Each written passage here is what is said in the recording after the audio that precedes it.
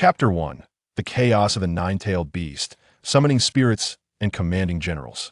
My name is Akira Shirakawa, and I have traversed into the world of shinobi for 2.5 years.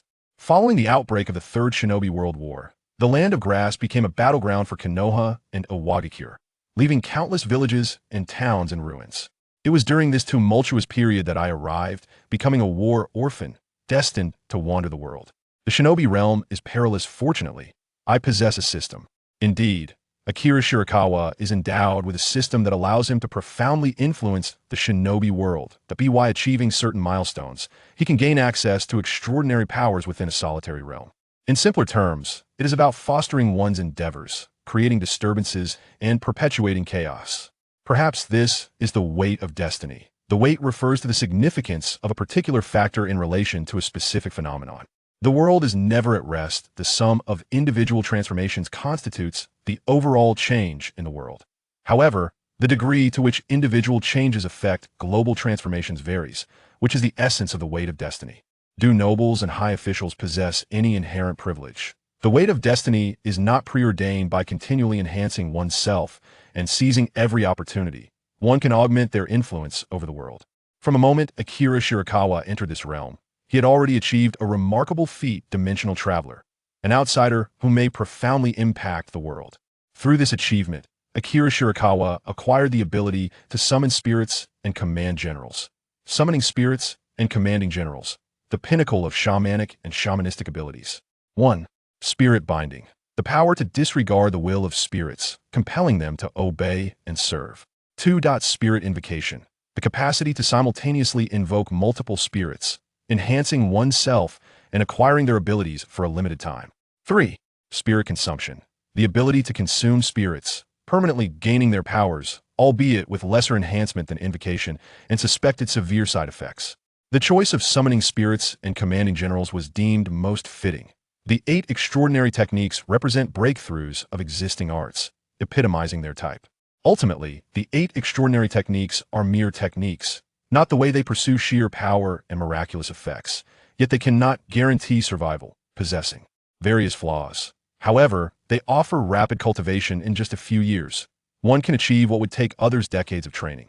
Given the current dangers of the shinobi world, Akira Shirakawa must swiftly acquire the means for self-preservation. Among the 8 extraordinary techniques, the side effects of summoning spirits and commanding generals are minimal as long as one avoids spirit consumption. There are typically no adverse consequences. Moreover, the Third Shinobi World War abounds with spiritual entities. As for the other 8 extraordinary techniques, they either lack sufficient power to enhance strength quickly or come with significant drawbacks. Initially, Akira Shirakawa was rather cautious after battles. He stealthily utilized the residual spirits in corpses to create spiritual entities, learning the experiences and jutsu of ninjas while gathering intelligence. Eventually, no longer content with weak and incomplete spirits, he took the initiative to hunt, selecting valuable spiritual entities for cultivation.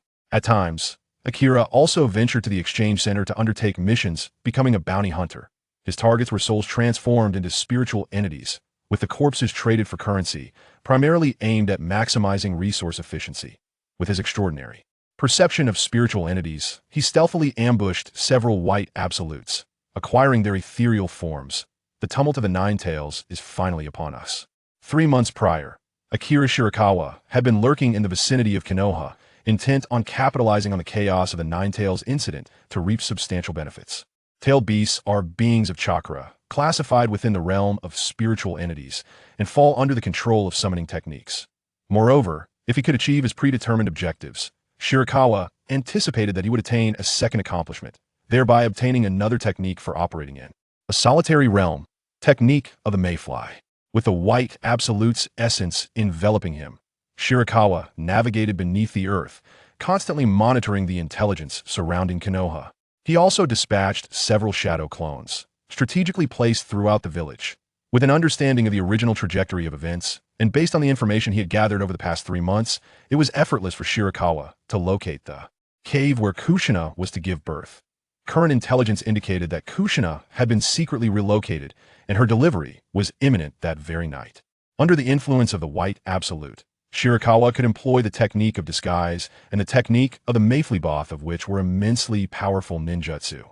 The vast network of information spread across the ninja world relied heavily on these two techniques. The technique of disguise. Unlike ordinary transformation techniques, this method involves absorbing another's chakra and replicating it precisely, making it undetectable even by the most familiar individuals or perceptive ninjas. The technique of the mayfly. This technique enables one to merge their physical form with the Earth's flora, achieving high-speed movement. It allows complete integration with the land, and by interfacing with the organic networks of underground roots and water flows, one can traverse vast distances rapidly, all while completely suppressing one's presence. However, Shirakawa was unable to utilize the spore technique, which is closely tied to one's physical structure, nor could he employ wood release, as he had not encountered a white absolute containing Hashirama cells. That it is noteworthy that Shirakawa's chakra is quite unique. Its essence is chi, a form of exceptionally advanced chakra. Chakra was originally absent from the ninja world, introduced by the Otsutsuki clan, with the Sage of Six Paths establishing the ninja religion and distributing chakra to his disciples, which ultimately led to its pervasive influence throughout the ninja realm. At its core, chakra is an external energy, a tool employed by the Otsutsuki clan to harvest the ninja world. The chakra of ordinary individuals is of inferior quality, rendering them vulnerable to the Otsutsuki's schemes. During the Fourth Great Ninja War, as the divine tree descended, and the infinite Tsuyumi ensnared the entire ninja realm into a state of slumber. This was a manifestation of the flaws inherent within chakra. Initially, to combat the faint interference of chakra within him, Shirakawa sensed the primordial chi, exerting considerable effort had it not been for his exceptional talent, and the strength of the soul he traversed with. He might never have been able to cultivate chi, nor could he have wielded the techniques of the solitary realm. In summary, the chi within Shirakawa can be regarded as a form of high-quality chakra, characterized by formidable control, which does not exhaust the body but rather nourishes vitality and spirit, resulting in enhanced efficacy of the ninjutsu he unleashes. With merely the chi at his disposal, Shirakawa could firmly establish himself within the ninja world. As night fell, the full moon hung high in the sky. After Kushina gave birth, Obito invaded the cave where she delivered, killing the attending Sarutobi Biwako. He then abducted Naruto, using him as bait to lure Minato away, successfully taking Kushina with him. Seizing the opportunity, while Kushina was in a state of extreme weakness and the seal was loosened, Obito released the seal of the Ninetales and controlled it with the Sharingan. Subsequently, Minato utilized the Flying Thunder God technique linked to Kushina to rescue her from the extraction of the Ninetales. Obito, meanwhile, arrived at the heart of Konoha and summoned the Ninetales. The beast let out a ferocious roar, its Ninetales thrashing wildly, shattering the tranquility of the village. The Ninetales wreaked havoc, prompting the third Hokage to lead a team to subdue it, while Minato used a space-time barrier to redirect the tailed beast bomb. Obito launched a surprise attack on Minato, leading to a fierce confrontation in which Minato ultimately triumphed over Obito, leaving behind a Flying Thunder God technique as Obito escaped. In the end, Minato and Kushina managed to suppress the Ninetales, with Minato employing the dead demon consuming seal to split the beast in two. He first sealed the Ninetales within himself and intended to seal the young Ninetales within Naruto, outside the barrier meant to prevent the Ninetales from escaping. The third Hokage and two elite shinobi were trapped beyond the confines, unable to assist. Meanwhile, Akira Shirakawa lurked in the shadows of the nearby woods, fervently observing the phantom of the Shinigami behind Minato. This is also a form of spirit, he mused, having closely monitored the chaos caused by the Ninetales while remaining hidden. He awaited the moment when Konoha and Obito would exhaust each other. Revealing himself too soon to control the Ninetales, with his current strength, he could not withstand the dual onslaught from Konoha and Obito. The mere presence of the fourth Hokage and Obito posed a significant challenge, particularly with their space-time abilities proving troublesome. Minato stood protectively behind Kushina as the Ninetales' claws pierced through them, causing crimson blood to spill from their lips. Just moments before, due to Kushina's severe injuries, the young Ninetales had briefly broken free from the restraints of the heavenly barrier, seeking to eliminate Naruto. The vessel meant to contain it. With no other choice, Minato and Kushina shielded Naruto with their bodies, desperately protecting him from the impending attack of the Ninetales. At that moment, Kushina, with a pained expression, made her final farewells to Naruto. "I'm sorry, Minato, I was the most talkative." "No. It's all right. Naruto, what your father wishes to say is akin to what your chatty mother would." Minato gently embraced Kushina from behind, his gaze brimming with affection. 8 trigram seal. Minato formed the hand signs for the 8 trigram seal, sealing his chakra, Kushina's chakra, and the young Ninetales within Naruto's body. At the moment the young Ninetales was sealed within Naruto, Minato exhaled in relief as the Shinigami's phantom extended its hands, drawing forth Minato's soul. Kushina slowly closed her eyes, her spirit preparing to depart for the Pure Land, while the barrier meant to contain the Ninetales gradually dissipated. Now is the time. Summon the spirits. Chapter 2. Fierce Battle. Confronting Sarutobi Hisashi. Akira Shirakawa revealed himself, directing his focus towards the phantom of the Shinigami, the Ninetales, Minato's soul, and Kushina's soul as he initiated the summoning of spirits. The spectral figure of the Grim Reaper suddenly froze, a look of bewilderment emerging on its grotesque and terrifying visage. It swiftly transformed into a wisp of white vapor, racing toward Akira Shirakawa, accompanied by the soul of Minato and the ominous Ninetales within him. From Kushina's lifeless body, waves of dark energy erupted, ultimately coalescing into a spirit resembling Kushina herself, surging forth as a cloud of black mist toward Akira. Shirakawa, hiss, so cold. The Grim Reaper specter was relentlessly drawn into Akira Shirakawa's being. My soul is nearly frozen. Without invoking a spirit, the Grim Reaper's apparition began to affect Akira Shirakawa's state. His hair began to lengthen and turn white, while 6 orbs of white spectral fire emerged around him. Who goes there? Halt! You two, take Naruto back to Konoha at once. Sarutobi Hiruzen, who had remained outside the barrier, quickly reacted, commanding the 2 ninjas beside him to escort Naruto away before swiftly performing a jutsu in an attempt to stop Akira Shirakawa. Regardless of the circumstances, this individual who could effortlessly manipulate the Grim Reaper, the Ninetales, and the souls of the 4th Hokage and Kushina was undeniably terrifying. He must not be allowed to succeed. Fire style. Fire Dragon Flame Bomb. Sarutobi Hiruzen formed hand seals, expelling a searing fireball that split into 3 directions: left, center, and right, charging toward Akira Shirakawa. Boom, boom, boom. 5 Spirits Guardian. Akira Shirakawa formed a series of seals, and 5 spectral entities emerged from him, encircling him protectively. These 5 spirits, meticulously cultivated by Akira Shirakawa, represented the elemental forces of wind, fire, lightning, earth, and water, corresponding to the 5 chakra. Attributes. Water style. Water formation wall. The water spirit radiated a blue chakra. Its hands coming together, a thick, circular wall of water rose from the ground, enveloping Akira Shirakawa and the spirits, while the water wall spun around the center, creating an impenetrable defense that thwarted the 3 fireballs. That a thick mist arose, obscuring Akira Shirakawa's vision. However, under the perception of the spirits, nothing could escape detection. The spirits summoned through the spirit manipulation technique possessed numerous shortcomings. They were easily targeted by sealing jutsu and sustained more severe injuries from chakra attacks, rendering them incapable of physical assault. Yet, in their spectral state, the spirits exhibited numerous advantages, possessing remarkable sensitivity akin to the spirit transformation technique.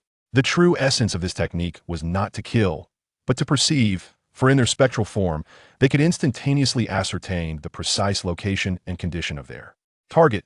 Simultaneously, their control over chakra became more refined, allowing for the simplification of many hand seal steps while casting jutsu.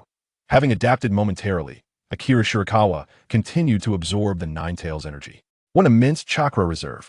If the Grim Reaper's apparition induced an unbearable chill, the Ninetales brought an overwhelming weight. I must act swiftly. I cannot allow other ninjas to arrive for support. The Wind Spirit and Fire Spirit simultaneously formed seals. Wind style, Pressing Harm. Fire style, Blazing Inferno. Combined jutsu, Chaotic Fire Seed. Without granting Sarutobi Hiruzen a moment to react, Akira Shirakawa unleashed a coordinated assault, with the 5 elemental spirits collaborating to create an effect greater than the sum of their parts. This bears resemblance to the tactics employed by the Kagaya clan, who possess 5 hearts, each capable of harnessing a distinct nature transformation of chakra, thereby unleashing the full might of each elemental property. The mask-wielding creatures summoned through the Jigan can similarly release these techniques, either individually or in combination, to amplify their potency. The Wind Spirit unleashed a sphere of wind towards Sarutobi Hiruzen, resembling a tempestuous artillery shell hurtling towards him.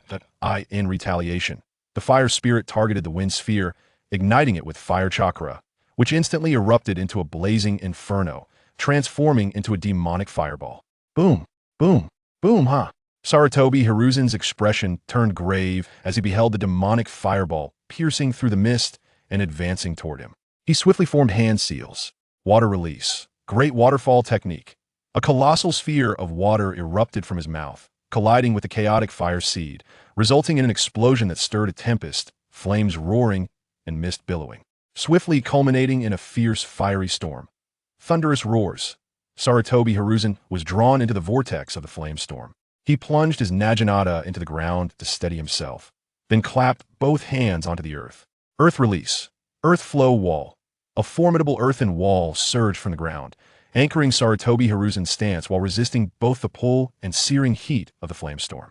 Hiruzen, you cannot engage him from a distance. His weakness lies in close combat. From the naginata sprouted an eye, revealing Sarutobi Hiruzen's spirit beast, the Monkey King, an indestructible simian capable of transforming into the naginata itself. Once the ferocity of the flame storm diminished, Sarutobi Hiruzen leaped from behind the earthen wall, darting toward Akira Shirakawa with remarkable agility. Naginata of the Vajra. Whoosh, whoosh, whoosh. The naginata in Sarutobi Hiruzen's grasp elongated instantaneously, its tip thickening and enlarging as it descended upon Akira Shirakawa with immense force. Akira Shirakawa smiled at the impending onslaught of the naginata, his lips curling into a smirk. Water release. Water dragon bullet. Lightning release. Thunderclap. The water spirit expelled a water dragon that surged rapidly towards Sarutobi Hiruzen. Meanwhile, the lightning spirit summoned arcs of lightning in his left hand, directing them at the water dragon, which merged into a composite technique. Combined ninjutsu. Water dragon thunderbullet. ZZZ. ZZZ. ZZZ. The water dragon, crackling with electricity, struck Sarutobi Hiruzen with tremendous force, momentarily paralyzing him and sending him crashing to the ground. Ah, crack! Akira Shirakawa paid no heed to the fallen Sarutobi Hiruzen. Instead, the earth spirit executed hand seals anew, slamming both hands onto the ground. Earth release. Rock lodging collapse. Boom, boom. The earth beneath collapsed, raising a tremendous cloud of dust. Sarutobi Hiruzen, wielding the naginata, sprang forth from the ground, blood seeping from the corner of his mouth. Meanwhile, the Sarutobi Hiruzen struck by the water dragon thunderbullet had transformed into mere soil. Utilizing an earthen clone as bait while your true self burrows underground for a surprise assault, quite a clever strategy. Sarutobi Hiruzen's face turned ashen as he inquired, "Who are you? Were you the one who released the seal on the Ninetales? I must by some time others should be arriving shortly." His perception is remarkably acute. He has directly sensed my true form and unraveled my plans. This bears a striking resemblance to the descriptions found in the art of spiritual transformation. Perhaps I might experiment with the sealing technique. Bai Chuanming was on the verge of subduing the Ninetales and was willing to engage in conversation with the third Hokage. No, the Ninetales was not released by me. The one who unsealed it is someone else. I have been observing the battle between the fourth Hokage and the one who released the seal. Would you like to know who that person is? Bai Chuanming narrowed his eyes, gazing intently at Sarutobi Hiruzen. An opportunity. Diamond prison. Suddenly, Sarutobi Hiruzen took action, hurling the diamond staff forward. The staff swiftly multiplied into dozens of replicas, all converging upon Bai Chuanming. Whoosh, whoosh, whoosh. Simultaneously, Sarutobi Hiruzen formed hand seals, unleashing a torrent of fierce flames from his mouth. Fire release. Great fire technique. The Great Fire Technique is a secret fire ninjutsu passed down through generations of the Sarutobi clan. The flames are extraordinarily fierce, and those struck by this technique are instantly reduced to ashes. It matters not, third Hokage, your chance has slipped away, for I have already secured victory. Ninetales chakra mode. A resplendent crimson and gold chakra cloak enveloped Shirakawa Akira, while 9 magnificent tails of the same hue unfurled behind him, swirling with unrestrained vigor and effortlessly swatting away dozens of wish sticks. With a thunderous roar, a colossal 9-tailed apparition enveloped Shirakawa Akira, simultaneously safeguarding the elemental spirits. The soul of Minato, and the essence of Kushina, effectively shielding them from the third Hokage's blazing technique. Akira Shirakawa emerged unscathed. With a resounding crash, a golden tail struck swiftly, sending the third Hokage sprawling. Blood spewed from his mouth. "Third, it seems you have aged." Whoosh, whoosh. "Lord Third, we have arrived." What a scoundrel. Is this the one who orchestrated this chaos? We cannot allow him to escape. Dozens of figures rushed towards him. Enough. I shall no longer indulge you. Akira Shirakawa clasped his hands together and summoned the souls of Minato and Kushina with a binding technique. Their spirits swiftly flowed into his body, utterly defenseless against the summoning. Soon after, the 5 elemental spirits surged into Akira Shirakawa as well. It is time to depart. Summon the spirits. The 4th Hokage. Flying Thunder God. Chapter 3. The 6th library sage thief Akira Shirakawa vanished into thin air. For the sake of expedience and safety, Minato had left his Flying Thunder God techniques at several concealed locations. Just moments ago, Akira had forcibly allowed Minato to possess him, enabling them to teleport to the 4th Hokage's safe house with the aid of the Flying Thunder God technique. The immense chakra of the Ninetales rendered the considerable chakra expenditure of long-distance teleportation inconsequential for Akira. Sarutobi Hiruzen rose to his feet, brushing off the dust from his attire, his expression grave as he gazed at the spot where Akira had previously stood. A technique hitherto unseen, capable of disregarding will, manipulating spiritual forms directly, and even permitting the possession of a spirit to wield its jutsu. Furthermore, he had controlled both the Shinigami and the Ninetales. In their next confrontation, he would prove to be an even more formidable adversary. There was also the matter of the earlier unsealing of the Ninetales, which hinted at the involvement of another party. This night had wrought substantial losses upon Konoha. The chaos of the Ninetales had led to extensive destruction of infrastructure, with many ninja perishing in battle, most of whom were esteemed jonin. More critically, both the 4th Hokage and the host of the Ninetales had been slain. Their very souls captured, and half of the Ninetales was lost. Hiruzen's own wife, Biwa, had also fallen victim to the carnage, yet he found little time for mourning. The affairs of the village were tangled and numerous, requiring meticulous organization, compensation for the fallen, aid for the injured, reconstruction of buildings, and, due to the loss of high-level combatants, the prevention of potential aggressions from other nations. Moreover, should the invaders return to Konoha tonight, how could they be repelled? The matter of the Uchiha clan also demanded careful consideration, as the Ninetales wreaked havoc throughout the village. It had been glaringly evident that it was under the control of the Sharingan. Thus, the Uchiha could no longer be trusted, leaving the village bereft of reliable combat strength. Reflecting on this, Hiruzen felt a pang of regret. Konoha had never lacked for powerful allies, yet now, with Orochimaru's defection, Jiraiya's journeys, Tsunade's departure, and the suicide of White Fang, he found himself in a position devoid of capable personnel. Jiraiya must be summoned back. Hiruzen instructed a nearby Umbu ninja. Return to the village at once.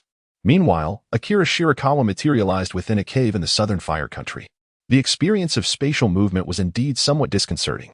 By Chuan Ming, feeling slightly dazed, shook his head before forming hand seals and uttering the word, release.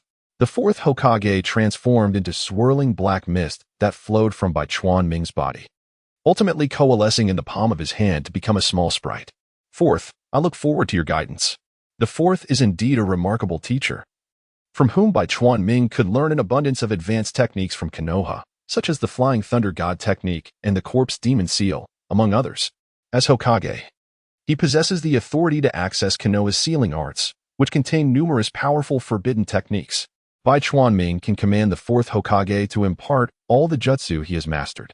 Moreover, another application of spirit summoning involves channeling spirits, allowing one to quickly comprehend and learn the abilities of the spirit while utilizing their powers. Although the potential for acquiring extraordinary skills from another realm is enticing, Bai Chuan Ming remains mindful of the ninjutsu of this world. Every realm possesses its own strengths, and each civilization harbors unique wisdom that must be distilled from the dross. Additionally, Kushina and the sealing techniques of the Uzumaki clan are unparalleled in the ninja world. This acquisition is significant and warrants thorough contemplation for a time. Yet, it is still insufficient. These powers do not equip me to contend with the 6 paths level. The Tsutsuki clan remains an enormous threat, and the 6 paths level is merely their starting point. The Tsutsuki hail from beyond the stars, representing a highly advanced interstellar civilization. To put it plainly, the Tsutsuki possess lifespans spanning thousands of years and can reincarnate using their chakra. They even consume planetary life forms, with the 10 tails merely being a weapon they engineered for planetary conquest.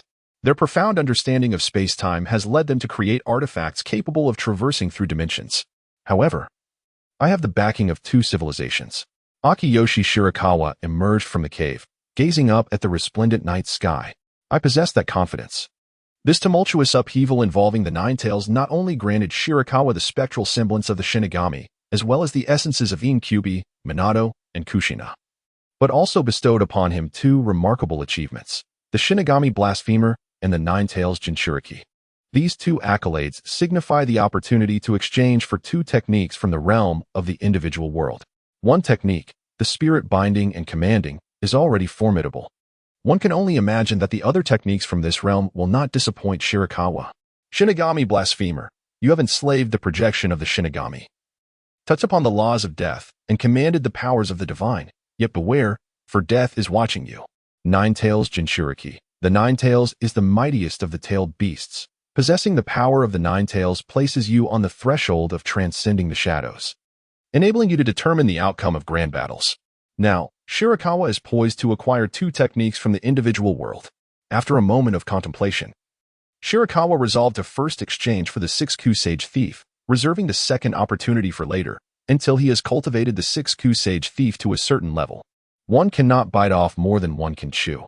Henceforth, he must familiarize himself with the powers of the Shinigami and the Ninetales, learn from Minato and Kushina, while simultaneously honing the 6-Ku Sage Thief. 6-Ku Sage Thief, also known as the Saintly Thief, embodies the pinnacle of physical cultivation. 1. The 6-Ku refers to the 6 internal organs that absorb energy, forming a perfect digestive system capable of instantaneously decomposing ingested substances, eliminating toxins and impurities without the need for excretion. 2. This ability allows for the perfect assimilation of nutrients, significantly enhancing the user's constitution, nearly halting the aging process, and amplifying vitality, while rendering the user's scent imperceptible. 3. By infusing saliva with the user's chi, it can induce a lethal corrosive effect on all matter, particularly organic substances. 4. However, a significant flaw exists. In the advanced stages of cultivation, the practitioner may develop an insatiable craving for high-quality sustenance and energy, ultimately losing all other desires, transforming into a monster that preys upon its own kind. As for why he chose the 6-Ku Sage Thief, it is because what Shirakawa currently lacks is a sufficient reserve of chakra and physical strength.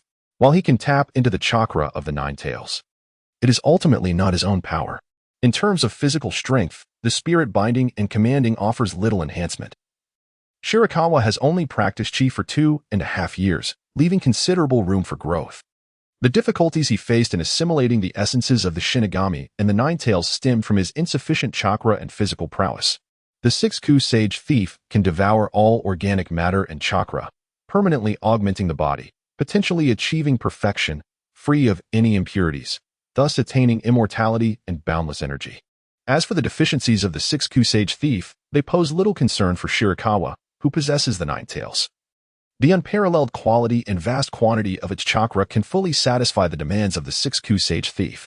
The world of ninjas is not lacking in high-quality energy. In addition to the Ninetales, there are the other 8-tailed beasts, dragon veins, natural energy, and various magical creatures. Akira Shirakawa estimated that once the 6th library immortal bandit absorbs sufficient energy, he would be able to transform his physical form into that of a true immortal. This metamorphosis, where the corporeal nourishes the spirit, would render the bandit's flaws non-existent. Ultimately, the bandit's insatiable thirst for energy stems from the desire to achieve an immortal body. However, the solitary world lacks an abundance of high-quality energy, which has become a significant limitation. One of Shirakawa's forthcoming strategies is to devour the majority of chakra from the 9 great-tailed beasts to cultivate the immortal form.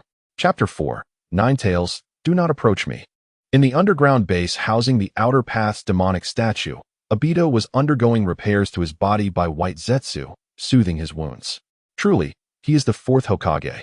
Even in such dire circumstances, he swiftly devised an appropriate strategy that left me gravely injured.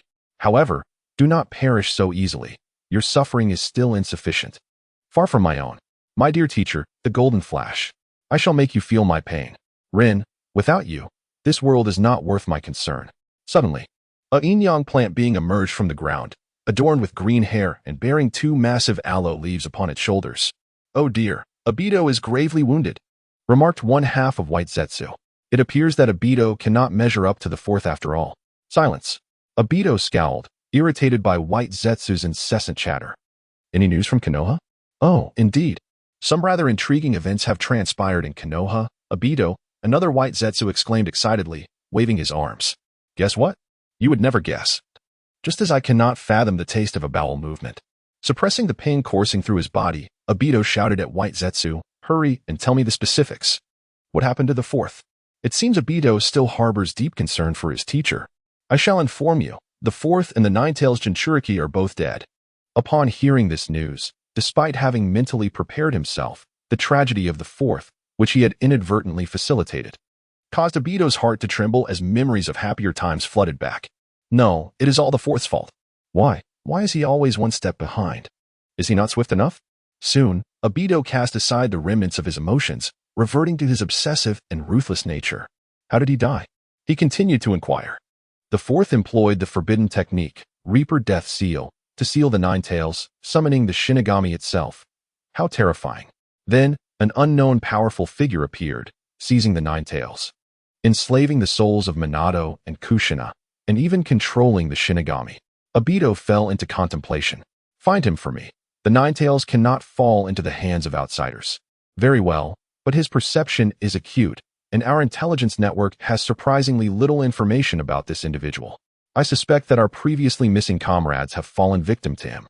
On the following morning, as dawn gently broke, a delicate veil of mist lingered in the air. Akira Shirakawa emerged from the cave, stretching languidly. After a night of rest, he had completely restored his condition. With a slight wave of his hand, the two vigilant spirits surrounding him returned to his body. It was time to change locations. After all, this was ultimately a site chosen by the fourth. Spirit, possess me, Baiju. Akira Shirakawa formed a hand seal, and a spirit emanating a white chakra floated forth, ultimately merging with Akira Shirakawa's being. The technique of the mayfly. With a flourish, his body gradually descended, swiftly traversing along the earth's veins. The chakra of white Zetsu is exceedingly unique, being a product of humanity's descent after being immersed in the infinite Tsukuyomi during ancient times. Presently, Akira Shirakawa is unable to replicate that extraordinary chakra. Thus, Akira must rely on the spiritual entity of white Zetsu to employ the technique of the mayfly. Nevertheless, having summoned spirits, he has already mastered the transformations of the 7 chakra natures: wind, fire, lightning, earth, water, yin, and yang. It can be said that even without a spirit to control, Akira Shirakawa is already a master of ninjutsu in his own right. It is noteworthy that Hiruzen Sarutobi, who is proficient in merely 5 chakra attributes, has earned the title of ninjutsu instructor. The path of ninjutsu training is not as simplistic as it may appear. The majority of elite ninjas are only adept in a singular chakra transformation.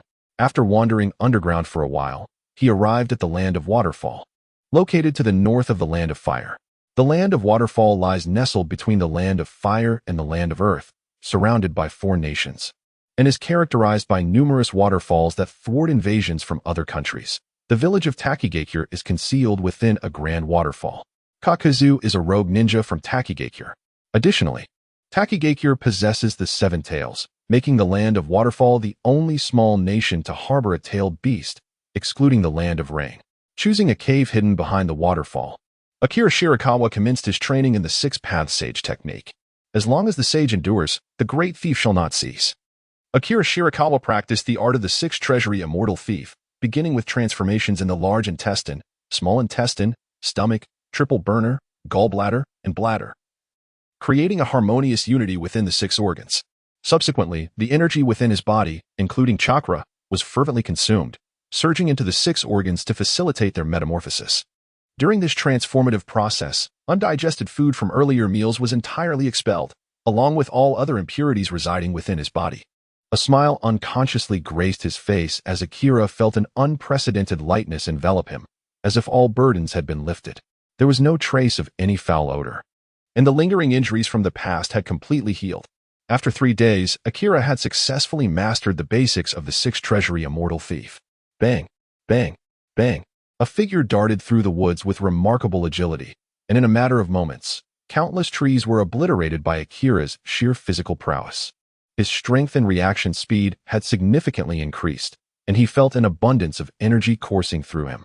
Coming to a halt, he observed the minor wounds on his fists, inflicted by the trees, beginning to mend. His self-healing abilities were indeed formidable. They were on the verge of complete recovery. Now, let us experiment with ninjutsu. Wind release, spiraling shuriken. Buzz, buzz, buzz. Akira Shirakawa raised his right hand, forming a blue chakra sphere within his grasp. He then infused it with wind attribute chakra, conjuring a colossal shuriken-like entity. The shuriken spun incessantly, coalescing into an infinite whirlwind that emitted a piercing sound. It is complete. It seems that his mastery over chakra has significantly improved. Akira Shirakawa was well-versed in the technique of the Renegan and had cultivated a chakra that was more easily controlled. Consequently, he mastered the Renegan at an early stage. However, he had yet to achieve the transformation of chakra nature necessary for its completion. With the recent acquisition of the six-path sage mode, his body transformed into a pure state, greatly enhancing his control over chakra, enabling him to execute the Renegan with a single hand. With a swift motion, Shirakawa hurled the Renegan into the distance. The spiraling orb, radiating a dazzling white light, soared forth, severing numerous trees before ultimately detonating under his command. A thunderous roar erupted as a tempest materialized, the swirling winds comprised of countless minuscule blades, a collective of fine needles, reducing the trees within the storm to mere dust. Moments later, as the tempest subsided, a vast circular clearing emerged before him. He felt a pang of hunger. After attaining the six-path sage mode, his body began to crave sustenance, yearning for nourishment. Akiyoshi Shirakawa licked his lips, finally ready to embark on that tantalizing idea. He chuckled, "Hey, Ninetales, I wonder what your flavor is like." Chapter 5, Maritime Ventures. A colossal surge of crimson chakra erupted from Shirakawa, ultimately converging ahead to manifest into an enormous fox adorned with 9 majestic tails. Curse these humans. Once again, I find myself ensnared. The Ninetales bared its fangs, its immense slitted eyes glaring fiercely at Shirakawa, yearning to crush the human before it. Yet its body remained immobile. When will the tailed beast be able to rise? How fearsome. Such ferocity is hardly endearing. Akira Shirakawa scrutinized the Ninetales, pondering whether to pluck its fur. The Ninetales felt an uncomfortable sensation under his gaze, an unfamiliar scrutiny it had never experienced before. Throughout the long expanse of time, it had encountered a myriad of gazes, the benevolence of the Sage of Six Paths, the disdain from Uchiha Madara who regarded it as mere pet, and the lofty moral superiority of Senju Hashirama. More often than not, it had been met with gravity, fear, and loathing. However, Shirakawa's gaze was truly rare. It resembled the way one might regard food, utterly pure. Furthermore, the unadulterated malice emanating from him was palpable to the Ninetales, who could sense it even without the need for malicious perception. Ultimately, it deemed the situation too troublesome. Before the celestial thief of the Six Paths, any organic matter and chakra could be consumed. Even the Ninetales, at its core, was merely a conglomeration of chakra, ripe for devourment. Akira Shirakawa murmured softly, then adopted a serious demeanor, emphasizing the necessity of treating every morsel of food with utmost respect. Wasting food was not an option. As the chakra within him coalesced into his mouth, Akira Shirakawa puffed out his cheeks and subsequently released a substantial cloud of acidic mist towards the Ninetales. Lifesteal. The Ninetales' eyes ignited with fury, its inner being roaring in rage as its entire form was corroded by the acidic vapor, chakra leaking incessantly into the noxious haze, causing its massive body to diminish steadily. Anger. For the first time, it was regarded as sustenance. However, a greater feeling overwhelmed it. Terror. What kind of creature was this? The corrosive mist continued to spread, devastating the surrounding forest, leaving it utterly desolate. Beast of the North. In a fleeting moment, a tempestuous wind surged forth, and Akira Shirakawa opened his mouth, inhaling all the corrosive gas back into his body. Burp. Quite filling. The results were striking. The chakra within him began to multiply exponentially, and his physique swelled slightly due to the immense energy. Not to worry, he would shed the excess weight, and it was likely that his physical prowess would ascend to new heights. The 8 gates of bypass had enticed him for quite some time. After a brief interval, the surging momentum within Akira Shirakawa gradually subsided. If one were to measure in terms of Kakashi, where his previous chakra level was at 20, he now possessed a staggering 2,000, a 100-fold increase in chakra. Akira Shirakawa stepped forward, causing the ground to fissure instantaneously, creating a substantial chasm. His power had surged significantly, yet he struggled to wield it with precision. At that moment, the Ninetales lay on the ground, trembling, having diminished in size by a third. Fear not, Ninetales. I shall not consume you indefinitely. The energy I have acquired will sustain me for a considerable duration. Furthermore, in due time, your chakra will likely cease to contribute to my growth. Return to me. Akira Shirakawa waved his hand, and the Ninetales transformed into a stream of chakra, flowing back into his being. Gazing at the ravaged forest, Akira Shirakawa remarked, "It is time to return," gradually descending into the earth. He utilized the technique of ephemeris to merge his corporeal form with the flora and fauna of the land, swiftly making his way towards the borders of the Land of Waves. Having traversed the shinobi world for 2.5 years, Akira Shirakawa had not only devoted himself to training but had also established his own faction. Akira Shirakawa was acutely aware that although the ninja world was a realm where individual prowess could dictate the course of events, possessing a formidable force could greatly facilitate many endeavors. For instance, Akira frequently engaged in various experiments that necessitated substantial financial resources, extensive networks to procure equipment, and the search for experimental materials. With a powerful faction at his disposal, he could delegate these tasks to subordinates, thereby conserving a considerable amount of his own time. Moreover, Akira aspired to achieve a status akin to that of a world monarch, unifying the ninja realm and guiding it towards the emergence of an unprecedented civilization, which was undeniably an intriguing pursuit. Thus, he set his sights on the Land of Waves. The maritime enterprise, deep-sea shipping, had burgeoned over the past 2 years, with its headquarters situated in the Land of Waves, monopolizing all port and shipping operations within the territory. This nation was particularly fascinating, as it was devoid of ninjas. In the original timeline, Kado effortlessly conquered the entire Land of Waves with a band of wandering samurai and gangsters. Despite its modest size as an island nation, the Land of Waves was capable of connecting with the Land of Fire, the Land of Water, the Land of Lightning, the Land of Iron, and the Land of Souk through maritime routes. While land transportation was cumbersome and resource distribution was limited, maritime transport was unencumbered by the constraints of roads and tracks, offering robust transit capabilities and the flexibility to adjust routes as circumstances necessitated to fulfill shipping tasks. Furthermore, maritime operations were considerably more cost-effective, with a greater capacity for transporting vast quantities of goods.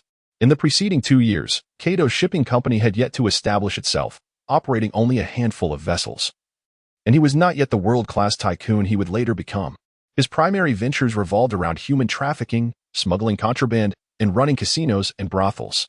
Nonetheless, even if he were to flourish, it bore little significance. In this extraordinary world endowed with chakra, individual strength remained the decisive factor.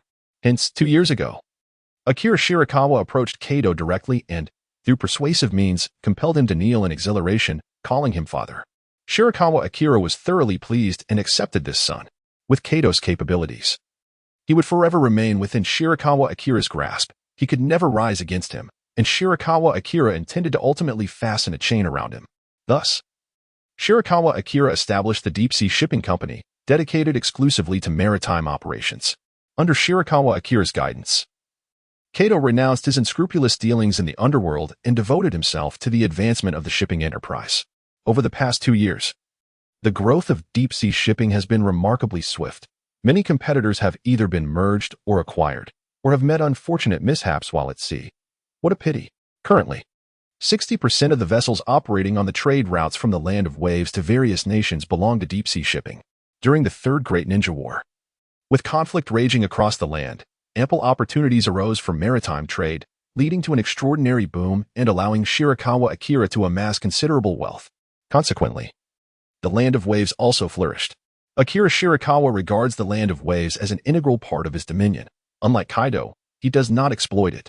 Rather, he fervently supports the development of its infrastructure, constructing schools, hospitals, roads, ports, and real estate. It can be said that Shirakawa controls the very lifeline of the economy of the Land of Waves, with nearly 3/4 of its populace working for him. He is undoubtedly the rightful, albeit unofficial, king of the Land of Waves. In this regard, the people of the Land of Waves ought to express their gratitude to him. Chapter 6. The Umbrella Organization. The movement speed of the Mayfly technique is exceedingly swift. By nightfall, Akira Shirakawa returned to the Land of Waves. The Land of Waves at night is aglow with lights, presenting a scene of national prosperity and tranquility. Akira Shirakawa made his way directly to the headquarters of deep-sea shipping in the Land of Waves. Kado was still in his office, diligently reviewing documents. Alas, he was no longer the leader, and he had to exert himself to win the favor of his superior. He absent-mindedly touched his increasingly thinning crown and let out a sigh. He had contemplated rebellion, even secretly sought out rogue ninjas to assassinate Shirakawa. However, those ninjas were effortlessly dispatched by Shirakawa, who, before Kato's very eyes, extracted their souls, the haunting wails of which still occasionally echoed in his nightmares. The memory of Shirakawa's gaze, one that seemed to dance between amusement and mockery, sent a shiver down Kato's spine. "Kato, it seems you were quite diligent," Shirakawa had remarked. Akira Shirakawa slowly emerged from the floor of the Kato office, having donned a dapper outfit that restored his original appearance. However, it seemed that the clothing was a tad snug. A jest, after all, who doesn't have a few extra layers? When Akira Shirakawa was causing trouble in Konoha, he utilized makeup and employed transformation techniques to alter his appearance. Akira Shirakawa did not wish to reveal himself too soon. He quietly entered the village, avoiding any gunfire. Though unafraid of trouble, he preferred to minimize complications, believing that quietly amassing wealth was the true path to success. "Boss, you've returned." Kato immediately rose, respectfully addressing Shirakawa. However, his gaze occasionally flickered, sensing that the boss seemed to have gained some weight, yet his presence was undeniably more formidable, radiating a power that instilled trepidation. "For the sake of your ambitions, I would gladly put in extra hours. I, Kato, am unwaveringly loyal to you, willing to dedicate my youth, sweat, and even life." Striving for a brighter future in deep-sea shipping, Akira Shirakawa gazed at Cardo's receding hairline and thinning white hair, pondering whether he still possessed any semblance of youth. After a moment of reflection, he decided that, given his subordinates' diligent efforts on his behalf, it would be prudent to maintain some semblance of dignity. "How has the company been faring lately?" Shirakawa inquired. "The company is thriving exceedingly well," came the response. "In accordance with your directives, we have ceased the singular pursuit of merely increasing our fleet size or monopolizing all maritime trade. Instead, we have embarked on collaborative ventures, investing in other shipping firms. Our current focus has shifted towards the research and development of shipbuilding and repair technologies. As it stands, our nation has emerged as the premier ship maintenance hub globally. Countless vessels traverse to and from our shores daily, and the revenue generated from our ports has significantly enriched the company. Furthermore, we are committed to transforming our country into a premier destination for gourmet cuisine, leisure, and entertainment, attracting a multitude of affluent merchants and aristocrats who flock here to indulge in our offerings." Akira Shirakawa sat calmly, attentively listening to Cardo's report. Unlike the growth of his own strength, wielding influence over a faction brought forth a distinct exhilaration. Particularly gratifying was witnessing the continuous expansion of the power he had meticulously assembled, instilling a sense of omnipotence. It was imperative to remain vigilant regarding the security situation within the borders of the Wave Nation. Its newfound wealth would undoubtedly attract many ill-intentioned gazes. Therefore, you must closely cooperate with the umbrella organization in safeguarding our interests. Furthermore, continue the global recruitment of research talents, especially in the fields of mechanics, electronics, biology, and materials science. After absorbing Cardo's report, Shirakawa gained a more nuanced understanding of deep-sea shipping in the current state of the Wave Nation. He instructed Cardo, indeed, "Ensure the task is accomplished." Cardo thumped his chest, affirming with unwavering confidence, "I will guarantee completion." Shirakawa replied, "If you perform well, I shall not neglect you. I am willing to bestow upon you formidable power, perhaps even an extended lifespan. However, should I discover any betrayal on your part, you are well aware of the consequences." Akira Shirakawa revealed a cryptic smile. Cold sweat trickled down Kato's forehead. While he could forego the boss's lavish banquet, he must remain vigilant against the looming threat. Having uttered this, Akira Shirakawa departed from Kato's office and ascended to the rooftop of the headquarters. In a swift motion, two figures materialized beside Akira Shirakawa. "My lord." Standing to Akira's left was a young man named Ado, clad in a black and purple short shirt, with a long sword sheathed at his waist. He exuded an air of competence, his gaze steady and composed yet undeniably sharp. Ado was a wandering swordsman, renowned for his exceptional swordsmanship. His sister, Momoko, suffered from a congenital heart condition. Previously, in a bid to secure treatment for her, he was employed by Kato, only to have Kato subsequently take Momoko hostage, coercing Ado into undertaking perilous missions. Perhaps, in an alternate timeline, Ado met his demise during one such mission, leading to Momoko's tragic end at Kato's hands. During the encounter with Kato, Akira Shirakawa found Ado to be the only one capable of exchanging a few blows with him. Delighted by this unexpected challenge, Shirakawa spared Ado's life and rescued his sister, Momoko, nurturing her body with his own vital energy. Akira Shirakawa pledged to exert every effort to assist Edo in saving Kimomo. Subsequently, Edo remained unwaveringly loyal to Akira Shirakawa. Akira Shirakawa imparted numerous martial arts and swordsmanship techniques to Edo, guiding him towards the path of sword energy. Their similar ages fostered a relationship that was both mentor and friend. In fact, Shirakawa contemplated eventually exchanging methods for cultivating sword energy, aspiring to transform Edo into a formidable swordsman. Sword energy, a force that enhances both the spirit and sword-like instruments. The spirit can augment the strength of these weapons, particularly in the blades area, where the spirit adheres and continues to extend, forming a sharper spiritual blade. The shape of the blade, in turn, becomes a mold for the spirit, allowing it to be projected effortlessly by the user while maintaining the form of the spiritual blade. To the right of Akira Shirakawa stood a middle-aged man named Yusuke Takahira, clad in a specially designed ninja outfit from the Umbrella Corporation, bearing a prominent scar resembling a centipede across his face, exuding an aura of menace. Yusuke was a rogue ninja from the Hidden Mist Village. Having grown weary of the darkness in the ninja world, he defected from his village and embarked on a rampage, hunting down bandits, gangsters, and oppressing corrupt officials and nobles. At that time, it could be said that Yusuke had lost the will to live, consumed instead by a desire to unleash his fury. When Akira Shirakawa first encountered Yusuke was engaged in the slaughter of a bandit stronghold. Subsequently, Akira employed shadow clones to discreetly observe Yusuke for a time, ultimately recognizing his latent potential. In a fateful moment, when Yusuke was pursued by the fog-hidden ninjas, Akira intervened to rescue him. Do you truly resign yourself to such a fate? Without any desire to take action, he challenged. Foolishness. No one can escape this decaying world. Even in death, your soul remains shackled to it. You have failed to perceive the brutal essence of existence. This is a war, a battle with no retreat. Let us overthrow all unjust systems and establish a foundation of righteousness, allowing light to illuminate the earth. Yusuke, come, let us forge a new world together. Thus, Yusuke was inspired by Akira's idealism, willing to fight for the transformation of the ninja realm that Akira envisioned. Eager to witness for himself the nature of this so-called new world, proficient in the silent assassination techniques of the Mist Village, Yusuke was to be taught the arts of the Tang clan by Akira in the future. Akira Shirakawa believes that Yusuke possesses the potential to master the art of Danshi. At this stage, in order to enhance Yusuke's strength, Shirakawa has imparted all the ninjutsu techniques he has mastered, including water release, to safeguard the Shinhai shipping company and maintain order. As well as to harness the power of the ninja world to the utmost, Shirakawa has established the Umbrella Organization. This organization primarily operates in secrecy, recruiting promising ninjas and samurais while also training its own combat personnel. In essence, it functions as a small-scale military entity. To outsiders, the Umbrella Organization resembles a mercenary group akin to the Akatsuki. Within the organization, Edo oversees the combat department, while Yusuke is in charge of the intelligence and training divisions. Both of these individuals are crucial to Shirakawa's control over the Umbrella Organization. After all, it is impossible for Shirakawa to handle every matter personally in this world. One's own strength remains paramount. The rapid development of Shinhai shipping over the years owes much to the contributions of the Umbrella Organization. Edo and Yusuke share a curiosity regarding why Lord Akira has gained some weight. However, in their perception, Shirakawa's power has surged to a terrifying degree. Could it be that greater girth equates to greater strength? Shirakawa Akira's face darkened with frustration. How infuriating.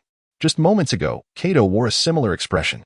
Was it merely a matter of indulging a bit too much and absorbing an excess of the Ninetales energy, resulting in a slight weight gain? It is settled then.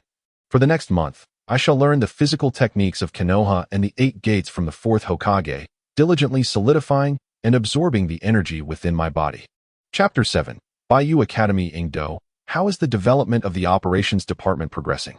Lord Akira, we have currently recruited 300 individuals into the operations department, which is organized into 30 squads. Among them, 15 squads are stationed in the Land of Waves to maintain public order. Akira Shirakawa nodded slightly, acknowledging that recruiting 300 qualified ninjas within a span of over a year had surpassed his expectations, especially given the stringent standards he had established. After all, the Umbrella Organization lacked the substantial foundation of the 5 great ninja villages, and during this period, the ninjas he had trained had yet to be deployed. In recent years, Taking advantage of the Third Great Ninja War, the Umbrella Organization had been quietly developing and clandestinely recruiting personnel. Once the war subsided, rapid growth would become increasingly challenging. On the intelligence front, the department had successfully initiated the construction of a comprehensive intelligence network spanning the entire ninja world, utilizing the deep-sea shipping trade network. Following your directives, we have strategically employed merchants to gather various types of information. Additionally, we have established eateries, bookstores, and entertainment venues across different regions to serve as information-gathering outposts. While we may not be able to infiltrate highly classified or significant intelligence, we are sufficiently equipped to monitor the overall movements within the ninja world. Many intelligence organizations in previous eras operated similarly, avoiding the cumbersome task of dispatching undercover agents. By establishing consulting firms in various countries and regions, they focused on monitoring the status of agricultural and industrial raw materials, financial flows, news, policies, personnel changes, and currency, thereby enabling them to assess the overall trends and developmental conditions of a region. Some of these intelligence organizations eventually evolved into intelligence brokers, providing information not only to their own countries but also to commercial enterprises willing to pay for insights, along with analytical reports to assist businesses in determining the developmental potential of a region. On the eve of World War II, Germany's extensive acquisition of various resources, particularly metal ores for weapon manufacturing, led to a significant surge in the global metal resource market, signaling the imminent outbreak of the Second World War. After a moment of contemplation, Akira Shirakawa instructed Yusuke continue to fortify the intelligence network and henceforth endeavor to gain control over certain factions of the underground dark forces. Each creature has its own way. While these underground entities may not be publicly acknowledged, their survival speaks to their inherent rationale. Moreover, their obscurity facilitates our management of them. Very well. In the training department, we currently have over 200 trainees undergoing instruction. Shirakawa has instituted a stringent training regimen, mandating that all individuals recruited into the Umbrella Organization undergo uniform training. This standardized approach will elevate each ninja's capabilities to a particular benchmark, ensuring consistency and enhancing synergy among the ninjas, yielding a result greater than the sum of its parts. Akira Shirakawa has not organized ninjas into teams of 3 like Konoha, but rather into teams of 10. The trio format primarily facilitates teaching. However, in later stages, Konoha does not strictly adhere to this arrangement for missions. The 10-member teams are designed for executing tasks with the utmost efficiency, allowing for a comprehensive overpowering of adversaries. Now, Yusuke, your primary task is to establish a merit-based system. Organize internal meetings to disperse salaries and provide bonuses for completed tasks, while also offering opportunities for personal development. Whenever a member accomplishes a specific task, they will be awarded merit points, which can be exchanged for ninjutsu or used for promotions. Shortly, I will present a scroll of ninjutsu as the foundation of the Umbrella Organization. Members who accumulate sufficient merit can redeem the techniques inscribed within. Of course, you two are rather special and may peruse the scroll in advance to select ninjutsu that best suits your learning. The techniques listed are the result of Akira Shirakawa's research over the past 2 years, primarily utilizing spirit summoning to control ethereal entities. Currently, Shirakawa has mastered the Death Goddess Shadow, the Ninetales, the 4th Hokage, and Kushina, alongside practicing 6-path sage art, achieving a prowess that firmly places him beyond the ordinary ninja realm, rendering conventional techniques beneath his notice, perfectly suited to enhance the strength of the Umbrella Organization. Moreover, through these ninjutsu, the Umbrella Organization can cultivate a cadre of formidable warriors who may innovate new techniques, providing Akira Shirakawa with further insights, thereby augmenting his strength. Henceforth, we shall establish our own promotion system for ninjas, referencing the 5-tier structure of the 5 great ninja villages: Genin, Chunin, Special Jonin, Jonin, and Elite Jonin, where each tier is accompanied by corresponding benefits. The training department must regularly conduct training sessions, as the ninja world is poised for dramatic transformations, and our development must not lag behind. With the arrangements concluded in the future direction for deep-sea shipping and the Umbrella Organization set, Akira Shirakawa finds himself reminiscing about the seafood of the Land of Waves. Indeed, as long as 6-path sage art absorbs sufficient energy, it will not impede one's appetite. On the contrary, it heightens taste sensitivity and accelerates digestion, ensuring that one will never suffer from the discomfort of overeating. Come, Edo and Yusuke, let me treat you to seafood. Akira Shirakawa beckoned with a hand and leaped from the rooftop. For remaining atop the building to enjoy the breeze was hardly a viable option. It is said that one cannot pinpoint when it all began. But Shirakawa had developed a penchant for discussing matters on the rooftop. Who was the instigator of this peculiar habit? Ito and Yusuke exchanged knowing glances, both wearing expressions of understanding. It seemed that Lord Shirakawa's fondness for gourmet cuisine had remained steadfast. Perhaps his indulgence over the past 3 months had led to his noticeable weight gain. The two relaxed, for beyond their professional duties, they shared a close camaraderie with Shirakawa, often engaging in training and revelry together. "Let us go and enjoy a late-night snack," one suggested. The following morning, Shirakawa arrived at a newly established school. The Land of Waves had previously lacked educational institutions, but this school had recently been constructed. Shirakawa Akira refers to this institution as the Emerald Pool Academy. Much like the Emerald Village led by the esteemed mastermind The World of One Person, the Emerald Pool Academy embodies Shirakawa Akira's aspirations, welcoming all without distinction, where everyone may soar like a dragon. The majority of the students are orphans displaced by the Third Great Ninja War. During his travels across the world in pursuit of spiritual entities, Shirakawa Akira endeavored to adopt a number of these orphans to the best of his ability. This noble endeavor also served as the initial impetus for his appropriation of Kato assets and the establishment of a shipping company. He required financial resources to sustain so many children. The Emerald Pool Academy is not merely a school for training ninjas. In fact, it does not even impart the methods of chakra refinement in its initial 2 years. Akira Shirakawa imparted the methods of cultivating the sensing of chi, which included standing meditation, physical conditioning, introspection, and the refinement of inner vision. Regrettably, after more than a year, not a single child had managed to perceive the chi, which led Shirakawa to realize the exceptional nature of his own talents and the extraordinary fortune he possessed in sensing the innate chi within just a fortnight. This realization propelled him forward on his path of cultivation with fervor. Nevertheless, even in the absence of chi perception, the time spent by these children was far from wasted.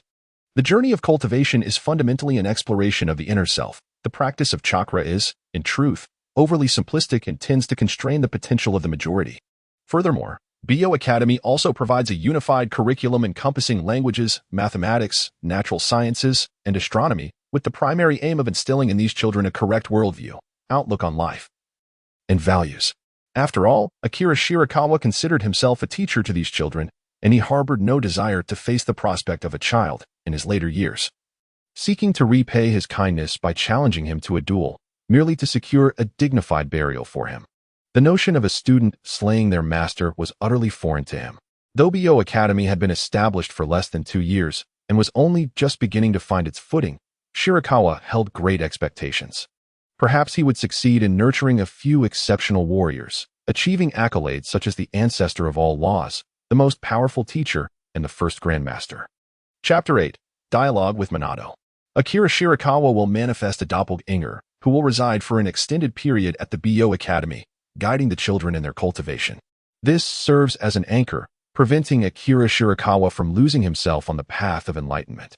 To abandon everything in a singular pursuit of power, could that ultimately lead to becoming a sage, a deity, or perhaps a demon, a monster? It remains uncertain. Akira Shirakawa's shadow clone technique is remarkably unique. Firstly, due to the nature of his chi. Akira possesses the extraordinary ability to manipulate his chakra with precision akin to the dexterity of one's arms. This allows him to create shadow clones using a specific amount of chakra without the need to evenly distribute it within his body. In contrast, others must divide their chakra evenly among their clones, as they lack the ability to control their chakra with such finesse.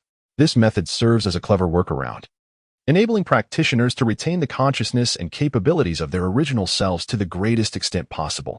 However, Akira is not bound by this limitation, which results in his shadow clones being remarkably efficient in chakra usage. Moreover, Akira has developed a series of innovative applications for his clone technique.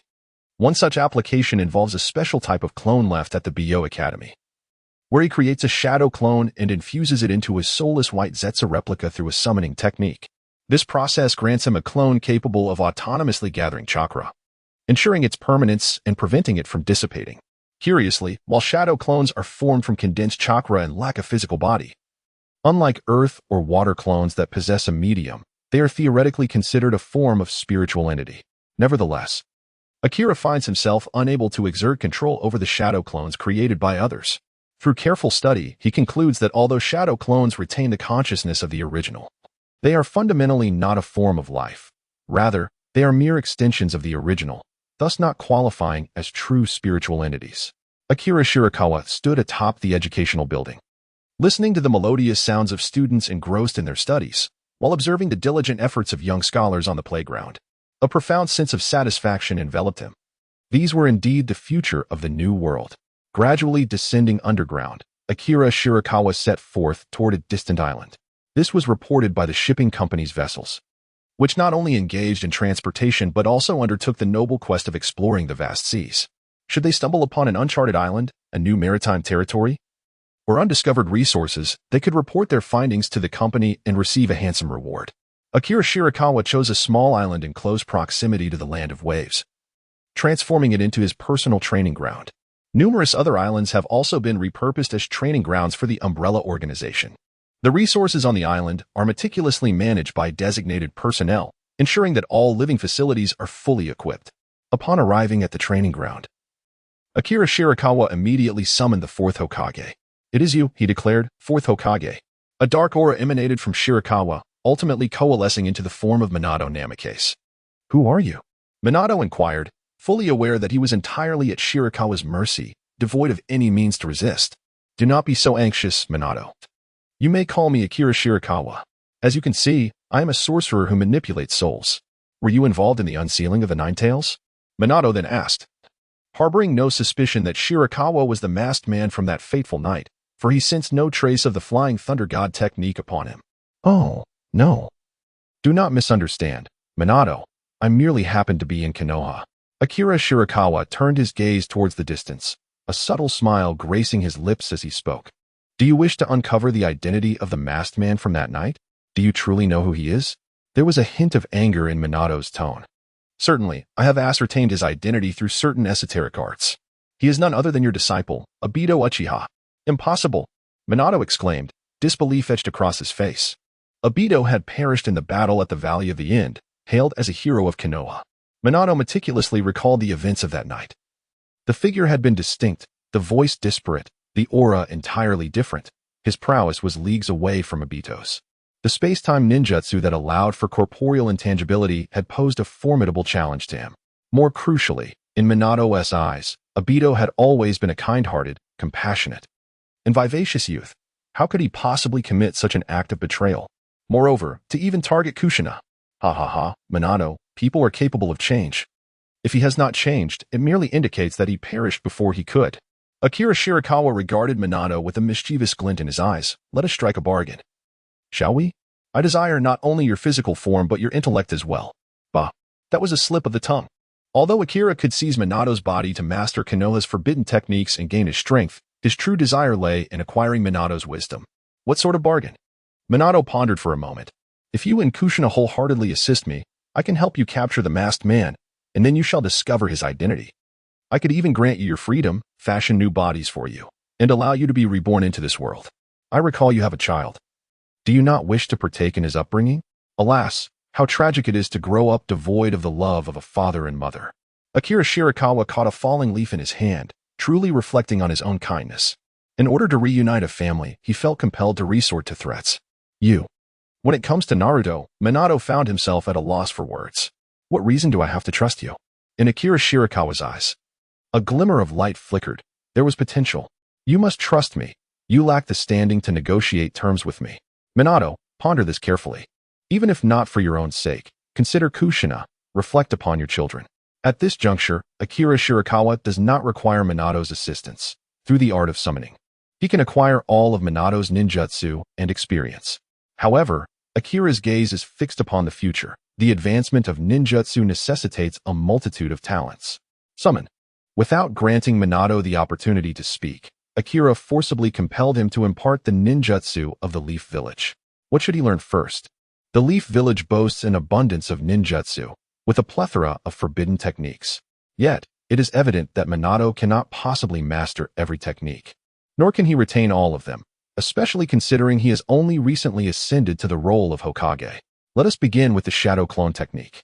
Although Akira had devised numerous applications of shadow techniques himself, the shadow clone technique possesses a unique advantage. it enables the simultaneous creation of hundreds or even thousands of clones. A feat that Akira's previous chakra reserves could not sustain. The shadow clone technique, utilizing a vast amount of chakra to increase the number of clones, allowing for the summoning of thousands in one go. Due to its excessive chakra consumption, Hashirama Senju deemed it perilous for those with insufficient chakra, categorizing it as a forbidden technique recorded in the Book of Seals. Learning at a leisurely pace was insufficient. Akira resolved to divide himself into 200 clones to study concurrently. I shall create 200. With the protection of the Six Paths Sage Mode and the Ninetales chakra for preservation, what is there to fear? Chapter 9. Training. The Moment of Harvest. Having mastered the innate energy, Akira Shirakawa learned ninjutsu with remarkable speed, being a master of the craft himself, with a solid foundation in various secret techniques. After merely 2 or 3 attempts, he had already mastered the shadow clone technique. The shadow clone technique. Boom, boom, boom. 200 Akira Shirakawas emerged from the swirling smoke. Akira Shirakawa directly created 80 shadow clones to study the Flying Thunder God technique, and 20 clones to learn the 8 gates of Duinjia. The Flying Thunder God technique, an S-rank space-time ninjutsu developed by the second Hokage, is a form of body flicker technique that enables instantaneous movement. By utilizing the technique's seals, the practitioner can teleport to any location they can physically touch or to any object that has indirect contact with their chakra. When in peak condition, the practitioner can repeatedly transfer large targets. The 8 gates of Duinjia involves unlocking the chakra pathways within the body to temporarily gain immense power. When all 8 gates are opened, it is known as the 8 gates formation, where the user can instantaneously acquire powers many times greater than their own. However, the potency of the 8 gates relies on the individual practitioner, resulting in varying degrees of strength when different people activate the technique. Upon opening the 8th gate, known as the Death Gate, the user will perish due to the complete consumption of their life force. After succeeding the 4th Hokage, Minato Namikaze also studied the 8 gates of Duinjia to enhance his physical prowess and regarded it as a hidden trump card. Unfortunately, due to the limited time and the gradual nature of mastering the 8 gates, Minato did not achieve significant progress. In truth, while using shadow clones to practice the 8 gates can provide experience, the ultimate mastery still requires the original body to engage in personal training. Subsequently, Akira summoned Kushina to join Minato in imparting the sealing techniques of the Uzumaki clan. These included basic sealing techniques for symbol seal, inner 4-symbol seal, 8 trigram seal, contract seal, corpse demon seal, sealing, and the later developed 5-element seals, 5-element unsealing, triangular seal, for red sun's formation, fire sealing technique, and evil sealing technique. Among others, sealing techniques are considered a highly advanced ability in the Naruto world, capable of sealing virtually anything. Even the 6 paths level Kaguya was sealed away by the God Tree's technique. Akira commanded the remaining 100 clones to study sealing techniques. Haha. Let us embark on a grand endeavor. Learning brings me joy, he exclaimed. Damn it. Why must the original body learn this, forcing me, a mere clone, to do so? Observing the commotion among the clones, Akira's expression darkened. Silence. I will bear all your pain. Please, summon the spirit.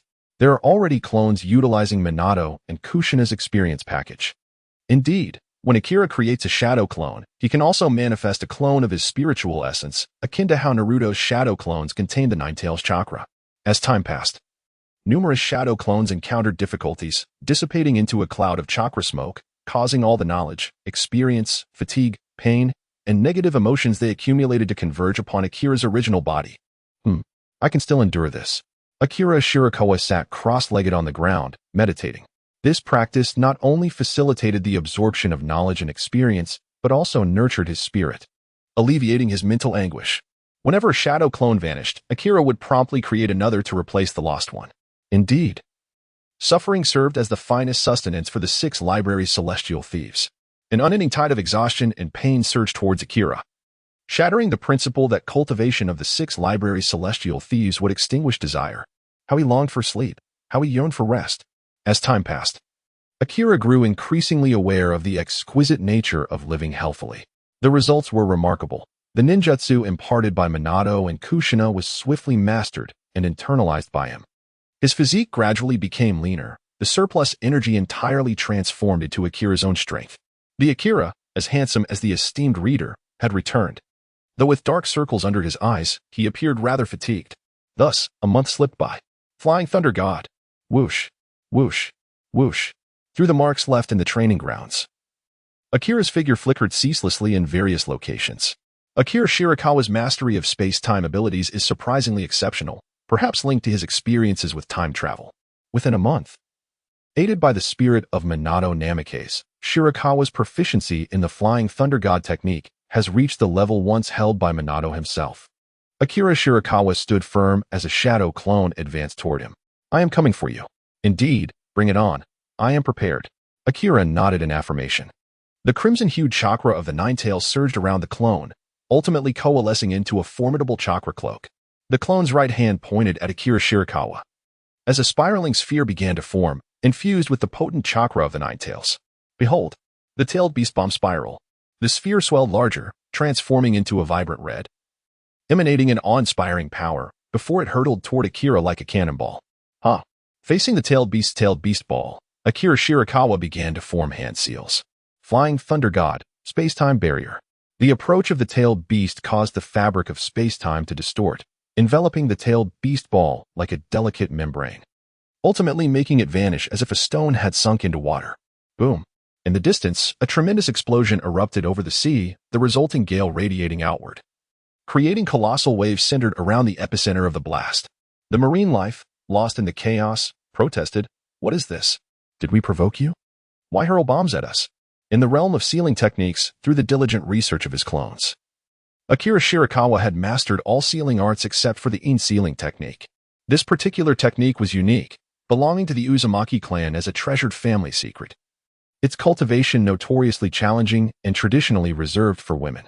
The practice of sealing harmonized well with the female physique, yet proved incompatible with the male chakra pathways. Akira conjectured that the original sealing technique was likely accessible to both genders, tentatively dubbed the yin-yang sealing. However, due to its formidable complexity, the ancestors of the Uzumaki clan gradually simplified it, ultimately resulting in the bifurcation into the yang sealing for men and the yin sealing for women, tailored to their respective physiques. As the sands of time shifted and circumstances evolved, the Uzumaki clan faced near extinction, and the legacy of the yang sealing was nearly lost.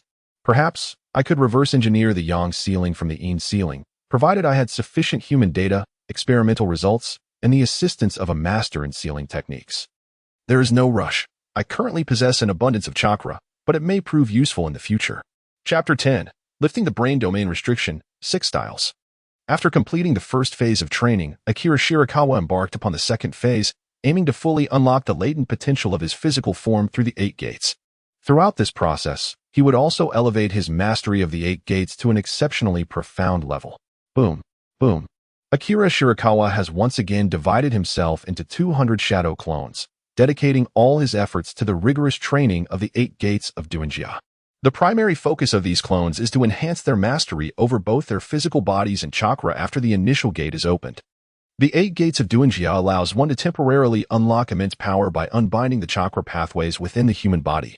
In Shirakawa's perspective, the process of opening the gates is akin to gradually unlocking the genetic locks inherent in humans. These genetic locks serve as limitations but also as a form of protection. For instance, the first gate, known as the opening gate, can dismantle the restrictions on the brain domain, enabling an individual to gain complete control over their physical form and unleash their full potential. However, prolonged removal of these cerebral limitations can lead to detrimental effects on the brain, ranging from unusual fatigue requiring several days of deep sleep to severe overloads resulting in cognitive impairment. The second gate, the rest gate, alleviates physical fatigue by extracting energy beyond normal limits, counteracting the exhaustion that accompanies the opening of the first gate. Nonetheless, the cost of opening the rest gate is a significant depletion of bodily energy, and the energy released in a short span is inevitably wasteful. Extended use of the rest gate can lead to malnutrition or, in severe cases, excessive energy depletion resulting in death. Having trained in the 6th library of immortals, Shirakawa possesses remarkable recovery capabilities and an exceptionally prolonged lifespan, rendering the potential harm from the 8 gates negligible for him. On the contrary, Shirakawa aims to harness the 8 gates to unlock his latent abilities, even contemplating the possibility of permanently opening the first gate to remove the cerebral limitations and elevate his power to new heights. While it may seem that Gai's power does not increase significantly after opening the first gate, it is essential to recognize that Gai's physique is merely that of a mortal. The potency of the 8 gates is intrinsically linked to the practitioner. Thus, the magnitude of power varies based on the individual. The significance of the Shadow Clone's training in the 8 gates lies in providing Shirakawa with abundant experience in opening the gates, enabling him to acclimate to the sensations associated with this process and ultimately achieve a state of permanent gate opening. Even if he can only maintain the opening of the first gate, it would still represent a monumental advancement. Truly, I am a genius to have conceived such a training method.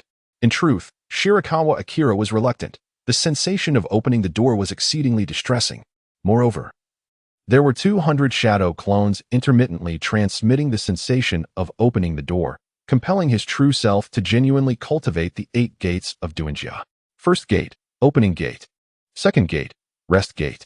Third gate, life gate. Life is akin to an ocean. Only those with resolute willpower can reach the distant shore. Akira Shirakawa, with unwavering conviction, overcame his inner reluctance and fervently commenced his training, unlocking 3 gates in succession.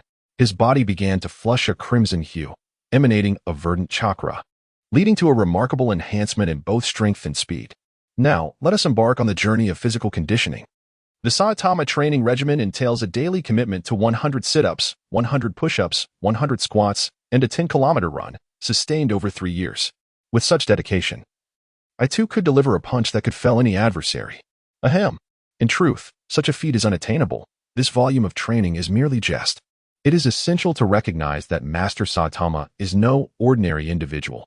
His daily regimen primarily involves battling a myriad of formidable foes, for during his 10-kilometer run, he encounters a plethora of monstrous adversaries. These creatures are by no means trivial adversaries. Without a plethora of adversaries to engage in life and death battles, Akira Shirakawa found himself compelled to intensify his training regimen.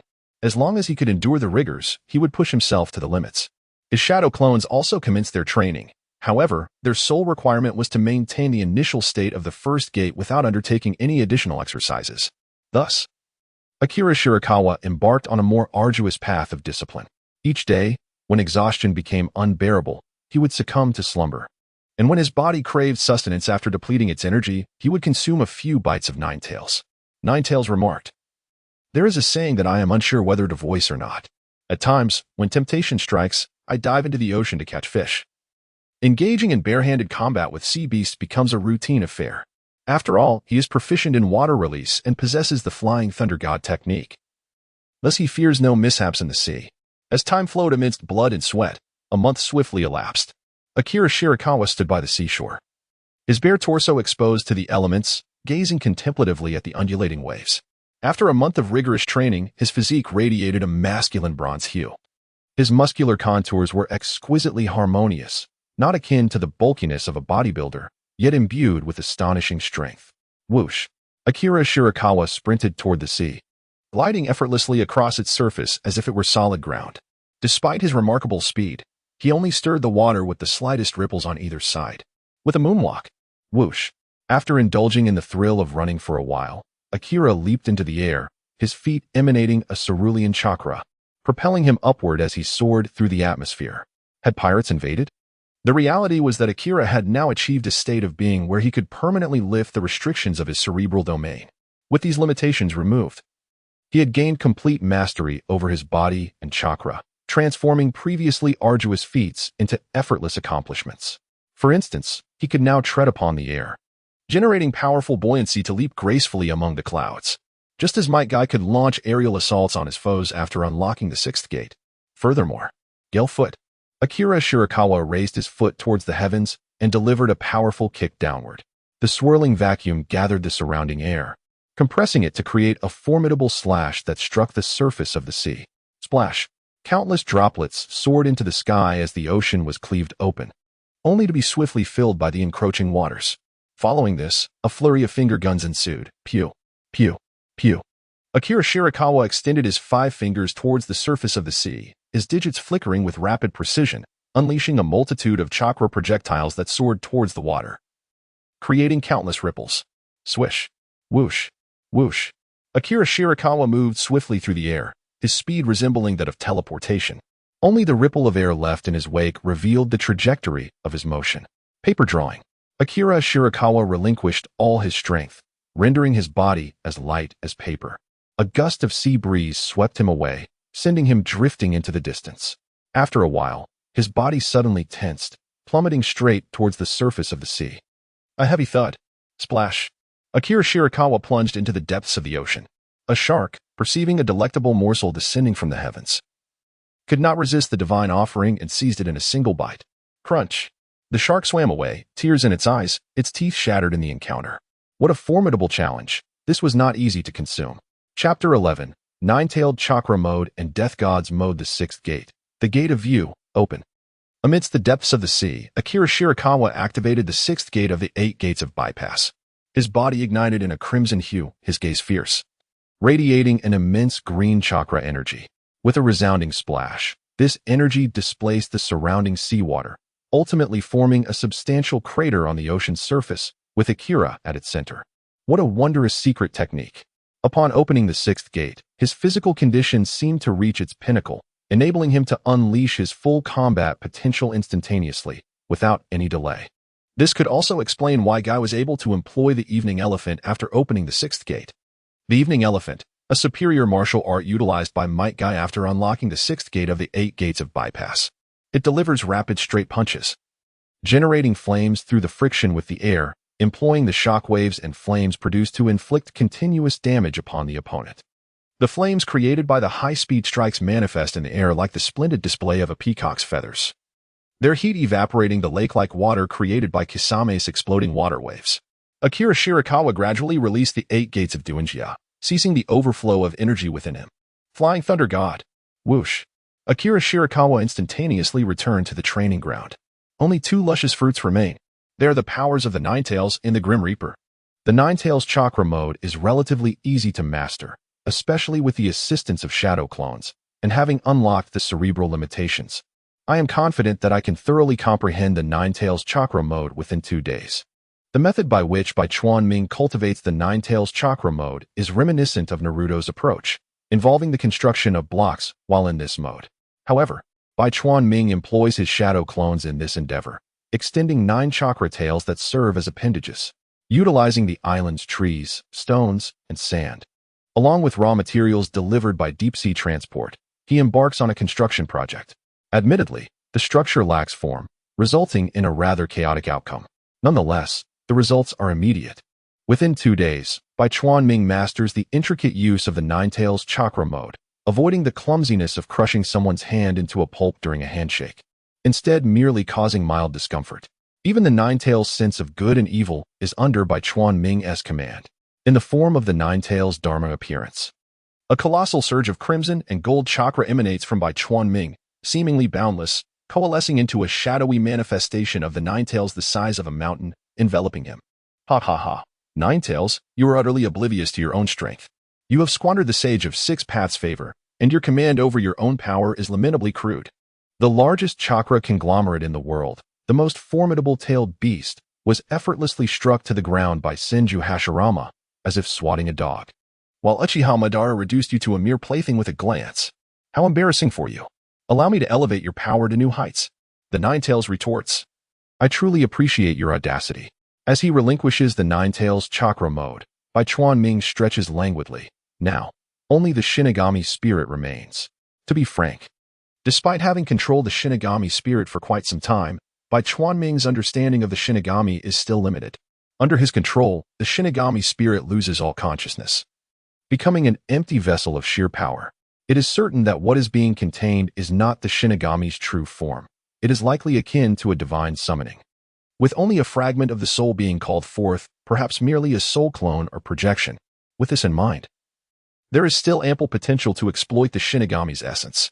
Should I utilize the corpse demon sealing technique more frequently to capture additional Shinigami spirits? Could there be a risk of failure? Let me once again experience the might of the divine. The current me is worlds apart from the person I was 3 months ago. The combination of the 6 Paths Sage and an abundance of Ninetales chakra has forged an immaculate sage body, enhanced by the space-time ninjutsu of the Flying Thunder God, coupled with potent sealing techniques of a high caliber within the ninja realm, and the unlocking of the cognitive domain. Previously, I merely absorbed the Shinigami spirit into my body, freezing its soul in stasis. Such an occurrence shall not repeat. A chilling mist, suffused with an ethereal white aura, emanates from Bai Chuan Ming, ultimately hovering in the air and coalescing into the form of the Shinigami. At this moment, the Shinigami appears devoid of its former vitality, exhibiting an unusual lethargy, yet the power of death it harbors continues to instill fear and trepidation. Come forth, Shinigami. The embodiment of the death god brought forth significant transformations in the physique of Akira Shirakawa. Firstly, his hair turned an ethereal white, gradually lengthening until it cascaded down to his waist. 6 pale flames of the underworld encircled Akira, flickering with an eerie luminescence. A peculiar sensation emanated from the sides of his forehead, where 2 dark, pointed horns began to protrude. Chakra coalesced, ultimately manifesting as a pristine white robe that draped over Akira's form. An aura of chilling stillness and malevolence enveloped him, rendering the island into an eerie silence. The marine life within a radius of several miles frantically fled, as if sensing an imminent terror looming over the isle. Even the myriad spirits within Akira, including the Ninetales, recoiled in trepidation, refraining from any movement. Akira Shirakawa could not help but break into a smile, which appeared somewhat grotesque. His pupils darkened to an inky black, resembling a black hole capable of drawing in the souls of living beings. Ah, life and death, what a marvelous breath they exude. In the eyes of Akira Shirakawa, the world began to undergo a profound transformation. He seemed to perceive the very souls of living beings, those vibrant entities exuding alluring fragrances. With a mere thought, one of the ethereal flames encircling him surged into his hand. Though this flame took the form of fire, it emanated a chilling essence capable of freezing souls. It was a divine fire specifically designed to scorch the essence of existence, rivaling or even surpassing the divine black flames of Amaterasu. Where does the Grim Reaper originate? Is it a deity indigenous to the shinobi world, or does it hail from a foreign realm? The shinobi world is fraught with countless unsolved mysteries. The malevolent deity worshipped by Hiruzen, the earthbound grievances tethered to Kaku, the spirits haunting the land of demons. The 3 great sacred sites, the Susanoo residing within the kaleidoscope Sharingan, and the Pure Land governed by the Sage of 6 Paths. Yet, therein lies the intrigue. A life devoid of challenges becomes utterly mundane. I yearn to seek out all truths of the world and transcend into an enlightened being. Everything will eventually fade. Yet truth remains eternal. Having acquired an immensely powerful force, his once dormant spirit stirred back to life. This is merely the beginning. There lies an infinite expanse of starry skies waiting for our exploration. The key to it all resides in the history of the shinobi world prior to the arrival of the Otsutsuki. It seems I must find the time to visit the 3 great sacred sites. And then there is Orochimaru, the foremost scientist of the shinobi world. Surely he would find this pursuit intriguing as well. To have companions on the path of truth is indeed a blessing. Chapter 12. The Objective, Dragon Veins. In the state of the Grim Reaper, Shirakawa felt an inexplicable craving for souls. This mode might influence one's will. For instance, at this moment, Shirakawa contemplated harnessing the ethereal flames in his grasp to unleash an expansive fire technique, incinerating the souls of all beings within the island and its surrounding miles, transforming them into sustenance. The cultivation of life requires further advancement. Otherwise, one risks becoming lost in the depths of power. Should one's heart not be steadfast, continuing along the path of cultivation may prove detrimental. The better outcome would be the extinguishment of one's humanity, becoming desireless and ultimately being transformed by the laws of existence. A lesser fate would entail becoming a slave to power, resorting to unscrupulous means in the pursuit of strength, wantonly slaughtering, treating sentient beings as mere resources for cultivation, and ultimately facing a likely retribution. After fully experiencing the power of the Grim Reaper, Shirakawa refrained from recklessly wielding this divine force. Nor did he continue to employ shadow clones for training in its mastery, for a misstep could lead to dire consequences. The power of deities is not easily usurped. It demands a significant price. Just as Nagato's Renegan and Kakashi's Sharingan impose severe burdens on the body, Hiden's cursed body may diminish one's intellect, rendering them a fool, while also stunting personal growth. I recall that Hiden was once a formidable ninja, but after acquiring the ability of immortality, his physical prowess significantly declined. Aside from his cursed techniques, he seldom employed other ninja arts. Perhaps the inertia of his cells and their rejection of other powers are the price of being an avatar of evil. Nevertheless, I am confident that the so-called gods are merely forerunners. Having thoroughly integrated my current abilities, this phase of my training has come to an end. Utilizing the Flying Thunder God technique left by the fourth Hokage in the Land of Waves, Akira Shirakawa directly teleported back to the Land of Waves. After indulging in a soothing hot bath and savoring a delightful feast, he relished the advanced entertainment activities the Land of Waves had to offer, leaving him immensely satisfied. He made a visit to the headquarters of the deep-sea shipping company to manage some pending matters. Shadow clone technique is undoubtedly the most suitable ninjutsu for the working class. When faced with an overwhelming workload, simply create multiple shadow clones to enhance efficiency. The development of all things requires time. So Shirakawa chose not to exert further influence over his subordinates' forces, allowing them to grow independently for a while. As such, Shirakawa currently enjoys a relatively leisurely pace. Even if unexpected tasks arise, having several long-term shadow clones stationed here suffices. After undergoing 3 months of rigorous training, he has become accustomed to creating hundreds of shadow clones for simultaneous practice. Producing a few clones is a breeze. That said, it seems the training progress of the Six Paths Sage has slowed considerably. It appears that the influence of the Ninetales chakra on me has waned, necessitating the search for a new source of high-quality energy. Ninetales, with tears in its eyes, this monster has finally spared me, opting to wreak havoc on others instead. Fortunately, there exists a high-quality energy source that is relatively overlooked, or rather, there are few capable of harnessing it. Akira Shirakawa summoned the spirit of the fourth Hokage. Minato, enlighten me about the state of the dragon veins. Minato Namikaze cast a profound glance at Akira Shirakawa, having been thoroughly astonished by his unconventional training methods, which enabled him to swiftly master the advanced ninjutsu imparted by both himself and Kushina through the technique of shadow clone jutsu. Although he existed as a spirit within Akira's body, Akira had not granted him the ability to perceive the outside world. Now, upon sensing Akira's aura once more, he realized that in such a brief span, Akira's power had burgeoned to a level that rendered Minato powerless and engulfed him in despair. Alas, how does one combat such an adversary? Perhaps he truly possesses the strength to aid in the resurrection of both me and Kushina.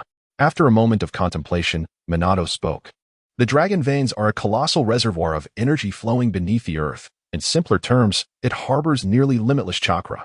If mishandled, it could potentially annihilate the entire land. I once journeyed to Lulon on a mission and sealed the dragon veins there. In truth, Shirakawa Akira possesses a wealth of knowledge regarding the dragon veins, particularly their astonishing energy density, which has reached a level capable of interfering with the fabric of time and space. This phenomenon is one of the rare instances within the ninja realm where time travel is possible, thus holding immense research value. Beyond the dragon veins, Shirakawa Akira is also aware of the great sage Toad's remarkable prophetic abilities, enabling it to foresee the future even in slumber, an ability intricately linked to the manipulation of time and space. Furthermore, the relic of the Otsutsuki clan, known as the Plow, can facilitate time travel to the past by infusing it with chakra. To effectively confront the Otsutsuki clan, mastery over the power of time travel is paramount. However, there is no need for excessive concern. Those who deceive time will ultimately find themselves ensnared by its own trickery. Any attempt to alter history will exact a grave toll. Moreover, can history truly be altered? What, then, of one's own time travel? Perhaps, akin to the theory of parallel universes, one is an outsider. The moment one traverses into the ninja realm, the universe bifurcates into 2 timelines. This suggests that even if history is altered, it may only affect the history of another parallel universe, remaining detached from one's original world. Nevertheless, contemplating such matters is premature. First, let us visit Lulon. Therefore, Minato, you must have left the Flying Thunder God technique there, correct? Indeed, but I advise against tapping into the dragon veins. That power is exceedingly perilous. Minato cautioned. That is my concern. Rest assured, I am confident. Alas, I hope there will be no dire consequences. Wolfing Minato understood his lack of resistance and the difficulty in altering Shirakawa Akira's resolve, so he promptly transported him to the site of the Dragon Vein Seal. The ancient city of Lulon lies amidst the vast sands of the Wind Country. Had it not been for Minato's Flying Thunder God technique, it would have been quite challenging to locate. However, Lulon has fallen into ruin. Its inhabitants, under the guidance of their queen, have migrated elsewhere. It is now more aptly referred to as the remnants of Lulon. Gazing at the surrounding tilted towers, Shirakawa Akira felt a wave of nostalgia. Lulon once thrived as a bustling city, now reduced to this state due to various influences and the passage of time. The The Dragon Vein Seal is situated at the apex of the central tower within the Lulon ruins. With the spirit perception of the spirit summoning technique, the keen instinct of the six-paths sage, the moral compass of the Ninetales, Kushina's divine gaze, and the Grim Reaper's soul perception, Shirakawa Akira's perceptive abilities are nothing short of exceptional. He can distinctly sense the vast reservoir of dragon vein chakra beneath the earth. Chapter 13, Natural Sealing Technique. Forged from the dragon veins, a divine mechanism tempered through trials. Minato, the seal you have placed on the dragon veins is exquisite. Such a colossal chakra energy from the dragon veins has not leaked in the slightest. At the side of the dragon vein seal, Bai Chuaming meticulously scrutinized the sealing technique devised by Bo Feng Shui Min, unable to suppress his admiration. Let me see, it is indeed a complex composite seal. Akira Shirakawa meticulously examined each sealing technique, analyzing. Based on the four-symbol seal, it has incorporated the contract seal. It appears to be a double four-symbol seal. The innermost layer employs the four-symbol seal to bind the dragon vein, while an additional layer of the contract seal has been integrated to seemingly sever a certain connection. The outermost layer is again covered by another four-symbol seal, serving as a protective barrier while resonating with the innermost four-symbol seal, thereby forming a unique trigram seal. Who? The winds of the desert remained tumultuous, and as Akira scrutinized the dragon vein seal, his excitement grew. Minato's spirit lingered quietly nearby, never anticipating that his return to Lulon would unfold under such circumstances. Minato, you are truly a genius. You have even integrated aspects of the spatio-temporal barrier. Although Akira had subjugated both himself and Kushina, making them adversaries to some extent, he couldn't help but smile at such praise. However, the sealing technique seems rather peculiar. Akira Shirakawa pointed to a sealing technique he had never encountered before, describing it as exceptionally beautiful, as if it were a natural creation, pleasing to the eye. Minato approached to take a closer look, his expression gradually turning serious as he remarked, "This is not a sealing technique of my own making."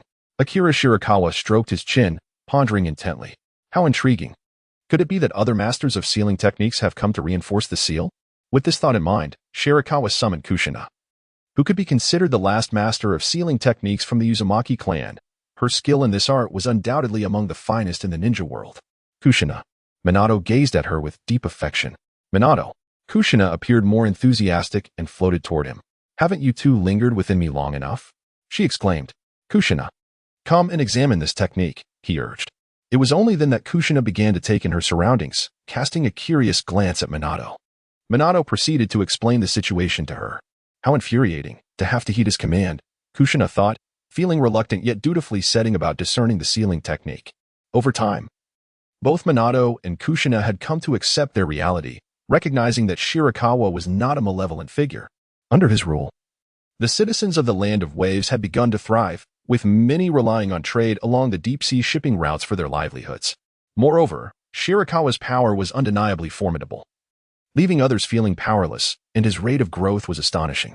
In the eyes of Kushina and Minato, such a being could only be rivaled by the legendary gods of the ninja world, Hashirama Senju, and the war god, Madara Uchiha.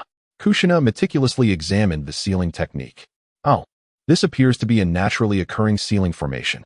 Akira Shirakawa expressed his confusion, inquiring about the phenomenon of natural generation. Kushina elaborated, affirming, indeed. I have also heard of this from Granny Mido. She mentioned that in certain extraordinary secret realms or innate spiritual entities, sealing techniques may arise spontaneously. These primordial sealing techniques possess remarkable powers. They not only embody the essence of the secret realms and the spiritual entities themselves, but also facilitate the optimal manifestation of their inherent strengths, creating a synergistic effect.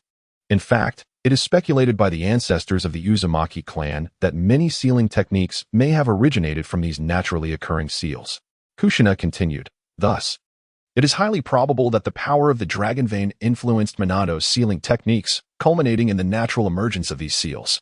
With a clap of his hands, Akira Shirakawa exclaimed with excitement, these natural sealing techniques possess immense research value. The time-space traversal of Naruto and his companions likely relates to these sealing techniques. These natural seals may indeed be the key to unlocking temporal ninjutsu. It appears that simply unsealing them will not suffice. The utilization of dragon veins cannot merely involve the consumption and absorption of energy.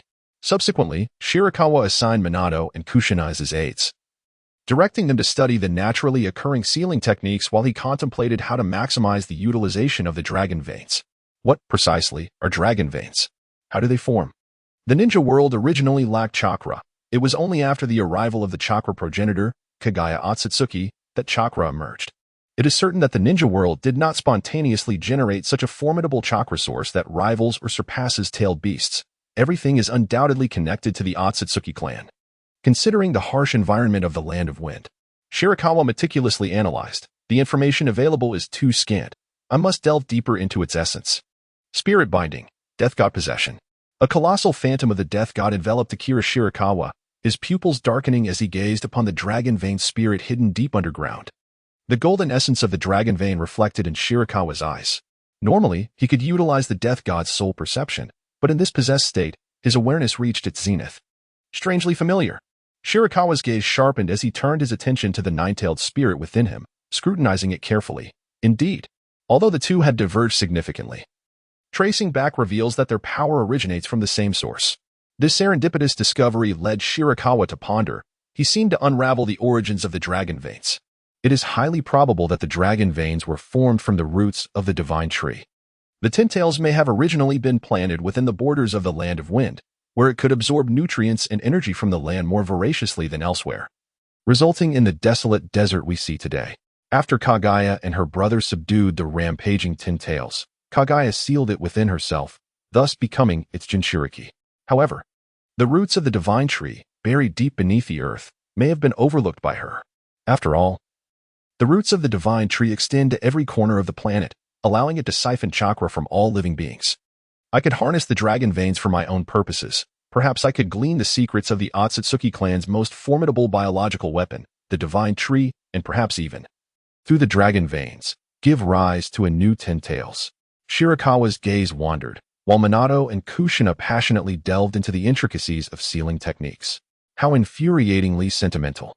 Even as spirits, devoid of physical influences, how could they still be so deeply in love?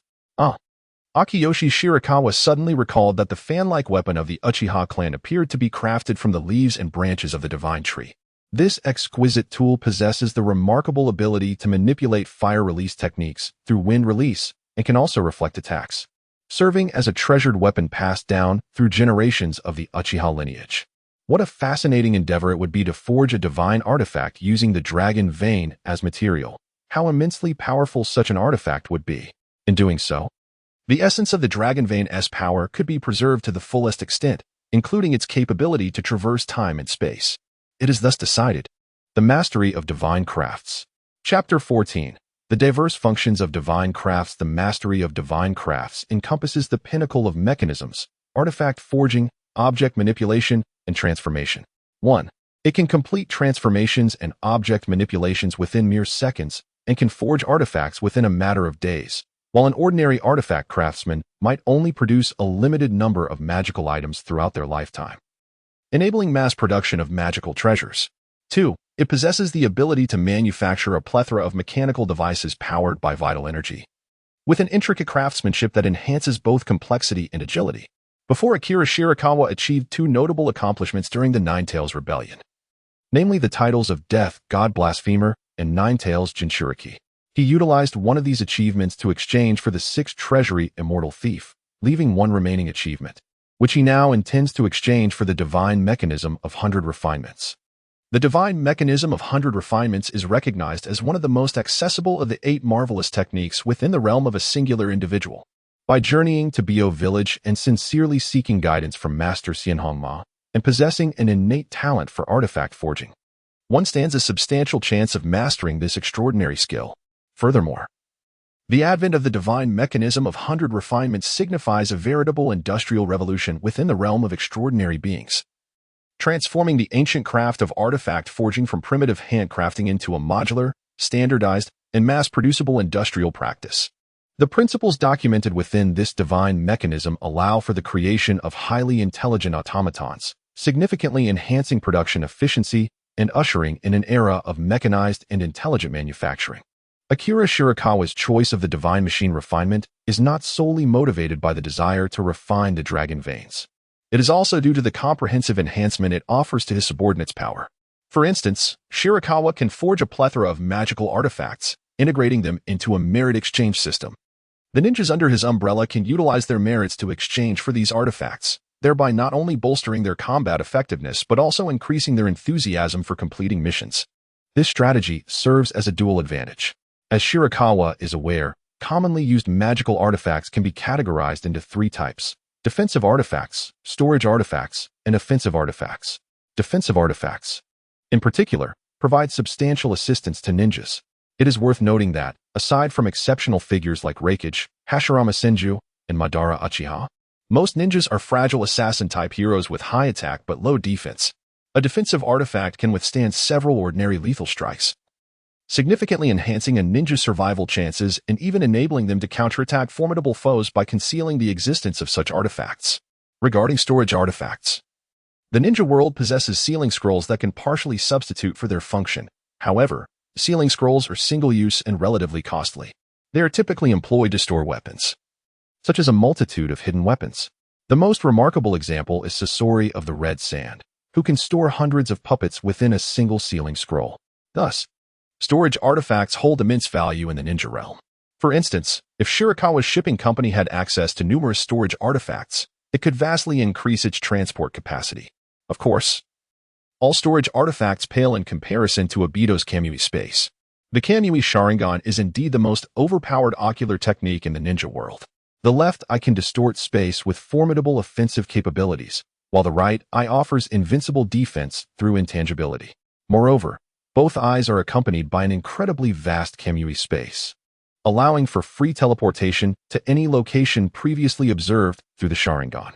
Statistics indicate that Kamui ranks highly among the ocular techniques that traversers from various realms most desire. Shirakawa silently contemplated the need to find an opportunity to acquire Kakashi's left eye, recognizing the overwhelming advantage of Obito's Kamui. If Obito were to remain in the Kamui space for his entire life, Shirakawa would find it exceedingly challenging to contend with him. The offensive artifacts that can be forged through divine machine refinement are diverse and varied, including razor-sharp lightsabers, physical blunt instruments, sonic attack trumpets, mental assault bells, binding ropes, barrier-forming orbs, and ever-changing golden scepters. Take, for example, the lightsaber. A swordsman wielding such a weapon would possess combat prowess that could rival that of a ninja. Under the command of Akira Shirakawa, there exists a considerable number of samurai, among whom Edo stands out as a remarkable figure. In fact, the realm of shinobi is home to a significant populace of sword-wielding warriors, with the Land of Iron being a bastion for such martial prowess. The military strength of the Land of Iron is commendable, as it manages to maintain neutrality amidst the 5 great nations, earning the trust of the 5 great shinobi villages, which convene their meetings within its borders. Additionally, numerous ninja are fond of the blade. The most renowned master of swordsmanship in the shinobi world is none other than Kakashi Hatake of Amigakure. The 7 ninja swordsmen of the Mist Village are also distinguished experts in the art of the blade. Most importantly, the refined body furnace, a treasure capable of reshaping the very fabric of existence, may potentially elevate the combat capabilities of the shinobi world significantly, allowing it to keep pace with the formidable Tsutsuki clan. Although the complete version of the refined body furnace necessitates the collaboration of dual-skilled hands and intricate techniques, the prospects appear exceedingly promising. The content of the divine mechanism's meticulous refinement is indeed abundant. Akira Shirakawa swiftly absorbed the knowledge contained within the Tome of Divine Mechanisms, a compendium far richer in content compared to the methods of spirit manipulation in the 6 repositories of celestial thieves. It encompassed a vast array of subjects, including mechanics, materials science, mechanical fabrication, engineering blueprints, object manipulation, chemical transformations, material enhancement, the intelligent core of divine mechanisms, and the crafting of magical artifacts, among others. As for the innate talent for artifact refinement, it fundamentally pertains to one's sensitivity towards objects, whether one can delve deep into the very essence of an object, even reaching the molecular level, while maintaining the focus and patience to utilize their own chi to alter the properties of the object, thus imbuing it with independent extraordinary abilities. In light of the liberation of the cerebral domain, such challenges become trivial. With the technique of multiple shadow clones, the journey commences with woodworking. Even with the vast knowledge of divine mechanisms, one cannot ascend to greatness in a single leap. True mastery requires a solid foundation, beginning with the crafts of carpentry, masonry, blacksmithing, and tailoring. Ma Xianhong, under the tutelage of his grandfather, cultivated these skills from a young age, establishing a robust foundation that ultimately led him to become a master artisan. Among the new generation represented by Zhang Chuan, Wang Yi, and Zhu Guqing, none can rival the prowess of Ma Xianhong in solitary combat during the battle in Bio Village. Even with the company's temporary personnel and the support of Wang Yi and Baron, they managed to subdue Ma Xianhong. In essence, a solid foundation is paramount.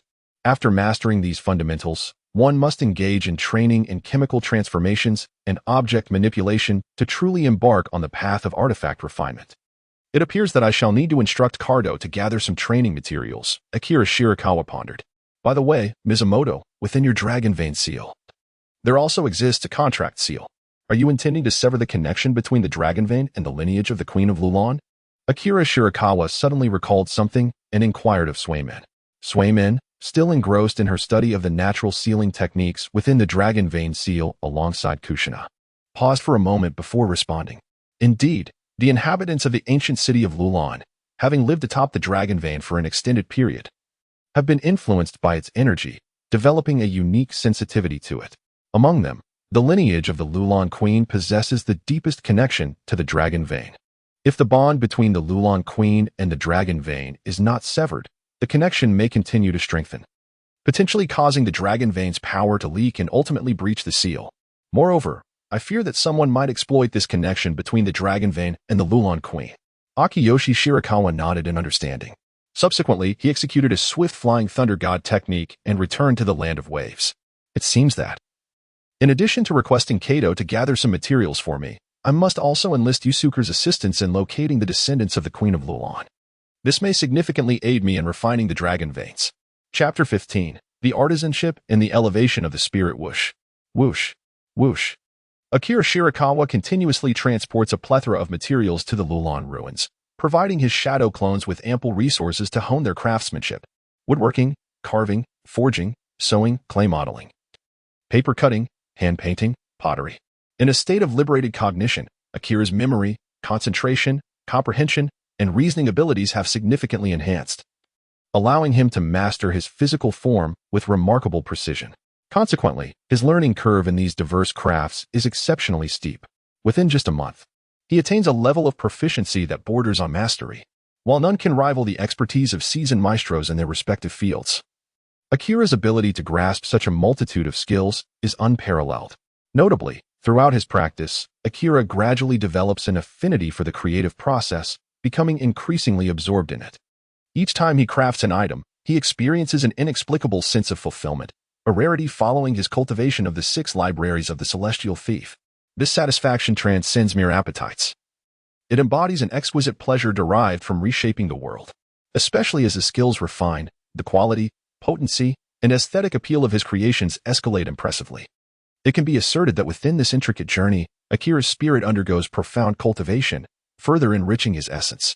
Merely engaging in solitary meditation, enduring prolonged stillness, or obsessively pondering the nature of existence, devoid of interaction with the tangible world, proves unbeneficial to one's character. Ultimately, the path of cultivation embodies the understanding of immersion in and transformation of the world. Akira realizes that the act of crafting these items constitutes an interactive engagement with reality, a minuscule yet significant contribution to the material world. For him, this is more than sufficient.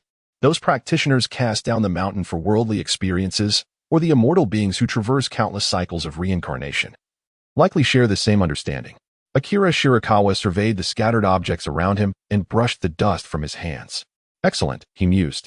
The path of my future cultivation has become a touch clearer. It involves the pursuit of truth in this world and harnessing that truth to transform myself, to integrate with the world, and to reshape it, in pursuit of a conducive environment for practice. Shirakawa had specifically sought out a vacant space within the ancient city of Lulon. Now, he and his shadow clones were diligently tidying up the remnants of their training efforts and the assorted debris left behind. The foundation had been firmly established. It was now time to embark on the true study of divine mechanisms and artifact refinement. Akira Shirakawa has selected a selection of works for his collection, serving as a memento, while the remainder will continue to be utilized as materials for divine machinery and weapon crafting. Meanwhile, the Umbrella Organization's intelligence network has commenced a discreet search for the descendants of the Queen of Lulon amidst the vast desert sands. The inhabitants of the ancient city of Lulon remain oblivious to their current whereabouts, making their discovery a formidable challenge. The village hidden in the sand undoubtedly possesses knowledge of their location, yet entrusting this matter to them is not an option. It necessitates secrecy from the Sand Village. Historically, the Sand Village has regarded the Dragon Vein as their own possession, despite lacking the capacity to harness its power, which has long been sealed by the fourth Hokage. Nevertheless, this does not preclude their hostility towards any who covet the Dragon Vein. The Sand Village has always claimed that the Dragon Vein is, since ancient times, theirs. However, serpents have their own paths, and mice theirs. The search for the Lulon exiles need not rely solely on the Sand Village, for alternative channels exist. For instance, the Umbrella Organization has established an alternative intelligence system through its extensive trade network, encompassing nearly the entirety of the ninja world. The 5 great nations are primary focuses of the Umbrella scrutiny. The Lulon exiles cannot be entirely self-sufficient in their resources and thus will inevitably engage in trade with the outside world, leaving behind traces. Consequently, Akira Shirakawa need only patiently await news from the Umbrella. This is the advantage of possessing influence. One need not engage in every task personally, for a mere command will ensure that matters are adeptly handled. Orochimaru's Sound Village and Danzo Shimura's Root Organization play similar roles. Otherwise, how could Orochimaru amass such substantial funds for his research, or gather the manpower and resources to establish numerous bases? Individual prowess has its strengths. Yet organizations possess their own unique advantages. Let us commence the simultaneous study of divine machinery and weapon crafting. The art of divine machinery and the craft of artifact refinement are 2 distinct yet interconnected techniques possessed by extraordinary individuals, each exhibiting significant differences while also sharing commonalities. They exist in a mutually complementary relationship. Divine machinery refers to the intricate mechanisms that can be activated by the manipulation of chi. Artifact refinement involves the alteration of an object's properties through chi, endowing it with independent extraordinary abilities. At their core, both practices revolve around the influence of chi on inorganic materials. A master of divine machinery may lack knowledge in artifact refinement, just as a master of artifact refinement may not comprehend the intricacies of divine machinery. However, collaboration between these 2 artisans can amplify the inherent power of objects. For instance, when a divine machinery craftsman requires materials, the provision of specialized components from an artifact refiner can lead to the creation of far more potent mechanisms. Often, theoretical understanding precedes practical application, hindered solely by the absence of suitable materials to transform theory into reality. The cultivation furnace of Ma Xianhong and the beast of theft and devouring exemplify the fusion of divine machinery and artifact refinement. According to the records of the meticulous practice of divine machinery, artifact refinement is categorized into 3 levels. The first level involves the manipulation and transformation of objects. The second level encompasses the crafting of low-tier magical artifacts, and the third level pertains to the creation of high-tier magical artifacts. Beyond these, there are likely even more advanced levels, contingent upon whether Bai Chuanming can transcend that boundary. Akira Shirakawa, in his pursuit of refining artifacts, first delves into the mastery of manipulating objects and transmuting them. The manipulation of objects involves nourishing a particular entity with one's own chi and subsequently controlling it. Transmutation, on the other hand, entails using one's chi to nurture an object, transforming it into an instrument that augments one's own abilities or aids in the wielding of chi. Manipulation of objects serves as the foundational stage of artifact refinement, while transmutation is regarded as its preliminary tier. Thus, refinement is essentially an advanced form of transmutation, with transmutation fundamentally providing the materials necessary for refinement. Not everyone possesses the innate talent for artifact refinement, yet the arts of manipulation and transmutation are accessible to all.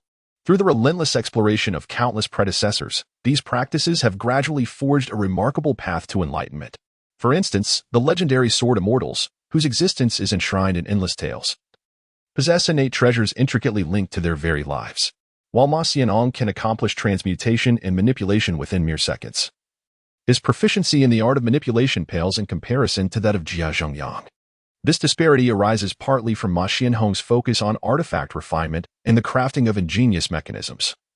Yet it is undeniable that the manipulation techniques from Jia Village surpass those chronicled in the records of ingenious mechanisms in terms of agility. There is no inherent superiority between the 2. Each possesses its unique emphasis. The records of ingenious mechanisms aims directly at the essence, enabling swift execution of manipulation. Whereas Ja Village's methods place greater importance on the connection between manipulation and the self, allowing for a deeper exploration of the art. In the realm of ingenious mechanisms, Akira Shirakawa must master a variety of intricate contraptions, with particular emphasis on the creation of the core of ingenious mechanisms. This core serves as the heart of the mechanism, storing chi and transforming it into power. During the fabrication process, a mechanism master infuses their own chi and spirit into the core, which explains the sentience and intelligence exhibited by certain mechanisms. Chapter 16. The Mechanical Maze. 2 months later, the Lulon ruins had undergone a remarkable transformation. Thousands of humanoid puppets were industriously constructing within the ancient city, employing an array of mechanized devices such as tractors, excavators, and cranes to arrange the four symbols' great array. Among them, several colossal puppets, inspired by transformers, traversed the scene. Due to Ma Xianhong's insufficient chi, he alone could not operate such gigantic puppets. Their operation necessitated collective effort. Thus he refrained from creating them. Moreover, the creation of such large-scale weaponry posed significant risks if discovered. In contrast, Akira Shirakawa harbored no such concerns. With an abundant reservoir of chakra, he effortlessly managed several colossal puppets. After all, who doesn't harbor dreams of towering mechs? Above, numerous reconnaissance mechanisms surveyed the terrain of the ancient city, tracing the general course of the dragon vein to facilitate array arrangements, as well as monitoring for any intruders. These aerial mechanisms varied in design, including bird-like, insect-like, drones, helicopters, and reconnaissance aircraft, each serving distinct purposes. For example, bird-like models excelled in camouflage and agility. Insect-like models were adept at concealment. Helicopters could transport other puppets and supplies. Reconnaissance aircraft boasted remarkable speed. Beneath the surface, countless mechanized puppets diligently explored the geologic and dragon veins with meticulous care. This cyberpunk tableau came at the cost of Akira Shirakawa becoming a massive chakra reservoir, tirelessly replenishing the chakra of multiple mechanisms throughout the day, with many more awaiting their turn. The four symbols' great array was devised by Akira Shirakawa to assist in refining the dragon vein. Originally part of the divine tree's root system, the dragon vein had, over millennia, fused with the earth, its reach encompassing the entire wind country, with the Lulon ancient city at its heart. Sealing the dragon vein was a straightforward endeavor, requiring merely the arrangement of sealing techniques at its core. Watergate had successfully executed sealing techniques at the source of the dragon vein, ultimately sealing it. However, the task of refining the entire dragon vein proved to be a far more complex undertaking. According to Akira Shirakawa's calculations, it is essential to employ the sealing technique across the entire expanse of the ancient city of Lulon to have any hope of refining the dragon vein. The four symbols grand array, founded upon the four symbol sealing, amalgamates high-level sealing arts such as contract seals, seals, and evil restraining talismans. However, the crux of this technique lies in the summoning of spirits and generals, the 6 repositories of celestial thieves, and the meticulous crafting of divine mechanisms. The esoteric methods concerning spirit transformation, spirit confinement, and spirit refining within the summoning of spirits can facilitate the dragon vein's emergence of sentience, transforming it into a spiritual entity. At the moment of the birth of the dragon vein spirit, Akira Shirakawa inscribed a binding talisman deep within it, thereby gaining complete dominion over the dragon vein spirit. No one would ever be able to contest Shirakawa's control over the dragon vein, marking the first layer of his safeguard, primarily aimed at the Tsutsuki clan. After all, the divine tree serves as their biological weapon, and despite the dragon vein's evolution over millennia within the ninja world, it remains uncertain whether it has entirely liberated itself from the Tsutsuki clan's influence. The 6 library sage thieves have allowed Shirakawa to incorporate the knowledge of the heavenly mechanism thief into the four symbols' great formation, thereby maximizing the condensation of the immense chakra from the dragon vein. Through meticulous craftsmanship, Shirakawa forged 4 flags of the four symbols formation, which serve as the formation's instruments, strategically placed in the 4 cardinal directions of the ancient city of Lulon: the Lesser Yang flag, the Sun flag, the Lesser Yin flag, and the Greater Yin flag. The 4 symbols divide phenomena into 4 interrelated stages: Lesser Yang, Sun, Lesser Yin, and Greater Yin, representing the fundamental states of Yin and Yang's alternation. Lesser Yang indicates a transitional state where Yang energy gradually increases, while the Sun signifies the peak of Yang energy, at which point Yin energy begins to accumulate. Conversely, Lesser Een denotes a transitional state of gradually increasing Een energy, culminating in the greater Een, where Een energy peaks and Yang energy starts to manifest. For sentient beings, the four symbols symbolize the complete cycle of life: birth, growth, aging, and death. Each of the four flags possesses unique capabilities, and when utilized individually, they are formidable high-level artifacts. The entirety of the ancient city of Lulon would be enveloped by the four symbols' great formation, merging into a singular entity and, in a sense, transforming into an expansive array.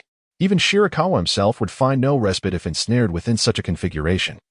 Not even the Flying Thunder God technique would afford him an escape, for the four symbols' great formation is further enhanced by secret arts of space-time manipulation, effectively sealing off the space within the array. The research conducted by Minato and Kushina on the natural sealing techniques of the Dragon Vein has yielded fruitful results, contributing to the space sealing effects of the four symbols' great formation. Akiyama Shirakawa believes that these natural sealing techniques, which embody the mysteries of space and time, are of equal value to the Dragon Veins themselves. Current research remains insufficiently profound, lacking a complete exploration of their temporal and spatial secrets. Once the art of Foho-Chiman is mastered, further inquiries may be pursued. After all, Foho-Chiman possesses the remarkable ability to manipulate time and space at will. Furthermore, it can utilize Chiman techniques to optimize the four symbols' great array. At that juncture, Shirakawa is confident that even masters of the six paths will fall within the confines of the four symbols array. The four symbols banners serve as a crucial component of this grand formation. And ultimately refining the Dragon Veins will rely on the techniques cultivated within the realm of divine craftsmanship. Simultaneously, Shirakawa has crafted 36 Earth Elemental Divine Pearls, strategically placing them along the trajectory of the Dragon Veins at critical nodes, ready to suppress the entirety of the Dragon Veins when necessary. Each Earth Elemental Divine Pearl harbors immense space, specially refined by Shirakawa, exhibiting an extraordinary affinity for soil and stone, allowing for the storage of vast quantities of earth materials. However, these pearls cannot contain living beings. Although they can accommodate other objects, they possess a slight repulsive force that requires chakra to maintain, akin to a specially effective devouring pouch. Each Earth Elemental Divine Pearl weighs as heavily as mountains, and when all 36 are invoked simultaneously, their interconnected power is akin to being suppressed by the very Earth itself. Currently, Shirakawa's mastery of space-time techniques is exceptionally advanced. He is not only capable of integrating these techniques into formations and sealing arts, but also adept at crafting space-time artifacts. With the Earth Elemental Divine Pearls being a product of the fusion of space-time energy and craftsmanship. At the source of the Dragon Vein stands a formidable figure, a shell crafted by Shirakawa for the spirit of the Dragon Veins. Its overall form resembles that of a hydra, yet it boasts 9 distinct dragon heads. Perhaps it should be referred to as the 9-headed dragon beast. This creation represents a culmination of Shirakawa's immense effort, utilizing countless precious materials, and stands as the pinnacle of the synthesis of divine machinery and craftsmanship. The 9-headed dragon form was not arbitrarily forged. According to the reconnaissance of the subterranean divine machine puppets, the dragon veins consist of 9 massive tributaries extending in various directions. The 9-headed dragon form is inextricably linked to the essence of the dragon veins. Moreover, each dragon head is capable of containing the power to devour a tailed beast. And the spirit of the dragon veins, the 9-headed dragon, can fully absorb the strength of 9-tailed beasts, marking Shirakawa's endeavor to amalgamate the power of the 10 tails. Akira Shirakawa has a premonition that the power of the dragon vein spirit, the 9-headed dragon, might surpass his expectations. To refine the dragon vein, he has devised the 4 symbols great formation, crafted the 4 symbols array flags, and created the 9-headed dragon puppet to house the dragon vein spirit. It can be said that Akira Shirakawa has pushed the limits of the truths he currently comprehends. This endeavor is a culmination of the achievements from both the ninja world and the solitary realm, representing a synthesis of wisdom from these 2 worlds. Chapter 17, Your Majesty. You wouldn't want. Minato, Namikaze, and Kushina gazed in awe at the 9-headed dragon puppet. Over the past 2 months, they have been repeatedly astonished by the ingenious creations and artifacts produced by Akira Shirakawa, yet the sight of the 9-headed dragon puppet left them profoundly awestruck. Even without the propulsion of chakra, the aura emanating from the 9-headed dragon puppet rivaled that of the weaker-tailed beasts. Minato shook his head. No puppet master from Sunigakure could achieve such a feat. Minato and Kushina communicated through a special channel between spirits, a secret technique they had recently developed. Not counting the colossal puppet before them, even the smaller automatons capable of independent operation were beyond the crafting abilities of Sunagakure. As he familiarized himself with his puppet body, Minato remarked to Kushina, "Though we are under the control of Akira Shirakawa, this may present an opportunity, a chance to continuously gather intelligence on him and learn from his expertise. I sense that a storm is brewing, one that will engulf the entire ninja world, and Akira Shirakawa stands among its eye.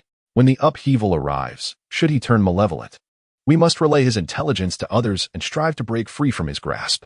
Conversely, if he acts with benevolence, we must possess sufficient strength to assist him in confronting this transformation. Indeed, during this time, we have acquired an abundance of knowledge. It feels as though we have returned to an era of rapid growth in our abilities." Kushina toyed with the purple chains in her hands, skillfully maneuvering them as they danced gracefully in the air. This was an artifact specially crafted for her by Akira Shirakawa, known as the soul-binding chains.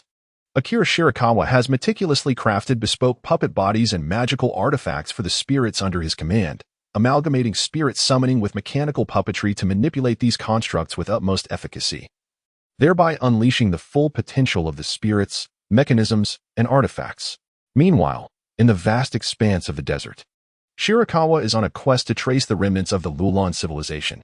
Previously, intelligence from the protective umbrella had indicated sightings of the Lulon survivors, who had procured supplies at a certain trading post. However, their precise whereabouts are currently known only in broad terms. With everything in place, and to expedite the process of refining the dragon vein, Shirakawa has taken it upon himself to seek out the Queen of Lulon. Akira Shirakawa deployed numerous reconnaissance-type flying insects and avian devices, which radiated outward from his central position, continuously relaying surveillance imagery. However, the efficiency remained insufficient. Akira Shirakawa contemplated whether it would be prudent to launch 3 satellites into the heavens to monitor the entire ninja realm. However, such an action would likely provoke the Tsutsuki clan residing upon the moon. Akira Shirakawa not only dispatched numerous reconnaissance-type divine machines, but also created a multitude of shadow clones to aid in the search, each clone capable of controlling a portion of the divine machines. The technique of ephemeral insects enabled him to traverse swiftly underground, while the moonwalk and flying artifacts allowed him to glide gracefully at low altitudes, making it merely a matter of time before he located the remnants of Lulon. After half a day had passed, Shirakawa finally discovered the Lulon survivors.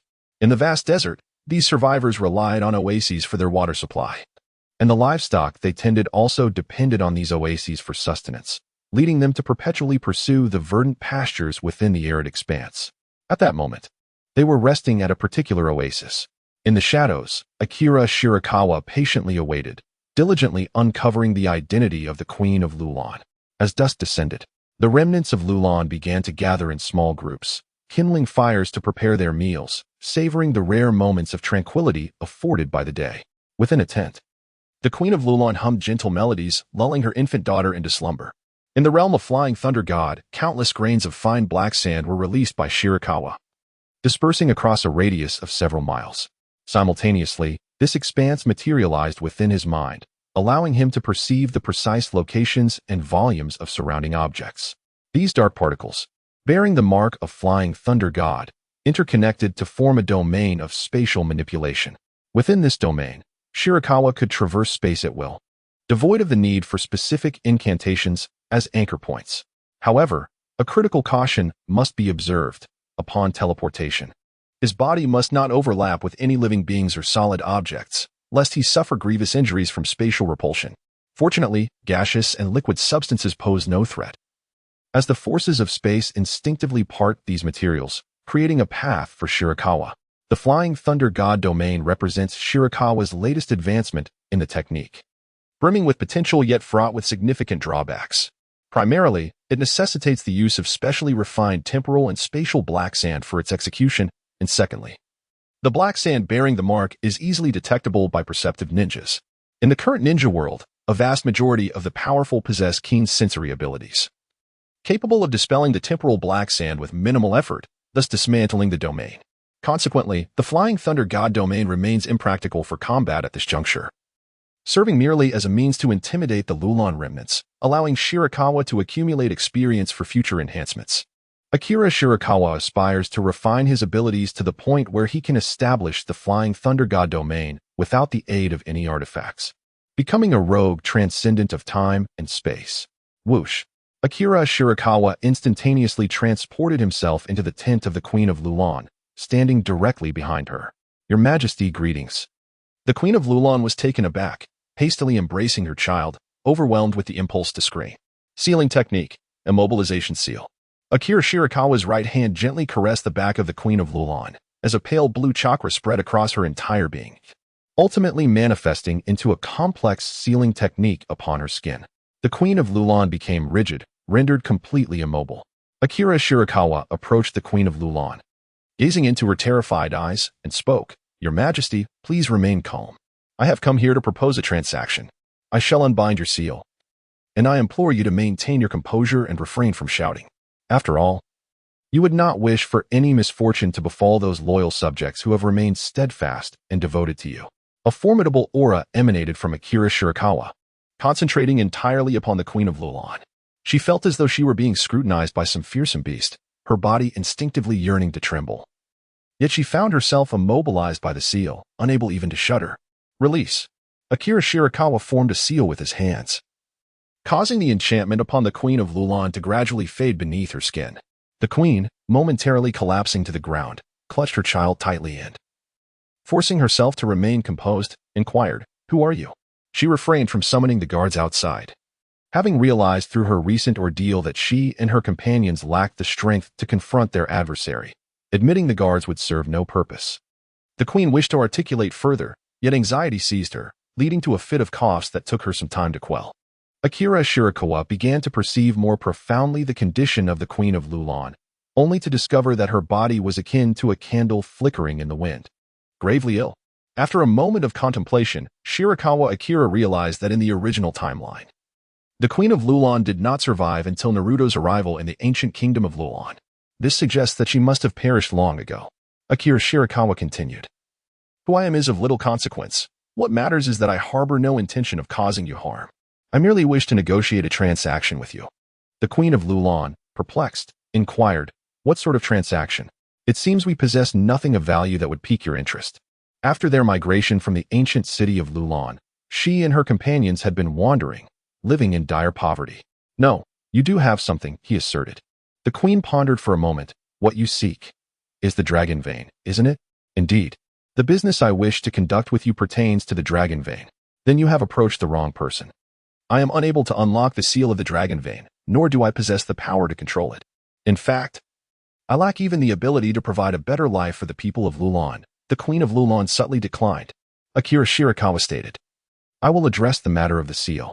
Your task is quite simple. Once I have unsealed the dragon vein, do your utmost to soothe and control it.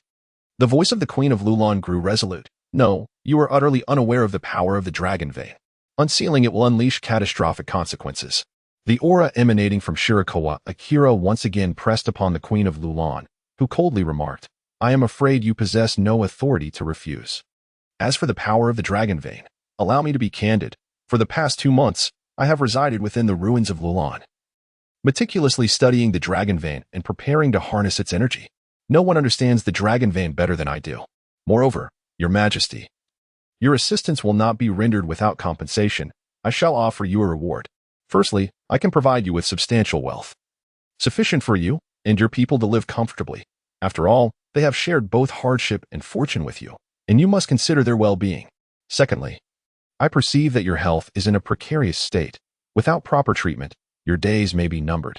I can heal you, allowing you to live healthily and witness the growth of your children.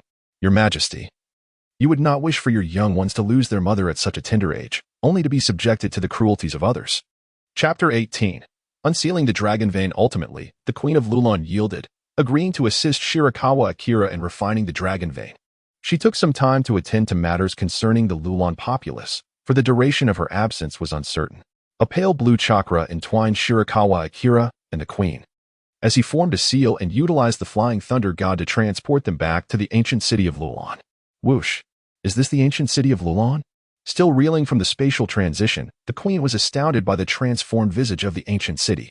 Days passed, and the 4 symbols formation was completed. From an aerial perspective, one would observe that the entire ancient city of Lulon and its surrounding areas had been transformed into an immense array, even without chakra propulsion. The four symbols formation began to operate slowly, naturally gathering the energies of heaven and earth while subtly influencing the chakra of the dragon vein beneath. Although the dragon vein had been sealed by Minato Namikaze, it resembled a ferocious beast confined within a cage, its chakra exhibiting a volatile temperament. Now, influenced by the four symbols formation, the flow of the dragon vein's chakra became increasingly smooth, calming considerably. The climate of the ancient city of Lulon also experienced slight changes. At the very least, the sandstorms were not as fierce. Once the four symbols formation was fully operational, more extraordinary phenomena would manifest within the ancient city of Lulon. Perhaps it would once again become a habitable sanctuary, akin to the sacred sites of Maiboka Mountain, the Dragon Cave, or the Wetbone Forest. In the eyes of the Queen of Lulon, the ancient city had undergone a complete transformation. Countless mechanical puppets traversed its streets, and bizarre structures rose from the ground. Yet traces of the ancient city's past remained discernible.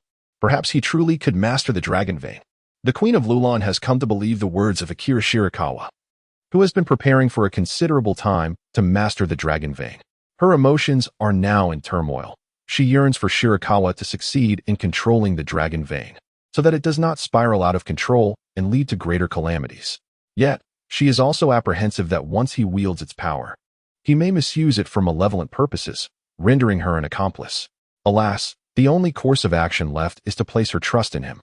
The Queen understands all too well that she has no room for rebellion. For the first time, she feels an intense longing for power, the power to dictate her own fate. Akira Shirakawa directed the puppets, engaging in their final cleanup tasks, and summoned Minato and Kushina to his side. "How do you find the puppet bodies I have crafted for you?" he inquired. "They are quite impressive," Minato acknowledged, "though they lack the agility of my own body.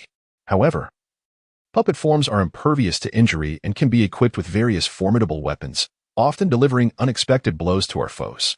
Kushina chimed in. "Minato and I have been practicing with divine machines and magical artifacts these past few days, and we have gleaned some insights, along with developing several promising strategies." "That is splendid to hear," Shirakawa replied. "As my skills progress further, I shall be able to create even more powerful puppet bodies for you. I genuinely hope for your cooperation. My offer remains sincere. Should you truly wish to become my allies, I will do all within my power to revive you, restoring you to your original flesh and blood. No matter how formidable a puppet body may be, it possesses various shortcomings and limited potential, ultimately incomparable to a corporeal form." Exchanging a glance, Minato and Kushina nodded solemnly. "We will give it due consideration." Unbeknownst to themselves, they had begun to shed their resistance to Akira Shirakawa. They now contemplated his commands earnestly, seeking ways to fulfill them effectively, rather than merely viewing them as a coercive imposition. Akira Shirakawa laughed heartily. "Excellent. I eagerly anticipate the arrival of that day." Thus, the final cleanup was completed. Aside from the reconnaissance puppet still surveying the surroundings, the rest of the puppets stood motionless, awaiting Akira Shirakawa's next command. Akira Shirakawa produced a golden devouring pouch, deftly manipulating it to hover in the air, and then formed intricate hand seals. Sealing technique, divine mechanism recall. With a flourish, the golden pouch radiated a brilliant golden light, its opening erupting with a formidable suction force. Aside from the puppet forms of Minato and Kushina, as well as the nine-headed dragon puppet designed to contain the spirit of the dragon vein, all the divine mechanisms that Akira had strategically placed throughout the ancient city of Lulon transformed into ethereal shadows, surging toward the pouch. The golden devouring pouch welcomed all, effortlessly absorbing every divine mechanism into its depths. Akira Shirakawa withdrew the golden devouring pouch and addressed Minato and Kushina, saying, "Minato, Kushina, I am about to commence the refinement of the dragon vein. The chakra contained within the dragon vein is exceedingly vast, and even I must concentrate all my strength to ensure its successful refinement. I have summoned back the ancient mechanisms of Lulon. Firstly, because I require the residual chakra they possess, and secondly, because I will lack the energy to manipulate them during the refinement process. The disturbances following the unsealing of the dragon vein will be considerable. Thus, I have left you both outside to ensure that I am undisturbed while I undertake this task." Minato replied, "Rest assured, with us here, no one shall disrupt you." Akira Shirakawa approached Queen Lulon with a smile and said, "Your Majesty, I am Akira Shirakawa. May I call you Sarah?" In truth, Akira had long been aware of the Queen's name. having received essential information about her from the Umbrella organization during his search for the remnants of Lulon. The queen paused for a moment before responding, "Yes, that is acceptable. Sarah, shortly I will lift the seal on the dragon vein. Once the seal is broken, all you need to do is to help me soothe the dragon vein. There is nothing else required of you. Rest assured, you shall stand near those two over there, and they will ensure your safety." Queen Sarah's gaze shifted to Minato and Kushina, lingering longer on Minato's puppet-like form.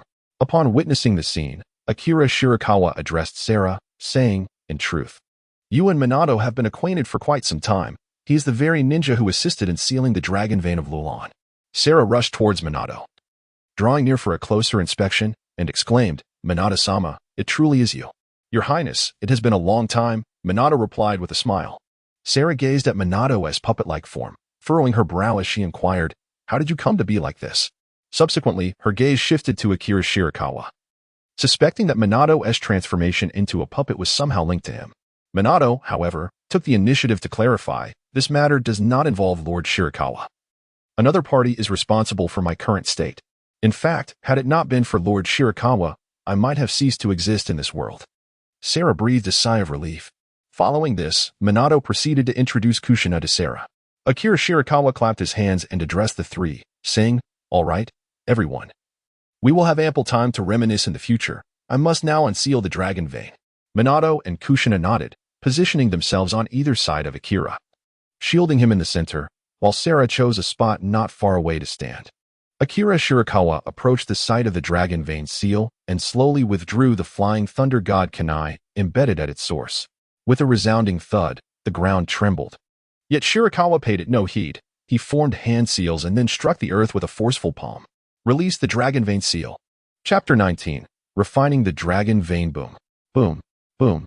As the seal of the dragon vein was lifted, the earth began to quake violently, fissures spreading from the source in all directions. In no time, the entire surface of the ancient city of Lulon resembled a tortoise shell, fracturing into countless pieces. The air itself seemed to become tempestuous as waves of sandstorms surged towards Lulon, enveloping the skies in a blinding haze. This chaotic spectacle was a direct consequence of the dragon vein's upheaval. Not only was the chakra of the dragon vein spilling forth onto the ground, but the natural energies of the surrounding desert also surged towards Lulon. The previously sealed dragon vein was akin to a ferocious beast bound by chains. By releasing the seal, Akira Shirakawa had effectively unshackled the most vital constraints on the dragon vein, allowing it to harness a portion of its power to assault the remaining seals. Queen Sarah of Lulon steadied herself and called out to Shirakawa, "My lord Akira Shirakawa, the dragon vein is in a state of agitation. Haha. After being sealed for so long, it's only natural for it to be restless. However, while I have re-established my connection with the dragon vein, I find myself utterly incapable of controlling it." Shirakawa Akira stated with a serious demeanor, "Sarah, remain calm and do your utmost. You have yet to fully connect with the dragon vein." With his hands forming intricate seals, Akira Shirakawa commenced the activation of the four symbols Great Formation. Behold the spectacle that is about to unfold. A tremendous surge of chakra erupted from Shirakawa, enveloping him in a resplendent azure mantle. The undulating waves of chakra lifted him off the ground, and soon, an overwhelming tide of chakra surged outward from him, radiating in all directions. In a fleeting moment, a vast chakra domain enveloping the entirety of the Lulon region was established, allowing Shirakawa to establish a connection with the entire four symbols formation. Minato. Is this truly the pinnacle of human potential? Kushina gazed upon the oceanic expanse of chakra, her heart tinged with bitterness. This surpasses the limits of our imagination. Minato shook his head in response. Akira Shirakawa continued to activate the four symbols Great Array.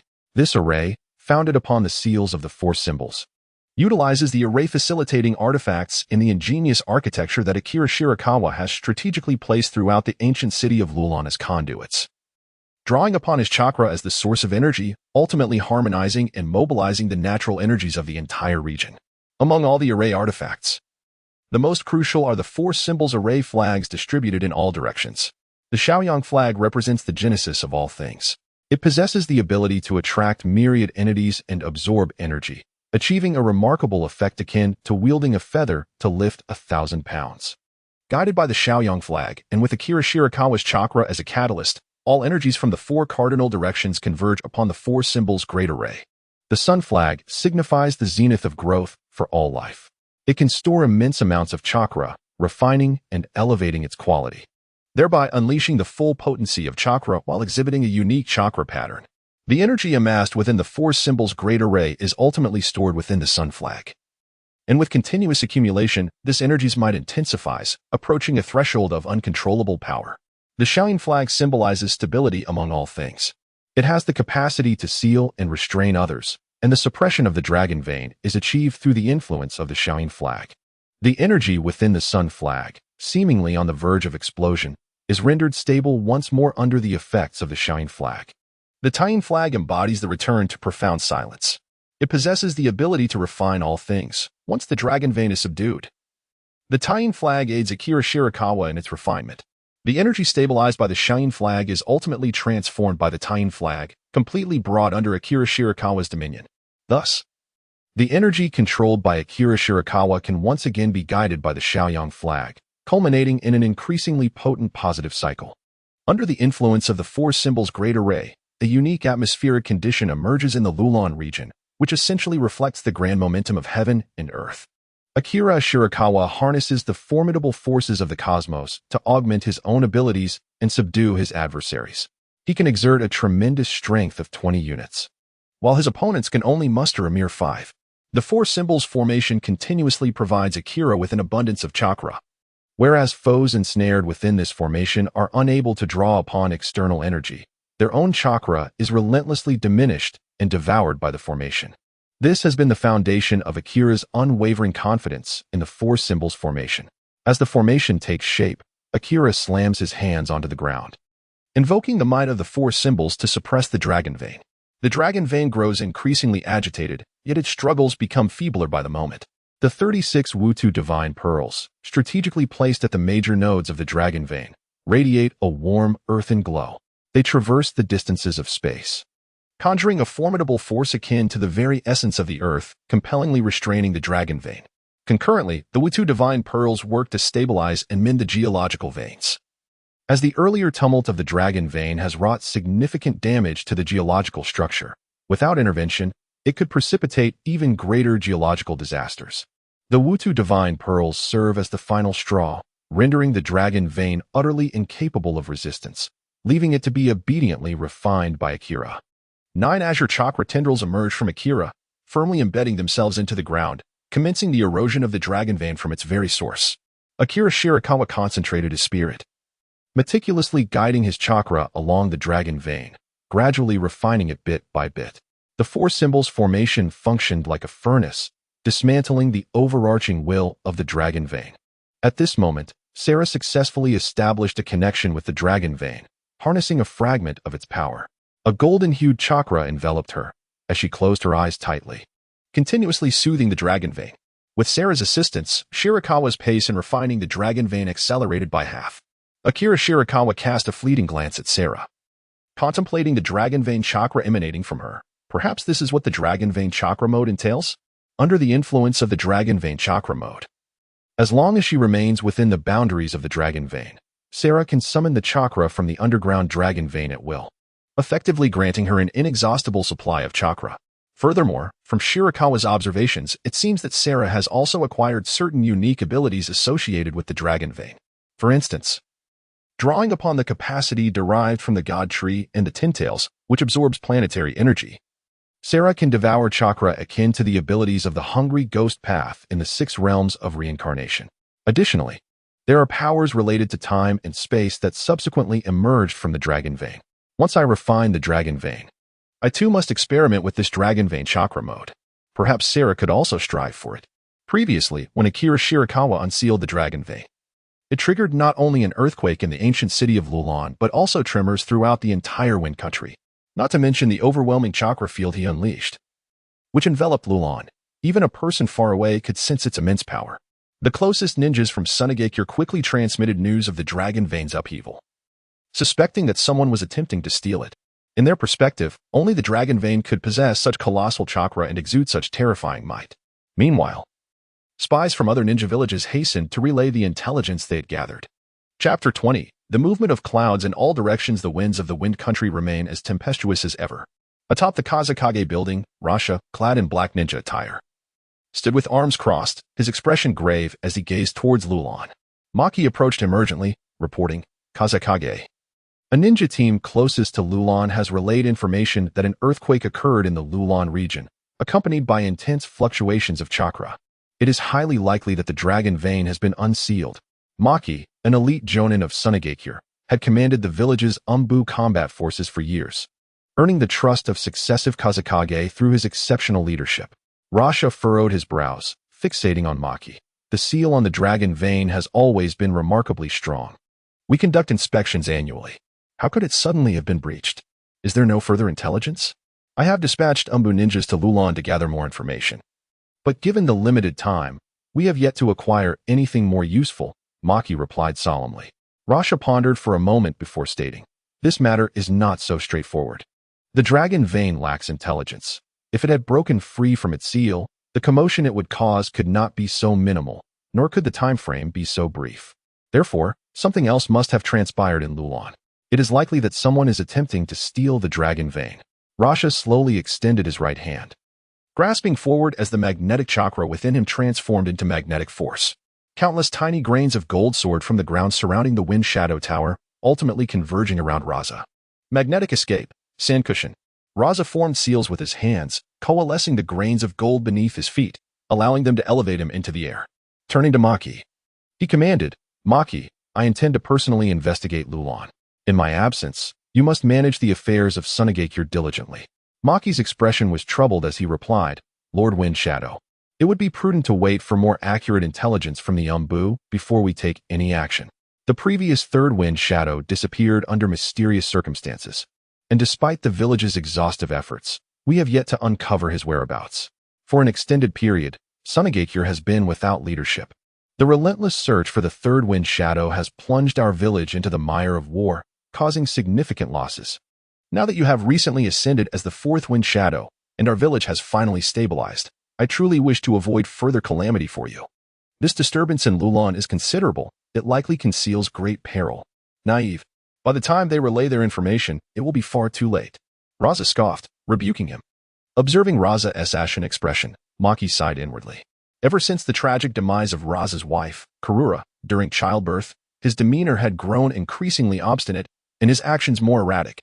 Take Gara, for instance. Raza insisted on molding his own son into a weapon of war. In many matters, Maki found himself unable to sway the fourth Wind Shadow. But today's decision was particularly reckless. Venturing alone into danger could lead to dire consequences for which Maki would have to take responsibility. In a final attempt to persuade him, Maki suggested, "Lord Wind Shadow, please consider bringing the Shadow Guard along to accompany you to Lulon." "Oh, Maki, are you questioning my strength?" Raza inquired nonchalantly. Maki broke into a cold sweat, hastily clarifying, "No, my lord, it's just that this journey is exceedingly perilous." Raza raised his chin defiantly, declaring, "Enough. I have made my decision. I shall travel alone on the grains of gold. In the desert, no one can impede my sand." Having spoken, Raza swiftly directed the sand gold towards the direction of Lulon, leaving Maki standing alone in place. Maki, feeling helpless, could only dispatch more ninjas to Lulon to support the fourth Kazekage. At that moment, Sunagakure had relatively few skilled warriors, due to the losses of war. Chiyo bore the brunt of the responsibility and retreated into seclusion, while Yakura was marginalized by Raza and relegated to tasks outside the village. Amidst the desert, a red-haired youth with striking features strolled gracefully. This young man was none other than the prodigious puppet designer of Sunagakure, Sasori of the Red Sand. The land of wind is predominantly desert, with its inhabitants largely concentrated in the oases, where resources are exceedingly scarce, particularly arable land. However, beneath the sands lies a wealth of mineral resources, including precious metals. Raza's ascension to the position of fourth Kazekage can be attributed not only to his formidable strength and the merits he earned during the Third Great Ninja War, but also to his unique magnetic release. Through this ability, Raza can locate the sand gold buried beneath the desert, thereby providing vital support to Sunagakure. Although the village is currently impoverished, its finances have not entirely collapsed, a fact for which Raza is largely responsible. Magnetic release holds profound significance for Sunagakure. It is synonymous with wealth. If not for this, Yakura, who possesses the powerful Scorch release and has made considerable contributions to Sunagakure during the Third Great Ninja War, even earning the title of the village's hero, would surely have claimed the position of fourth Kazekage. The stark reality is that she is unable to generate substantial financial gain for the village as Raza does. Nevertheless, Raza views Yukura as a thorn in his side, continually seeking opportunities to eliminate her and solidify his position, though no favorable moment has yet arisen. Due to the abundant mineral resources within the Land of Wind, Sasori frequently returned to excavate, establishing numerous clandestine bases throughout the region. The intricate nature of his puppet making requires rare materials, which are exorbitantly costly. Not to mention, as a master puppeteer, Sasori's collection comprises hundreds of exquisite puppets, while the number of failures he has endured could easily reach the thousands, alongside countless experimental works. Even with the substantial income he earns from missions with the Akatsuki, it remains insufficient to sustain such a costly endeavor. Furthermore, Sasori harbors a disdain for selling his creations. He prefers to keep his meticulously crafted puppets for himself, believing that failed creations have no place in this world. Thus, Scorpion frequently returns to the Land of Wind in search of metallic resources. He possesses 3 generations of wind shadow puppets, making these endeavors rather effortless. The resources he acquires can be utilized to forge weapons, create puppets, or even be sold. Precious metals like sand gold can be directly exchanged for currency to procure other materials. As he meanders quietly through the desert, Scorpion finds great solace in the arid landscape. Suddenly, a powerful tremor reverberates, followed closely by a surge of formidable chakra.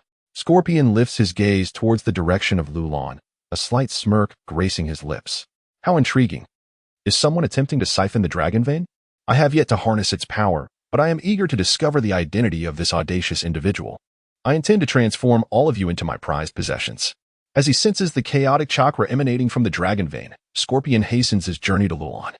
In a dimly lit underground base, a yin-yang picture plant emerges from the depths. Obito, it appears we have located the individual who sees the Ninetales. Black Zetsu murmurs ominously. Uchiha Obito, adorned in an orange whirlpool mask and a flowing black robe, stands before the outer path golem. It is evident that he has fully recovered from the injury sustained during the Ninetales disturbance, emanating an even greater aura and advancing in strength. In a low, gravelly voice, Obito inquires, "Who is it?" He is currently at the ruins of Lulon, seeking the power of the dragon vein. Haha. Truly a bold individual. The power of the dragon vein is not so easily mastered, Black Zetsu remarks, a hint of admiration flickering across his features. Moreover, the sealing barrier he has established in Lulon is quite intriguing. Obito, you must exercise caution. For such a formidable sealing barrier is not something I would dare to breach lightly, were it not for my exceptionally keen perception, which allowed me to sense the chakra of the Ninetales as well as that of the 4th Hokage and his wife from afar. I would not have been able to identify him. Unperturbed, Obito retorts, "Before my eyes, all is but an illusion. I shall proceed to Lulon. He poses a grave threat, and the power of the tailed beasts must not fall into such hands." Chapter 21, 4th Hokage Versus. Scorpion of the Red Sand. The first to arrive at Lulon is Scorpion of the Red Sand. When the dragon vein is unsealed, Scorpion finds himself much closer to Lulon than Deidara, who has delayed his arrival in Sunagakure for intelligence gathering. What a masterpiece of a sealing barrier! Scorpion stands at the periphery of the 4 symbols array, his eyes alight with fervor. The scope is vast, encompassing the entirety of Lulon and its surrounding areas. Yet the overall operation flows harmoniously. The ingenuity of the design is truly commendable. Scorpion himself is a master of sealing techniques. The creation of puppets necessitates a high level of proficiency in such arts. The sealing scrolls he crafts can store over 100 puppets. In the creation of the 4 symbols formation, Akira Shirakawa meticulously designed the formation, achieving a balance of simplicity and rigor, unity and equilibrium. After months of rigorous training in the art of divine mechanisms, Akira was undeniably influenced by this mastery, resulting in a formation that possessed a mechanical beauty. Scorpion, who also had an affinity for machinery, found a unique romance exclusive to the realms of science and engineering that resonated deeply with him. Scorpion could sense that his regeneration core was in an exceptionally agitated state. This was a kindred spirit. Alas, such exquisite artistry could only be dismantled. Scorpion easily discerned the essence of the 4 symbols formation. Though immensely powerful, its capabilities were confined to the space within the formation, which explained why Scorpion lingered only at its periphery. Even though Akira was currently suppressing the dragon vein, channeling all the formation's power against it, Scorpion could not guarantee that Akira lacked the strength to deal with those who disrupted his plans. While I cannot confidently contend with your power within the ceiling barrier, I am currently outside it. I possess the means to obliterate all your carefully laid plans. I shan't keep you waiting long. I am eager to meet you. Scorpion retrieved a scroll from his crimson cloud-black robe and slowly unfurled it, revealing a grand character for 3. A scroll intended for housing the 3rd generation of wind shadow puppets. With a loud bang, a plume of smoke erupted as Scorpion summoned the 3rd generation of wind shadow puppets. Suddenly, 3 uniquely designed kunai hurtled through the air, approaching Scorpion from 3 distinct angles with an almost lethal precision, their blue chakra surging forth, as if to cleave Scorpion into 3 parts. Oh no! Scorpion gasped, his fingers deftly moving to command the 3rd generation of wind shadow puppets for defense. Magnet release, sand iron whirlwind. A multitude of black sand iron began to swirl around Scorpion, forming a protective sphere that enveloped him. The 3 flying thunder god kunai were instantly repelled by the sand iron, scattering in all directions.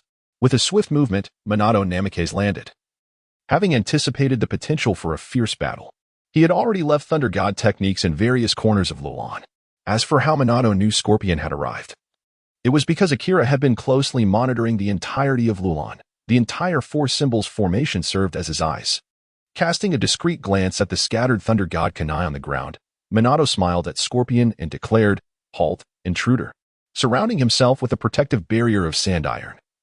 Scorpion hesitated before responding. "You are the 4th Hokage, Minato Namikaze?" The distinctive kunai, the fluidity of space-time ninjutsu, and his flowing golden hair indeed resembled the legendary Yellow Flash. However, had not the 4th Hokage perished during the Ninetales incident? How could he possibly be here? In truth, Konoha has imposed a stringent silence regarding the whereabouts of Bai Chuanming. His involvement in the Kyuubi incident, where he manipulated the Kyuubi, the Shinigami, and the spiritual forms of the 4th Hokage and his wife, remains known only to a select few high-ranking officials and the Umbu who arrived later. After all, this represents a colossal scandal for Konoha. The very shadow of the world's mightiest ninja village was manipulated by another, while their tailed beast was partially taken away. If this were to be revealed, it would surely provoke derision from Sunagakure, Kirigakure, Kumogakure, and Iwagakure. Such an event would also inflict significant damage to Konoha's prestige, potentially reigniting hostilities. Thus, Sarutobi Hiruzen decreed that the events of that night remain confidential, while privately exerting considerable effort to locate Bai Chuanming and the individual he mentioned who released the Kyuubi. However, thus far, no useful intelligence has surfaced. Wait. The pupils of Scorpion constricted, and the chakra within the regeneration core, which had finally calmed, surged once more. In disbelief, he exclaimed, "You are also a puppet body." Scorpion was exceedingly familiar with puppets. He had grown up in a puppet workshop and had even transformed himself into one. Thus, through various details, he discerned that the person before him was likewise a puppet body. Yet, what mechanism allowed him to retain his consciousness? Is it also through the regeneration core? Scorpion pondered. Moreover, Minato astutely grasped the crucial information embedded in Scorpion's words and silently deduced. It seems he has partially or entirely converted his body into a puppet mechanism. However, he should not be like me, who animates a puppet through spiritual possession. His puppet body must possess some core that supplies chakra or harbors a soul. That core is his vulnerability. Then, let us first test his head. Minato's chakra surged as he wielded 2 kunai imbued with the Flying Thunder God technique. Akira Shirakawa infused numerous magical artifacts into the puppet body he crafted for himself, embedding shuriken within the palms of his hands for convenient access to the Flying Thunder God kunai at any moment. The situation was becoming increasingly intriguing. With a delicate flick of his fingers, Scorpion commanded the surrounding iron sand to part, forming a square cage that enveloped both himself and the 3rd Kazekage puppet.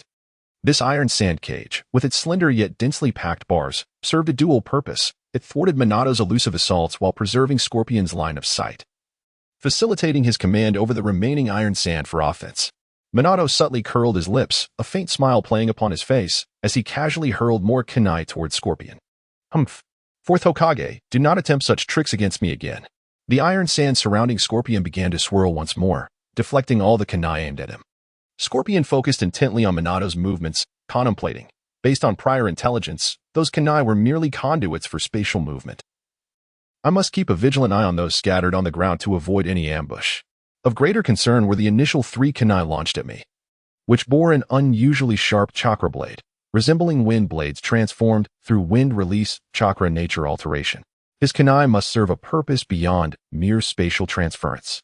Scorpion's gaze shifted more towards Minato's hands. They appeared to be bound by a spatial seal, capable of storing an extensive array of weapons, and they were reusable, allowing him to access them at any time. The third Kazekage puppet formed hand seals, and the iron sand began to coalesce in the air. It was time for me to counterattack. Enduring blows was never Scorpion style. Magnet release, iron sand world technique. The iron sand spread through the air, forming numerous conical spikes that filled the sky, rapidly growing and piercing the ground, unleashing a widespread barrage upon the surrounding area. Boom, boom, boom. An endless cloud of dust rose, enveloping the impact zone of the iron sand world technique.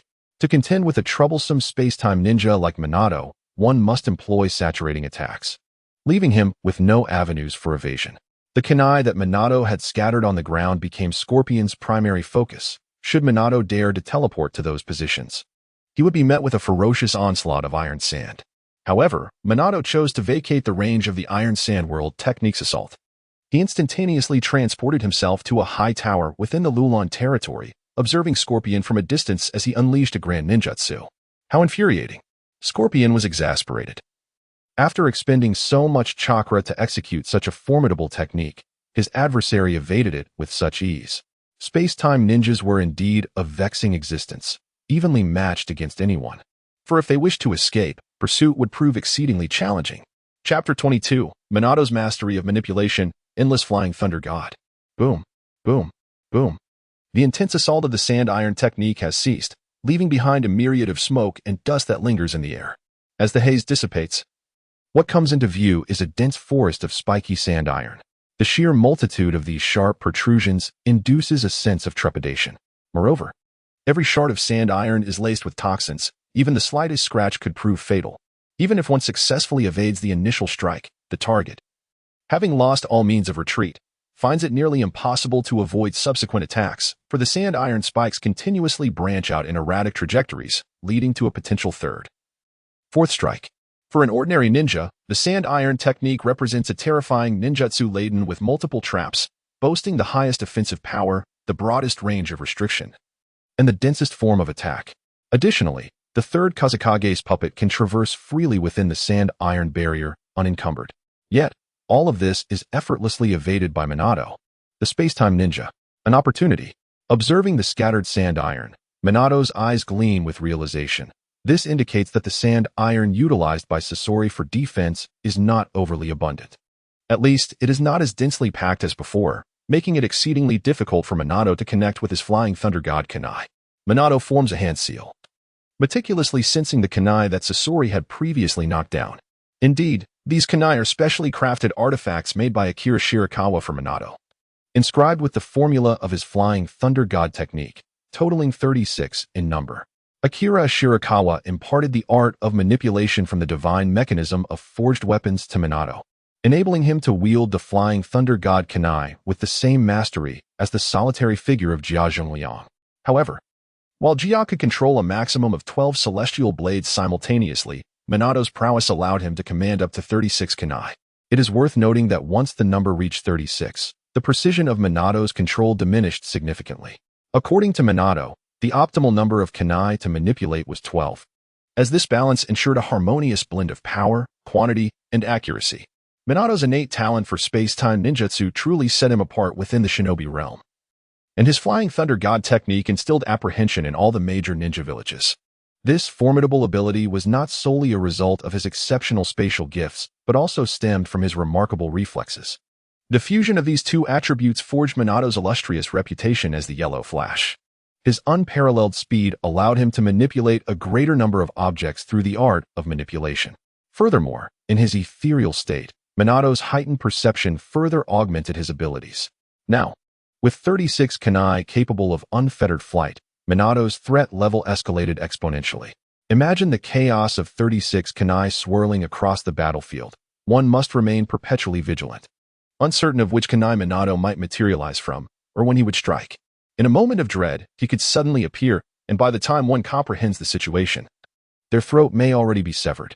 It can be said that without constraints to limit Minato, even a 1,000-strong ninja legion would face annihilation, with only a handful managing to flee. Buzz, buzz, buzz. 12 kunai quivered incessantly, each radiating its unique chakra. Minato cast 12 flying thunder god kunai, intentionally refraining from retracting them, aiming to breach Scorpion's defensive perimeter and deliver a fatal blow. The first 4 kunai, shimmering with golden chakra, soared through the air with remarkable speed, piercing straight towards Scorpion like streaks of golden light, arriving in the blink of an eye. Following closely were 4 kunai enveloped in blue chakra, their energy coalescing into sharp edges, cutting through the air with a fierce glint, approaching Scorpion along an intricate trajectory. The final 4 kunai bore no ostentatious effects. Instead, they gradually became translucent under the shroud of chakra, silently advancing towards Scorpion, their presence betrayed only by the faint ripples in the air.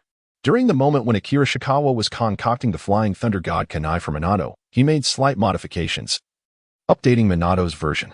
The 36 specially crafted flying thunder god kunai were categorized into 3 distinct types, each comprising 12 kunai, each endowed with unique functionalities, speed, sharpness, and concealment.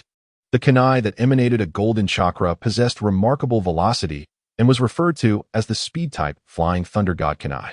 The kunai, infused with a chakra blade, exhibited a sharp quality and was designated as the sharp-type flying thunder god kunai. The sharp kunai is primarily utilized for slicing. It is well known that most ninjas lack robust defensive capabilities and regenerative abilities. If struck by such a sharp kunai, they would be severed in 2, even if they survived. They would inevitably lose a part of their body. The final type, which became transparent, is known as the concealment-type flying thunder god kunai, primarily employed for assassination.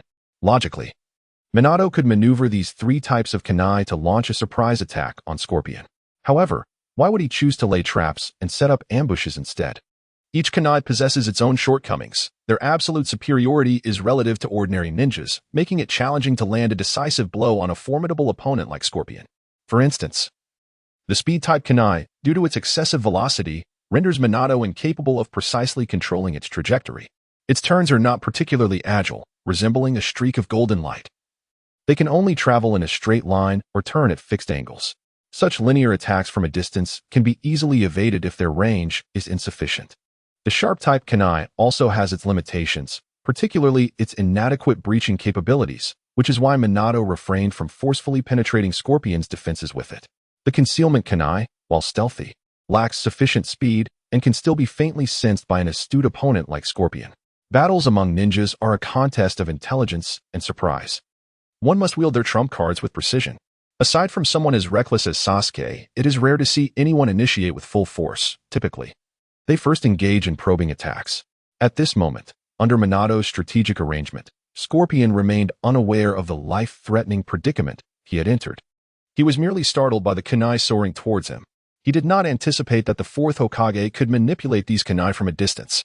Scorpion, acutely aware of his surroundings, reacted with remarkable swiftness.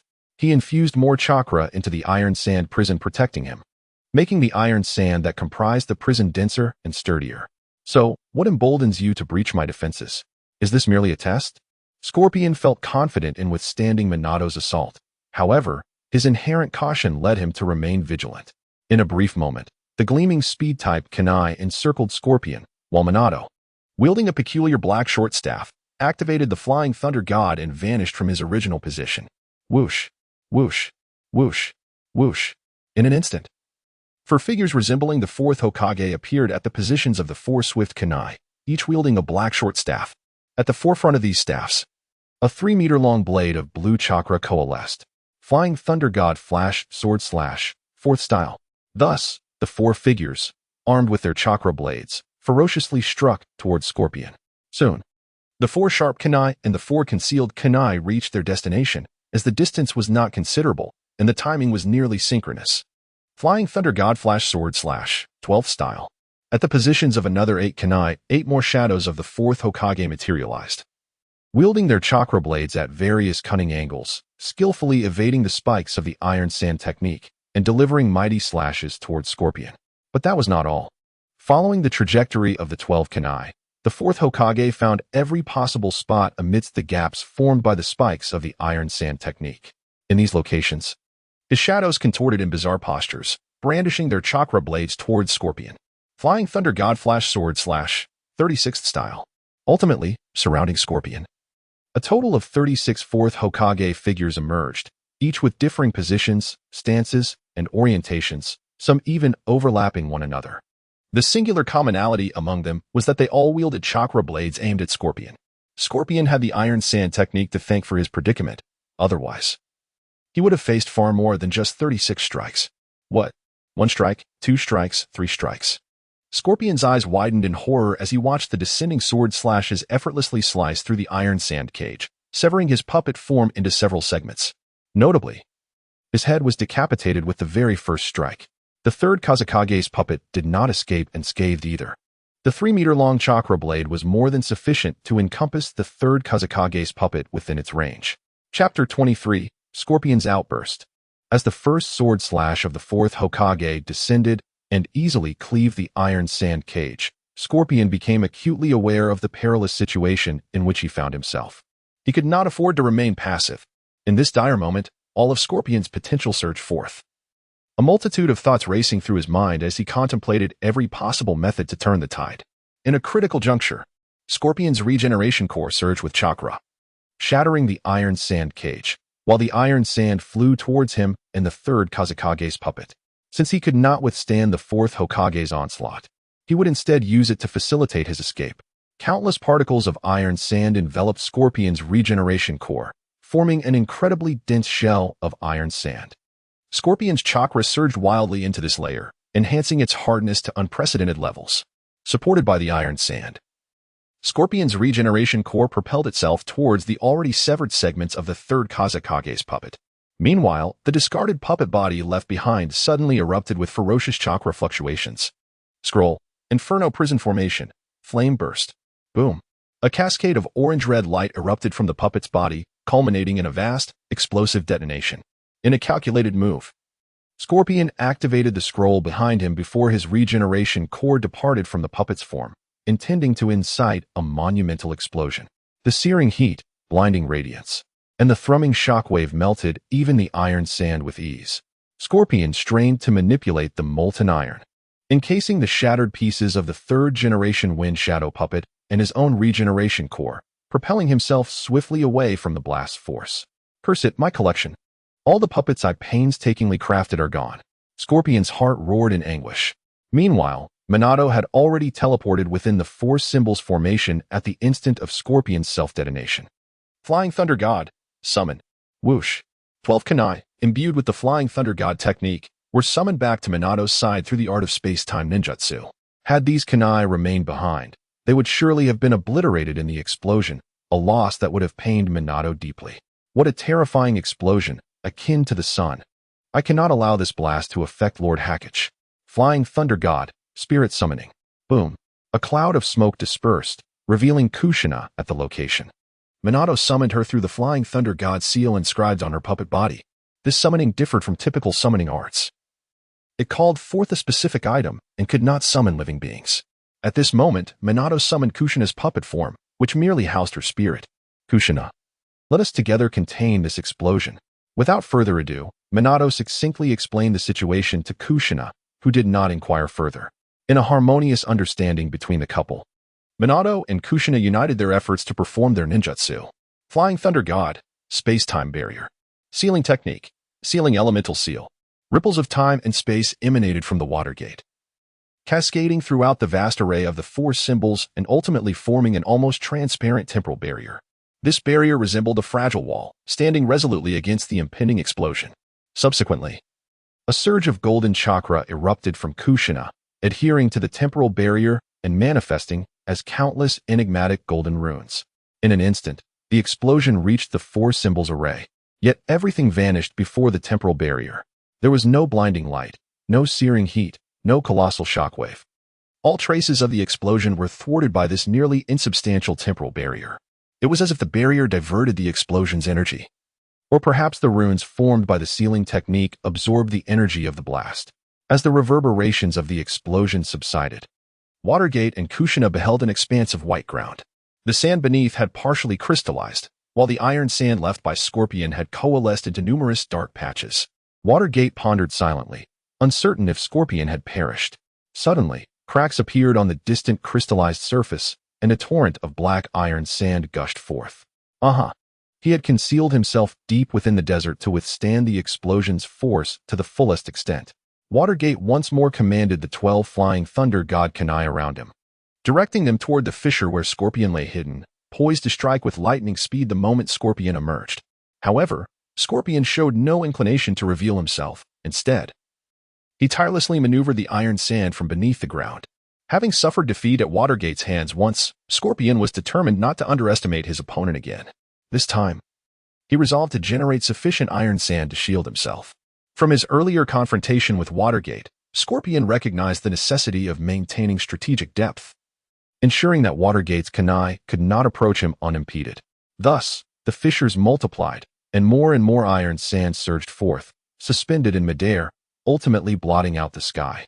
With an ample supply of iron sand produced, a tempest of iron sand erupted, sweeping Watergate's Kanai far into the distance. With a decisive crack and a resounding boom, a massive sphere composed of iron sand broke through the surface, as the iron sand in the sky swelled around the colossal orb like a tidal wave. Scorpion finally dared to emerge. The iron sand giant sphere gradually disintegrated, revealing the situation within. Before the onlookers stood the third Kazekage puppet, stripped of any clothing. Its cracked body lay bare for all to see. Clearly, the third Kazekage puppet, having endured the ravages of Minato's chakra blade and the explosive fury of the Inferno prison, had been reduced to fragments. Yet, these fragments were now meticulously stitched together by an abundance of chakra threads. Within the left chest of the third Kazekage puppet resided the regeneration core of Sasori, from which countless chakra threads emanated, straining to sustain the puppet's form. Minato. I can sense his chakra is chaotic. The recent explosion has left him far from unscathed, Kushina conveyed softly through spiritual resonance. Indeed, Sasori is merely posturing at this point. With time, he may not even require our intervention, as he will likely falter on his own. Minato nodded, aware that under the influence of spiritual perception, Sasori's condition was laid bare before them. Kushina, Sasori has grown wary of me. My intelligence has been revealed to him. When the time comes to engage, I will support you from the sidelines, creating distractions while you take the lead. Minato's expression turned serious as he strategized with Kushina. Leave it to me. This opponent is precisely within my capabilities to counter, Kushina replied enthusiastically, clapping her hands. I felt too constrained lately. It's high time I found someone to spar with and release some pin-up energy. Chapter 24. The Kazekage is ambushed again. Sasori maneuvered the third Kazekage puppet, his cold gaze fixed on Minato. At that moment, he felt a twinge of fear. It had been a near miss, just a moment away from being vanquished by Minato. How could he, Sasori of the Red Sand, the strongest puppet master in the history of the shinobi world, an eternal seeker of artistic perfection, almost be defeated by another's creation? This was an unprecedented humiliation. Yet, it also served as a wellspring of motivation, reigniting Sasori's hope for advancement in the art of puppetry. He bore no fear of others surpassing him in this craft, though he lamented that even Chiyo had fallen behind him in this regard. However, upon observing the puppetry of Minato and Kushina, he discerned a system vastly divergent from that of Sunigakure. Splendid, truly splendid. It seemed that my pursuit of eternal artistry was far from its conclusion. The iron sand swirled slowly around Sasori as he hovered in the air. Gazing down at Minato and Kushina, their vigilant postures igniting a fresh pang of anguish within him. A heart-wrenching pain, a torment akin to a knife's edge. What had been destroyed was not merely his own puppet body, but also over 100 exquisite puppets he had cherished. Having expended countless energy, utilized numerous precious materials, and incurred significant financial costs, he now found himself unable to even execute the Crimson Secret technique, the 100 Mechanisms performance, and was left with no choice but to make do with this broken third-generation Wind Shadow puppet. The thought of remaking and repairing the puppet filled Scorpion with a sense of dread at the impending workload. It was imperative to depart from this place swiftly. This battle could not continue.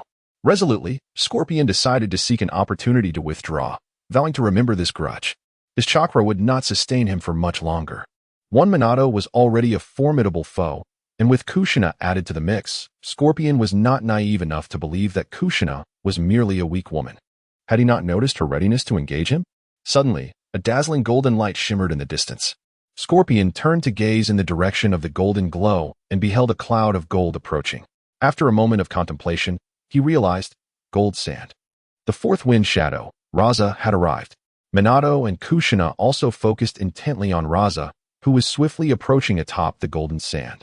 The sand village reacted swiftly. Their sensory perception indicated that only Raza's chakra was present on the golden sand, suggesting that the fourth wind shadow had come ahead of others. Raza, a disciple of the third wind shadow, wielded magnetic release abilities, making him a force to be reckoned with in the desert. Minato calmly addressed Kushina, sharing intelligence and advising her not to underestimate their opponents. First Scorpion, and now Raza. Who else might follow? Minato pondered with unease, hoping no unforeseen complications would arise. Kushina gently took Minato's hand and affirmed, Minato, we shall face whatever comes, be it soldiers or floods, together, no matter the challenges. Their foremost concern was to prevent any disruption to Hakage Akira. Otherwise, if the dragon vein were to be unsealed at such a critical juncture, it would spell disaster for the people of this region. Minato paused, gazing at Kushina, and resolutely replied, agreed. The golden sand cloud surged forth with increasing speed and proximity. Raza, standing atop the golden sand, wore an anxious expression, fixated on the black sand iron encircling Scorpion. Was that the teacher?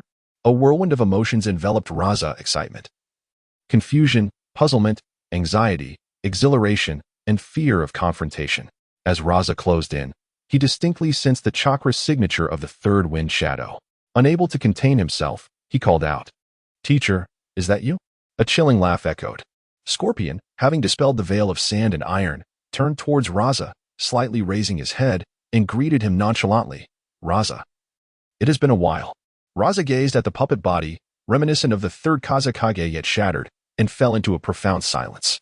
Excitement, joy, urgency, and a myriad of emotions crystallized on Raza's face, only to gradually fade away. Endless thoughts swirled. As the fourth Kazekage, Raza was well versed in the art of puppetry. A human puppet. Raza pondered quietly.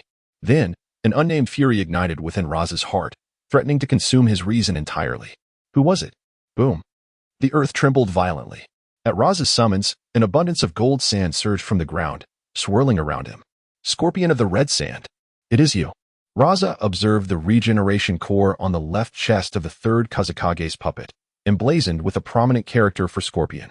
Coupled with Scorpion's greeting, his tone, and the simultaneous disappearance of both the third Kazekage and Scorpion, a multitude of factors conspired to affirm Scorpion's identity in Raza's mind. Why? Raza demanded, confronting Scorpion. Their acquaintance dated back quite some time. Raza was a disciple of the third Kazekage, mastering magnet release, while Scorpion was the grandson of Chiyo, the leader of the Sand Village's puppeteers, inheriting their art and earning the title of a genius puppet designer. Both were distinguished figures of their generation in Sunagakure, and Raza had always regarded Scorpion as his greatest rival. Ha! Why bother with so many questions? The third Kazekage should be grateful to me. He is my most satisfactory puppet, Scorpion replied with a shake of his head and a light chuckle. Raza, why not allow me to make you a puppet as well? That way, you and your master can reunite. Unforgivable. Old grievances and new enmities surged within Raza, and he could no longer conceal his murderous intent toward Scorpion. Scorpion, let me see if you still possess the worth to be my rival. Magnet release, gold sand wave. Raza clapped his hands, causing a torrent of gold sand to coalesce in the air, surging towards Scorpion like a colossal serpent. Magnet release, iron sand wall. Beneath Scorpion's indifferent demeanor lay a hint of gravity. A formidable wall of iron sand rose to intercept Raza's assault. Huh, Scorpion, how much strength do you have left? Besides, gold is heavier than iron. You cannot withstand my attack. A confident smile graced Raza's lips. You seem a bit overly optimistic. Whoosh. Giant Renegan. Suddenly, the figure of Minato appeared behind Raza, a colossal Renegan forming in his hands, which he then struck down fiercely upon Raza's back. Chapter 25. Sealing Raza, the giant Renegan expanded continuously, emitting a brilliant blue radiance, forcefully knocking Raza from the swirling cloud of gold sand. Whoosh. Whoosh. Bang. A resounding crash echoed as Raza fell heavily, creating a deep crater in the ground and stirring a cloud of dust. With a gasp, Raza coughed up a significant amount of blood, panting as he struggled to rise. However, due to his severe injuries, he could muster only a slight lift of his arm. The immense power of Minato's Renegan was not to be underestimated. Raza's internal organs had endured a violent assault, resulting in grave internal injuries. Were it not for the vast chakra sustaining him, he would have long since succumbed to death. Whoosh! Minato teleported once more to Rasha's side. Gazing quietly at the gravely wounded Rasha. What just happened? How did he arrive behind me?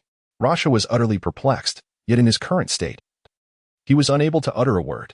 Alas, I forgot to warn you. Those two individuals below are formidable. Witnessing Rasha fall victim to Minato's ambush, Scorpion felt a wave of relief wash over him, granting him a slight increase in conversational ease. It seemed that his earlier failure was not solely his fault. Minato was simply too cunning. However, beneath his facade of calmness, Scorpion's internal alarms blared, heightening his vigilance against any unexpected tactics from Minato and Kushina. He could not afford to falter again. Ignoring Scorpion's gloating, Rasha strained to lift his head, desperate to discern the identity of his assailant. Could it be a puppet as well? That appearance, the fourth Hokage Minato Namikaze? Rasha was taken aback, momentarily losing his breath and spitting out another mouthful of blood. Could it be that Scorpion had turned the fourth Hokage into a puppet? This would explain how he managed to ambush me from behind. Time-space ninjutsu. Despite his grievous injuries, Rasha's mind raced, feverishly analyzing the information at hand. Wait, there are no chakra threads on him. Puppet creation is not the style of a Suna puppet master, and his movements are far too agile to be that of a controlled puppet. Recalling the massive explosion in the shattered body of the third Kazekage, Rasha deduced that the fourth Hokage must have been crafted into a puppet by someone else. Scorpion's prior state must have been a consequence of his battle with the fourth Hokage. The individual behind the fourth Hokage must be the one attempting to seize the dragon vein. What has transpired? Why has the fourth Hokage been turned into a puppet? Wasn't he supposed to have perished during the Ninetales incident? Who possesses such formidable power? An endless stream of thoughts swirled in Rasha's mind, yet alas, no amount of contemplation could aid him. He had utterly lost the ability to resist, reduced to a mere spectator as events unfolded around him. Buzz, for concealed kunai, imbued with the essence of the flying thunder god, hovered around Minato, revealing their presence. It was through these very kunai that Minato had just executed a surprise attack on Rasha, severely wounding him. In truth, Minato merely intended to test their effectiveness, harboring no expectations of a decisive blow. However, Rasha, inflamed by the recent events involving the third Kazekage, had lost his vigilance and his singular focus on dealing with the Scorpion, thus falling prey to Minato's ambush. These invisible kunai could traverse the air freely. So this is how I have met my downfall. I was careless. Yet, why did my magnetic release fail to detect these kunai? Is it due to their special material? Rasha contemplated as he beheld the trident-shaped kunai encircling Minato. It dawned on him that his magnetic release, which could transmute highly refined chakra into magnetic force, allowed him to effortlessly sense weapons that possessed magnetic properties, which in turn could not inflict any harm upon him. However, the artifacts crafted by Akira Shirakawa were distinct. Enveloped in chakra, these artifacts could, to a certain degree, isolate themselves from external influences, rendering Rasha unable to sense or manipulate these kunai. Moreover, the essence of crafting lies in altering the internal structure of materials through chi, granting them independent extraordinary abilities. Theoretically, such crafting could nullify the magnetic properties of the object. One must admit, the Kazekage has a propensity for being ambushed. The third Kazekage met his demise through a surprise attack by the Scorpion, likely involving a lethal toxin. In this alternate timeline of the ninja world, the fourth Kazekage was similarly felled by Orochimaru, who pierced his chest with the Kusanagi sword. Just moments ago, the fourth Kazekage had once again been ambushed by Minato using the Flying Thunder God technique. Observing Rasha, who lay mortally wounded upon the ground, Minato sighed and approached his side, placing a hand upon Rasha's back. For symbol sealing technique, lifelock, chakra surged from Minato's palm, enveloping Rasha's back and transforming into black tadpole-shaped runes. Rasha's waning vitality was abruptly halted. Though his injuries did not improve, they also did not worsen, as if his existence had been suspended in that very instant.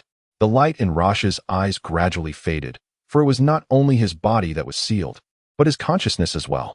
The four symbols sealing technique, lifelock, represented a recent innovation by Minato and Kushina, merging the traditional sealing technique with temporal secret arts.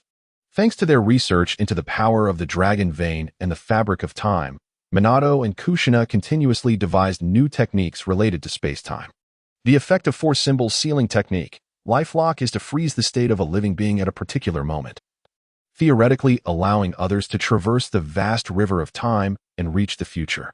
Its fundamental application serves to seal enemies or to rescue lives on the brink of death. After sealing Rasha, Minato directed the devouring pouch in his palm towards him, blue chakra surging forth, concentrating at the pouch's opening. Whoosh! Lo Sha vanished from sight. Drawn into the maw of the devouring pouch. Namake's Minato had no intention of utterly eliminating Lo Sha. He understood that Bai Chuan Ming was scouring the world for talent. And perhaps Lo Sha held some utility for him. After all, Lo Sha was the shadow of Sunagakure.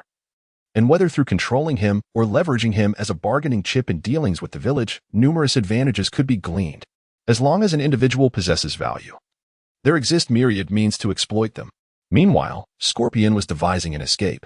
However, he was acutely aware that attempting a direct departure would prove futile. The speed of the sand iron was woefully inadequate. Minato would soon demonstrate what it meant to be the fastest in the ninja world, to embody the golden flash. To master the Flying Thunder God technique, he needed to divert their attention from him.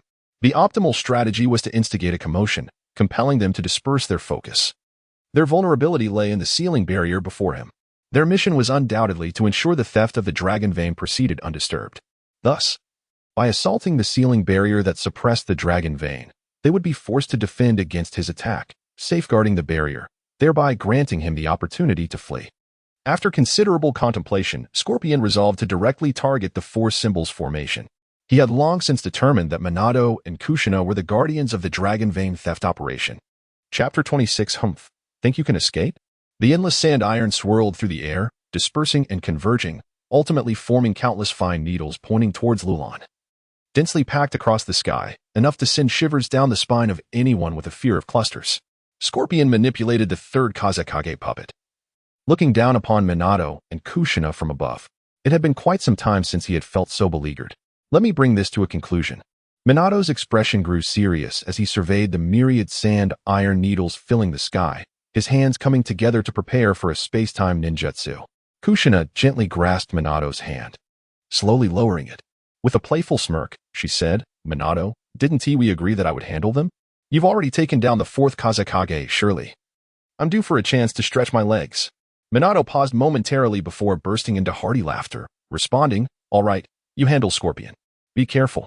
Kushina, captivated by Minato's radiant smile, felt her heart flutter. She swung her fists forward, masking her excitement. "Don't worry, don't underestimate me." Scorpion, having witnessed this exchange, felt a twinge of frustration. Surely they were underestimating him, despite his recent lackluster performance. Humph. Mere words do not equate to true skill. Nevertheless, the Scorpion's heart remained vigilant, ever prepared to retreat, for it appeared that the two individuals before him possessed the means to counter his ninjutsu, burdened with resentment. Yet embodying a final opportunity for retaliation, the Scorpion diligently prepared for this technique. The chakra within his core surged, triggering a resonant tremor among the myriad iron sand needles suspended in the air.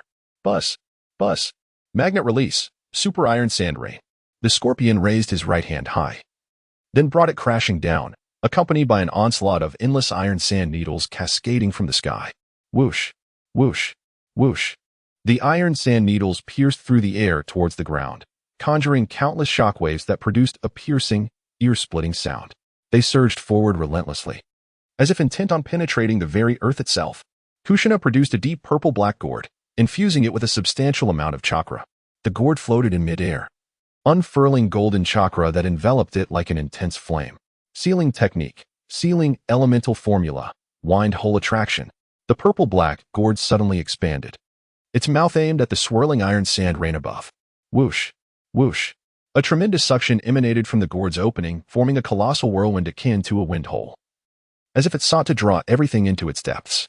Thus, the iron sand rain, initially set on a course to strike the ancient city of Lulon with overwhelming force, was forcibly redirected. Whoosh, whoosh.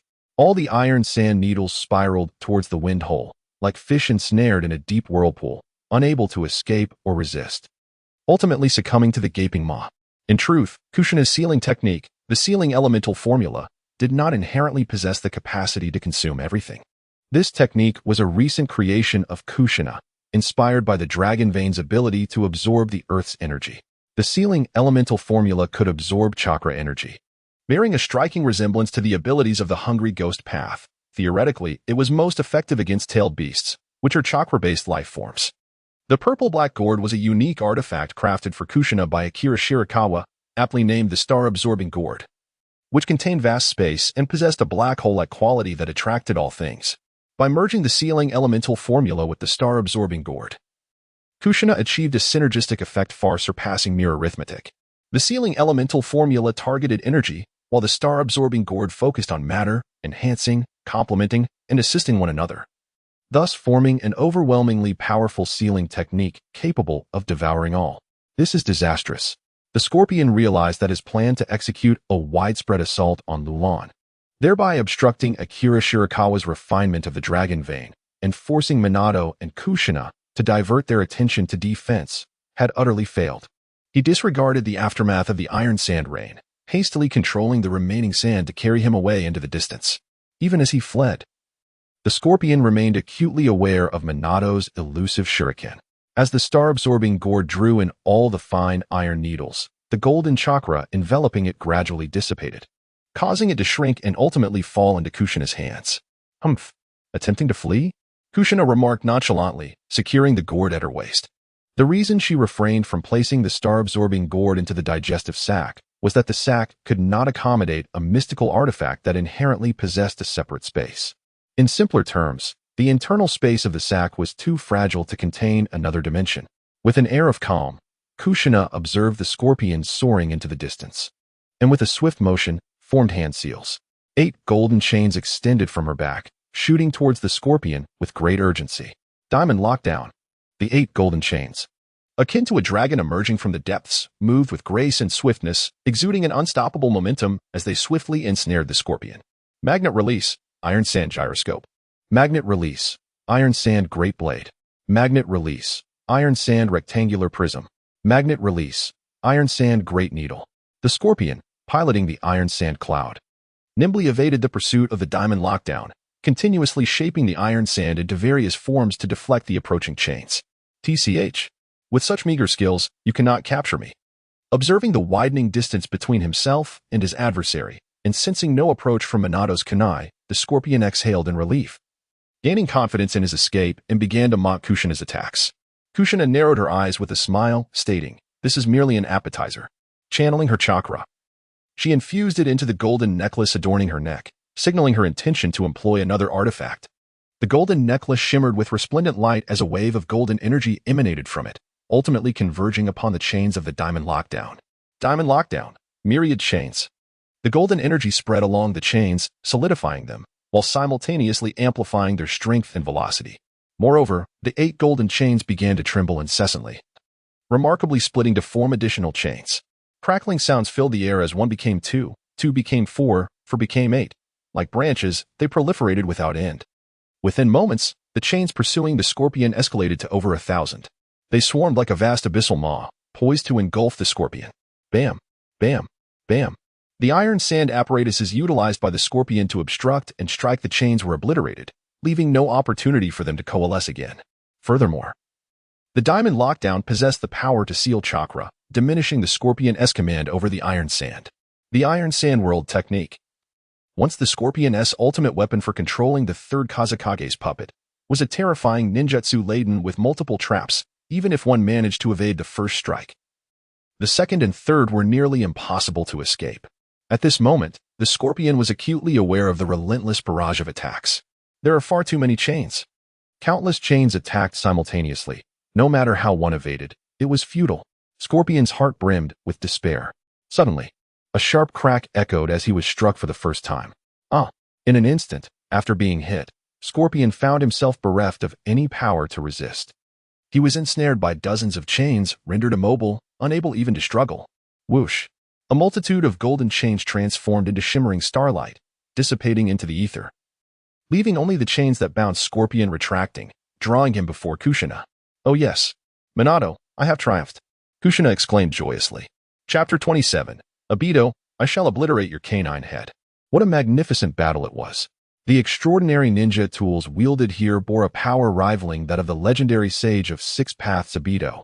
Clad in a flowing black robe and donning an orange whirlpool mask, stood atop a high tower in Lulon, quietly observing the clash among Minato, Kushina, Scorpion, and Rasha.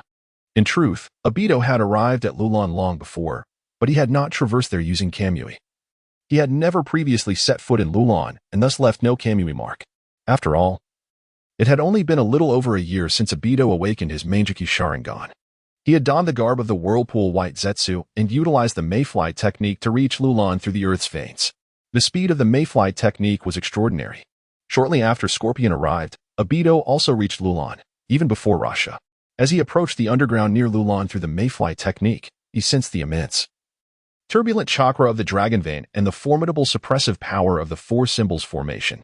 Even with the Mayfly technique, traversing underground in Lulon proved to be an arduous endeavor. These circumstances heightened Obito's vigilance to an unprecedented level, making him acutely aware of the sudden emergence of Akira Shirakawa. For the first time, he took note of the Dragon Vein as an anomaly. In the original timeline of the ninja world, Obito had never exploited the Dragon Vein. Perhaps for him, the tailed beasts were a more preferable choice. Tailed beasts were easier to control, as long as he followed the path laid out by Madara. He could directly become the Ten Tails Jinchuriki and ascend to the level of the sage. Confident in his Kamui, Obito ventured into the ruins of Lulon, entering the domain of the Four Symbols formation. However, the potency of the Four Symbols formation, Akira Shirakawa's actions during the Ninetales incident, and the myriad wondrous artifacts wielded by Minato and Kushina, all these extraordinary circumstances instilled a profound sense of trepidation within Obito. Thus, he refrained from striking at Akira Shirakawa immediately, choosing instead to observe him from afar, even as Shirakawa refined the Dragon Vein, presenting the most opportune moment for an attack. The breathtaking azure chakra enveloping him, the subtle chakra field surrounding him, the 9 robust chakra tendrils firmly anchored in the ground, and the terrifying aura emanating from Akira Shirakawa rendered Obito speechless. His strength likely rivaled that of Madara himself. How did this terrifying individual suddenly emerge? Prior to this, no information had been gathered about him. Obito's expression darkened. Since becoming a mere pawn for Madara, this was the first time he had encountered such an uncontrollable situation. An adversary beyond my grasp must be dealt with. Utilizing the Kamui technique, I must draw him into the Kamui dimension up close. There is but a single opportunity. Otherwise, should such a formidable opponent regain his composure, finding the chance to defeat him would become exceedingly difficult, although I do not fear failure. Having obtained the kaleidoscope that reveals the despairing reality of this world, I have long since established an invincible position. Nevertheless, he would pose the greatest obstacle to the Eye of the Moon plan. Meanwhile, the battle involving Minato and his team was approaching its conclusion, which made Obito increasingly anxious. I must act swiftly. The flying thunder god mark left on me by teacher Minato has yet to dissipate, and I absolutely cannot appear before him. Countless thoughts swirled in Obito's mind as he meticulously devised a plan to eliminate Kakashi. The foremost concern was whether he would be on guard against me. He should be aware of my existence, as teacher's soul is under his control, and the events of that fateful night during the Ninetales attack were likely conveyed to him by Minato. Furthermore, I wonder if this sealing barrier possesses any reconnaissance capabilities? Given the complexity of the Dragon Vein refinement, has he exhausted his strength, or does he still have the capacity to handle unexpected developments? In the worst-case scenario, he may have already discovered my presence and is lying in wait for me to strike. However, I arrived here through the technique of the Mayfly, and he has never seen me. My Kamui should still catch him off guard. On the other side, Kakashi was extremely uncomfortable. In truth, he had long sensed Obito's presence and had been anticipating his move, planning to deliver a significant surprise. Due to the Dragon Vein refinement, Kakashi was unable to move and could not attack Obito from afar, as the power of the Four Symbols formation was still required to suppress the Dragon Vein. This led to the current stalemate. Obito hesitated to act out of caution, while Kakashi, constrained by the refinement process, could not take the initiative, resulting in both of them remaining foolishly locked in place. Akira Shirakawa's eyebrows furrowed in contemplation, his mind racing with thoughts. Obito's Kamui was a formidable ability, and even though I have mastered space-time ninjutsu, I find myself at a loss on how to counter his powers. If he is determined to engage in guerrilla tactics, retreating into the Kamui dimension at the slightest hint of danger and emerging to harass and ambush whenever the opportunity arises, it would undoubtedly pose a significant challenge even for me. Obito, since you have chosen to wade into the murky waters of this Dragon Vein, I have no choice but to ensure your presence remains. Akira's heart leaped with joy. He resolved to have a delightful time with Obito. Akira Shirakawa has now predominantly mastered the essence of the Dragon Vein, enabling him to exert a modicum of influence over it. Concurrently, he is capable of harnessing a portion of chakra to contend with Obito. Akira Shirakawa manipulated the four symbols formation, granting a slight opening to the dragon vein, while simultaneously urging the chakra that was refining the dragon vein, delivering a fierce stimulus to it. Boom! The earth trembled violently. Fissures radiating from Akira Shirakawa's position tore open, and countless golden dragon vein chakra surged forth from the crevices, swirling like smoke towards the heavens, ultimately converging together in the sky. Oh! Bai Chuanming's visage twisted in a fierce grimace, his body awash with bulging veins as he fervently unleashed his chakra. The aura enveloping him blazed like flames, while the 9 chakra tendrils sprouting from his form grew unexpectedly robust. Azure chakra swirled at the fissure, clashing against the erupting dragon vein chakra. I shall not falter.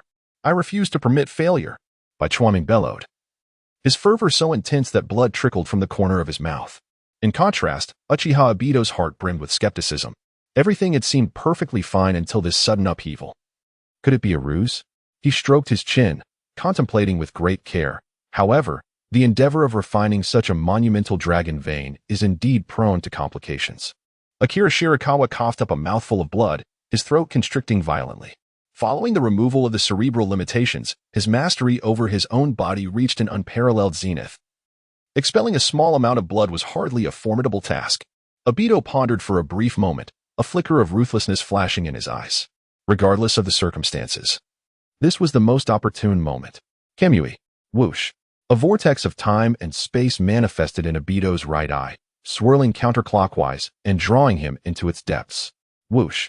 Behind Shirakawa Akira, another vortex of time and space materialized, from which Obito leaped forth, his right hand reaching toward Akira's back.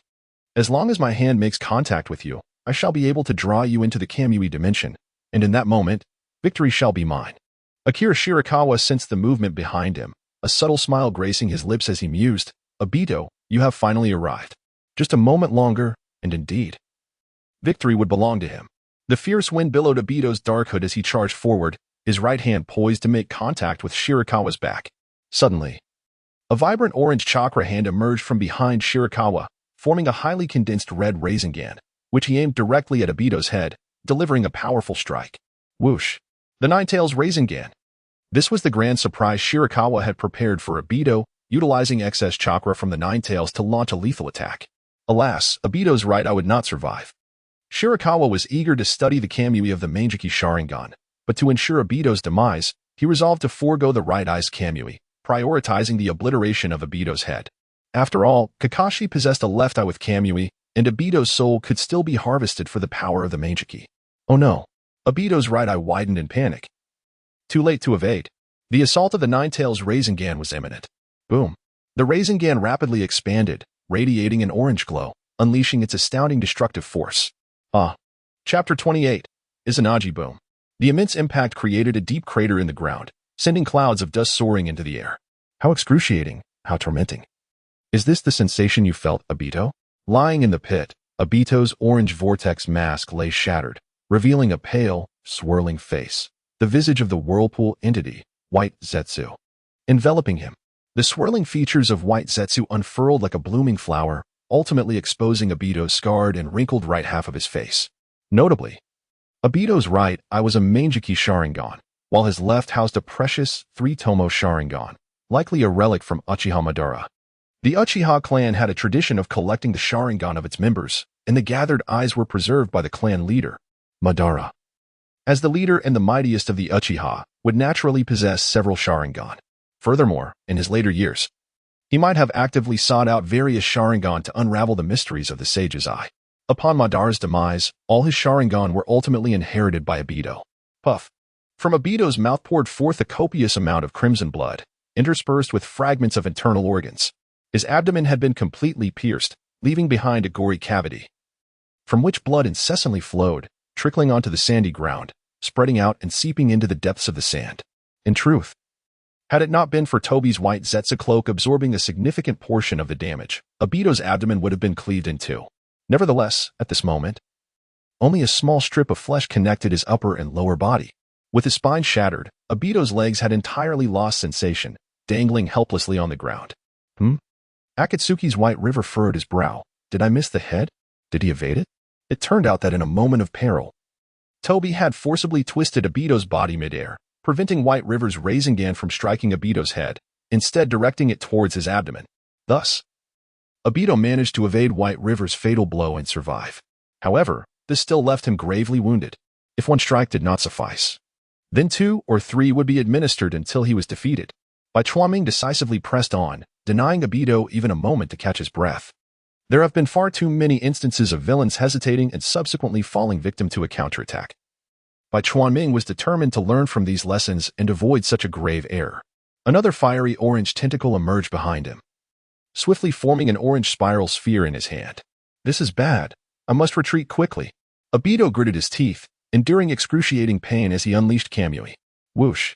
A vortex of time and space materialized before Obito's right eye, distorting his form as it attempted to draw him into the realm of Kamui. Obito, you cannot escape.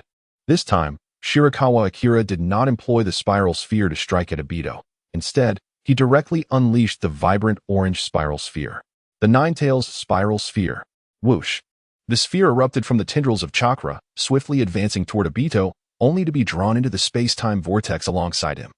As the Ninetales spiral sphere was distorted by the vortex, it rapidly expanded, radiating a resplendent, dazzling orange glow. Damn it! Obito's visage contorted in rage as he coldly fixated on Shirakawa Akira's retreating figure. If he continued to utilize Kamui to shift his body, Shirakawa's assault would inevitably follow him into the Kamui dimension. Given the intensity of this energy, he would certainly be obliterated. How could this guy's spiral sphere possess such an array of variations? Even Lord Minato did not create a spiral sphere that could explode. Left with no alternative, Obito ceased his use of Kamui and opted for intangibility, allowing the Ninetales spiral sphere to pass through his form. Akira Shirakawa smiled faintly as the chakra tendrils behind him aimed at the Ninetales Renegan and reached out. Boom! A colossal fireball engulfed Obito's figure, radiating waves of scorching red light. However, the explosion generated by the Ninetales Renegan ceased to expand after reaching a certain radius, as Shirakawa meticulously controlled the scope of the explosion, ensuring it did not affect the four symbols formation. Refining the dragon vein was of utmost priority. This meticulous control resulted in an unimaginable power within the explosion, though Obito managed to evade it through his intangibility. With Shirakawa's current mastery over chakra, he could accomplish feats that were previously deemed unfathomable. For instance, he could launch the Renegan as a form of long-range attack without needing to engage in close combat, and he could even dictate the trajectory of the Renegan's flight.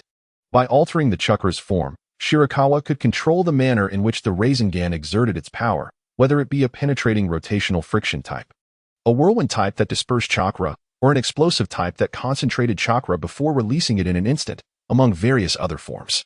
Each manifestation of the Renegan under different chakra modalities possessed its own unique utility. In the original timeline, Naruto and others developed over 40 variations of the Renegan. The two fundamental modes of chakra transformation, changes in chakra form and changes in chakra properties, could both be applied to the Renegan, greatly enhancing the potential of this formless ninjutsu. The initial purpose behind the development of the Renegan was to enable Kushina's immense chakra to exert its maximum effect. Minato initially drew inspiration from the tailed beast ball and, alongside Jiraiya, devoted 3 years to creating the Renegan. As the fiery red light of the explosion dissipated, Obito's figure emerged unscathed. Shirakawa Akira paid no heed as several chakra tendrils emerged behind him. Ultimately, he concentrated 9 chakra appendages aimed at Obito, each bearing a Renegan, poised yet unlaunched. The moment Obito dared to dispel his intangibility, Shirakawa would deliver a devastating blow. Cold sweat trickled down Obito's forehead as he clenched his teeth, enduring unimaginable physical agony and mental strain. He could not withstand this torment for much longer, grievously wounded, blood flowing incessantly, and with his lower body incapacitated. Had it not been for Akatsuki's relentless healing efforts, he would have succumbed long ago. The adversary before him was utterly despairing, immensely powerful, and resolute in action, leaving him no semblance of hope. A pained groan escaped Obito's lips. Ha, Obito, are we truly at our end? Akatsuki remained as whimsical as ever. Perhaps it was this carefree disposition that enabled Akatsuki to navigate the brutal and desolate world of shinobi. Truth be told, Obito envied Akatsuki, who could face his true self without the guise of a mask. Rest assured, Akatsuki, I shall bring you back. There was no choice but to resort to that technique. With a sigh, Obito willingly dispelled his intangibility. Kamui. A vortex of space-time once again enveloped Obito, drawing him into the Kamui dimension. Reverting to an old tactic? Shirakawa pondered. Slightly perplexed, was his opponent merely stalling for time? Unfortunately, he had little fear of a protracted battle. No one could endure a drawn-out fight better than he. Akira Shirakawa summoned 3 chakra tendrils, launching 3-tailed beast Reisengans into the vortex of time and space. The 3 Reisengans, along with Obito's figure, were distorted within the swirling vortex. Alas, this time, Obito did not fade away. He, along with the 3 impending explosions of Resengan, was ultimately drawn into the Kamui dimension. Vanishing from sight, Akira Shirakawa watched the scene in silence for a long time. So it is. Izanagi. Chapter 29. The Perfect Columnar Artificial Body. Boom. Boom. Boom. Within the realm of Kamui, 3 Ninetales spirals simultaneously detonated, the shockwaves emanating throughout the entire space, the orange flames seemingly intent on incinerating all. As the echoes of the explosion faded, a vast crater was left upon the ground of Kamui. Obito lay helplessly in the center of the crater, panting heavily. Exhaustion etched across his face. The 3-Tomo Sharingan in his left eye glowed a deep crimson, but as the time of Izanagi elapsed, it too began to close slowly, forever losing its light. Suddenly, the body to Obito's right dissolved into pools of white liquid, seeping through the seams of his white Zetsu cloak and trickling onto the ground. Obito's injuries had deteriorated sharply. The artificial body of white Zetsu on his right side began to collapse. A unique voice rang out. Obito, you must teleport us to the underground base. Only then can we reimplant a new white Zetsu body for you. Obito nodded weakly and replied, I understand. Whoosh. A force emanated from Obito's right eye, the Kamui Sharingan, pulling both him and Zetsu within. Bang. In the underground cavern, a vortex of time and space materialized, and Obito was hurled from it. Oh, Obito has returned? Wow, Obito, how could you be so gravely injured again? Who could have harmed you so severely? A throng of white Zetsu stationed at the base rushed over, bombarding him with questions. Slurp. Zetsu slowly unfurled his form, detaching himself from Obito, and then reformed into a curly-headed white Zetsu. You lot, hurry and take Obito to the laboratory, Zetsu exclaimed, one hand on his hip and the other covering a gaping wound in his abdomen. Zetsu had also endured considerable damage. His abdomen had been completely pierced by the spirals. However, due to his unique plant-like constitution, he managed to withstand the injury without it affecting his mobility. Previously, he even had the strength to tend to Obito's wounds and sustain his life. Indeed, the biological tissue at Zetsu's wound now began to writhe, sprouting delicate white tendrils that incessantly stitched the injury. Zetsu was a mutation among the white Zetsu, known as the enigmatic child of chakra born from the divine tree. Possessing formidable strength, an abundance of chakra, and self-healing abilities far surpassing those of ordinary white Zetsu. It seemed that it would not be long before Zetsu returned to his original state. Hurry, or Obito will perish, urged by Zetsu. A flurry of white Zetsu hurriedly lifted Obito and rushed him to the laboratory. Rest assured, Obito, we will not let you die. Although we are artificial beings, we possess emotions, and we hold a fondness for you. I shall recreate a Hashirama artificial body for you, declared the half-faced white Zetsu. This particular half-faced white Zetsu is unique, frequently merging with black Zetsu to become a manifestation of yin and yang. During the Fourth Shinobi World War, the countless mass-produced white Zetsu that battled against the allied shinobi forces were all modeled after this half-faced white Zetsu, serving as its avatars. No. Obito struggled to rise, his left hand trembling as he pointed at a Hashirama artificial body on the outer path golem, resolutely stating, this time, I shall transplant that body. The half-faced white Zetsu regarded the artificial body, which bore a striking resemblance to the original Hashirama, and mused, oh, you desire that body, do you?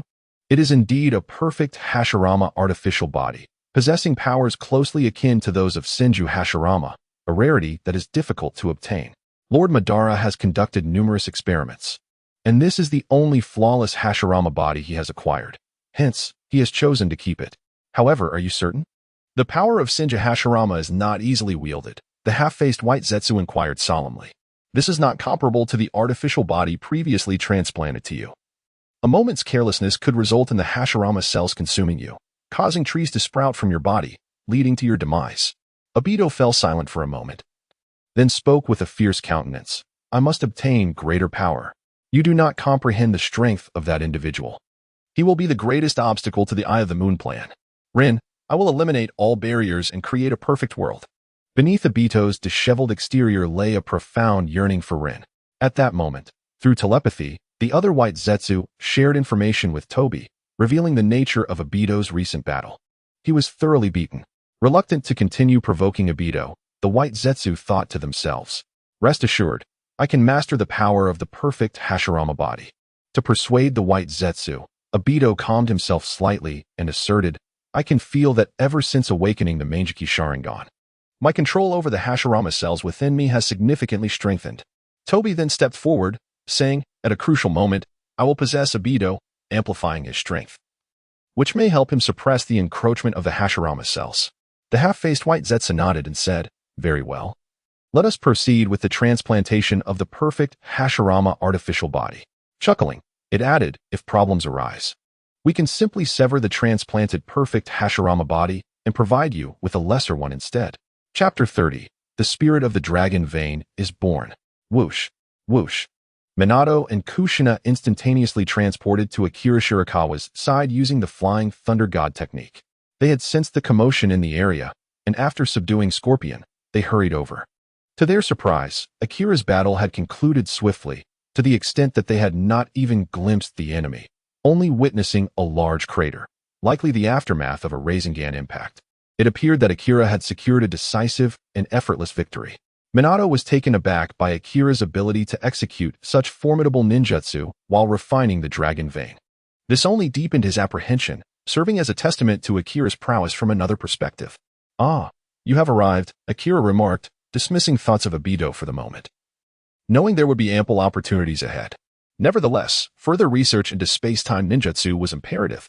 Ideally, he would master a realm of space and time akin to the wind after Mysterious Gate, rendering Obito as pliable as the Monkey King in his palm. No matter how formidable Kamui might be, it could never escape Akira Shirakawa's grasp. "My apologies for our tardiness. We did not mean to interrupt your refinement of the dragon vein," Minato offered, ensuring that Akira's process remained undisturbed. This was not only a command from Akira but also a tacit agreement between the three of them. The specifics of their arrangement remained unspoken. "It is of no consequence. The enemy has already been dealt with. By the way, would you like to know who my adversary was?" Akira inquired with a hint of mischief. "Could it be?" Minato's expression darkened. Akira's deliberate questioning indicated a significant underlying reason, either a familiar face or a personal foe. "Obito," Akira declared without hesitation, his tone resolute. The kaleidoscopic Sharingan in the enigmatic space-time ninjutsu had left a lasting impression. "Humph." Kushina's brows furrowed.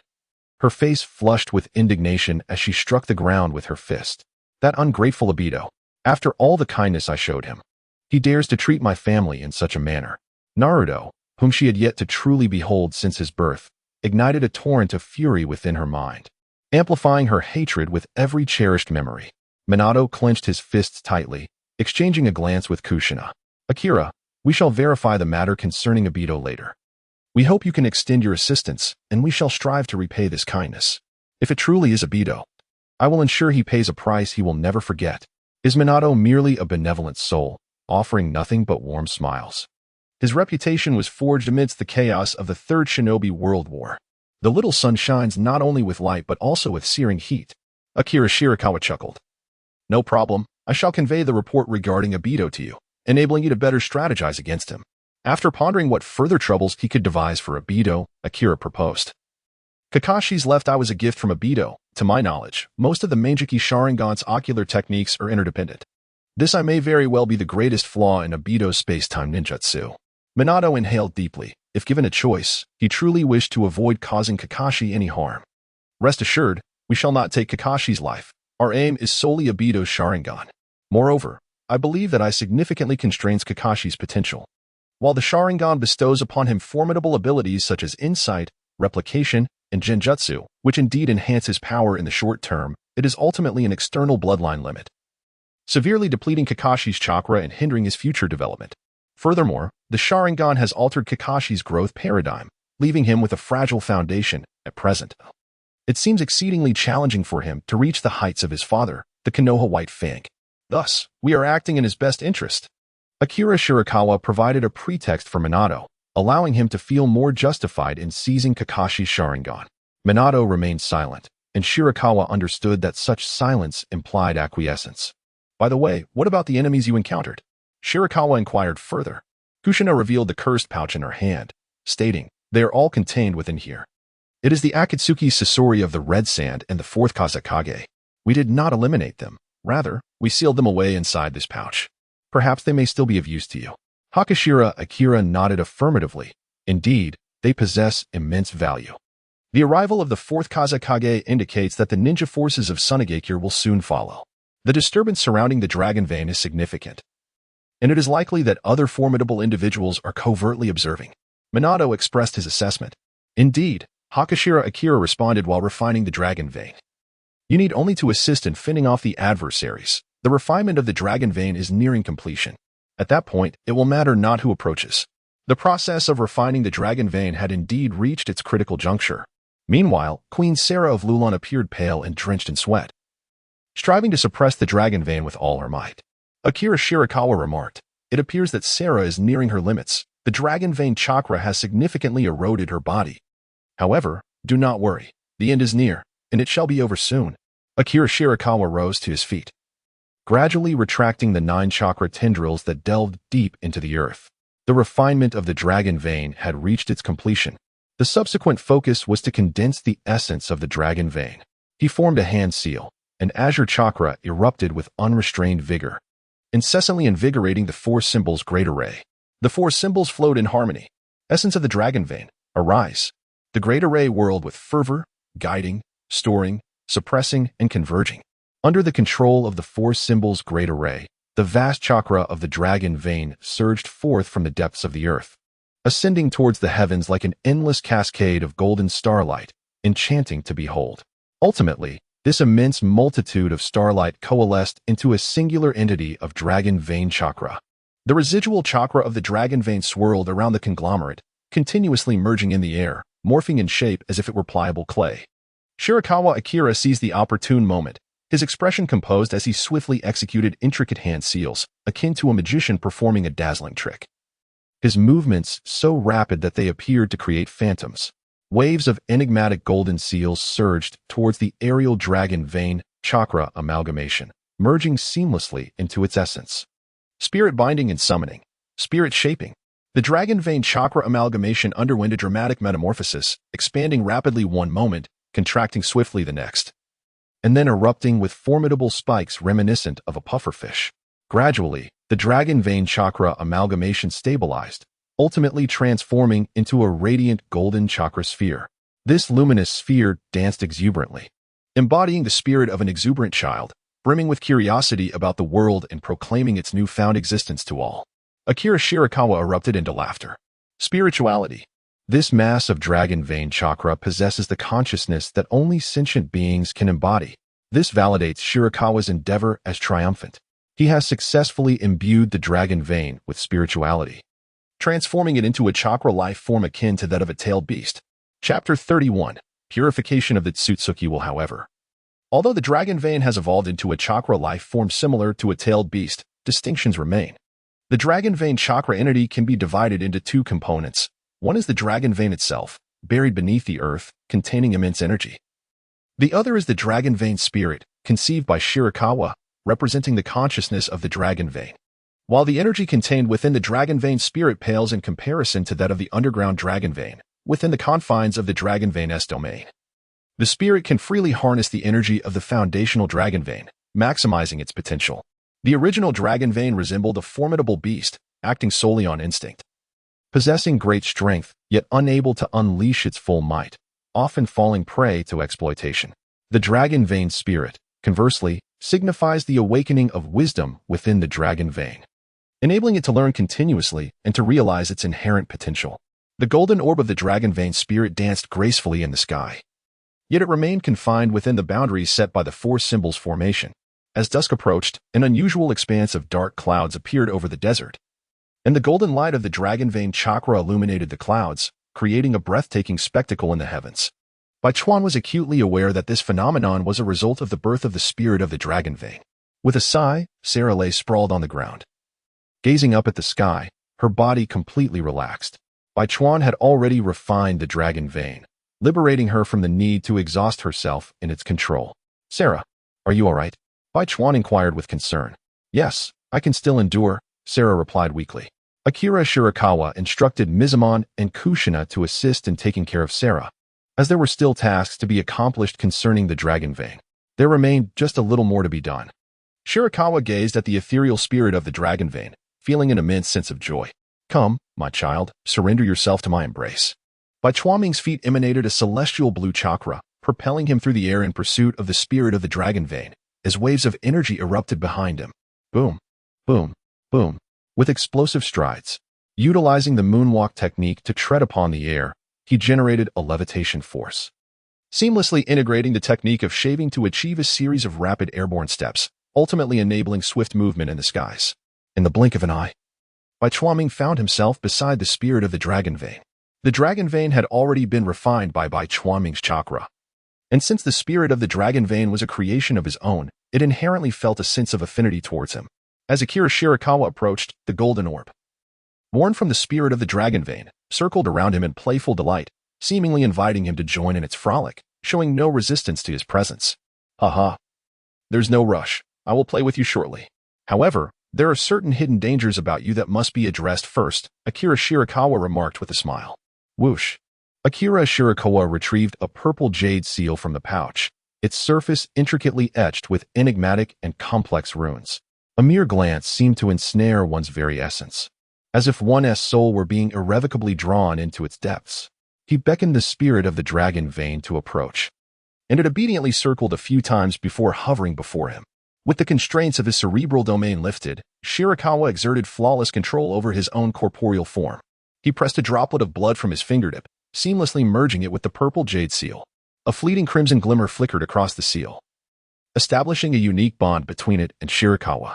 Subsequently, he held the purple jade seal and gently introduced it into the golden sphere of light that embodied the spirit of the dragon vein. Spirit binding seal. Shirakawa's gaze sharpened as his right hand formed a specific gesture. Suddenly, the purple jade seal sprouted numerous violet tendrils that spread within the spirit of the dragon vein. The spirit trembled violently, as if it were enduring immense anguish, its golden chakra rising like flames. With his eyes firmly shut, Bai Chuaming attuned his spirit to the essence of the dragon vein, simultaneously extending his hands to channel his chakra into its spirit, offering the utmost support and soothing its emotions. Suddenly, he sensed an unusual presence within the dragon vein chakra, a deeply concealed will that belonged neither to the spirit of the dragon vein nor to him. Indeed, this must be the will implanted by the Otsutsuki clan within the divine tree, serving as one of their safeguards for controlling it. Akira Shirakawa opened his eyes, amplifying his chakra output as he sought to thoroughly purify the will of the Tsutsuki clan, thereby severing any possibility of their resurgence in controlling the dragon veins. His immediate focus was to refine the Tsutsuki will residing within the spirit of the dragon veins. Once this essence was purified, the spirit would instinctively reforge the dragon veins themselves. The purple jade token had fully integrated into the spirit, imbuing the golden orb it had transformed into with a hint of violet elegance. The spirit of the dragon veins could no longer maintain its original stable, spherical form. It had morphed into an unstable, flame-like shape, continually diminishing in size. With the technique of bone-scraping detoxification, the Tsutsuki will have become deeply entwined with the chakra of the dragon veins, making its removal perilous to the spirit itself. The spirit continued to burn away its essence, gripped by fear and yearning for escape, yet Akira held it firmly in check. Be patient, it will be over soon, he reassured, striving to channel chakra to sustain the spirit's existence. As time flowed, amidst the flames of the burning dragon vein chakra, a fleeting wisp of white shimmered and vanished. Observing this, Akira exhaled in relief. Within his perception of the spirit, he felt no trace of anomaly, indicating that the Tsutsuki will had likely been purified. Furthermore, with the binding spirit seal inscribed within the dragon vein spirit, Akira established a profound connection of soul or will, ensuring that the dragon vein would remain under his dominion. He termed this connection the soul chain, a wondrous technique birthed from his understanding of spirit binding and the intricate arts of divine craftsmanship. Through the soul chain, Akira could effortlessly harness the power of the dragon veins, transcending the bounds of time and space, their wills intertwined, allowing his consciousness to descend upon the dragon veins at will. Conversely, the spirit could draw upon Akira's knowledge, strength, and wisdom, unlocking its latent potential and rapidly evolving. This state transcended the perfection of the human pillar. Akira Shirakawa withdrew the chakra directed towards the spirit of the dragon vein, and after dispelling the will of Tsutsuki, the spirit gradually stabilized, beginning to absorb and refine the chakra from beneath the earth. A golden chakra flame, heavy as the earth yet slightly wild, ascended from Shirakawa's form, as he quietly attuned himself to the formidable nature of the dragon vein chakra mode. Chapter 32. The Power of Time. Interesting, indeed. In the dragon vein chakra mode, Shirakawa felt as though he had touched upon a unique dimension, one that intertwined the past, present, and future. The mystery of the dragon vein traversing time and space lies in the interplay between the power of the dragon vein and the sealing techniques of Minato, which, by a stroke of fortune, gave rise to a natural sealing technique embodying the forces of time and space, ultimately influencing the entirety of the dragon vein, infusing its chakra with temporal power. Such a transformation within the dragon vein is exceedingly rare, a one-in-a-million occurrence. Even the Tsutsuki clan, whose understanding of the power of time is not as profound as one might imagine, would have already dominated the entire universe had they possessed such insight, rendering all changes mere playthings in their hands. Within the dragon vein chakra mode, Shirakawa perceived the dimensionality of time through the infused temporal power of the dragon vein chakra. Is this the timeline? The upstream of the timeline, representing the past, requires one to navigate against the current of time to return to it. Theoretically, it is possible to traverse time and return to the past by expending vast amounts of energy. However, such efforts are ultimately futile, as one will invariably return to the starting point. The flow of time is relentless and irreversible, and those who attempt to manipulate it will eventually face its repercussions. The downstream of the timeline represents the future, which cannot be directly traversed. One can only drift downstream along the river of time. Even if one employs special means to reach the future, the past remains unchanged, merely giving rise to new timelines. However, through particular methods, glimpses of the future can be perceived, akin to sailors on a ship using telescopes to observe distant landscapes. The secret of the dragon vein traversing time and space lies in its power, which has touched upon the dimension of time. Shirakawa felt a slight ache in his head. The complexity of time was overwhelming, and prolonged observation of the timeline strained his mind. No wonder that, apart from the great toad sage of Miyaboka Mountain, there are no significant techniques related to time in the ninja world. Human brains find it challenging to comprehend the laws of time. Even that old toad can only catch fleeting glimpses of the future in its dreams, hardly qualifying as a technique of time manipulation. As for the Tsutsuki clan, time-related ninjutsu seems to be sparse. It appears that only Tsutsuki Kagaya and the temporal artifact, the plow, wield such powers. The legendary artifact of the Tsutsuki clan, the plow, possesses the remarkable ability to traverse through the fabric of time and return to the past by infusing vast amounts of chakra into it. One possibility that cannot be dismissed is that the Tsutsuki clan merely discovered a material imbued with temporal power and fashioned it into the plow. Tsutsuki Kagaya, the sole master of time ninjutsu in the original timeline, is recognized by Akira Shirakawa as the only individual capable of wielding time ninjutsu to alter the course of time. One of the abilities of the reincarnation eye, known as time reversion, allows its user to revert to a moment just seconds prior, enabling them to observe and comprehend numerous enemy techniques, thus selecting the most prudent response. However, this ability has its limitations, as it can only rewind external time to mere seconds before, without the capacity to reverse the user's own temporal state. Akira Shirakawa was drenched in cold sweat, his complexion somewhat pallid. After mastering the 6 library celestial thief, he had not experienced such a sense of exhaustion for quite some time. The ability to manipulate time truly deserves its reputation as one of the most formidable powers. Previously, even during his frenzied training with shadow clones, he had not felt this drained. Time is not merely a smooth continuum. Rather, it is extraordinarily intricate and profound. It embodies the perpetual changes of all things in existence and represents the absolute motion of the universe. Consider the immense calculation required to track the movements of everything within a defined range. In Akira's perception, the timeline was populated with countless nodes, some of which extended into alternate timelines that intertwined in a complex web. This overwhelming complexity threatened to overwhelm his mind, prompting him to withdraw from this temporal dimension. Perhaps only by ascending to the level of the 6 paths could one gain the privilege to engage with the art of time. For only beings of that caliber possess the capacity to bear the weight of time itself. I have temporarily liberated my cerebral limitations, allowing my mind to grasp the enigma of time, while the dragon vein chakra serves as a key to unlock the dimension of time. From this perspective, the great toad sage of Mount Miyaboku must have attained the level of the 6 paths. However, his prowess within that realm is not particularly formidable. In stark contrast, the White Snake Sage and the Slug Sage, who have contended with the Great Toad Sage for millennia, are likely also powerful entities of the Six Paths. This ninja world is indeed a realm of hidden talents, brimming with secrets waiting to be uncovered. Akira Shirakawa has dispersed the Dragon Vein chakra mode. The power of time is not easily grasped. However, he has now acquired the fundamental prerequisites to master this force. In the future, he will have ample time to comprehend the laws of time and to create his own unique time-based ninjutsu. Only one final step remains: to shape the spirit of the Dragon Vein. Akira Shirakawa floated in midair, gazing down upon the towering nine-headed dragon mechanism that stood majestically upon the earth, a vessel he had meticulously crafted for the spirit of the Dragon Vein. The nine-headed dragon mechanism resembled a serpent with 9 heads, yet its countenance had been sculpted by Akira into 9 regal dragon heads, exuding an aura of grandeur in hues of gold and crimson. Countless hours of labor and resources had been poured into the creation of the nine-headed dragon mechanism, utilizing an array of precious materials, each meticulously refined by Akira to meet the standards of elementary artifact crafting. Akira Shirakawa did not endow the Kairi Shinki with excessive capabilities. His intentions in creating this magnificent machine were remarkably pure. His primary aim was to maximize the accommodation and harness the power of the Dragon Vein spirit, while simultaneously shaping it to a certain extent.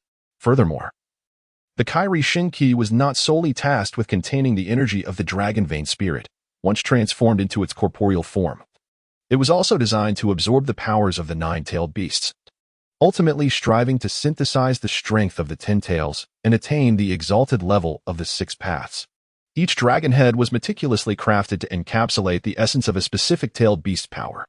Akira Shirakawa holds great expectations for the combination of the spirit of the Dragon Vein, the 9-headed dragon divine machine, and the powers of the 9-tailed beasts. Chapter 33, The Realm of the Deities. Thunderous roars echoed. Akira Shirakawa remotely controlled the 9-headed dragon mecha, which gradually began to operate.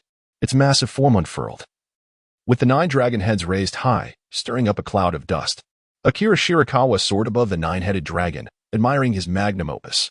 In the realm of nature, multi-headed creatures often symbolize aberration, representing a congenital defect. The most likely candidates for such anomalies are serpents and turtles, though other beings like cattle, sheep, pigs, dogs, cats, and even humans may exhibit similar traits. While numerous animals may produce multi-headed offspring, this trait does not persist as a stable characteristic, as these creatures struggle to adapt to their environments and are consequently eliminated. The advantages conferred by having multiple heads are far outweighed by the disadvantages. Among species endowed with brains, the decision-making center resides primarily within the brain. Thus, multi-headed beings inevitably possess multiple brains, leading to conflicting decisions. Moreover, the bodies of multi-headed creatures tend to be uncoordinated and unwieldy, often plagued by numerous ailments and defects. However, in a world of extraordinary powers, possessing multiple heads may confer certain advantages, as such beings often embody mystery, strength, and remarkable regenerative abilities. Orochimaru employs the 8-headed serpent technique, transforming into an 8-headed, 8-tailed serpent endowed with formidable regenerative powers. Had it not been for Itachi's intervention, any other ninja would have found it exceedingly difficult to vanquish Orochimaru in his 8-headed state. Pain's Hellhound, a creature with wings, can sprout multiple heads, the number of which remains uncertain. It can even split into a dozen heads when attacked, generating a new Hellhound from the severed heads. Of course, the 9-headed dragon is not a living creature. It is a divine machine crafted by Akira Shirakawa, a pinnacle of the fusion of divine engineering and alchemy. It serves as the corporeal form of the spirit of the Dragon Vein, with its 9 heads representing both the 9 major tributaries of the Dragon Vein and the powers of the 9-tailed beasts. The most pronounced flaw of multi-headed beings, their unwieldy and disjointed bodies, has been meticulously addressed by Shirakawa's ingenious design, resulting in a 9-headed dragon that appears remarkably streamlined, devoid of any superfluous features. Come, swish. Akira Shirakawa commanded the spirit of the Dragon Vein to soar beside him, seizing it with conviction and embedding it within the 9-headed dragon mechanism. Buzzing softly, the entire 9-headed dragon mechanism trembled slightly, emanating a resplendent golden light from its crevices. With his hands thrust forward, Akira Shirakawa enveloped the entire 9-headed dragon artifact in a flowing azure chakra. This was a technique of artifact refinement that he had never before attempted, merging spiritual entities with magical tools to create artifacts imbued with intelligence. Perhaps one might even refer to them as treasures.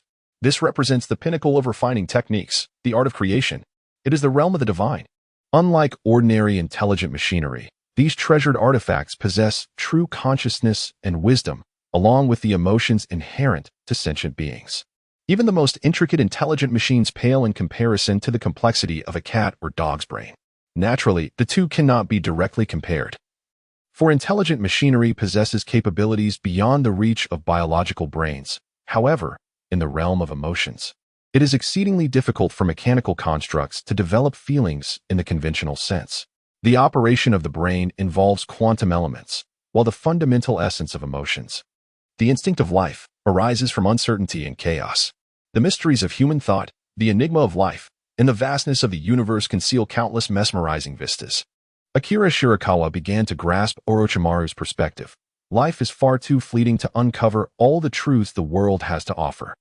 The process by which Akira Shirakawa creates life is somewhat ingenious. He initially constructs a chakra life form, which can be tentatively regarded as a spiritual entity, deriving from his own psyche to shape a consciousness for the external chakra.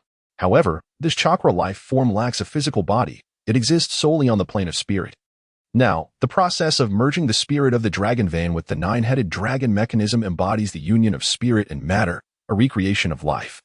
Could this not be considered an engagement with the divine realm?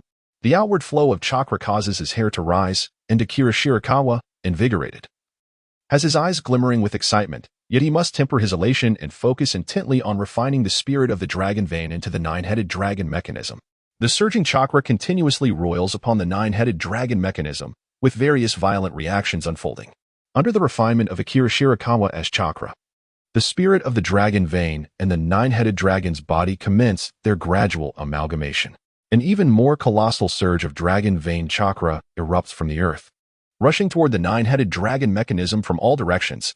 This is the spirit of the dragon vein's own initiative, aware that this moment signifies its transformative key. Under the spirit of the dragon vein's guidance, a sea of chakra materializes once more, grander than the chakra domain previously released by Akira Shirakawa. Chapter 34. Material chakra transformation. Under the manipulation of the spirit of the dragon vein, the nine-headed dragon mechanism glides through the golden sea of chakra, resembling a legendary beast of the ocean, enigmatic, fearsome, and powerful. As time progresses, influenced by both the dragon vein chakra and Akira Shirakawa as chakra, the nine-headed dragon's form undergoes an imperceptible transformation, becoming more natural and aesthetically streamlined. Its originally crimson body gradually becomes translucent, acquiring a glaze-like texture. Overall, it appears less menacing and terrifying, while gaining an air of noble grandeur. Akira Shirakawa meticulously observed every subtle change in the Kyrie gene mechanism. This serves as an invaluable prototype that may offer guidance for future artifact crafting. The material is being transformed into chakra. Akira Shirakawa keenly observed that after the vessel of the nine-headed dragon machine became translucent, it did not cease its transformation. Instead, with the infusion of the spirit of the dragon vein, it began to exhibit certain properties of chakra. This phenomenon is quite intriguing. Chakra is essentially a synthesis of spiritual and physical energy, embodying an individual's will and vitality. Theoretically, living beings can indeed exist in the world in the form of chakra. The technique of impure world reincarnation, which summons souls from the netherworld, and the tailed beasts serve as prime examples of this principle. However, I have never witnessed the transformation of inanimate entities into chakra.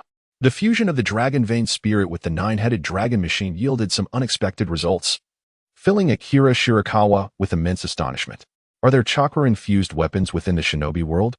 As he continued to facilitate the amalgamation of the dragon vein spirit and the nine-headed dragon machine, he pondered whether there were any relevant cases in the realm of ninjas. Akira Shirakawa gazed intently at the floating hydra in the sky, a sudden epiphany striking him. Indeed, within the realm of ninjas, there exist certain chakra-infused weapons. These are the divine tools, the Ten-Fist Sword and the Eight-Span Mirror, housed within Itachi Susanoo. The Ten-Fist Sword, a weapon that morphs from the sake emerging from a gourd. It takes the form of a sword, ensnaring those pierced by it in a dreamlike illusion, possessing the formidable ability to permanently seal foes, as the sword itself is imbued with sealing properties. The Eight-Span Mirror, an incorporeal divine shield, capable of repelling all physical assaults. Both the Ten-Fist Sword and the Eight-Span Mirror are ethereal artifacts, manifested from chakra. What is the origin of these remarkable items? It is certain that the Ten-Fist Sword has always existed within the ninja world, for Orochimaru once sought after this very blade. Shirakawa speculated. As for the Eight-Span Mirror, its provenance remains uncertain, yet there is a strong likelihood that it is a complementary artifact to the Ten-Fist Sword. How then did Uchiha Itachi come to possess these two divine tools? Akira Shirakawa sensed the secrets concealed within. It seems I must seize the opportunity to engage in profound discourse with the Uchiha clan. Moreover, Orochimaru possesses two Kusanagi swords, which are no ordinary artifacts. I wonder if these blades could also undergo the process of spiritualization. As Akira contemplated, each component of the nine-headed dragon mechanism emanated a faint golden aura. The parts began to harmonize, and the minute gaps in the mechanical body rapidly diminished. Chakra flowed ceaselessly within the nine-headed dragon, transforming its previously rigid form into one of remarkable flexibility and agility. It was evolving, or perhaps learning, adapting, and improving. In Akira's perception, the nine-headed dragon perfected its structure amidst intricate maneuvers. Incompatible components were optimized, and certain sections were directly powered by chakra. The nine-headed dragon mechanism, with a body reminiscent of golden red glass, ignited a dazzling flame of chakra, signifying the imminent culmination of the fusion between the spirit of the dragon vein and the nine-headed dragon mechanism. Chapter 35. Long live the nine-headed dragon! A roar of the dragon echoed through the heavens. The nine-headed dragon soared across the sky, letting out a mighty roar to announce its arrival to the world. The dark clouds that shrouded the skies of Lulon dissipated, and in an instant, sunlight cascaded down, shimmering like flowing gold. Bathed in sunlight, the nine-headed dragon radiated resplendent golden light, with countless mysterious runes flickering upon its body, exuding an overwhelming and dignified presence. This was the super life form born from the fusion of a chakra life form and extraordinary machinery, the spirit of the dragon vein, nine-headed dragon. Haha. Akira Shirakawa erupted into boisterous laughter as he leapt onto the central dragon head of the nine-headed dragon, soaring into the sky alongside this magnificent creature under the golden sun. A fierce wind swept through, causing his garments to flutter dramatically. Meanwhile, Sarah, Minato, and Kushina stood upon the Lulon altar, gazing at the striking figures of Shirakawa and the nine-headed dragon from a distance. Despite having witnessed countless marvels, the emergence of the nine-headed dragon left them in awe. The birth of the nine-headed dragon far exceeded Shirakawa's expectations, and he felt immense satisfaction with this extraordinary life form he had personally crafted. On the surface, the nine-headed dragon appeared to be a purely chakra-based entity, composed entirely of chakra. However, within its core, countless intricate chakra components were perpetually in motion. These chakra components, transformed from divine machine parts, existed in a state between material and chakra, capable of altering their form at will as required. This resulted in a unique mechanical life system, distinct from the chakra life forms known as tailed beasts. The life form of the tailed beasts is more akin to that of animals. In addition to their unique chakra, they can utilize the abilities inherent to their biological forms. For instance, the eight tails, GYK, resembles an octopus, capable of spewing ink to obscure the vision of its foes. The two tails, Matatabi, is as agile as a cat, while the six tails, Rokubi, resembles a massive slug, able to excrete highly corrosive acid. The seven tails, May, embodies a hybrid of a beetle and a dragonfly, granting it the advantage of flight. In contrast, the spirit of the dragon vein, the nine-headed dragon, aligns more closely with a mechanical life form. Indeed, had it not been for Shirakawa's intervention, the nascent spirit of the dragon vein would have continued to develop into an animal form similar to that of the tailed beasts, as both the dragon vein and the tailed beasts are derived from the power of the ten tails. The essence of the ten tails is a fusion of plant and animal, with no relation to mechanical life. The superiority or inferiority of mechanical versus biological life forms remains inconclusive, as each possesses its own advantages and disadvantages. Flesh is frail, while machinery ascends. In the extreme application of power, mechanical life far surpasses biological life through the various divine mechanisms within it. The nine-headed dragon can maximize the potential of its vast chakra reserves. Compared to the nine-headed dragon, the efficiency with which the tailed beasts harness their own power is notably low. The so-called tailed beast balls are merely rough explosions generated from the quantity and quality of their chakra. Of course, biological forms possess their own merits. Evolution through design. Ascension through genetics. A prime example of genetic ascension is the Tsutsuki clan. They enjoy lifespans spanning millennia, possess innate strength, and unlike mortals, do not require cultivation. They can also employ seals for reincarnation, transcending death to a certain extent. Even the mixed-blood descendants of the Otsutsuki clan remaining in the ninja world, such as the Uchiha, Senju, and Hyuga clans, generally possess talents that surpass ordinary individuals. High above in the sky, Akira Shirakawa perched atop the head of a dragon, gazing into the distance, relishing the exhilarating sensation of rapid flight, as his crimson chakra surged forth, continuously flowing into the dragon's head. When initially conceptualizing the nine-headed dragon divine mechanism, Shirakawa intended to amalgamate the powers of the nine-tailed beasts. However, the materials he utilized to forge this divine mechanism, despite undergoing transformation, still fell short of matching the Six Paths demon statue. These materials were likely inadequate to bear the combined power of the 10 tails resulting from the fusion of the nine-tailed beasts. Thus, Shirakawa devised a clever strategy. He planned for each of the 9 dragon heads to absorb the powers of the nine-tailed beasts individually, while subtly merging these powers through the spirit of the dragon vein, thereby controlling the energies of the nine-tailed beasts to ultimately synthesize the power of the 10 tails.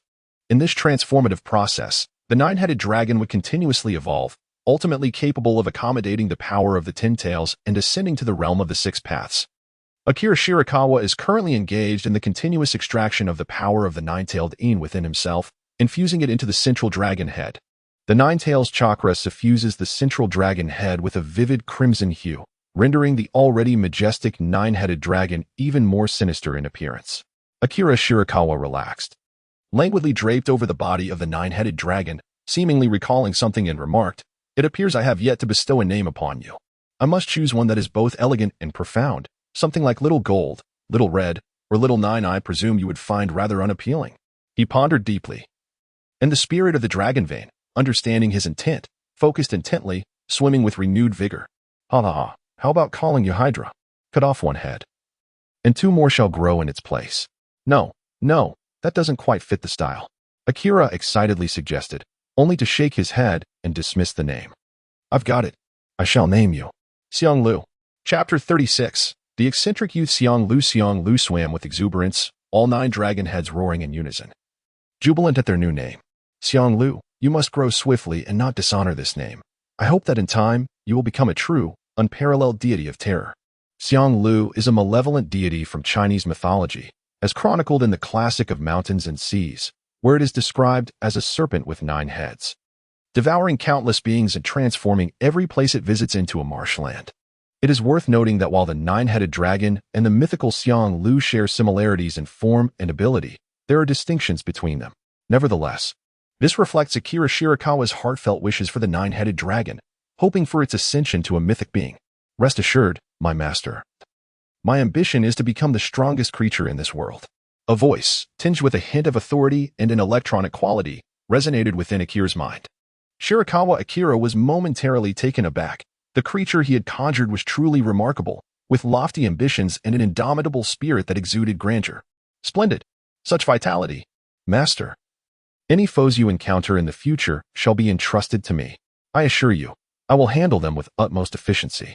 Whether they be the so-called deities of the ninja realm or any pretentious immortals, I shall rend them asunder. Together, we shall forge an unstoppable alliance. No one will stand in our way. If the divine seeks to impede us, we shall slay the gods. If the immortals attempt to thwart us, we shall eradicate the immortals. Even if the heavens themselves conspire against us, we shall pierce through the firmament." Akira Shirakawa could not help but gently stroke his forehead, pondering what he had inadvertently created and why it was filled with such juvenile utterances. The emergence of the 9-headed dragon with a considerable degree of intelligence was anticipated by Shirakawa. This was a consequence of his earlier endeavor to thoroughly purify the will of Otsutsuki embedded within the dragon vein chakra. He had inscribed a binding spirit seal within the essence of the dragon vein spirit and employed a technique known as the soul chain, establishing a profound spiritual connection with it. Through this soul chain, Shirakawa could summon the powers of the serpent, such as entering the dragon vein chakra mode. Conversely, the serpent could draw upon Shirakawa's knowledge, strength, and wisdom, thus accelerating its own growth.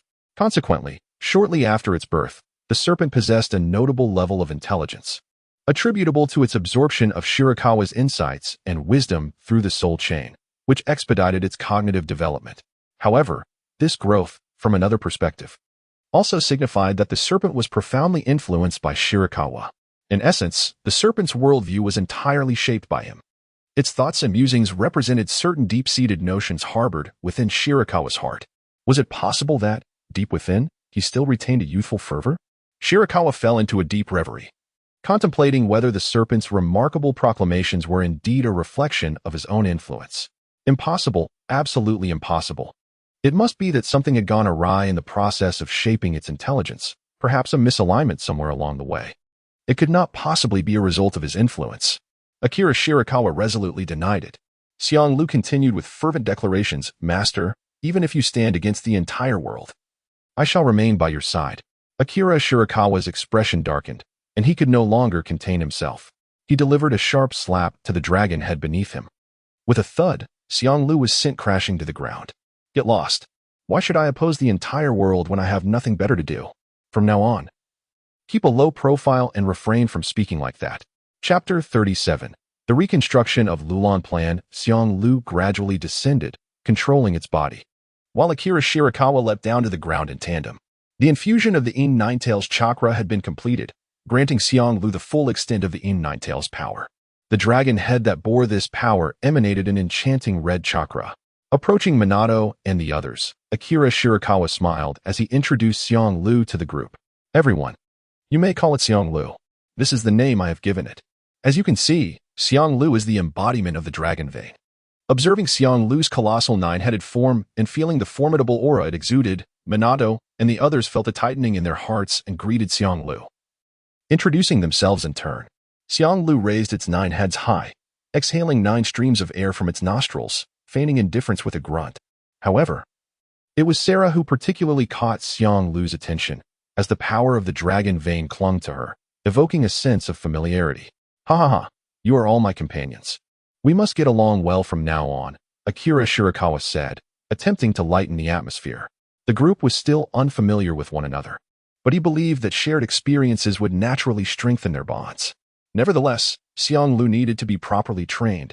He hoped it would not bring him disgrace, lest it face dire consequences. Xiang Lu had just acquired the malevolent perception ability of the Ninetales and sensed a deep-seated malice emanating from Akira Shirakawa, causing it to shiver involuntarily. Pondering deeply, Xiang Lu wondered why. Despite executing its master's commands flawlessly and maintaining a low profile, having said nothing when others greeted it, it still managed to displease its master. Akira-kun. Sarah timidly raised her right hand, wishing to speak. Since I have nothing further to do here, may I return? Sarah yearned to escape this place of turmoil. As for the promises Akira Shirakawa had made, money, healing, she had never truly harbored any illusions about them. Previously, she had merely yielded to his formidable strength, reluctantly assisting him in refining the dragon vein. Sarah hoped that Akira Shirakawa would consider her earnest efforts and allow her to return. Akira Shirakawa paused for a moment, comprehending Sarah's concerns. He replied, "Of course, you can return at any time. I can escort you back right now. However, Sarah, would you be interested in hearing another suggestion of mine?" Sarah was taken aback, instinctively assuming that Akira intended to threaten her. Yet, after a moment's reflection, she realized that he was not the type to engage in such trivialities. The time they had spent together had afforded her a fundamental understanding of his character.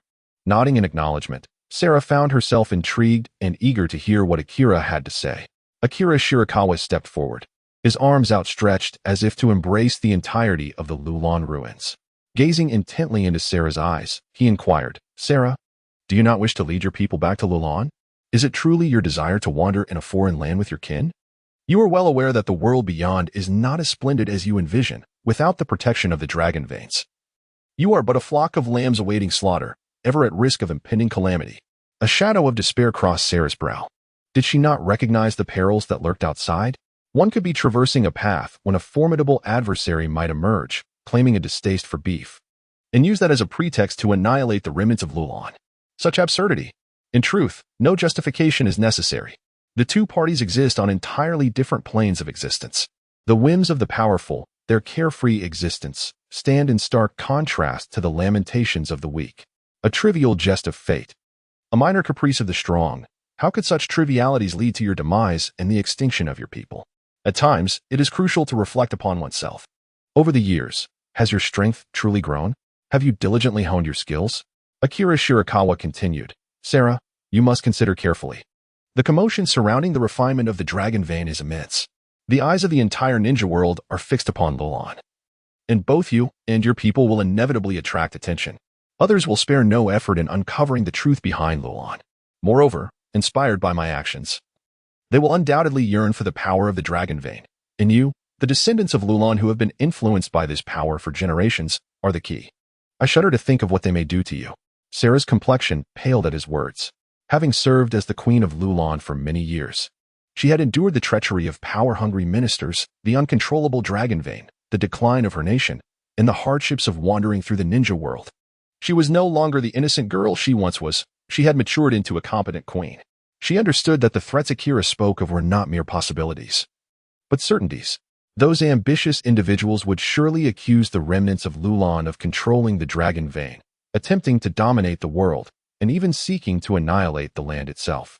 The turmoil surrounding Akira's refinement of the dragon vein would undoubtedly be attributed to the Lulon remnants. It is a simple truth. When others accuse you of possessing weapons of mass destruction, it is wise to ensure that you truly do. Sarah's gaze gradually grew resolute as she approached Akira Shirakawa, bowing deeply before him. Lord Shirakawa, she inquired earnestly, may I ask for your counsel? Akira Shirakawa nodded slightly and helped Sarah to her feet, stating directly, Sarah, there is no need for such formality. My intentions are quite sincere. I wish for you to join my organization and become my ally. In return, I shall assist you in the endeavor to restore the kingdom of Lulon. Sarah, perplexed, inquired, an organization? After a moment's hesitation, she reminded him, Lord Shirakawa, it is important to note that Lulon is no longer suitable for human habitation. Ever since the dragon vein was sealed, the land has gradually become barren, the oases have dwindled, and natural disasters such as sandstorms and earthquakes have become incessant. It was out of necessity that I led the people of Lulon away from their homeland. Akira Shirakawa confidently declared. You need not worry at all about the survival issues of Lulon. The reason for the deteriorating living conditions in Lulon is the continuous assault on the seal by the dragon vein. Though only a small amount of power escapes, it still affects Lulon's climate. Simultaneously, while under the seal, the strength of the dragon vein has been accumulating, its energy density surpassing that of any previous era, fundamentally altering Lulon's natural conditions. However, now that the serpent has been born, I am convinced it can enhance the living environment of Lulon. The serpent, with its 9 heads, spoke in a low voice, it's a trivial matter. Not only can I improve the environmental quality of Lulon, but with a little effort, I can transform this place into the most habitable region on Earth. Sulla's eyes sparkled anew. Could it be that she could return to her homeland? Yet, the re-establishment of Lulon would undoubtedly attract many covetous eyes. The only power she could currently rely on was the one before her, Akira Shirakawa. There was no alternative. The dragon vein already belonged to him, and Lulon had little left to barter. As for my organization, it is called the Umbrella, a group I personally founded. If you join my organization, you will become my ally, and I shall provide sanctuary for Lulon. You need not fear that the Umbrella seeks to dominate or annihilate the world. Rather, our goal is to protect the entire shinobi realm. We safeguard, we shelter, we regulate. This is the philosophy of our Umbrella organization.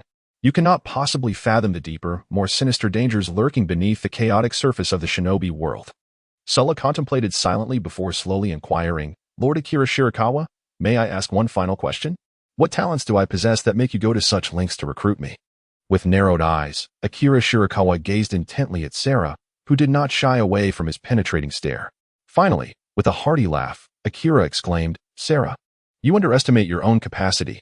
You possess immense potential within you. Chapter 38, The Seeker of Truth and Disbelief. Sarah pointed at herself and asked, Me? Akira Shirakawa elucidated to Sarah, Sarah, you are the queen of Lulon, possessing an innate resonance with the dragon vein, endowed with the natural ability to manipulate its essence. During the process of refining the dragon vein, I observed your prowess. You have already qualified to cultivate the dragon vein chakra mode. Should I grant Shangyu permission, you shall swiftly embark upon the path of the dragon vein Jinchuriki, thereby acquiring the strength to safeguard Lulon, or rather, you shall ascend to the pinnacle of the ninja realm, more than capable of protecting Lulon. It appears that Shangyu has taken quite a liking to you. At that moment, Shangyu lowered its twin dragon heads, encircling Sarah, and sniffed at her. Sarah felt her body stiffen, yet she extended her hand to gently caress Shangyu. Not very pleasant to touch, rather rigid. The texture pales in comparison to that of a cat, Sarah mused. From her vantage point, she noted that the diameter of Shangliu's eyes alone surpassed her own height, allowing her to gaze clearly at her reflection within those immense orbs. Akira Shirakawa gazed contentedly at the scene before him. It appeared that Sarah would not find it overly challenging to harness the power of the dragon veins. Sarah, you cherish your homeland and care deeply for your people. You possess a heart full of compassion. In the face of multiple crises in Lulon, you did not shy away but instead embraced your responsibilities with steadfast courage. You embody the spirit of a true warrior. Confronted with helplessness and the threats posed by others, you were compelled to compromise. In your struggle for survival, you wandered the ninja realm, burdened by illness alongside the people of Lulon. Yet, I can sense the indomitable flame burning within your heart. You harbor ambition. You yearn to wield immense power. You possess the drive to become a formidable force. Akira Shirakawa remarked appreciatively, do not underestimate yourself. Every individual possesses intrinsic value, yet many lack a suitable platform to showcase it. He continued, moreover, another reason for my choice of you lies in the necessity of safeguarding the essence of the dragon vein. Xiang Lu will undoubtedly accompany me on my journeys, serving as my steadfast companion in the pursuit of truth. Upon hearing this, Xiang Lu felt a surge of joy within, its 9 pairs of eyes narrowing slightly as its tail flicked with excitement. Although Xiang Lu is not synonymous with the dragon vein's essence, it originates from it and embodies its spirit. Should the dragon vein be compromised, Xiang Lu would inevitably be affected. Lulon is the source of the dragon vein, and Sarah, my wish for you to restore Lulon stems from the hope that you will protect the origin of the dragon vein. As long as the source remains intact, significant issues will be averted. Sarah nodded earnestly and bowed respectfully to Akira Shirakawa, declaring, Lord Akira Shirakawa, I am willing to join your organization. Akira Shirakawa helped Sarah to her feet and remarked, within the umbrella, there exists only a distinction of hierarchy, not of status. Upon your induction into this organization, we become fellow practitioners of a shared ethos, guardians of the entire shinobi realm. You may not yet fully grasp this concept, but I am confident that, with the passage of time, your perspective will evolve. Sarah, though somewhat grasping Akira's sentiment, felt a profound sense of confusion. Lord Akira, why? Do you not yearn for supreme status and absolute power? Supreme status? Absolute power? The corners of Akira's mouth curled slightly. In my view, those so-called nobles and rulers of this world, who aspire to elevate themselves and their progeny above all others, are truly laughable. Driven by self-interest, they are short-sighted, disregarding the long-term benefits and, to a certain extent, have lost their humanity. It cannot be denied that among these elites, a few exceptional individuals may arise. However, the majority are but sycophants, cowardly souls who flatter their superiors while oppressing those beneath them. These rare talents may indeed contribute to the gradual advancement of society, yet, as time progresses, the development of the shinobi world will increasingly stagnate, and the social strata will become ever more entrenched. Those who stand out may achieve fleeting prominence, yet they lack the capacity to instigate profound change throughout the shinobi realm. Without the guidance of unparalleled geniuses or the threat of external forces, the shinobi world, centuries hence, will remain fundamentally unchanged with little to no progress. The cycles of love, hatred, and conflict will continue to unfold, akin to the tropes found within the narratives of novels. Sarah, has there been any essential transformation in the shinobi realm since Hashirama Senju? Akira Shirakawa pondered thoughtfully and continued, our ancestors forged a magnificent civilization, enchanting and extraordinary ninjutsu, and ever-evolving technology. Yet, these advancements bear little relevance to the common populace, who remain mired in poverty and suffering, ruthlessly slaughtered, unable to realize their potential or contribute to civilization. Perhaps there is a role for them after all. They can serve as livestock for food production or as subjects for experimentation. Sarah, Minato, and Kushina listened in rapt silence, profoundly shaken by the sheer magnitude of Akira Shirakawa's vision. They had not anticipated such lofty aspirations. Were it not for external interference, the ninja world would continue on this trajectory, and through the accumulation and serendipity of civilization, the fruits of its excellence would proliferate. Perhaps one day, we would witness a grand explosion of culture. However, this progress is excruciatingly slow. A millennium is an eternity. We must seize the fleeting moments. Akira Shirakawa's fervent emotions ignited the spirits of Sarah and others around him. He faced the crowd, his right hand clenched into a fist. My ambition is to uncover the truths of the universe. Yet, I find myself painfully insignificant alone. I require a multitude of companions to journey alongside me. This decaying world of ninjas offers no support. Thus, I am determined to instigate a transformation within this realm. I shall awaken the latent potential in everyone, propelling the advancement of ninja civilization towards the exploration of truth in the boundless seas of stars. Only in this way can we withstand external threats. Sarah, her blood surging with passion and her face flushed, approached Akira, locking her gaze with his, and declared, "Your will is the compass guiding my path." Although Sarah was the queen of Lulon and part of the ruling class, she never sought personal gain. Her royal title bore more responsibility than privilege, for she was eternally aligned with her people. Minato and Kushina exchanged a glance, resolutely deciding to follow Akira's lead, stating, "O wise one, we too wish to tread in your footsteps." Bai Chuanming laughed heartily, welcoming his companions. Subsequently, he arranged, Sarah, to prevent any unforeseen complications and to deter others from casting their eyes upon Lulon. I shall accompany you to retrieve the people of Lulon and ensure their well-being. Afterward, I will enlist Shangliu and the divine mechanism puppets to assist you in the reconstruction of Lulon. This endeavor will not be straightforward. I intend to integrate the 4 elemental formations derived from the dragon vein into the architecture of Lulon, striving to transform it into a sanctuary. In the near term, I will remain in Lulon to guide you in mastering the dragon vein chakra technique. Chapter 39. Yin and Yang Ninetales Minato, Kushina. Rest assured that I currently lack the ability to resurrect you, yet I promise that one day, I shall enable you to live anew. This was Bai Chuanming's solemn vow to Minato and Kushina. They nodded in understanding. Lord Ming, we are already deceased. Death is our ultimate destination. The mere opportunity to continue existing within the shinobi world is a stroke of fortune. There is no need to rush the matter of resurrection. Minato then inquired. You have consistently mentioned that the shinobi world is in peril. From my observations, it appears you are quite eager to enhance your strength and exploit every available resource. Is it possible that some grave change is indeed looming over the shinobi world? True to his nature, Minato swiftly grasped the crux of the matter. Akira Shirakawa replied, Indeed. There is little to conceal regarding this information. It will inevitably be disclosed to you all. The origins of this matter must be traced back to the inception of chakra. He said softly. The group, including Minato, was taken aback. They had never anticipated that it would involve the origins of chakra. These concepts had previously been regarded as mere legends. Kushina could not help but interject. Isn't chakra derived from the Sage of Six Paths, the progenitor of ninjutsu? It is said that he founded the ninja religion and disseminated chakra throughout the world. Akira Shirakawa remarked, this is merely a superficial account of history. There lie numerous hidden truths behind it. Have you ever pondered the origins of the Sage of Six Paths? Surely, he was not divinely born or simply emerged from the crevices of stone. At this, Minato and his companions fell into deep contemplation. They had indeed never considered such matters. They had always regarded these tales as mere stories, indifferent to their veracity, as it seemed irrelevant to their lives. They held no interest in exploring the origins of chakra. Minato's generation had been engulfed in perpetual warfare, encountering the Second Shinobi World War immediately after graduation. Their most pressing concerns were to enhance their strength to survive and to endure.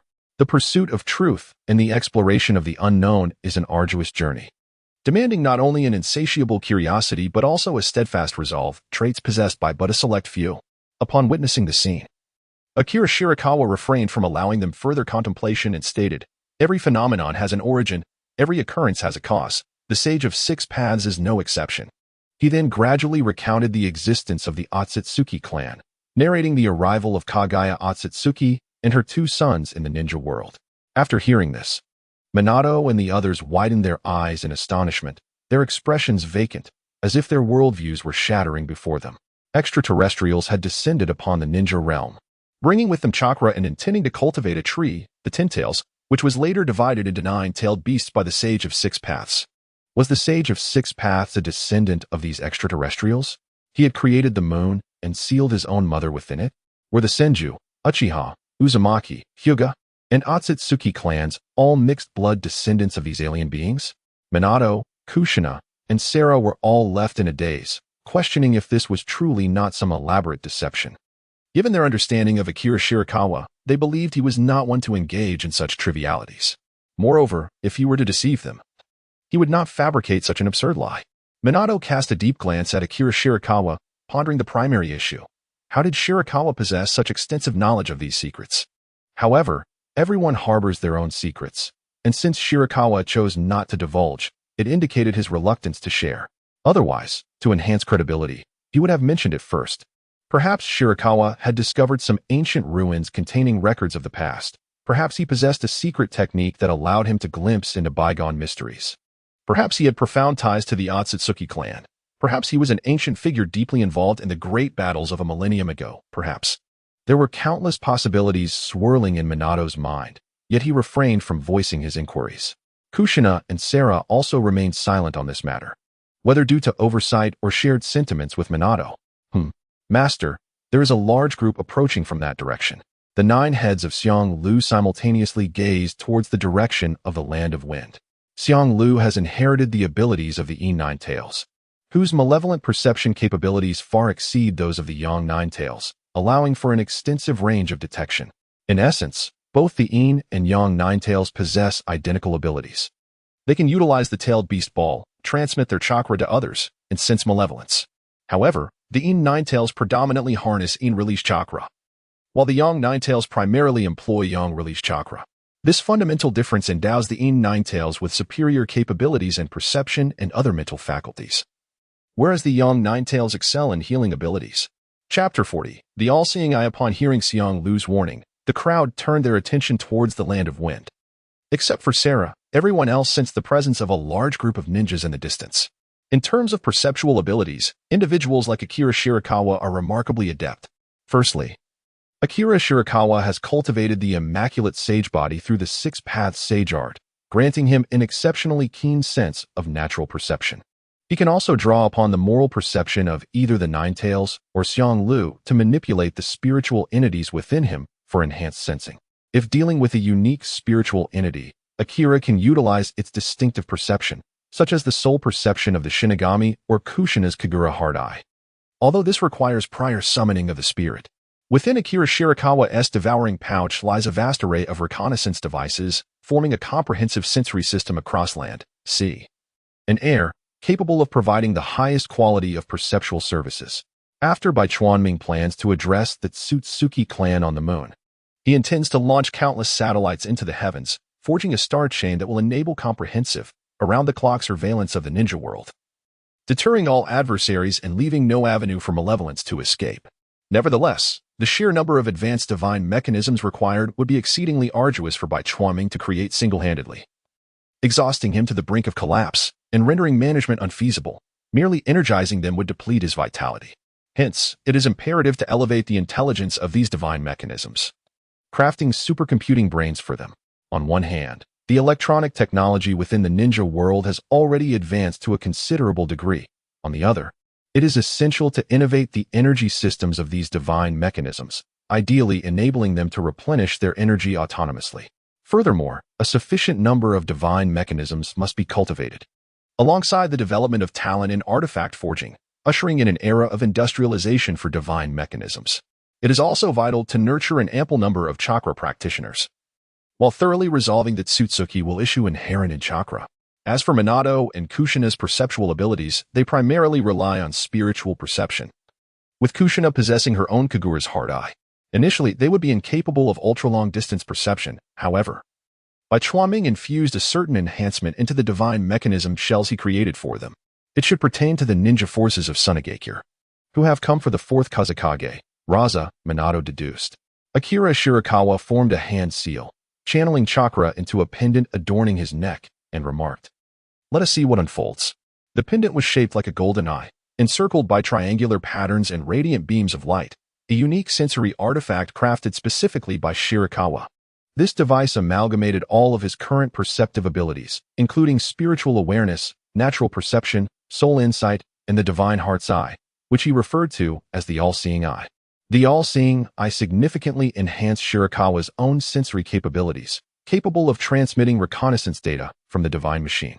Even without relying on the divine machine, the all-seeing eye could perceive distant scenes as if it possessed the vision of 1,000 miles. As the all-seeing eye gradually opened, it emitted a splendid golden glow.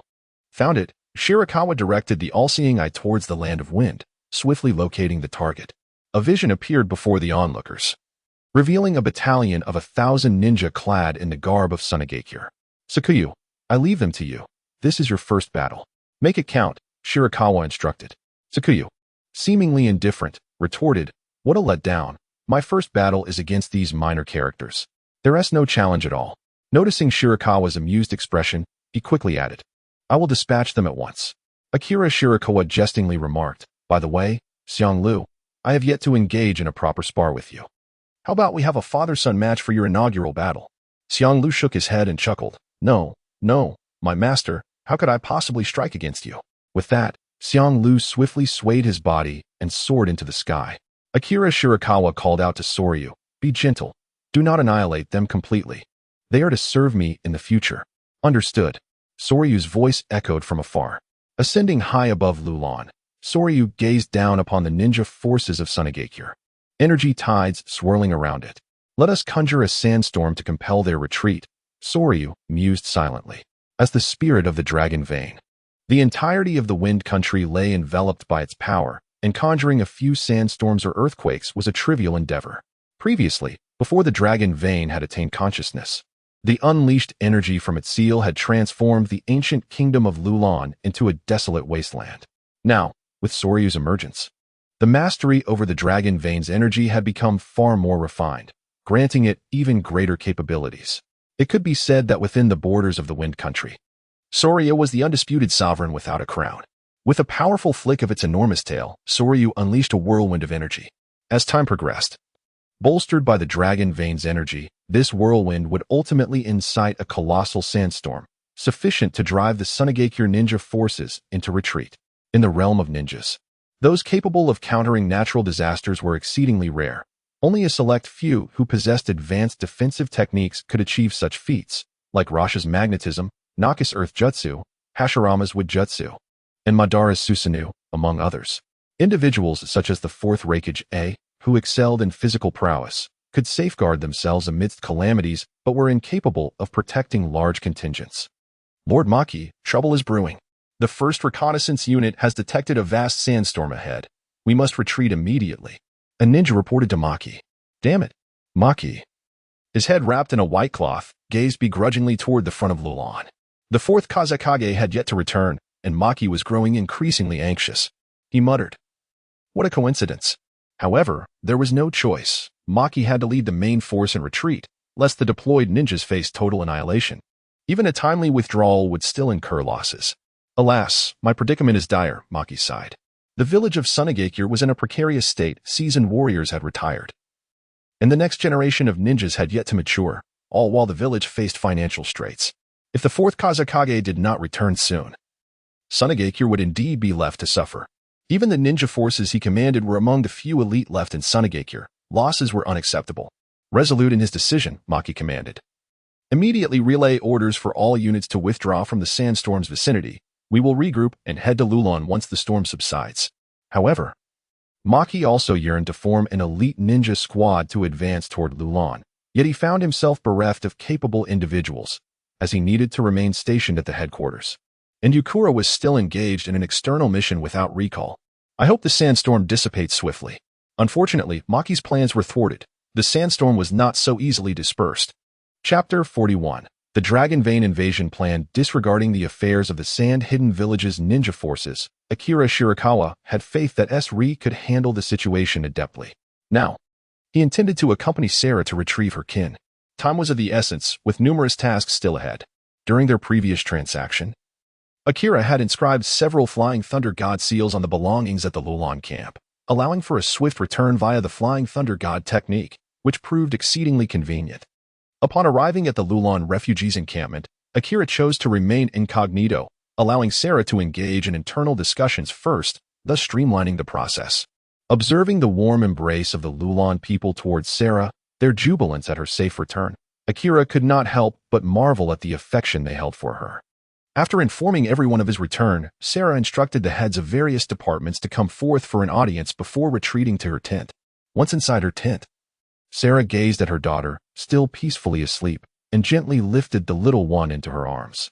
Feeling the warmth enveloping her, tears cascaded down her cheeks. A release from the immense pressure she had endured during recent days, including her previous experiences of wandering. Fortunately, the darkness was about to dissipate, and a bright future lay ahead. After soothing her daughter for a while, Sarah wiped her tears and composed herself.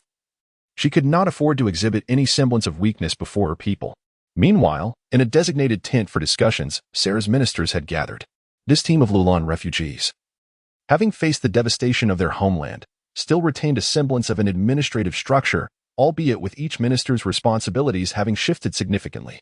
Their primary concern was the survival of their people, and their own living conditions had not improved markedly. Seated in the principal position, Sarah refrained from sharing her recent experiences and plans. Instead, she requested reports on the current state of the Lulon populace from her ministers. Listening intently, Sarah realized the situation had grown increasingly dire. Lulon had truly reached a point of desperation. Perhaps, after her demise, the Lulon refugees would disperse entirely, solidifying Sarah's resolve to follow Akira Shirakawa. Once all had reported, Sarah urged her ministers to present a plan to address the current predicament.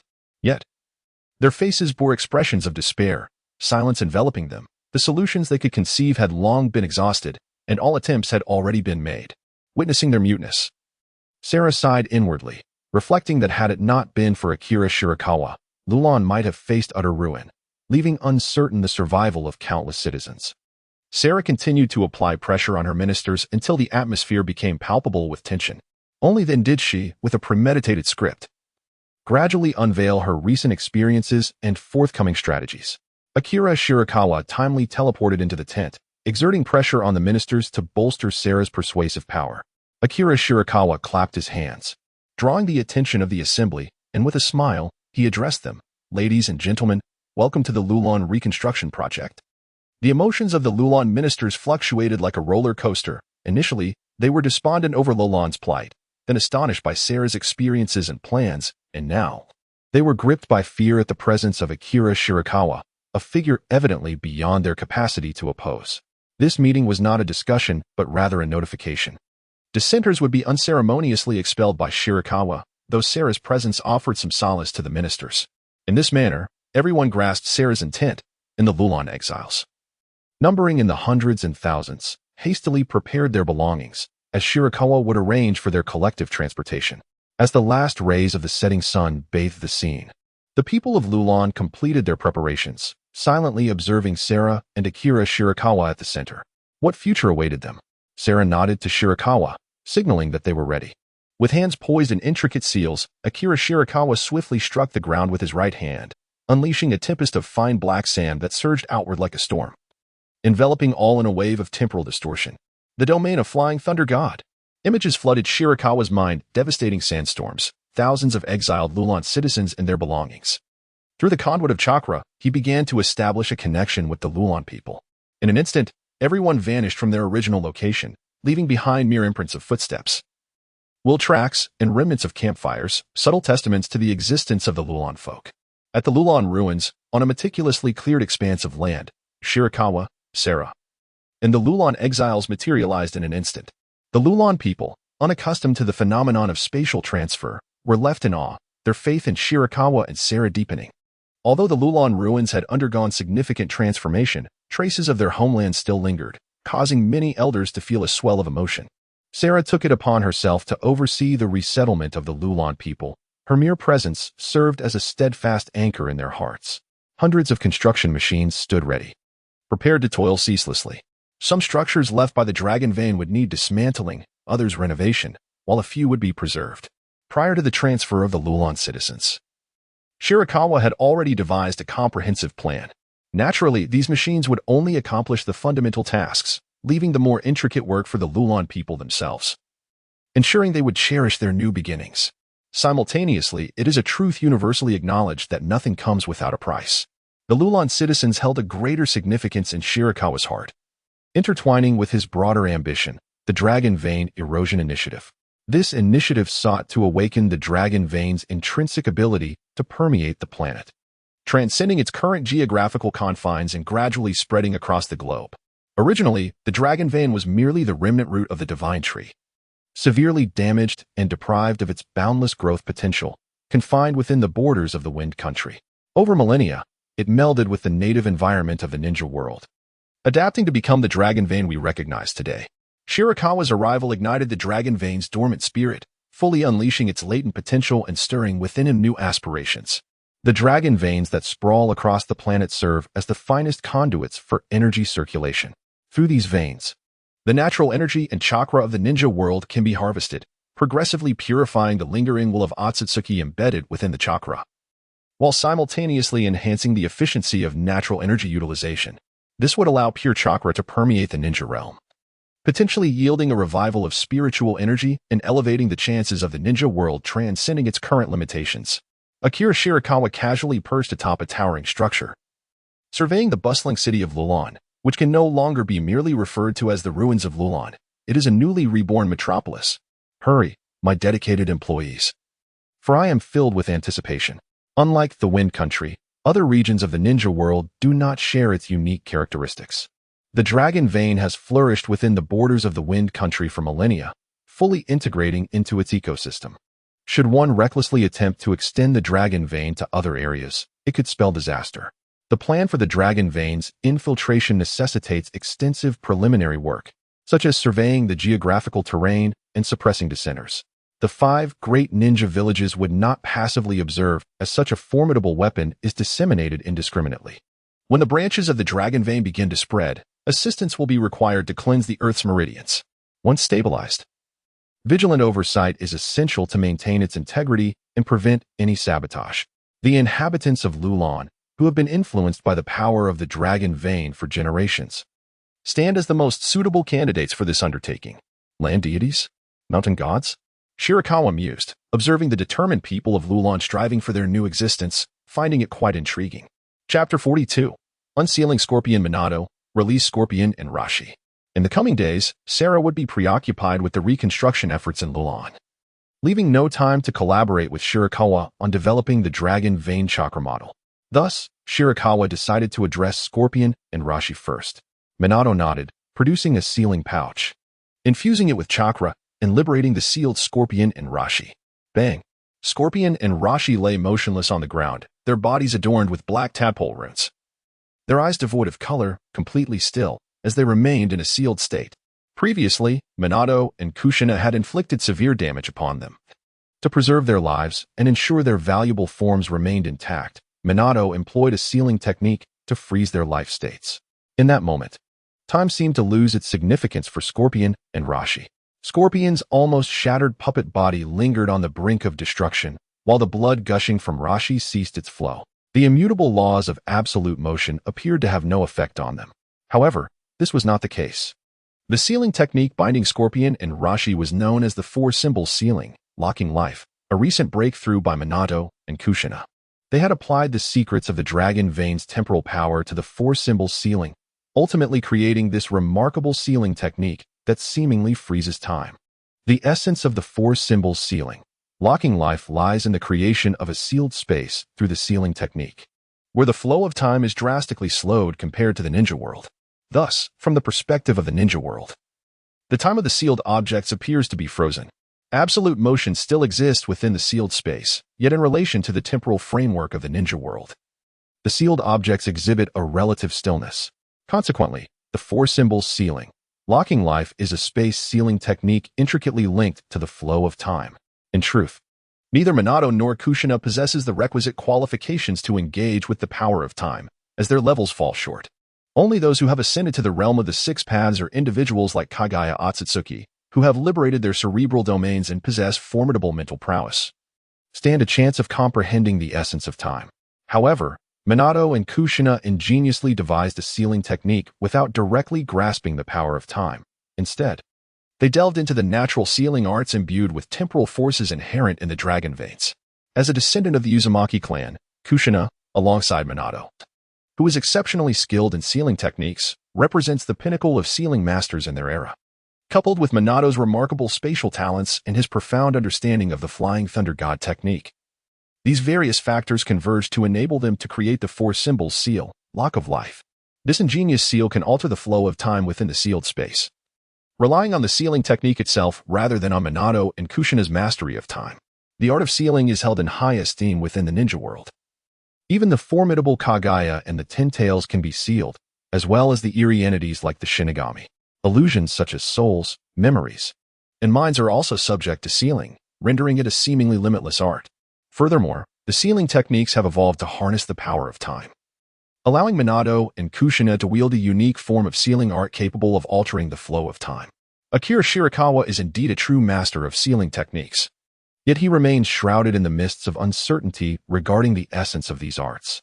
Sealing techniques are a form of jutsu that employs seals to block an opponent's chakra, body, or soul, manifesting as distinct markings upon the sealed individual. Akira Shirakawa believes that the crux of everything lies within the sealing techniques, which likely pertain to the fundamental laws of this world. Xiang Lu represents an exceptional existence. The spirit of the dragon vein, his former self, can be deemed a naturally occurring time-space chakra entity. Before the birth of the dragon vein spirit, the essence of the dragon vein had fortuitously given rise to a natural sealing technique embodying the powers of time and space, thereby endowing the entire dragon vein with temporal energy. Consequently, Xiang Lu innately wields a certain mastery over time, placing Akira Shirakawa at a distinct disadvantage in the realm of time while he operates under the dragon vein chakra mode. The inherent advantage of Xiang Lu is overwhelming. If Xiang Lu is likened to a fish swimming in the ocean of time, then Akira Shirakawa is merely an enthusiastic swimmer, whose proficiency, no matter how refined, cannot compare to that of the fish. Such is the nature of innate divinity. Nevertheless, Akira Shirakawa firmly believes that one day he shall grasp the power of time. For as long as he persists on the path of enlightenment, he will inevitably encounter the supreme law of time. While it is said that one cannot swim indefinitely in the vast ocean, this holds true only under normal circumstances. Through techniques such as external respiration, internal respiration, genetic modification, and elevation of life forms, or even with the aid of external forces, crafting ships, aircraft carriers, or nuclear submarines, there exist myriad ways to navigate the ocean. Xiang Lu, after all, was conceived as an ally by Akira Shirakawa. Originally, Akira Shirakawa intended to directly consume the dragon vein using the 6 library immortal thief, treating it as sustenance for the immaculate immortal body. However, upon recognizing the temporal power contained within the dragon vein, he altered his plans at the last moment, deciding to refine the dragon vein into an unparalleled treasure using the divine machine's forging. Unexpectedly, the plan veered off course, and the emergence of Xiang Lu brought Akira Shirakawa an unexpected delight. With a clap, the first to be unsealed by Mizumoto was Scorpion, who formed hand seals and then placed both hands upon Scorpion's chest. For symbol seal, life lock, release, the sealing technique upon Scorpion began to move in a strange manner, merging and transforming, ultimately converging into Mizumoto's palms. Crack, freed from the constraints of the seal. The once formidable body of the third Kazekage puppet could no longer sustain itself and was on the verge of shattering, while Scorpion remained momentarily disoriented from the sealing state, unable to connect with the puppet's body using chakra threads. Akira Shirakawa had been closely observing the condition of the Scorpion. He noted that as the body of the third Kazekage puppet began to shatter, the inherent magnetic escape power it once possessed started to dissipate completely. Should this puppet be utterly destroyed, it seemed unlikely that Scorpion could restore it, even if he were to reattach the fragments with chakra threads and mend every crack. The chakra that once resided within the puppet could never be reinstated, let alone the ninjutsu and bloodline limits of the third Kazekage in his prime. Just before the puppet's body shattered completely, a large, grayish-white hand materialized behind Akira Shirakawa. This hand reached out towards the puppet, morphing from a solid form into an ethereal one, ultimately enveloping the puppet like jelly, thereby preserving its structure and preventing it from breaking apart. This grayish-white hand, known as the Demon Craftsman, was a high-level artifact crafted by Akira Shirakawa, inspired by the appendages of tailed beasts. It assisted him in his forging endeavors and possessed the remarkable ability to transform decay into the miraculous, embodying Akira's profound insights into the art of creation. The Demon Craftsman represented the pinnacle of his mastery. Being primarily a supportive artifact, it excelled in assistance rather than offense. In this moment, Akira Shirakawa employed it to maintain the structure of the third Kazekage puppet. The grayish-white hand encasing the puppet began to gently knead it, and under the influence of the Demon Craftsman, the visible cracks on the puppet's body began to heal remarkably, as if they had never been broken, remaining intact and flawless. Akira Shirakawa is endeavoring to completely restore the third Kazekage puppet, and his fascination with human puppets is profound. Unlike ordinary mechanical puppets, human puppets are crafted from the corpses of individuals, retaining the chakra of the deceased. Within these constructs lies not only an intricate mechanical framework, but also a network through which chakra flows. This intersection of mechanics and chakra is precisely what captivates Akira Shirakawa. He perceives a striking resemblance between human puppets and divine mechanism puppets, suggesting that there may be a symbiotic relationship between the two. Foremost, both divine mechanism puppets and human puppets possess an energy core. The divine mechanism puppet harbors a divine core, a central hub that stores ki and transmutes it into power. Conversely, the human puppet contains a chakra core, imbued with the chakra of the puppet's former self. However, Shirakawa posits that this core functions more like a chakra conversion device, capable of transforming the chakra of the puppet master into the chakra of the human puppet, thereby enabling the execution of the deceased's ninjutsu. Unlike the regeneration core of Sasori, which encapsulates his life force and soul, representing living flesh, the chakra core of the human puppet is devoid of life. Employing sealing techniques as a means, utilizing chakra-infused human tissue as material, and incorporating wood as the primary substance, the process culminates in the creation of a human puppet capable of wielding the ninjutsu and even the bloodline limits of its former self. Sasori, indeed, is a prodigy. This marks the nascent form of human body alchemy. Were this situated in the realm of cultivation, Sasori would be regarded as the founder of demonic refining techniques, a formidable villain to be eradicated. Even in the ninja world, human puppets are shunned by the mainstream. Amigakure views the study of human puppets as taboo, forbidding any research into them. Naturally, this prohibition primarily targets ordinary puppet masters. The study of human puppets has ancient roots, and it is inevitable that certain puppet masters, particularly those who have reached an impasse in their craft, clandestinely explore this art. Sasori is the grandson of Chiyo and a genius puppeteer from Amigakure. His initial understanding of human puppets likely stems from the research conducted by Chiyo and the village itself. However, it is only Sasori who has made groundbreaking advancements in the realm of human puppetry. He stands as the sole puppeteer in the ninja world capable of creating human puppets. The so-called studies of others pale in comparison. Even Chiyo, the strongest puppeteer of the previous generation, merely modified her own hands into human puppet mechanisms, allowing for dexterity while enabling the release of chakra threads. A second commonality between divine mechanism puppets and human puppets is the presence of energy conduits. The distinction between these conduits lies in their functions. The energy pathways of divine mechanism puppets serve to distribute the ki and power from the divine core throughout the entirety of the puppet, thereby animating it. In contrast, the energy pathways of human puppets primarily imitate the operational flow of chakra within the human body, enabling the release of ninjutsu through hand seals. Akira Shirakawa seeks to unravel the mystery behind how a human puppet can wield the ninjutsu of its former life. Akiyama Shirakawa has currently mastered the art of crafting various specialized divine machines, even large-scale constructs akin to the legendary nine-headed dragon. However, he has yet to achieve the ability to transplant the powers of others into these mechanical puppets. This endeavor involves intricate human anatomy and physiology, concealing the secrets of creation. As it brushes against the taboo frontier of human transmutation, a most forbidden field of study, human transmutation involves the transformation of flesh, soul, and spirit, implying that if one can master these elements, it is possible to bring forth humanity without reliance on gestation or cloning. Nevertheless, human transmutation is far from simple. It is exceedingly complex.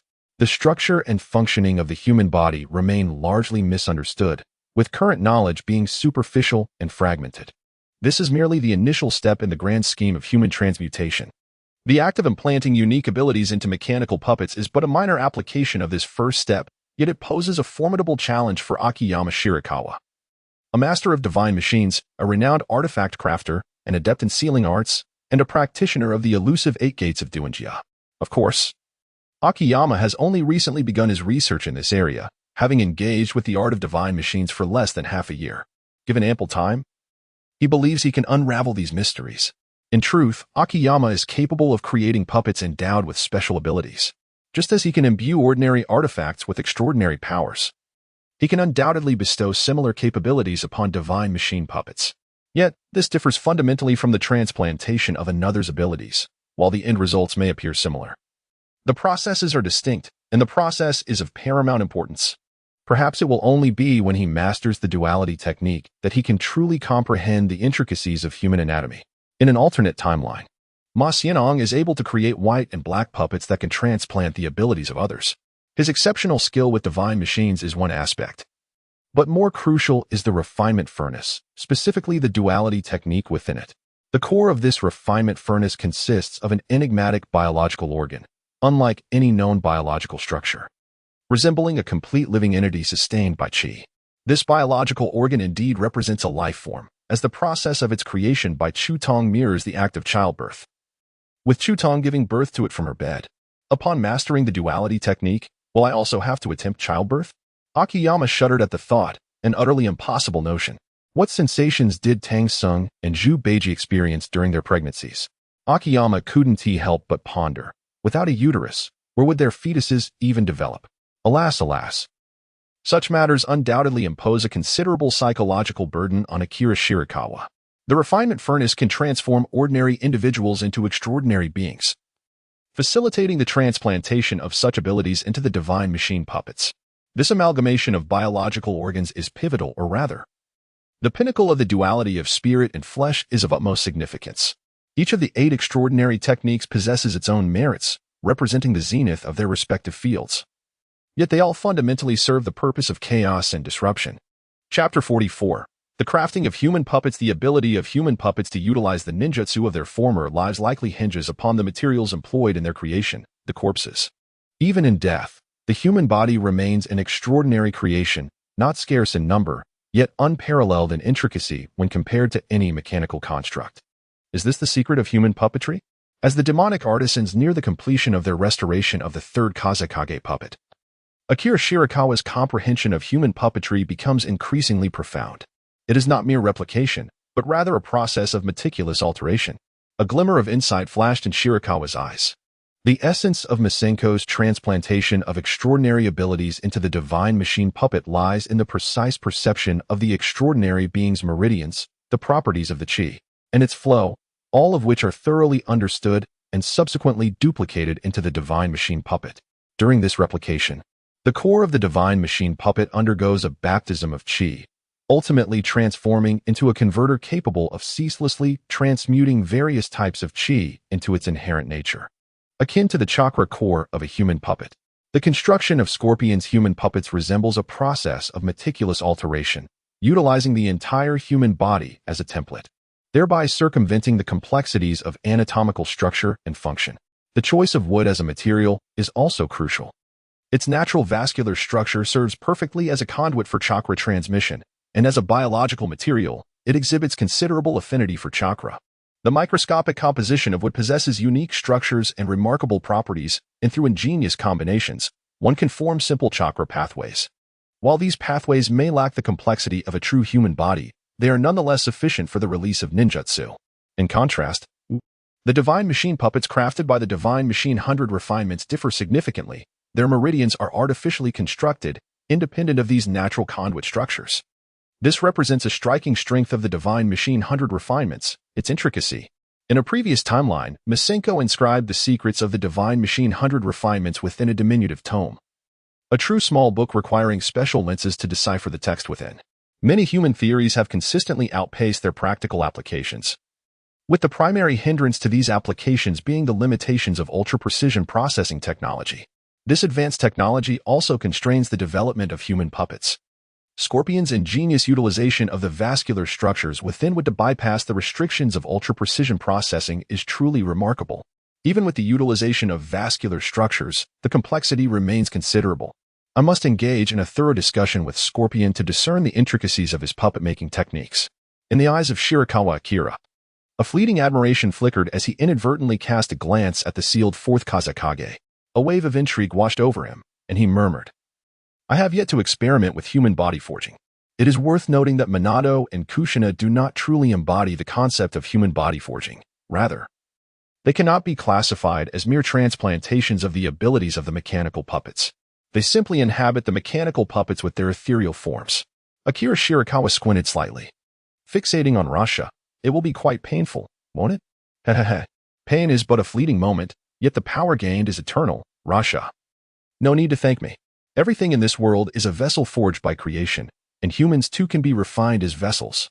A glimmer of inspiration flickered in Akira Shirakawa's eyes, filled with excitement. "Just in time. I have a brilliant idea."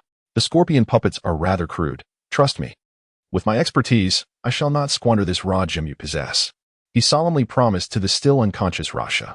Speaking of which, I am more inclined to converse with the original puppeteer, Monzaman. His creation, the Jisung 10, is likely the only purely mechanical puppets in the ninja world capable of utilizing ninjutsu. Among the Jinsong 10, there are 3 puppets, Buddha, Law, and Monk. When they unite to form a triangular formation, they can unleash the puppet technique 3 treasures absorption. This ninjutsu generates a violent storm that draws the target into the center of the triangle, where all absorbed matter is completely compressed before being expelled from the rear of the formation.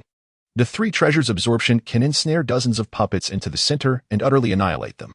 Akira Shirakawa was deeply intrigued by how Monzaman managed to create puppets capable of utilizing ninjutsu under such rudimentary conditions. Chapter 45. Manipulation.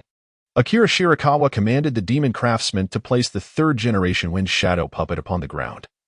As the restoration of the 3rd generation Wind Shadow puppet had been entirely completed, with all fissures vanishing without a trace, Akira Shirakawa further refined the 3rd Kazekage puppet, engaging in preliminary manipulations of its form and control.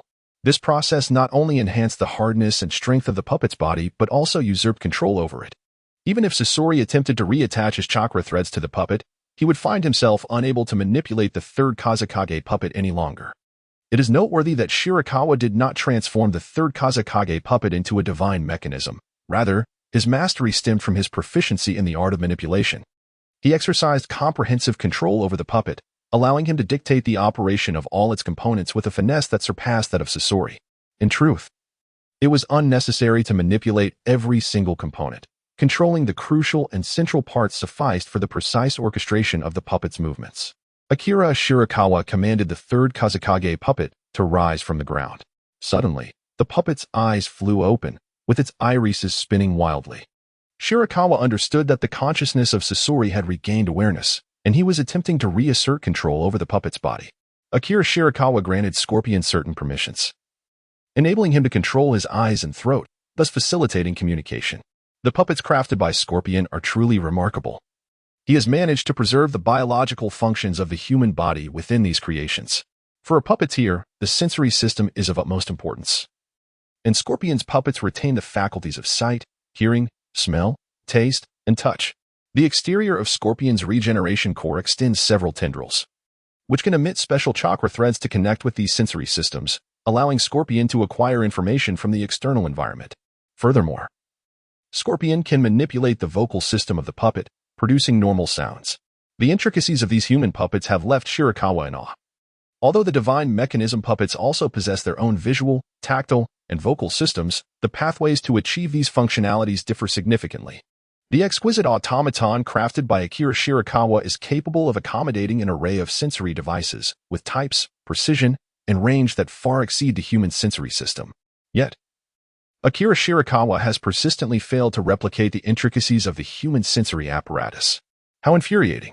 Why am I unable to exert control over the puppet? Scorpion frantically unleashed chakra threads, desperately attempting to seize control of the puppet, but all efforts proved futile. Akira Shirakawa chuckled warmly as he maneuvered the puppet towards himself, and then, in a fit of playful exuberance, commanded the 3rd Kazekage puppet to perform a series of eccentric movements. Beside him, Minato and Kushina exchanged puzzled glances, their faces reflecting their bewilderment at Akira's antics. Akira Shirakawa cleared his throat and remarked, "I wish to assess the quality of the puppets crafted by Sasori. They appear quite commendable." Both Minato and Kushina nodded in agreement, their expressions filled with curiosity as they intently observed the performance of the 3rd Kazekage puppet. How on earth did they conceive such movements? They pondered. Sasori felt an overwhelming sense of indignation, his eyes blazing with fury. Had he possessed a human form, his face would surely have flushed with embarrassment. How dare this scoundrel manipulate the body of a puppet master in front of me? He seethed internally, cursing vehemently while simultaneously intensifying his chakra threads through his core, desperately striving to reclaim control over his own body. Akira Shirakawa observed the scene with satisfaction, nodding in approval. He then commanded the 3rd generation of the Wind Shadow puppet to unleash a formidable magnetic release jutsu. Magnetic release. Sand Iron Palace. Akira Shirakawa deftly manipulated the 3rd generation of Wind Shadow's puppets, engaging in a whimsical game of sandcastle and block building high in the sky. The sand iron first coalesced into various geometric forms such as cubes and cylinders, which gradually began to assemble from the base. With meticulous craftsmanship, Shirakawa added intricate details, ultimately creating a magnificent palace entirely fashioned from sand iron. Scorpion watched in utter astonishment. Not only was he incapable of achieving such a feat, but even the third generation of wind shadows would likely struggle to exert such precise control over sand iron. Yet, this individual before him had accomplished it with remarkable finesse. With a smile, Akira Shirakawa praised Scorpion, saying, "Scorpion, your puppets are quite impressive and remarkably functional." Scorpion initially felt a flicker of emotion and pride, but soon a wave of irritation washed over him. Was this fellow attempting to show off? How dare he toy with my creations in my presence? In truth, Akira Shirakawa did not intend to humiliate Scorpion. This was merely a strategy to win him over. For a proud puppeteer like Scorpion, one must first deliver a blow to subdue him, to disorient him, and this must be done in the very area where he excels and takes pride. Thus unlocking the door to his heart, this is the first step to conquest. Subsequently, one would offer him a glimpse of profound techniques and puppet mastery, instilling hope within him and providing a direction to pursue.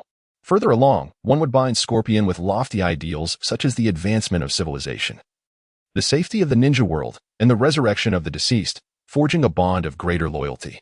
Chapter 46, A Marvelous Journey. Having relinquished his struggle, Scorpion's eyes became vacant as he allowed Akira Shirakawa to manipulate him, akin to a toy at the mercy of its master. The bitter experience of his previous defeat, coupled with Akira's mockery, thoroughly shattered his confidence and pride, plunging him into self-doubt. He came to realize that his puppetry techniques bore no comparison to those of Akira Shirakawa. Akira Shirakawa observed Scorpion, who appeared to be thoroughly defeated, recognizing that the moment had come to withdraw gracefully.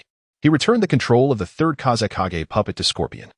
However, to his surprise, Scorpion did not seize the control. Instead, he allowed the puppet to collapse onto the ground, motionless. Shirakawa's light and shadow play has become excessively chaotic. Akira Shirakawa slowly approached Scorpion and inquired with a smile, "What troubles you, Scorpion? You seem rather despondent. Has someone been tormenting you?" Upon hearing those words, Scorpion could no longer remain indifferent. He reclined on the ground, casting a sidelong glare at Akira. "Ha ha ha, what is this trifling matter? Allow me to show you something far more entertaining." A swirling mass of black energy erupted from Akira's hand as he extended it toward the left chest of the puppet. The dark essence transformed into countless tendrils, ensnaring Scorpion's regeneration core with an unyielding grip. Spirit binding. A profound agony surged through Scorpion's being, as if the connection between his soul and body had been irrevocably severed, and the remaining nerves within the regeneration core were mercilessly manipulated. How long had it been since Scorpion had transformed himself into a puppet? He had not experienced intense pain for ages. At most, he had merely felt slight discomfort through the puppet's tactile system, an unavoidable sensation necessary for perceiving external stimuli and maintaining vigilance. If this torment continued, Scorpion feared he would soon shatter. Akira Shirakawa gently remarked, "Take a deep breath. Pain is a natural sensation." Scorpion, in a daze, pondered that he was not breathing at all. At last, the pain receded like a receding tide, and Scorpion regained his clarity of consciousness. Why is the third Kazekage puppet still lying on the ground? How can this be possible? Scorpion stared in astonishment at his ethereal hands and his floating form. At that moment, he appeared as a wraith-like spirit. Indeed, Akira Shirakawa had forcibly extracted Scorpion's soul from the regenerative core. With great difficulty, Scorpion turned his head to Akira Shirakawa and inquired, "How did you accomplish this?" Bai Chuaming scoffed coldly, remarking that with a fractured spirit and incomplete essence, your soul is entirely at my mercy. In private, he assessed that while summoning spirits and commanding them is indeed his forte when dealing with pure spiritual entities, extracting the soul from a being like Xie, whose spirit and flesh are both impaired, required considerable effort. Had he been confronted with a complete being, he could have effortlessly seized Xie's soul. Akira Shirakawa waved his hand towards the sky, and shortly thereafter, the serpent-like creature Shangliu descended with a graceful sweep of its form. Thud. Even though Shangliu tempered its descent, it still struck the ground with a resounding noise, stirring up a cloud of dust. The 9 heads of Shangliu formed a circle, evenly distributed in all directions, silently fixating their gaze upon Scorpion. One of the heads emanated an eerie red glow, a manifestation of the absorbed Ninetales chakra. Scorpion instinctively swallowed hard. He was no weakling, nor would he display any signs of cowardice. Yet, he couldn't shake off the undercurrent of fear, for in his ethereal state, he was acutely aware of the terrifying presence of Shangliu. Akira Shirakawa affectionately caressed one of the dragon heads and remarked to Scorpio, "Shangliu is my most exceptional child and my most loyal companion." Scorpio? Akira Shirakawa raised his eyebrows and gestured to Xianglu, encouraging him to showcase his true self. The remaining 8 dragon heads of Xianglu lifted majestically, their golden, glass-like bodies becoming exceptionally transparent, revealing their intricate internal structures entirely. It resembled a well-toned individual shedding his shirt in the dormitory, unabashedly displaying his perfect physique to his roommates, while striking various stylish poses. Scorpion was instantly captivated by the inner workings of Xianglu, murmuring to himself, "A true puppet life, an eternal art." Akira Shirakawa did not allow Scorpion to be astonished for long. He swiftly seized Scorpion's ethereal form, leaping onto the dragon's head of Xianglu, and proclaimed, "Xianglu, let us enlighten our friend. Dispatch." Akira Shirakawa infused the spirit of the Scorpion into the body of Xianglu. Apprehensive that the Scorpion might not withstand the exhilarating journey ahead, he sought refuge for the Scorpion within Xianglu. Xianglu let out a thunderous roar towards the heavens, then ascended skyward, soaring majestically above the new Lulon. The Scorpion's head emerged from Xianglu's form, gazing downward, granting a panoramic view of the newly established Lulon.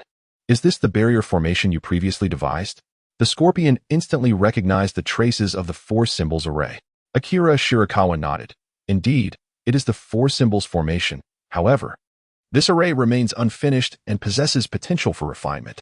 Subsequently, he turned his gaze towards the diligent divine machines working on the ground and inquired, "Are those divine machines also manipulated by spiritual entities, akin to the 4th Hokage and his spouse?" Akira Shirakawa shook his head, stating, "No, those divine machines are purely mechanical, devoid of any spiritual embodiment. However, they possess rudimentary intelligence." Scorpio remained silent, fully aware of Shirakawa's intention, which was merely to persuade him to serve his cause. In truth, Scorpio wished to convey that there was no need to subject him to such torment. He was not one to be inflexible. When the Akatsuki organization sought to recruit him, it sufficed for Conan to deliver a single blow, followed by the provision of sanctuary and funding for research materials. Let alone the fact that Shirakawa had an abundance of puppet techniques at his disposal. Akira Shirakawa, however, was oblivious to the state of Scorpion. With excitement, he exclaimed, "Scorpion, brace yourself. The true journey is about to commence." To be honest, this is my first experience as well. Scorpion, taken aback, was about to respond when Shirakawa waved his right hand forward. The space ahead shimmered with crystalline patterns, and the trio plunged into a wondrous passageway. It resembled an infinite prism. There were no distinctions of up or down, front or back. The passage held no concept of ground, and every direction within it was equally valid. They were traversing through space. Unlike the Flying Thunder God technique, this spatial traversal lacked temporal markers or specific destinations, offering only an indistinct direction and a journey of boundless whim. This was a realm Shirakawa dared to step into only after the birth of Xianyu. Otherwise, one could easily become lost in the chaotic currents of space. Gradually, the surroundings came into focus, and the 3 seemed to have temporarily escaped the spatial tunnel. They found themselves high in the sky, surrounded by the vast heavens and drifting white clouds. Everything was simply marvelous. Yet, before Scorpion could fully absorb the beauty of the scene, they accelerated again into the spatial tunnel. Suddenly, they emerged once more, this time bursting forth from the ninja world into the unfathomable depths of the cosmos. The vast chakra of the dragon vein enveloped Shirakawa, shielding him from the perils of the vacuum. Scorpion stood in awe, gazing at the azure planet beneath him and then at the nearby moon. He understood that the ninja world was spherical and was aware of the existence of the universe. Yet he had never witnessed it firsthand, never imagining it to be so boundless and expansive. He realized how limited his previous perspective had been. Abruptly, a colossal golden sword energy shot forth from the moon, cleaving towards Shirakawa and the others. Chapter 47. The Otsutsuki on the Moon. Otsutsuki. This magnificent golden chakra sword energy was unmistakably the result of the Otsutsuki clan's mighty golden wheel reincarnation explosion unleashed from the moon. Akira Shirakawa reacted swiftly, drawing forth a kunai adorned with intricate blue patterns. He aimed it towards the direction of the sword's energy and launched the kunai, which erupted with a brilliant blue chakra, racing towards the golden sword energy and leaving a stunning azure trail in its wake. The might of the golden wheel rebirth explosion was overwhelmingly formidable. compelling Shirakawa to utilize a magical artifact to divert the golden sword energy it produced. Flying Thunder God technique. Akira Shirakawa performed a series of hand seals, and subsequently, a vortex-like fold materialized in the void, centered around the blue-patterned shuriken, enveloping all the golden sword energy within, until both the shuriken and the sword energy vanished into the emptiness. Here you go. Akira Shirakawa executed another set of seals, and the blue-patterned shuriken reappeared in the void, closely followed by the previously displaced golden sword energy. However, this time, the golden sword energy was directed in the opposite trajectory, cleaving towards the moon. On the moon, within the grand temple of the Tsutsuki clan dedicated to the Renegan, an elderly man, enveloped in a bluish chakra aura, stood before the colossal Renegan, his countenance grave as he observed the returning golden sword energy. Who exactly were they? When did such formidable figures emerge in the ninja world? Today, he had arrived at the temple as usual, intending to peer into the affairs of the ninja realm through the giant Renegan and to critique the failures of the ninja world created by Yuka. To his astonishment, he inadvertently discovered Akira Shirakawa riding a 9-headed dragon in outer space. Without a moment's hesitation, he entered the Renegan chakra mode and unleashed the golden wheel rebirth explosion, aiming to obliterate Akira Shirakawa and his companions. Since Akira Shirakawa and his companions possess the capability to venture into outer space, it is inevitable that they will explore the moon. This poses a significant threat to the waning Tsutsuki clan, and the emergence of such prodigious talents within the ninja world is detrimental to the branch family's efforts to fulfill the ancestral wishes of the Yumura lineage. The elder extended his right hand forward, releasing 5 orbs of chakra from his palm.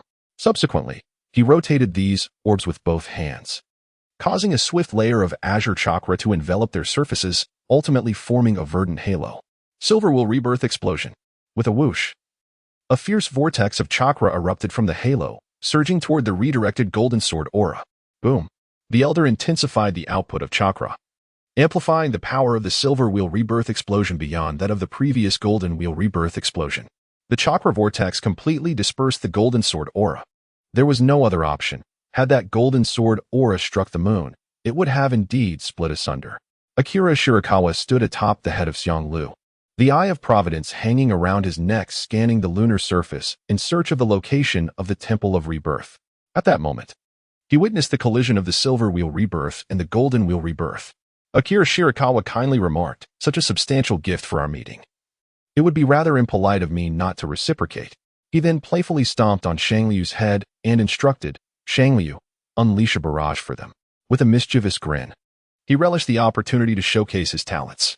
Shangliu, brimming with excitement, raised its 9 dragon heads simultaneously toward the moon, conjuring 9 formidable tailed beast balls that soared into the celestial expanse. After a moment's reflection, Shangliu felt that a single volley would not suffice, so it unleashed 8 more, ultimately assembling a grand total of 81 tailed beast balls as a tribute to the Tsutsuki clan. It is worth noting that Shangliu is not merely a creature of chakra. It is also a mechanical life form, capable of efficiently harnessing the immense chakra within, rendering the release of dozens of tailed beast balls a trivial feat. Akira Shirakawa exclaimed, "You fool! What will happen if you destroy the moon by unleashing so many tailed beast jades?" To which Surya chuckled, "Hee, master, surely it won't come to that. They appeared rather arrogant before. Their strength shouldn't be so lacking, should it?" Shirakawa Akira disregarded him, then raised an eyebrow, and with a flick of his hand, conjured a vivid image. It revealed that just moments ago, the all-seeing eye had located the great Tsutsuki shrine. In the image, an elderly man stood beside a colossal Renegan, emanating a mesmerizing azure chakra. Bai Chuanming realized with a start. It seems that at this moment, the Otsutsuki clan still has some of the elder generation alive.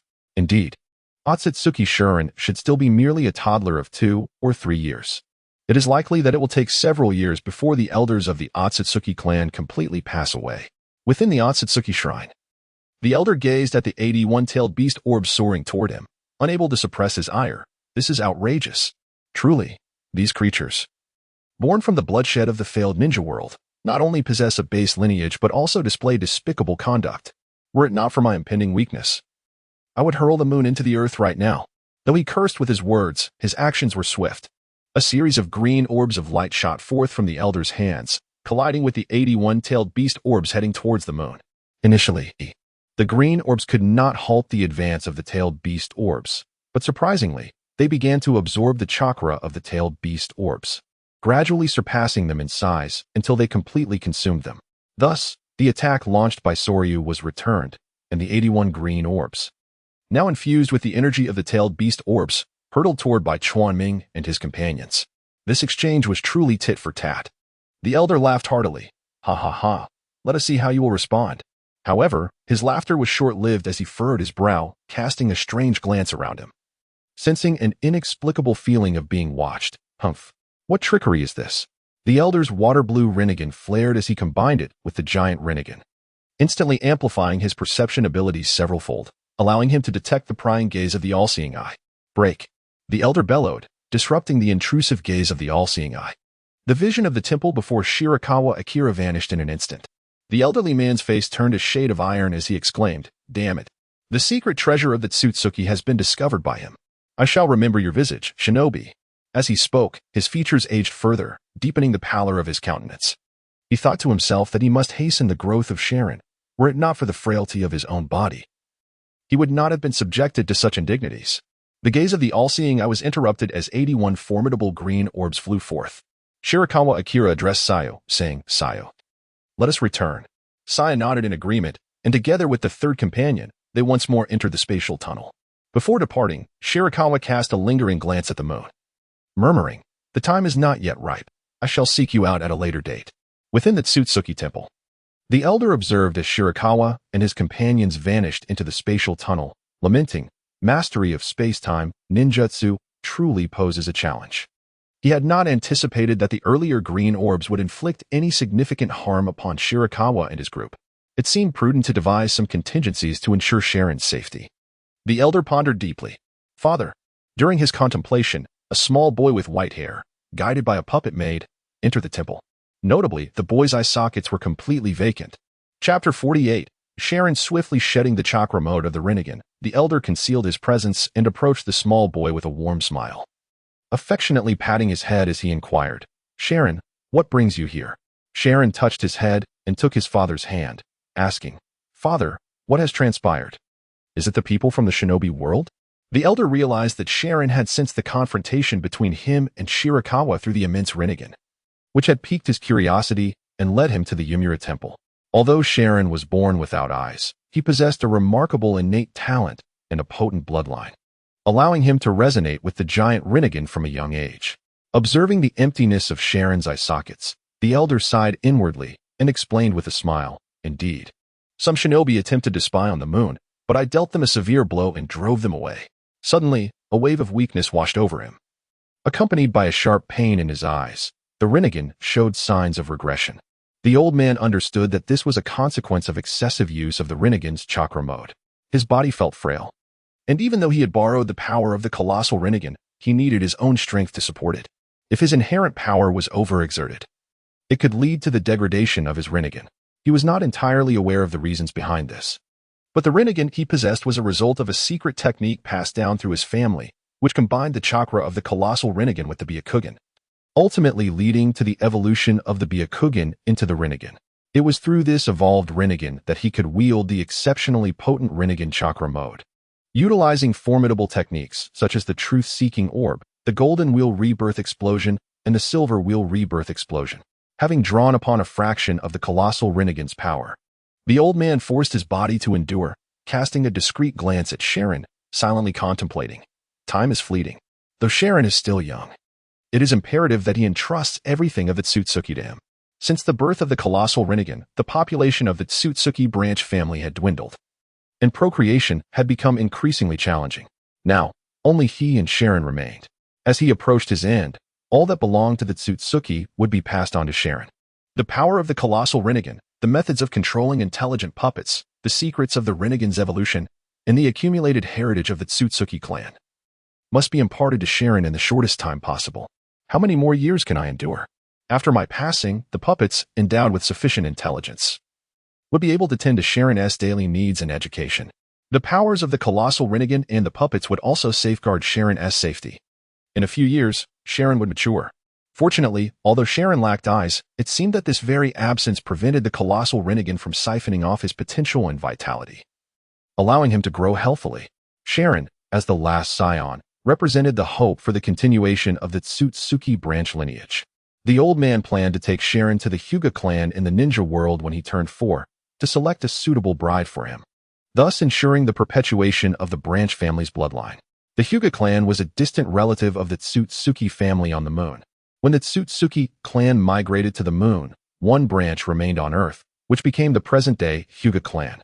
Choosing a girl from the Hyuga clan as a daughter-in-law would guarantee the purity of their descendants' bloodline, preventing the noble lineage of the Tsutsuki from being tainted by inferior bloodlines. Chapter 49, Subduing the Scorpion of Red Sand with a Rush, Esri, carrying Akira Shirakawa and Scorpion, abruptly appeared above the city of Lulon, marked by the flying thunder god seal, ensuring they would not lose their way in the space-time tunnel. Compared to the flying thunder god technique, the space-time tunnel consumed more chakra and could not achieve instantaneous movement, making it easier to become lost in spatial turbulence. However, the space-time tunnel could transport superactive chakra life forms like Esri without relying on the flying thunder god seal for long-distance transmission, showcasing its distinct advantages. Akira Shirakawa was quite content with this journey, not only for the purpose of awakening Scorpion but also for his own enjoyment. As dark energy surged once more, Shirakawa employed the technique of spirit binding to retrieve Scorpion's spirit and reintegrate it into the regeneration core. This time, Scorpion felt no pain. Instead, a profound comfort enveloped him, akin to returning to the warm embrace of a mother, completely dispelling the boundless emptiness of his spiritual state. Although existing in a spiritual form can prolong one's life, allowing one to experience a second existence, it is not without significant drawbacks. Firstly, such a state is prone to manipulation and more susceptible to seals, rendering one vulnerable to spiritual and malevolent attacks. Secondly, without the protection of a physical body, the spirit is subject to endless erosion by the void, gradually losing emotions and even will, ultimately becoming either a mere tool or returning to the cosmos. Artifacts or spiritual objects that nurture the soul can slow the process of this erosion. Scorpion had never desired a physical form as he did now. Yet this did not diminish his pursuit of eternal artistry. Silently, chakra threads extended from the regeneration core, connecting to the various joints of the third Kazakage puppet. With the clattering sound of mechanical joints, Scorpion commanded the puppet to rise once more. Minato and the others had been watching from the sidelines, and this time, they distinctly felt that Scorpion's state was markedly different, as if he were an entirely different person. Scorpion dusted off his soiled robes and adjusted his attire before inquiring of Shirakawa, "Forgive me, but I am yet unaware of your name?" "Akira Shirakawa," came the response. Scorpion's fervor could no longer be concealed as he bowed deeply, proclaiming, "Lord Shirakawa, I wish to follow in your footsteps, hoping you can guide me on my path forward." In that moment, Scorpion's last lingering attachment to the Akatsuki dissipated, for he valued the tangible pursuit of eternal artistry far more than the elusive concept of world peace. "Forgive me, leader, but I must pursue my art." The multitude of S-rank rogue ninjas willing to serve the Akatsuki can be attributed, in part, to Pain's despair-inducing strength, but also to the allure of the organization's ideology. In the era of Pain, the overt philosophy of the Akatsuki was to gather the 9-tailed beasts, create tailed beast weapons, and ultimately conquer the world to achieve lasting peace. At first glance, this ideology seemed highly feasible, particularly appealing to ninjas like Scorpion, Deidara, and Kankuro, who had grown in times of war. The clandestine ideology of the Akatsuki, however, aimed to resurrect the Ninetales, employing the monumental genjutsu of infinite Tsukuyomi to plunge the world into a dream, thereby realizing a so-called eternal peace. The infinite Tsukuyomi plan successfully ensnared figures like Madara, Obito, and Kisame, compelling them to dedicate themselves to this cause. As for others, each had their own motives. Deidara sought amusement, Haiden desired convenience for killing. Itachi was an undercover agent, Orochimaru aimed to acquire the Renegan, and Zetsu aspired to resurrect Kaguya, while Konan acted for Yahiko and Nagato. Akira Shirakawa accepted the Scorpion's gesture with solemnity and stated, "Scorpion, I sense your sincerity, yet I have 2 stipulations." The Scorpion replied, "Please, do share." "Firstly, you must pledge your loyalty to me henceforth, aligning with my plans, and you must never betray me," Akira Shirakawa declared, raising his index finger towards the Scorpion. "This is only natural. Although I am but a puppet in form, I possess the resolve to adhere to the path of perseverance." The Scorpion hesitated momentarily before inquiring, "May I ask what your plans entail?" Akira Shirakawa's lips curved slightly upwards as he once again employed his previous rhetoric to deceive Scorpion. Having been in this line of work for quite some time, he had become somewhat adept at it. The Umbrella Organization, Watergate, Kushina, and Sarah were all among his trainees. Public speaking is an art. A well-executed speech has the power to stir emotions and can even lead to a form of indoctrination. Akira Shirakawa is not merely engaging in deception. He genuinely intends to pursue this path. However, his ultimate goal is to foster the development of the ninja world, absorbing its civilizational achievements to advance his own quest for truth. Scorpion exhaled, his inner fervor rekindling. If he could pursue the eternal art while striving for world peace, would that not be the epitome of harmony? Despite Scorpion's history of murder, taking the lives of his own leaders and comrades, annihilating families and nations, exhibiting a heartless demeanor, and conducting inhumane experiments to transform other ninjas into puppets, even rendering himself a mere marionette, he remains a boy yearning for peace and detesting war. My second request is that you must never cease your progress. The art of divine machinery and weapon crafting that I impart to you is not merely intended to create a replica of myself. Scorpion remained silent for a prolonged moment. The chakra within his rebirth core surging wildly, his prideful spirit akin to a sword unsheathed. Do you look down upon me? I admit I had previously grown somewhat complacent. Yet my stagnation was largely due to the constraints of the world. Now, however, I perceive a larger realm. Ha ha ha, Scorpion, I welcome your addition. The team gains another formidable member, and Akira Shirakawa is elated. Yet Scorpion was impatient. So, can you teach me your puppet technique now, which you refer to as the divine machinery crafting method? Scorpion, I understand your eagerness, but do not rush. Akira Shirakawa declined. Without cultivating chi, Scorpion and the others would be unable to practice the techniques of the solitary world, and he had yet to devise a means to enable them to cultivate chi. If he were to utilize the cultivation furnace, one of the conditions, divine machinery tempered 100 times, had already been mastered, and with the formidable support of the dragon vein. The remaining requirements included the dual-handed technique and an additional esoteric method. However, the dual-handed technique is exceedingly difficult, being one of the 2 most stringent techniques among the 8 extraordinary skills. To fully master the dual-handed technique, one must achieve the unity of spirit and flesh, a state that Akira Shirakawa believes is challenging to attain in a short time. What then could be the method to achieve this? Scorpion furrowed his brow. Could it be that Akira Shirakawa is deceiving himself? With a sense of resignation, Akira Shirakawa realized that he must explain himself to Scorpion. He waved his hands, and a magnificent surge of chakra emanated from his being, enveloping Scorpion within a chakra domain centered around him. Within this realm of chakra, azure waves of energy continually transformed their shapes. As streams flowed, creatures frolicked, and all living things thrived in vibrant harmony. Akira Shirakawa inquired, "Do you recall the grand magnetic ninjutsu, the sand iron palace, that I previously executed using the third wind shadows puppet?" To which Sasori replied, "Indeed. Your chakra control is exceptionally formidable." Shirakawa continued, "Are you aware of the reason behind my superior chakra control?" After a moment of contemplation, Sasori shook his head. Despite his own chakra control being among the finest in the ninja world and the Crimson Secret technique, 100 puppet manipulation being notoriously challenging to execute, Shirakawa's prowess in chakra control exceeded Sasori's comprehension. If one were to provide an explanation, it could only be attributed to innate talent. "It is quite simple," Shirakawa stated. "Because my chakra belongs to me, whereas yours does not belong to you." Sasori, perplexed, responded, "My chakra does not belong to me." Akira Shirakawa continuously manipulated the transformation of his chakra, conjuring 2 butterflies that danced gracefully upon his hands. "Pay close attention and discern the distinction between my chakra and yours," he urged. Scorpion closed his eyes, sincerely endeavoring to perceive the chakra emanating from Shirakawa. After a prolonged moment, he opened his eyes and remarked, "Your chakra possesses a remarkable personal signature." Akira Shirakawa nodded and remarked, "Indeed, my chakra is entirely derived from myself, devoid of any extraneous elements. In truth, the entire shinobi world is merely a pasture. This phenomenon is intrinsically linked to the origin of chakra." Chapter 50, The Limit of Technique. I shall await your response.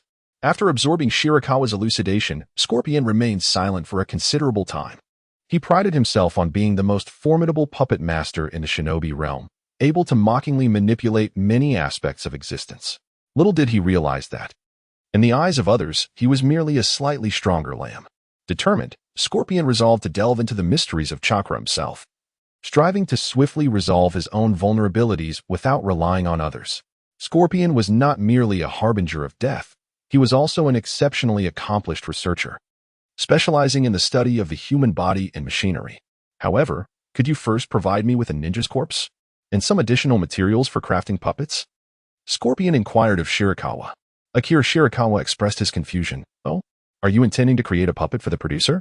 Scorpion nodded, glancing down at the third-generation wind shadow puppet that housed the regeneration core, and remarked, "This puppet has been repaired by you, yet it has also been refined by you. However, its operation feels somewhat unsatisfactory to me. Furthermore, the residual magnetic release power from the third-generation wind shadow inherently conflicts with my chakra. While I can harness the strength of this puppet, it fails to fully express my capabilities." Scorpion's intention was clear. The third-generation wind shadow puppet limited his potential, and he yearned to craft a new puppet body. You claim that the power of the third-generation wind shadow puppet restricts your performance. How does this differ from your desire to reconstruct a puppet? After all, neither is crafted from your own essence. Scorpion slightly raised his head, asserting, "I have my own methods. I merely need to eliminate the chakra of the corpse to the greatest extent possible while preserving its essential characteristics, then infuse it with my own chakra." Akira Shirakawa retrieved a pouch and extracted 10 lifeless bodies of ninjas. Previously, he had delved into the means of preserving the prowess of ninjas within divine mechanisms. Thus, he had requested the Umbrella organization to supply him with the remains of notorious ninjas. These corpses were remarkably fresh, meticulously preserved by Shirakawa's sealing techniques. Scorpion was momentarily taken aback. He had not anticipated that Shirakawa would carry corpses with him. He had merely intended for Shirakawa to fulfill his earlier promise of providing him with a laboratory and some resources. After all, which virtuous individual would carry corpses on their person? Akiyoshi Shirakawa subsequently retrieved several materials previously utilized in the creation of the divine mechanism from the pouch, remarking with a smile, "Do let me know if you require any additional materials." After a moment's contemplation, he added, "You have now become a member of the Umbrella organization. I shall introduce you to everyone, and henceforth, you may directly request any resources you desire from the organization." Scorpio, manipulating the puppet's form, began to examine the corpses and materials strewn across the ground. He came to realize that Shirakawa was not only formidable in personal strength, but the power he wielded behind him was equally formidable and should not be underestimated. Akira Shirakawa suggested, "Scorpion, why not create a puppet here? I am eager to observe the process of your craftsmanship. Furthermore, I can assist you in refining these materials to meet your specifications. Whether it be elasticity, strength, hardness, plasticity, or toughness, I possess the ability to manipulate them all." The words of Shirakawa Akira ignited a fervor within Scorpion. The persistent conundrum of material challenges had long hindered the advancement of puppetry, yet to his astonishment, Shirakawa Akira's exceptional technique could effortlessly resolve it. "Excellent," Scorpion acquiesced. For the creation of puppets had become second nature, deeply etched into the very essence of his soul. For a puppeteer, concentration is an indispensable skill. The surrounding environment exerts little influence over him. With a decisive demeanor, Scorpion commenced his work, first selecting a corpse. He deftly manipulated iron sand for transportation, cutting, and organizing various materials, occasionally requesting Shirakawa Akira to modify some components. Clang. This small clearing transformed into Scorpion's intimate workshop, where the aesthetic beauty of various artisan techniques captivated the eye. Before long, Scorpion had prepared an array of parts, fully equipped and merely awaiting the final touch. The speed of his progress astonished even him. Historically, the most time-consuming aspect of puppet making had been the preparation of materials, each requiring meticulous treatment. For instance, wood must undergo antifungal and anti-cracking processes. High-quality materials are not easily acquired. However, with Shirakawa Akira's assistance, the task became remarkably straightforward. Thanks to the prowess of the technique known as divine machine refinement, whatever properties Scorpion required in materials were readily provided. At times, the exceptional quality of these materials left Scorpion in awe. Only one final phase remained, the true crafting of the puppet. Scorpion employed a unique sealing technique, gradually integrating the prepared wooden materials into the body's core. This process was slow, demanding Scorpion's undivided attention. Akira Shirakawa, with his all-seeing eye, keenly observed the intricate process by which Scorpion crafted his puppet. Minato and Kushina stood by, watching intently. Kushina softly remarked, "This is a sealing technique distinct from that of the Uzumaki clan." The creation of the puppet was an exceedingly complex endeavor. As Scorpion sought to fashion it to suit his own physique, thereby adding an additional step that doubled the mental strain involved. Throughout this process, Scorpion had to multitask with utmost concentration. First, he needed to fuse the wood with the corpse's main body, a step requiring meticulous precision to ensure the vascular structures aligned harmoniously with the human meridians. Next, as he extracted the corpse's own chakra, he simultaneously sealed his own chakra within it. Following this, he would fine-tune the puppet structure. For the biological anatomy of a human differs significantly from the mechanical framework of a puppet. Additionally, being somewhat of an aesthetic connoisseur, Scorpion aimed to adjust the puppet's appearance to resemble his own visage from life. Finally, he would thoroughly integrate chakra into the core of the puppet's abdomen, enabling it to convert chakra. At this juncture, such a step was not strictly necessary for Scorpion, as he was creating a vessel for himself, and the regeneration core would suffice to produce chakra. Chakra, Shirakawa murmured, realizing the solution lay in addressing the chakra issue directly. He had previously found himself ensnared in a dilemma, fixated on employing the divine machine refinement and the duality technique to counter the encroachment of Otsutsuki chakra. Yet, the true essence of delving deeply into chakra, or what one might call chi, resides within the chi body source flow. Moreover, the chi body source flow does not impose excessively stringent conditions. Its greatest peril lies in the formation of the nascent soul after one's cultivation. The nascent soul seemingly possesses a consciousness independent of the primary soul, and it remains uncertain whether it might usurp the body from the primary soul. Nonetheless, the nascent soul represents both a risk and the grandest opportunity within the chi body source flow. In the eyes of Akira Shirakawa, a glimmer of brilliance sparkled. He had long been intrigued by the essence of chi and its source, yet previously, there had been other, more suitable techniques to pursue. At the culmination of techniques lies the essence of chi. What kind of surprises might you unveil for me? Chapter 51. The essence of chi. While Scorpion was engaged in crafting the human puppet, it would take some time. Sarah was occupied with the reconstruction affairs of Lulon. And with nothing pressing to attend to, Akira Shirakawa could no longer contain his restless heart. He hurriedly bid farewell to Watergate and others. I have suddenly gained an insight and require a secluded place to cultivate alone. Please take charge of the defense here in my absence. Watergate and Kushina were left bewildered. Was it truly possible to attain enlightenment in such a brief period while merely observing Scorpion's puppet making? Yet, considering that they had only been with Akira Shirakawa for nearly a year, during which he had unveiled formidable secret arts such as spiritual body, celestial body, divine mechanism, and weapon forging, and had mastered the Leaf Village ninjutsu taught by Watergate and Kushina, making progress almost daily, they found it less surprising. Akira Shirakawa contemplated for a moment. Certain hidden dangers must be addressed beforehand. Akira Shirakawa emanated a cerulean chakra, levitating gracefully into the air, activating the four symbols great formation that enveloped Lulon. A translucent hemispherical barrier descended upon Lulon, isolating it from the outside world. This barrier bore resemblance to the protective enchantments of Konoha. However, while Konoha's barrier was primarily designed to detect invading foes, Shirakawa's shield was oriented towards concealment, chiefly to guard against incursions from the 5 great shinobi villages and the prying eyes of the Tsutsuki clan from the moon. It was certain that after engaging in a fierce confrontation with the Tsutsuki branch family on the moon, their vigilance would intensify, leading them to scrutinize the shinobi world more frequently in search of Shirakawa's whereabouts, rather than idly investigating only a few significant locations, such as the Hyuga clan's stronghold or major battlefields. Given the limited numbers of the Tsutsuki branch, once all was arranged, Shirakawa utilized the Flying Thunder God technique to teleport to a secure hideout. Even a cunning rabbit has its burrows. Shirakawa had established multiple discreet safe houses throughout the shinobi world, so well concealed that even members of the Umbrella organization were unaware of their existence. Akiyoshi Shirakawa dared not cultivate the chi body source flow in either Lulon or Boziguo, for he feared losing control. The chi body source flow had a notorious history. In a previous timeline, Zhang Chulan frequently fell victim to the Yuan-ing, which seized dominion over his corporeal form. The Yuan-ing, akin to a child, lacked the discernment to temper its actions. Given the extent of Shirakawa's current powers, he was apprehensive that Lulon and Boziguo could face utter annihilation. In a secluded cave, Shirakawa had prepared essential provisions such as food and water. However, with the presence of the devouring bag, he carried an ample supply of resources with him. Akira Shirakawa settled down in the cave, commencing his preparation to study the origins of chi. After Akira Shirakawa completely refined the Dragon Vein, he achieved a new title, the Master of the Dragon Vein. The dragon vein is a treasure of the ninja world, not only harboring an immense reservoir of chakra but also intertwining with the forces of space and time.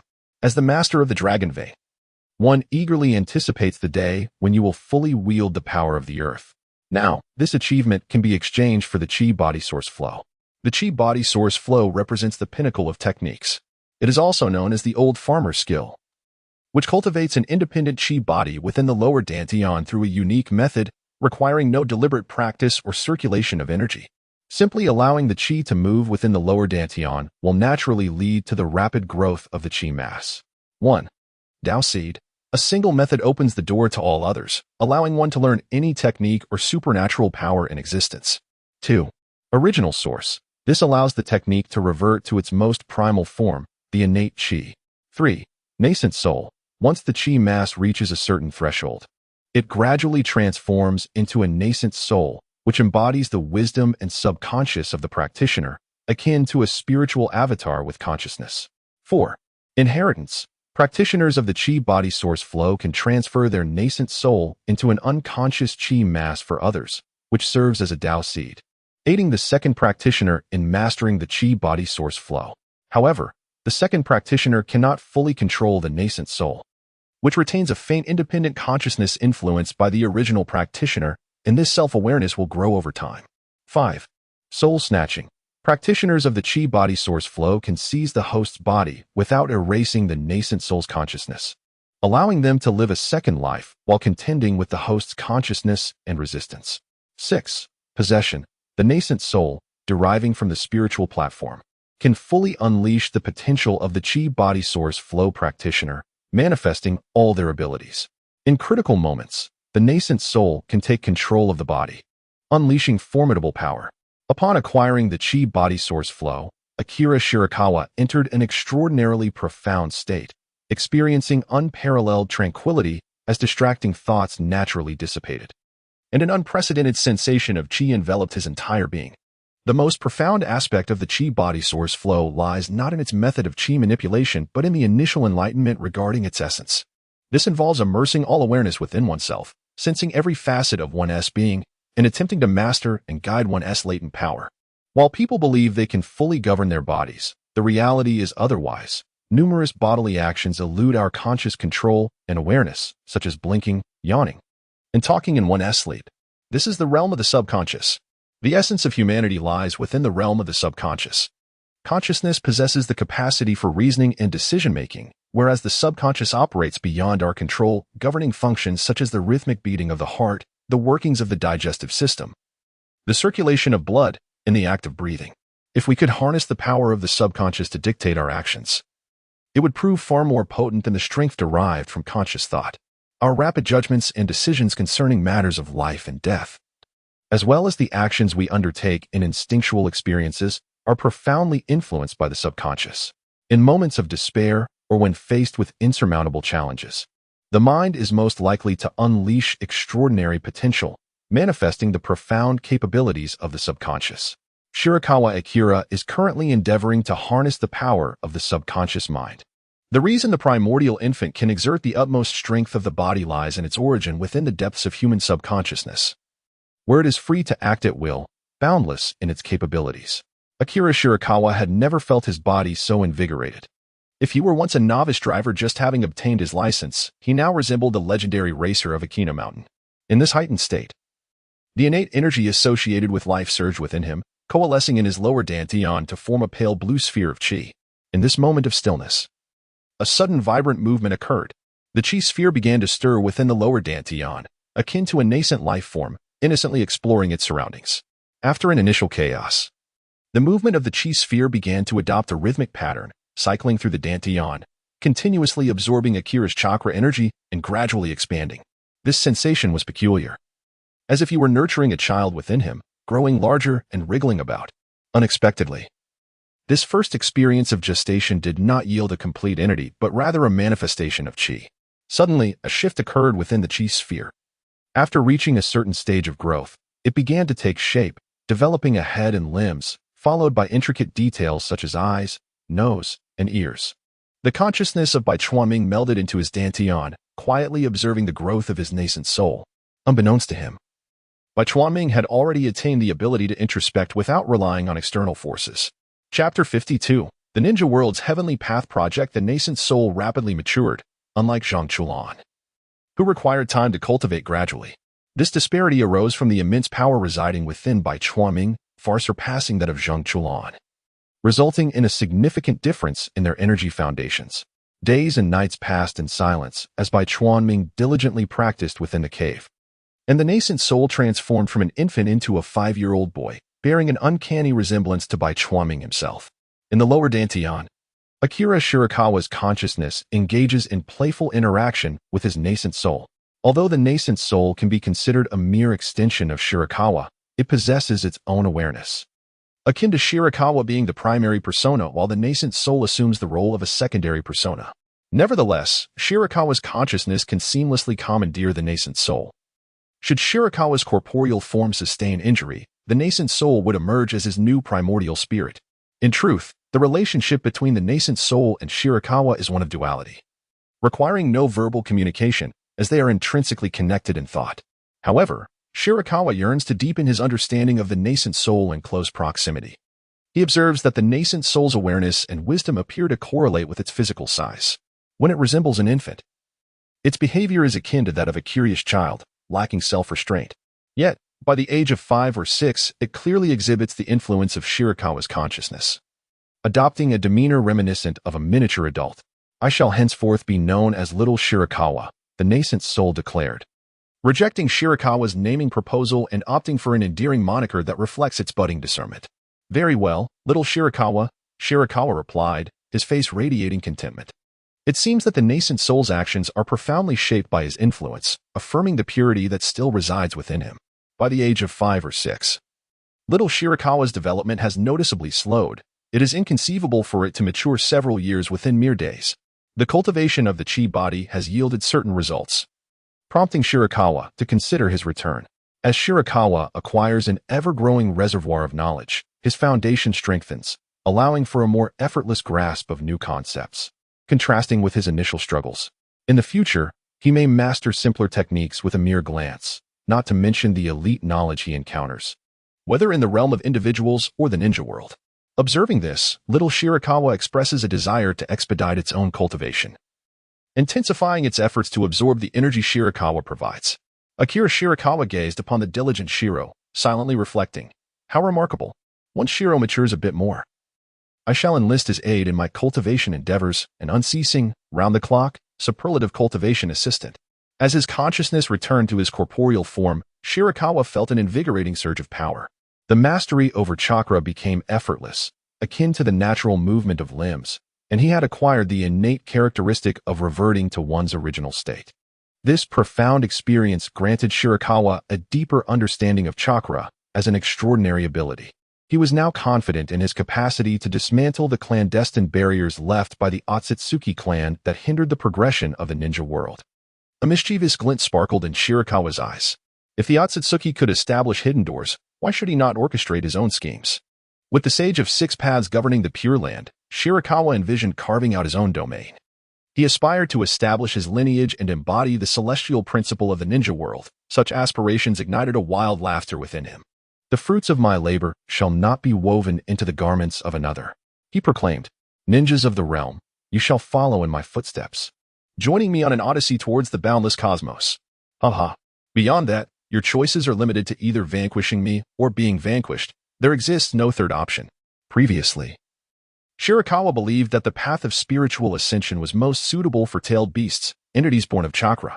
By merging his will with chakra, he aimed to break free from the Otsutsuki's constraints and partake in the cyclical flow of chakra within the ninja world, thus binding himself to it.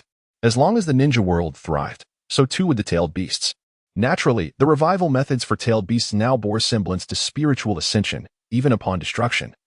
They could coalesce chakra and resurrect. Yet, this was insufficient. Such a state fell far short of Shirakawa's standards.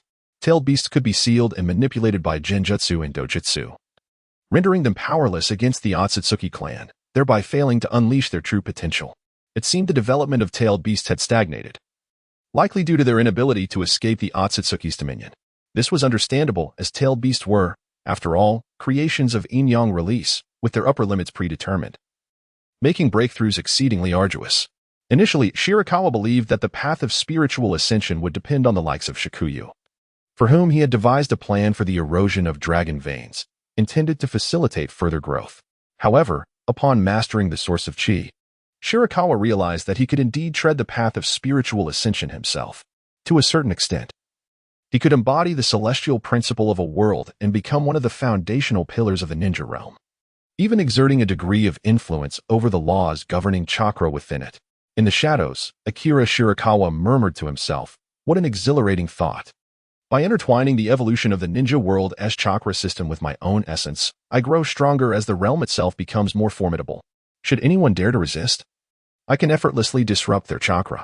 However, one must consider that once my will permeates the chakra of the ninja world, it will taint the purity of each individual. While I do not intend to deliberately stifle their potential development as Otsutsuki did, I shall strive to be their ally in the early stages. Yet, this will inevitably compromise their individual purity, hindering their ascent to the pinnacle. Akira Shirakawa diligently refined his plans, addressing any gaps with a sense of duality. The pinnacle referred to here is not merely the level of the Sage of Six Paths. This slight infusion of spirit will not hinder their attainment of that level. Whether it be Obito, the Sage of Six Paths, or Kagaya Otsutsuki at various stages of the Six Paths realm, the lofty ideals articulated by Akira Shirakawa undoubtedly pertain to the divine echelon of the Tsutsuki clan. Furthermore, the evolutionary trajectory of the Tsutsuki lineage appears to revolve around the incessant consumption of energy and life from numerous celestial bodies, a complexity that surpasses mere imagination. Ha ha ha. How absurdly ambitious, why ponder so much? The path to divinity is pure in its essence, while integration offers its own unique route to transcendence. I must first achieve the pinnacle of existence before contemplating other pursuits. Perhaps, through this ethereal ascent, I can embrace the collective wisdom of the entire shinobi world, becoming the primordial Tao of the ninja realm, or even expand my will to encompass the cosmos, thereby accomplishing my ultimate aspirations. The ambitions simmering within Akira Shirakawa are on the verge of overflowing. At that juncture, it remains uncertain whether I will hinder the evolution of the ninja realm or propel it toward the zenith. All will hinge upon the unfolding of future events. There exists more than one pathway to divinity. The myriad avenues of enlightenment are abundant and diverse. The concept of the heavenly Tao within the shinobi realm has thus become a contingency for Akira Shirakawa. Chapter 53. Appetite upon utilizing the Flying Thunder God technique to teleport back to Lulon. Akira Shirakawa's perception of Minato and Scorpion has undergone a profound transformation. In Shirakawa's eyes, the will of Tsutsuki lurks within the chakra of Scorpion and others, radiating like a brilliant beacon. While the will of Tsutsuki typically exerts little influence, it renders the ninjas of the shinobi world vulnerable to the advanced jutsu of the Tsutsuki clan, such as infinite Tsukuyami and chakra extraction. Now, the task of purifying the will of Tsutsuki no longer requires the use of artifacts as it did when he created the serpent. He can directly employ the essence of chi to dispel the Tsutsuki will embedded within an individual's chakra. Scorpion, maneuvering his newly crafted body, approaches Shirakawa. This form is a meticulously crafted human puppet that mirrors Scorpion's appearance in life. Red-haired, elegant, reminiscent of a melancholic prince of the desert. "You seem different once more," Scorpion observes, his gaze laden with complexity. In just a few days, Shirakawa has undergone remarkable transformation. Previously, Shirakawa exuded an aura of unparalleled purity, devoid of any trace of impurity, radiating a formidable and domineering presence, as if containing explosive energy within, occasionally tinged with a hint of wicked amusement. Yet now, he emanates an ethereal quality, imbued with a sense of simplicity and a return to authenticity, a delightful contradiction that brings forth a subtle epiphany. With a light-hearted smile, Shirakawa declares, "Scorpion, I bring you good news. I am now capable of resolving the Tsutsuki will that plagues you." Scorpion pauses, taken aback. "So you spent these days researching methods to purify chakra." A flicker of unexpected emotion stirs within Scorpion. Although Shirakawa, the new leader, may exhibit a lack of martial ethics, he shows genuine care for his subordinates. Ultimately, Scorpion is still human, unable to escape the curse of Stockholm Syndrome. Of course, serving the greater good of the ninja realm is my guiding principle. Akira Shirakawa extended his hand toward the core of Scorpion's chest, where the essence of regeneration resided. And Scorpion offered no resistance. "Scorpion, you may experience some discomfort. I shall restore the chakra within your regeneration core to its purest form." the very essence of life that sustains your existence. A stream of translucent, pure white chakra flowed from Akira's left hand toward Scorpion's regeneration core, while his right hand formed a seal, carefully attuning himself to the conditions within Scorpion's body, even though the chi body source flow provided immense assistance.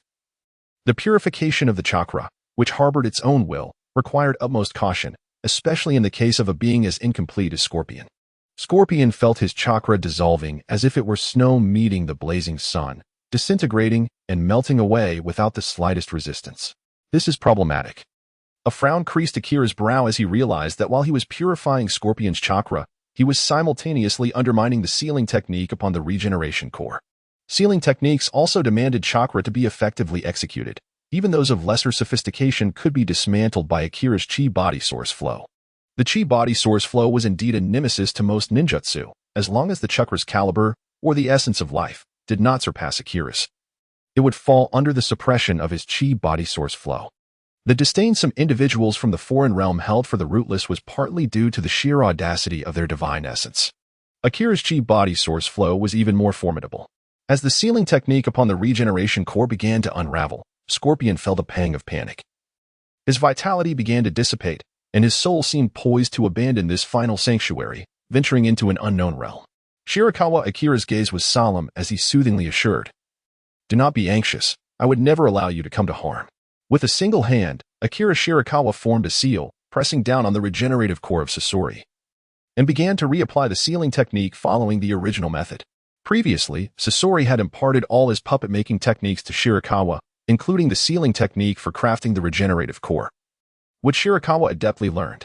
Thus, he found himself simultaneously purifying the chakra within Sasori while maintaining a complex seal, an undertaking that demanded an unimaginable amount of mental and spiritual energy. 5 days passed, a duration far exceeding Shirakawa's expectations.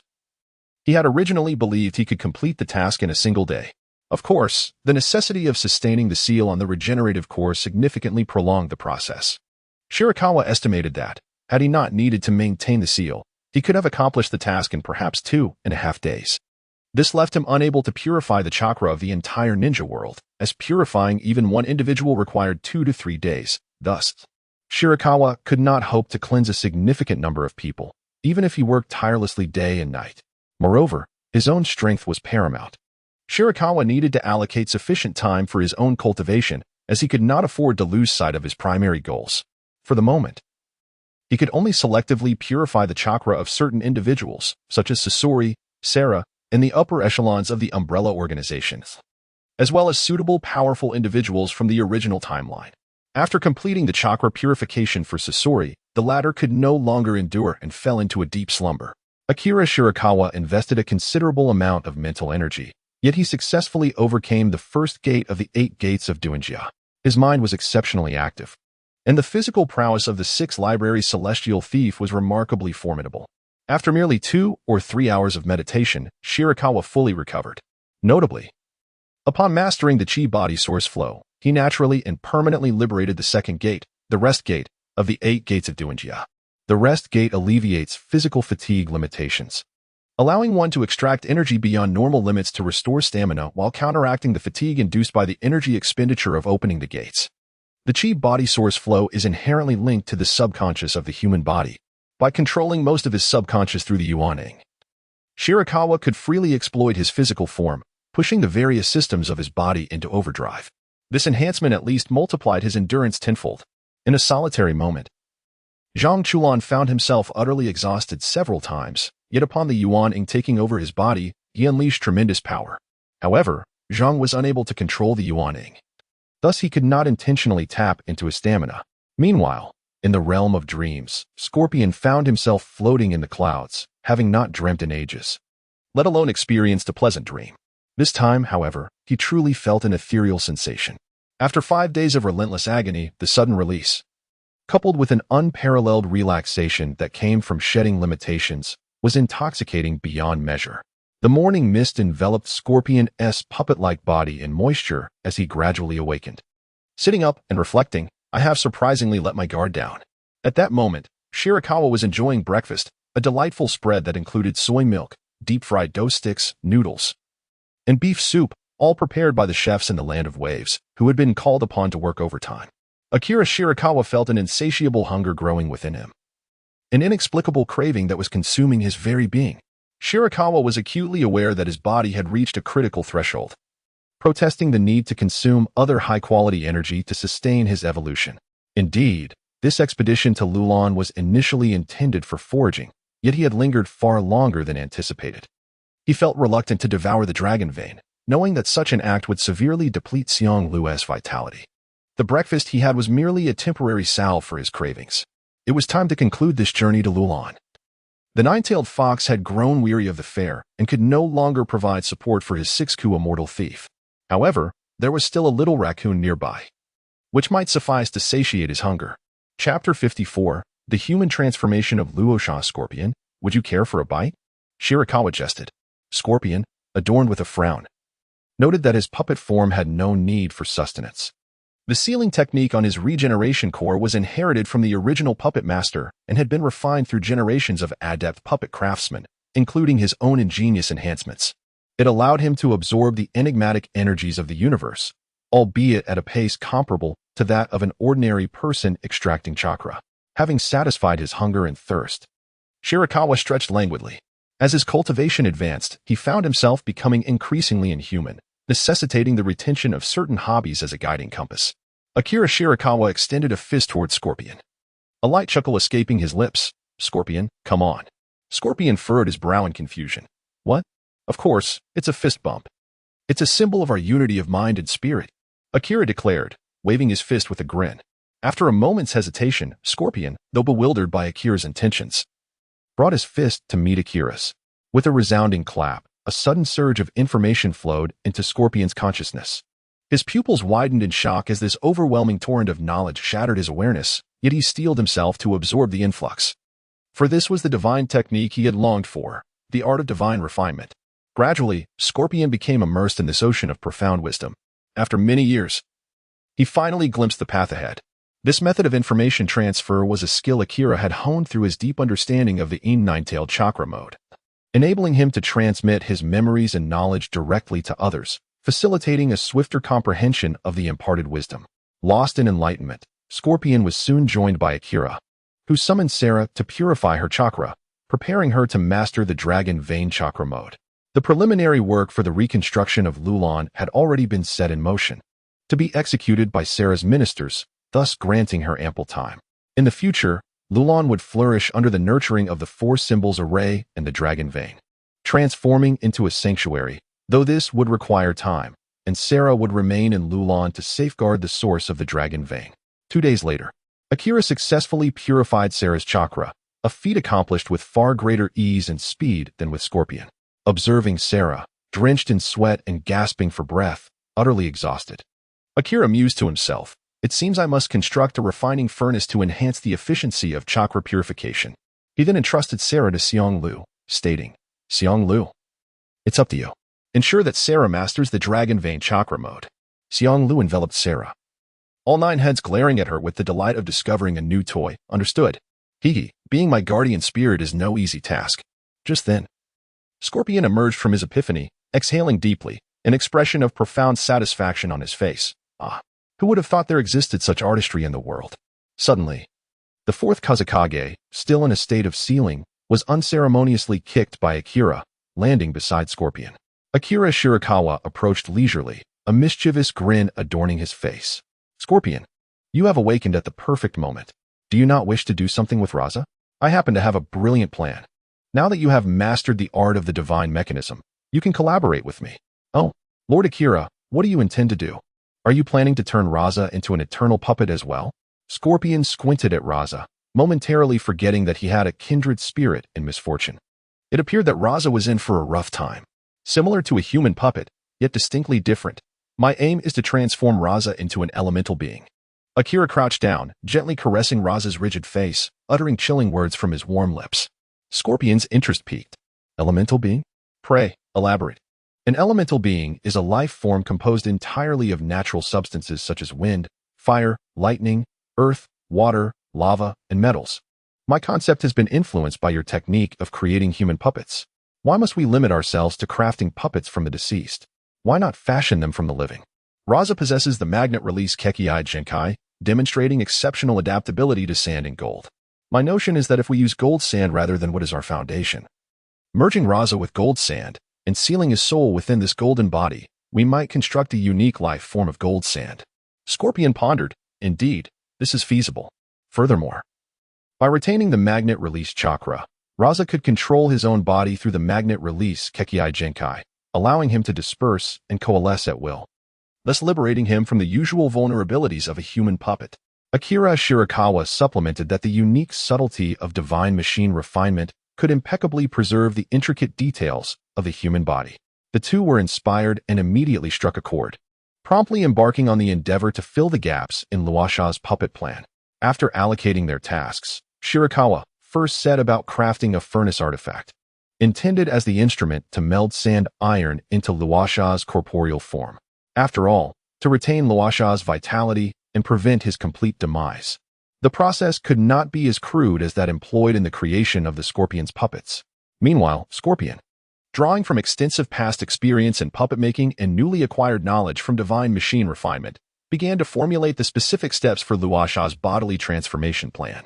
7 days later, a resplendent purple-gold furnace stood tall, adorned with intricate bagua patterns, specifically crafted by Shirakawa for Luosha.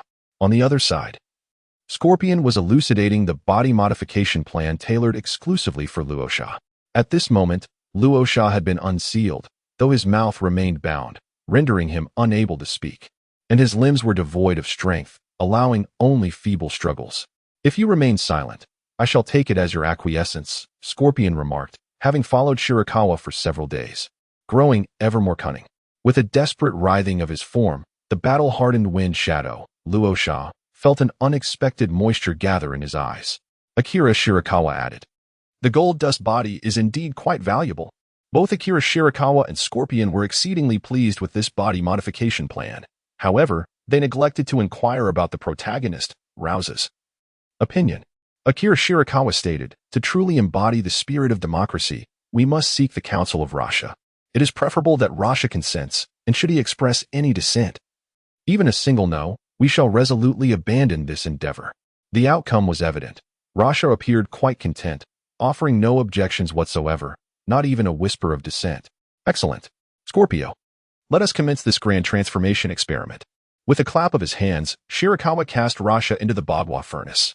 Thrown into the furnace, Rasha was utterly shattered, desperately ramming his head against the walls of the furnace to no avail. This bagua furnace, while not comparable to the legendary furnace of the Supreme Old Lord, had nevertheless consumed immense effort from Shirakawa, and among all the advanced magical artifacts he had crafted, this furnace ranked among the finest. Scorpio positioned himself at a distance from the bagua furnace, recognizing that Shirakawa would be the primary force in this endeavor. After all, he had only recently mastered the technique of divine machine refinement and was still inexperienced. Moreover, employing a puppet body along with the rebirth core to execute divine machine refinement presented significant challenges, and he was contemplating solutions to this dilemma. Chapter 55, The Sand Gold Lifeform. Completion. Whoosh. As chakra was infused, golden chakra flames ignited within the bagua furnace, twisting and writhing, expressing their inherent tension with abandon. This chakra flame was not merely a conventional fire. Rather, it was a manifestation of chakra energy at its most vibrant, taking on the form of flames. Ultimately, fire is but a form of energy, and just as fire can forge all things, chakra, as a more advanced form of energy, is equally capable. Akira Shirakawa typically forges weapons and crafts divine mechanisms by utilizing chakra to alter the structural integrity of materials, rather than relying solely on flames. The intensity of fire can be excessively high, which may easily compromise the integrity of the materials. Akira Shirakawa's chakra, transformed by the 8 trigrams furnace, possesses an extraordinarily potent refining effect, sufficient to support the completion of this human modification for Rasha. Within the furnace, Rasha gently levitates, enveloped by golden chakra flames. Though the temperature is not particularly high, Rasha can still perceive a terrifying density of energy. The first to be obliterated were the garments and hair adorning Rasha, rendering him akin to a plucked chicken. The all-seeing eye displayed the scene within the furnace, allowing Akira Shirakawa to monitor Rasha's condition at any moment, thus facilitating a surgical precision in the modification. Subsequently, Akira controlled the intensity of the chakra flames, gradually melting Rasha's corporeal form. This agonizing process rendered Rasha voiceless.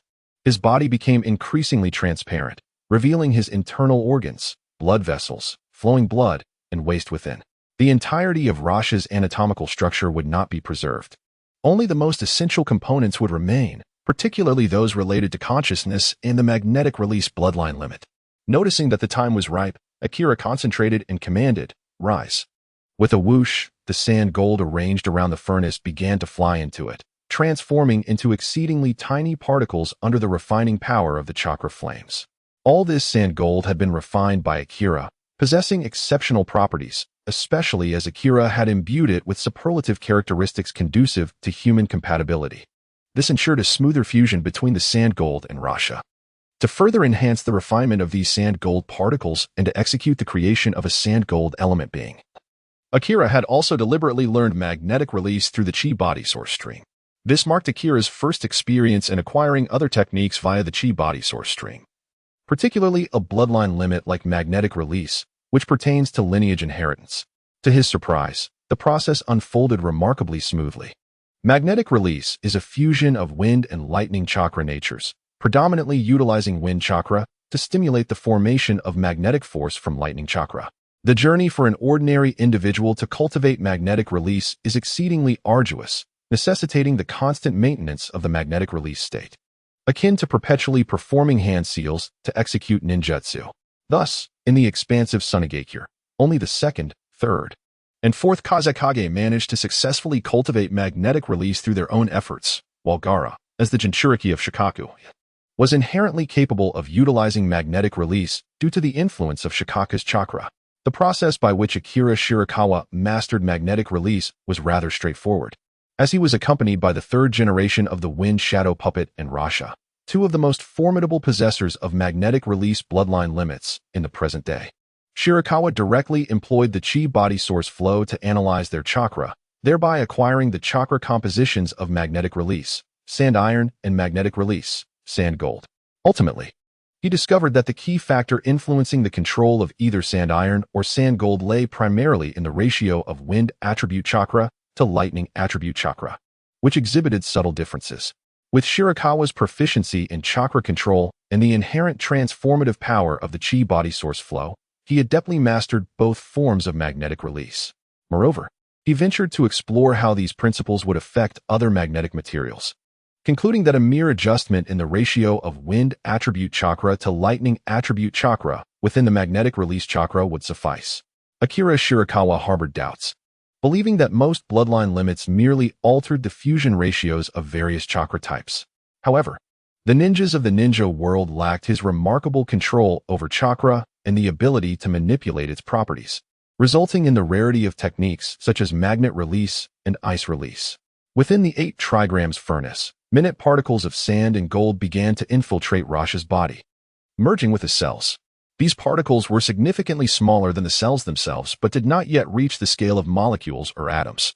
Outside the furnace, Akira Shirakawa meticulously observed the transformations occurring throughout Rasha's body, continuously adjusting his refining techniques and the intensity of his efforts. Minato and Kushina stood nearby, watching intently. Although they were not paragons of virtue and had dispatched numerous foes, Minato even achieving total annihilation, they had always aimed for swift, decisive kills, never resorting to such torment. While they felt it inappropriate to subject an enemy to such suffering, their emotional responses had begun to wane, their essence as spirits gradually dulling their feelings. The integration of sand and gold into Rasha's body unfolded over the course of 3 days, leaving him with only the faintest flicker of consciousness. The surface of Rasha's skin now glimmered with a metallic sheen. This human modification had reached its critical juncture. The puppet sealing technique. Clap. Akira Shirakawa formed hand seals, swiftly executing the improved puppet sealing technique, the final step to thoroughly stabilize the body of Rasha. The most exquisite outcome would be the preservation of Rasha's soul and his ability to generate chakra, while also maintaining the vitality of Rasha's cells, allowing him to derive nourishment and energy from food or minerals. The surface of Rasha's body was adorned with peculiar and enigmatic red patterns, a manifestation of the sealing formula of the puppet sealing technique. Upon the emergence of these formulas, Rasha's previously vibrant body rapidly stabilized. Upon witnessing this, Shirakawa Akira promptly extinguished the chakra flames within the Bagua furnace. The sealing technique gradually faded beneath the golden body of Rojas, whose form stabilized completely. The crimson luster, a consequence of the influence of high-density energy, began to diminish, ultimately revealing a captivating golden sheen. This was the luster of wealth. With a flick of his wrist, Akira Shirakawa commanded the red sand to soar forth from the Bagua furnace. Thud. Rustle. The red sand was cast to the ground, its body, composed of golden grains, shattered into a myriad of tiny particles. The scorpion hurriedly gathered around, inquiring, "Has it failed?" Akiyoshi Shirakawa smiled gently, exclaiming, "Not at all." I can sense the surging vitality within him. In the next moment, what had once scattered into a pool of golden sand began to move, coalescing into a humanoid form. Features and intricate details gradually emerged, ultimately transforming into the likeness of Rasha. Golden sand great spear. Rasha's left hand suddenly morphed into a magnificent spear of golden sand. Lunging towards Akiyoshi Shirakawa, the first thing Rasha desired upon regaining consciousness was to eliminate that scoundrel, Akiyoshi Shirakawa. Chapter 56. Conspiracy against the Sand-Hidden Village. Haha. Akiyoshi Shirakawa chuckled lightly, finding the situation immensely entertaining. He had not anticipated Rasha's naivety. After all, it was indeed naive for Rasha to consider collaborating with Orochimaru, only to be ambushed and meet his demise. As the golden sand spear neared its target, Akiyoshi Shirakawa casually snapped his fingers. Clang! The golden sand spear halted abruptly. And not only did it stop, but even Rasha himself was rendered immobile. "Rasha, do you believe your body still belongs to you?" Akiyoshi Shirakawa approached him slowly. During Akiyoshi Shirakawa's advance, Rasha's form shifted once again from flesh to golden sand, dispersing and reforming into various shapes, leaving only his head to witness the continuous transformation of his own body. "Impossible. Why can't I control my body?" Rasha bellowed in desperation. "Every grain of golden sand that constitutes your form has been refined by me. In essence, you are merely my artifact," Akiyoshi Shirakawa declared, pointing his index finger at Rasha's forehead, locking eyes with him. Rasha continued to struggle fiercely to regain control of his body. Scorpion interjected, "Stop resisting, Rasha. You cannot escape this control. It would be wiser to cooperate with us." "Scorpion, you traitor. I will never forgive you." Seeing his efforts futile, Rasha redirected his ire towards Scorpion. Scorpion scoffed, entirely unfazed by Rasha's threats, viewing him merely as an impotent rage. Akira Shirakawa, manipulating the gold dust to reconstruct the body of Rasha, stated, "It is of no concern. Rasha, ponder this carefully. Even if you refuse to cooperate with us, I possess the ability to control you through illusions. It would be more prudent for you to acquiesce voluntarily, thus sparing yourself further suffering while simultaneously benefiting the Sand-Hidden Village." Rasha's gaze sharpened as he grasped the gravity of the situation, questioning, "Is your aim the Sand-Hidden Village?" The village held immense significance for Rasha, compelling him to reflect deeply on the intentions of Akira Shirakawa and his associates, as well as the potential repercussions for the Sand-Hidden Village. Having endured numerous tribulations, the village now stood in a state of utter weakness, lacking the strength to confront Akira Shirakawa and his faction. From Rasha's perspective, individuals such as Yakura, Granny Chiyo, and Kuratsuchi could not possibly rival them. "Oh, they have not yet surrendered?" Suddenly, a message reached Akira Shirakawa. It revealed that on the outskirts of Lulon, Maki and his formidable entourage were making their approach. They had weathered the sandstorm conjured by Shikyu and remained resolute in their quest for the fourth wind shadow. However, they were unable to penetrate the gates of Lulon, as the four symbols' great array had rendered the city concealed from view. Akira Shirakawa liberated the images of Maki and others from the all-seeing eye. Turning to Rasha with a smile, "Rasha, I must commend the people of Sunagakure. They have been tirelessly searching for you. Surely, you do not wish for their efforts to be in vain." Rasha's expression darkened immediately. "Ponder this carefully. We harbor no significant malice towards Sunagakure. After all, I am not an ill-natured person," Shirakawa continued cheerfully. Subsequently, he released the constraints imposed upon Rasha. Even if Rasha were to flee to the ends of the earth, he could not escape Shirakawa's control, and this time, Rasha refrained from any underhanded maneuvers. Akira Shirakawa and Scorpion departed, allowing Luosha a moment of respite. "Scorpion, I must trouble you to return to Sunagakure and seize control of the village. Ideally, you should extend your influence over the entire land of wind." Shirakawa gazed towards Sunagakure, where Maki and others were still laboriously making their way. Scorpion nodded, for the strategy to dominate Sunagakure had been discussed with Shirakawa not long ago. Akira Shirakawa's ambitions extend beyond merely acquiring the assets of Sunagakure. He aspires to wield control over a significant ninja village or even a great nation. Conversely, what Sasori desires is the vast community of puppet masters that Sunagakure possesses. Many tasks cannot be accomplished by a single individual, not even by a prodigy. Firstly, the fourth Kazekage, Raza, is under Shirakawa's influence, which creates an inherent advantage for controlling Sunagakure. Individuals such as Maki remain oblivious to Raza's loss of freedom. They are only aware that he has had a fortuitous encounter in Lulon, significantly enhancing his strength after a delay. Under this control, Raza cannot divulge further intelligence and will actively cooperate with Sasori's endeavors. Secondly, Sasori was once a genius puppet designer from Sunagakure. Although he assassinated the third Kazekage and transformed him into a human puppet, this fact remains unknown to most. Sasori has never publicly proclaimed these deeds. Those who have witnessed the third Kazekage's puppet are mostly deceased, with only a few formidable individuals surviving, and these strong figures have no intention of speaking out. As Shirakawa advised, Sasori could simply alter the appearance of the third Kazekage's puppet. Sasori nodded in agreement, assuring there is no need for concern. I will ensure the third Kazekage's puppet is suitably modified. Furthermore, having mastered the art of puppet creation, I have conceived a method to create puppets capable of performing ninjutsu without relying on corpses. With a single template, I can produce countless magnetic puppets. Many matters can only be patched up as best as possible without overthinking them. Moreover, this is the ninja world, where strength commands respect. With Sasori and Raza, both of whom are shadow-level powers, who would dare to dispute their actions? The third point is that Queen Sarah of Lulon is also an ally. Once she and the citizens of Lulon testify that Raza and Sasori jointly suppressed the dragon vein and drove away nefarious individuals, Sasori can return to Sunagakure. At that juncture, the reconstruction of Lulon could further solidify the alliance with Sunagakure, given the profound friendships forged during the suppression of the dragon vein among Raza, Sasori, Sarah, and others.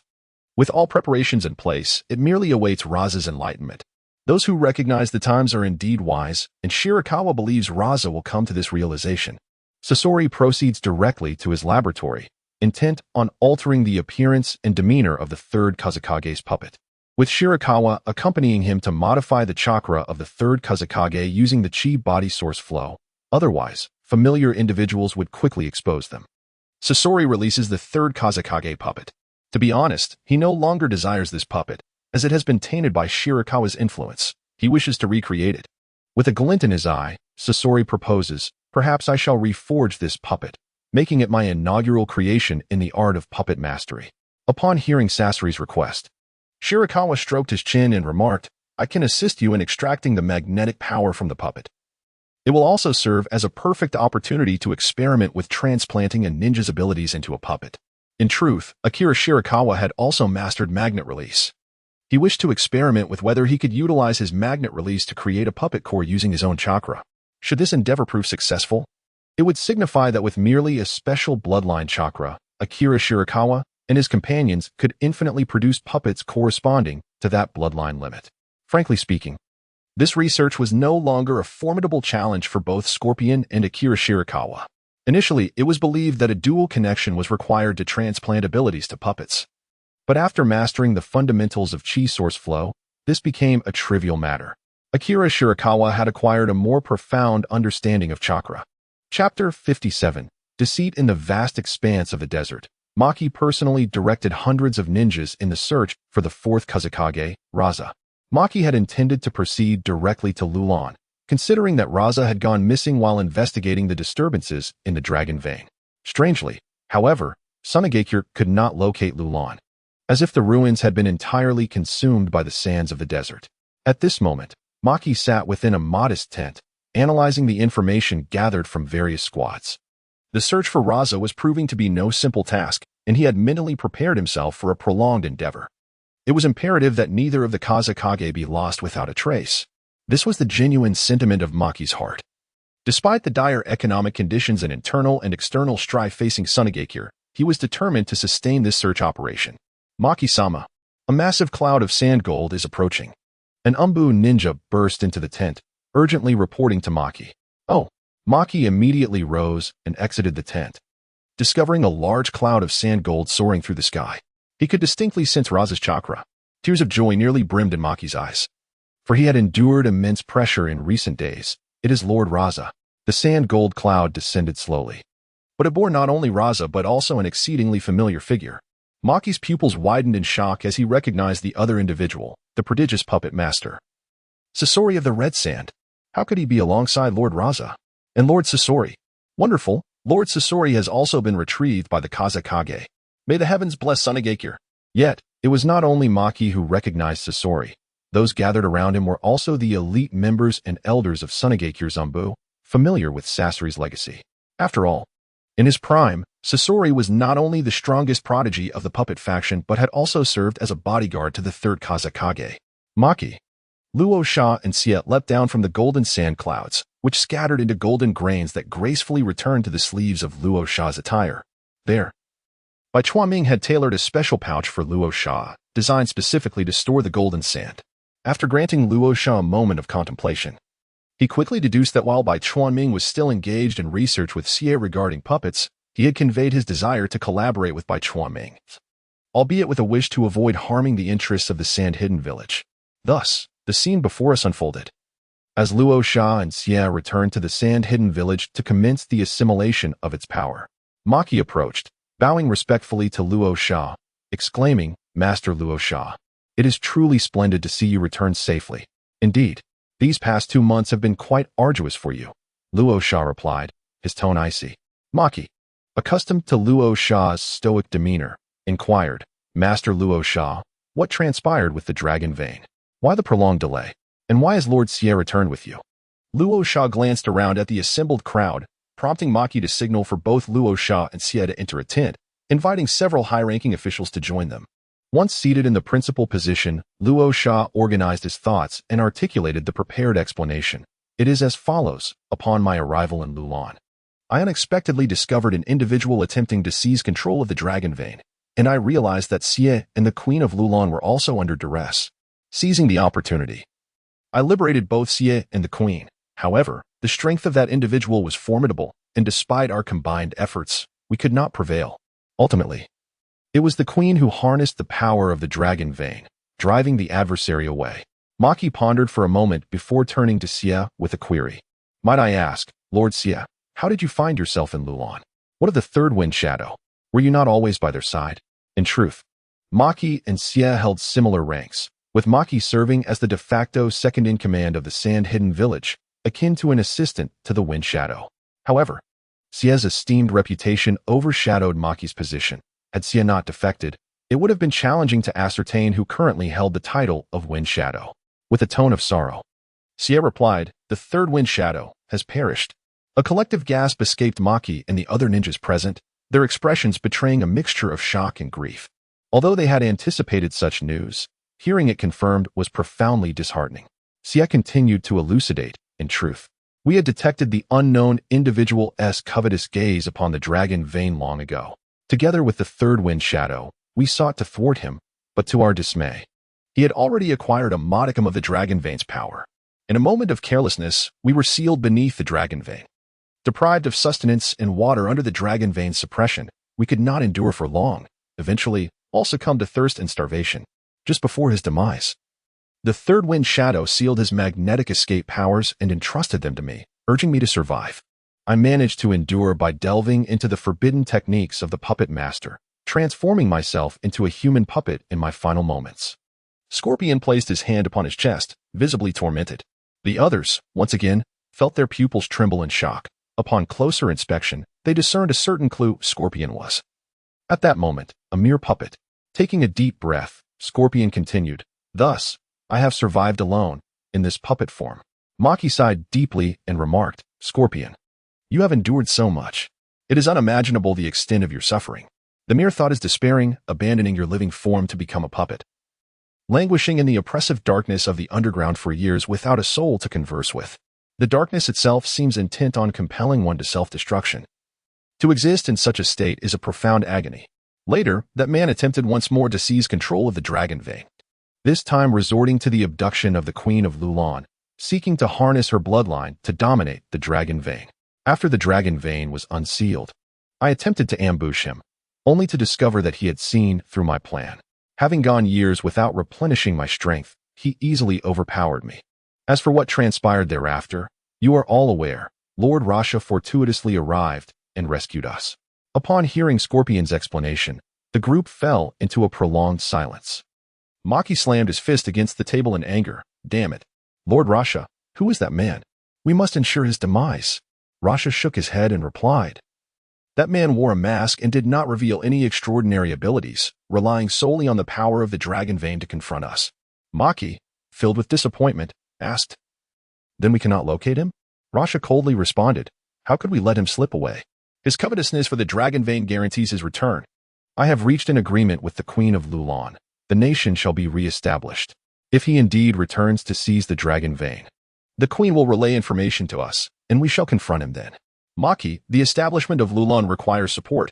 You will oversee this matter and coordinate with the Queen. Maki responded affirmatively. Understood. Chapter 58. The crane is within reach in the hidden sand village. Rasha and Scorpion stood at the village gate. The ninjas stationed in the village had already received word of the return of the Wind Shadow, and many gathered at the entrance to welcome the Wind Shadow and others. Scorpion, do you feel nervous? Rasha glanced at Scorpion and inquired. Granny Chiyo, having heard of Scorpion's return, also left her secluded dwelling, accompanied by Elder Hai, to await his arrival. Scorpion remained silent, quietly observing the aged figure standing at the village gate, unable to contain his excitement any longer. A multitude of ninjas and villagers rushed towards Rasha and the others, exclaiming, Lord Windshadow! Lord Windshadow! You have finally returned. Luo Sha felt an overwhelming sense of contentment. His golden form had not rendered him cold and unfeeling. On the contrary, he now cherished such emotions even more, relieved that he had not committed any grievous errors. It is often said that one grows through experiences, and at this moment, Luo Sha found himself in such a state. Tamari, Kankuro, I love Gaara. Luo Sha took the initiative to greet his children. Tamari, Kankuro, and Gaara stood frozen in place, taken aback.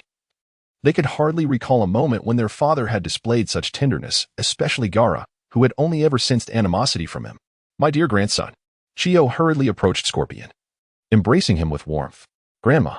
Scorpion felt a twinge of helplessness as he was enveloped by Chiyo, yet he secretly sighed in relief. Upon touching Scorpion's body, Chiyo stiffened momentarily but said nothing. She merely held him tighter, as if fearing the loss of him once more. Thus, Scorpion and Luo Sha seamlessly reintegrated into Sunagakure. 2 weeks later, Akira Shirakawa's eyes gleamed with a green light as he materialized in Rasha's office within the Wind Shadow building.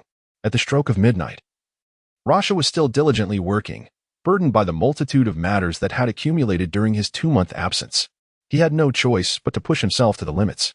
Fortunately, now possessing the body of Sand Gold, his attributes had significantly enhanced, allowing him to forego sleep for several days and nights without consequence.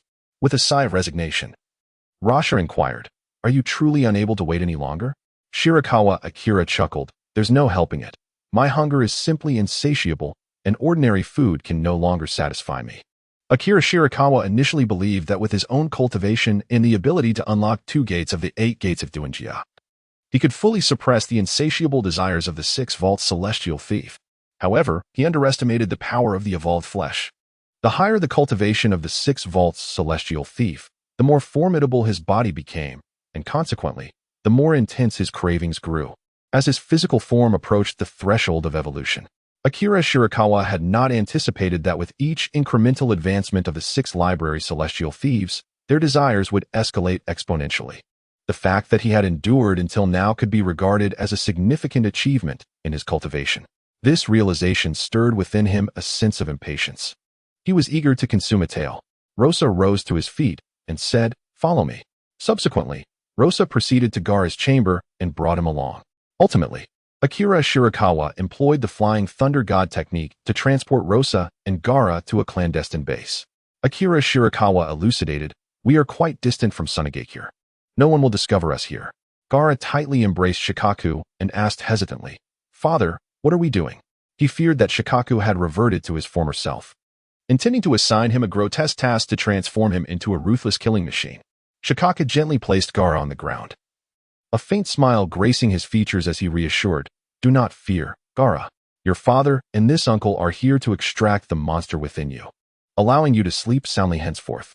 Moreover, no one will ever call you a monster again. Gaara's eyes sparkled with delight. Really? That would be wonderful.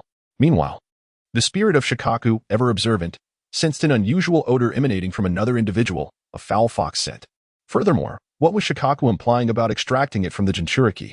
Did he not realize that a Jinchuriki would inevitably perish once the tailed beast was extracted? Had Shikaku forsaken his son? Confounded. Shikaku suppressed his revulsion and initiated a mental dialogue with Kurama. Typically, tailed beasts communicated through mental connections, though they seldom engaged in such exchanges. Hey, Kurama. How did you end up here? Shikaku inquired. Within the body of Shirakawa Akira, the Ninetales opened its eyes and, with a hint of malicious glee, remarked, "Wretched raccoon. I advise you to flee swiftly." How infuriating. "You vile fox, clarify your intentions," exclaimed Shikaku, flustered and exasperated. Although reluctant to admit it, he acknowledged that the Ninetales was indeed the most formidable of the tailed beasts, and now it was urging him to escape? To his dismay, the Ninetales chose to disregard Shikaku entirely, which only served to further aggravate him. "Fear not, little one, for your uncle is a good man. Soon, he shall extract the monster dwelling within you, and it shall not hurt at all," Shirakawa Akira said with a smile as he laid Gaara down on the ground. Gaara obediently nodded in response. Chi body source flow. There was no technique more suitable for extracting tailed beasts than the chi body source flow. A brilliant azure chakra surged from Shirakawa Akira's hands as he pressed one palm against Gaara's abdomen, initiating the extraction of Shikaku's chakra. Within the confines of the ceiling space, Shikaku sensed an immense, chakra-infused hand suddenly grasping it, pulling it forcefully outward. It seemed as though all sealing techniques faltered before this formidable chakra hand, rendering them utterly ineffective. What is happening? Panic seized Shikaku as it realized the gravity of the situation. The foul fox may have genuinely offered a warning.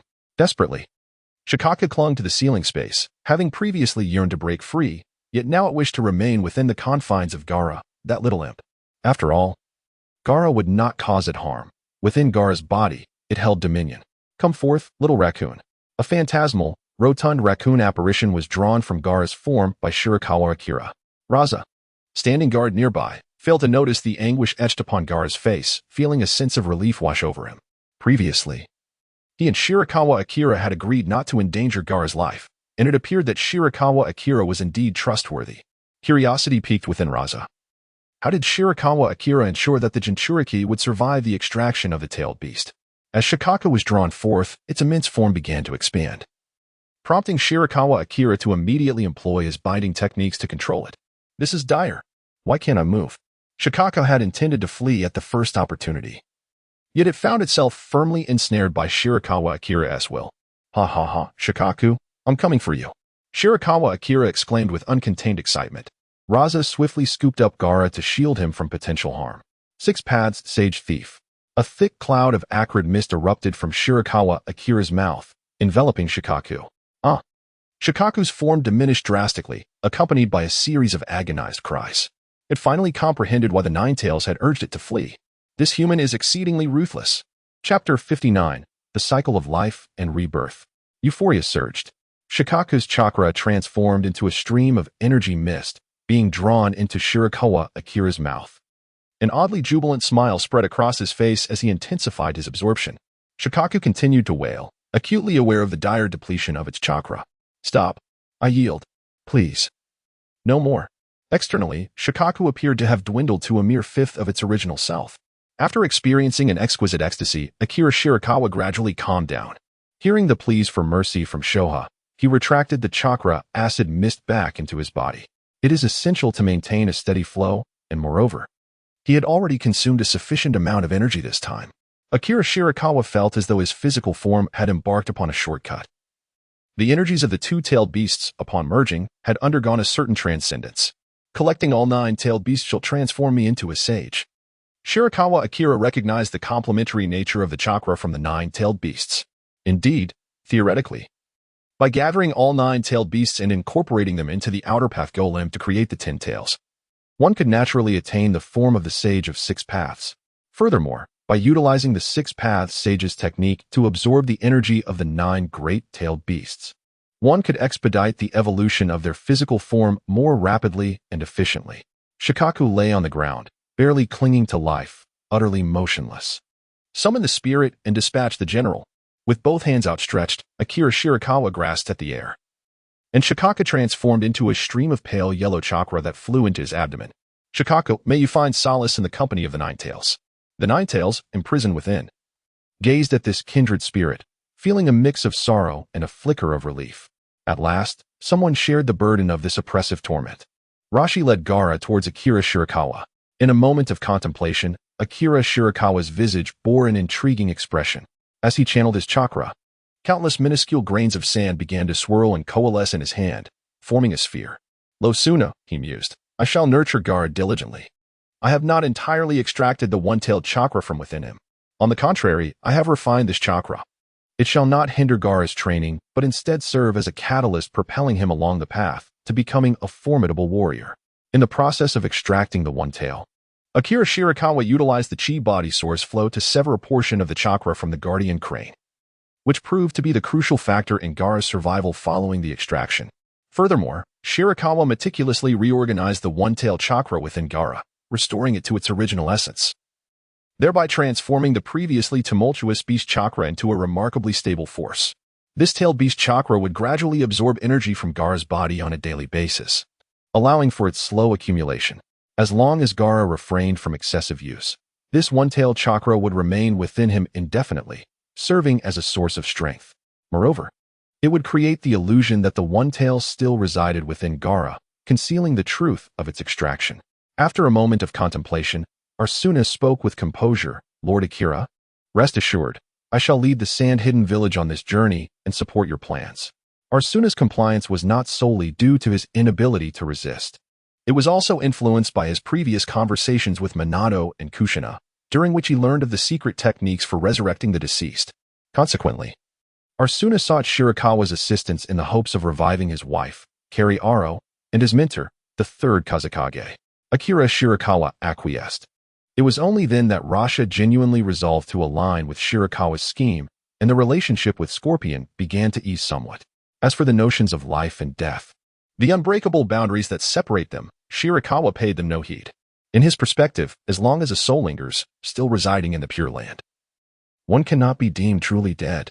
True death, he believed, is the dissolution of one's consciousness into the vastness of the universe, where all that exists bears no relation to oneself. That is the essence of genuine mortality.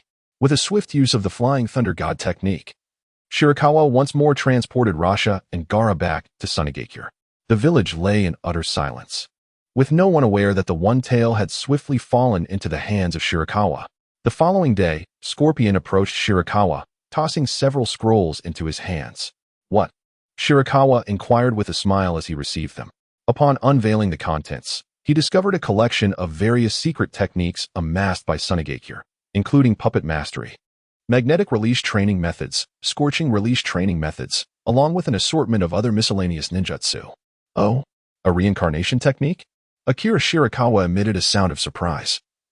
He had not anticipated that Chiyo would commence the development of this forbidden technique so early, though it appeared to be rather incomplete. Scorpion coldly elucidated. The technique of reincarnation was devised by that old hag. It is truly laughable that she would attempt to employ such a ninjutsu to resurrect others.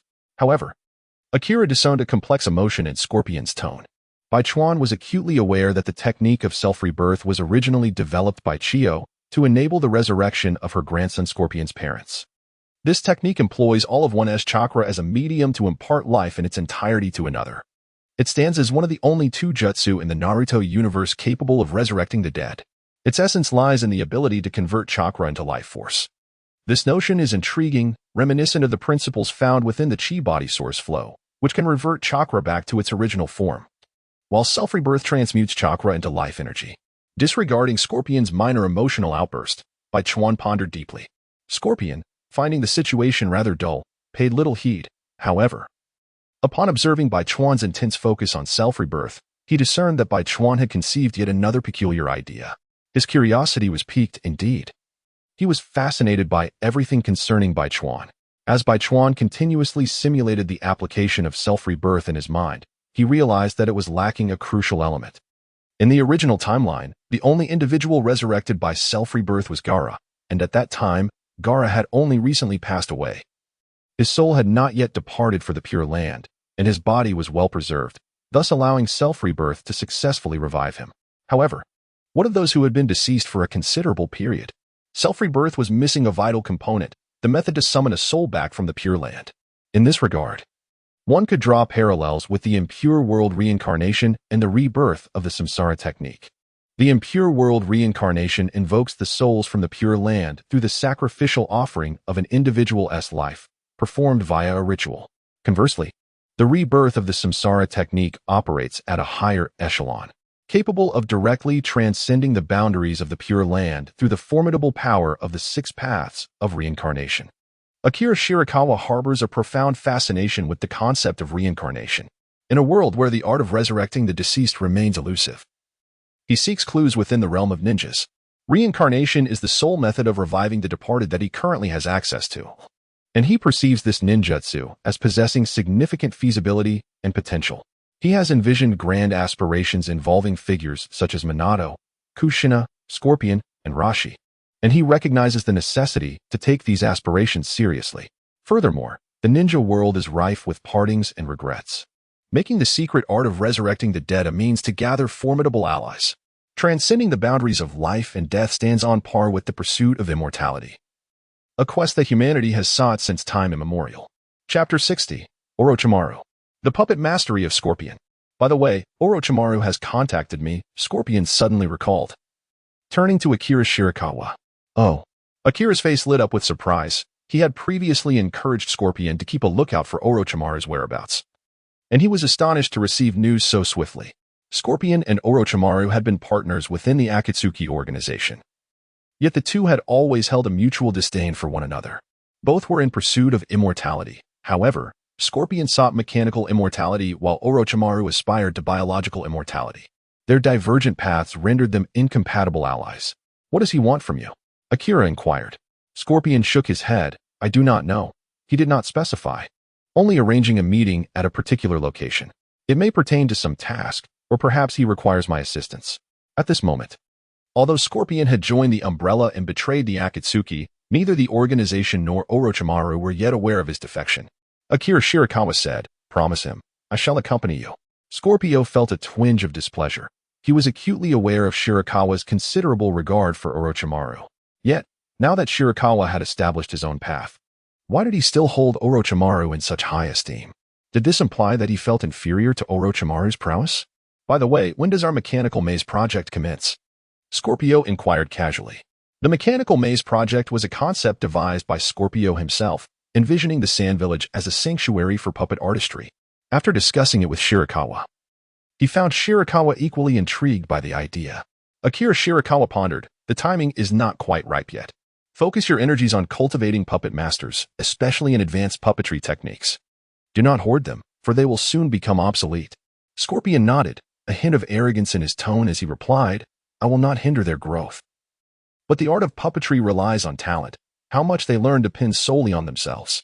Very well, then contact Orochimaru and let me know when the time is right. With that, Akira Shirakawa returned to his studies on the secret techniques of Sunigakure. How infuriating. Just giving orders.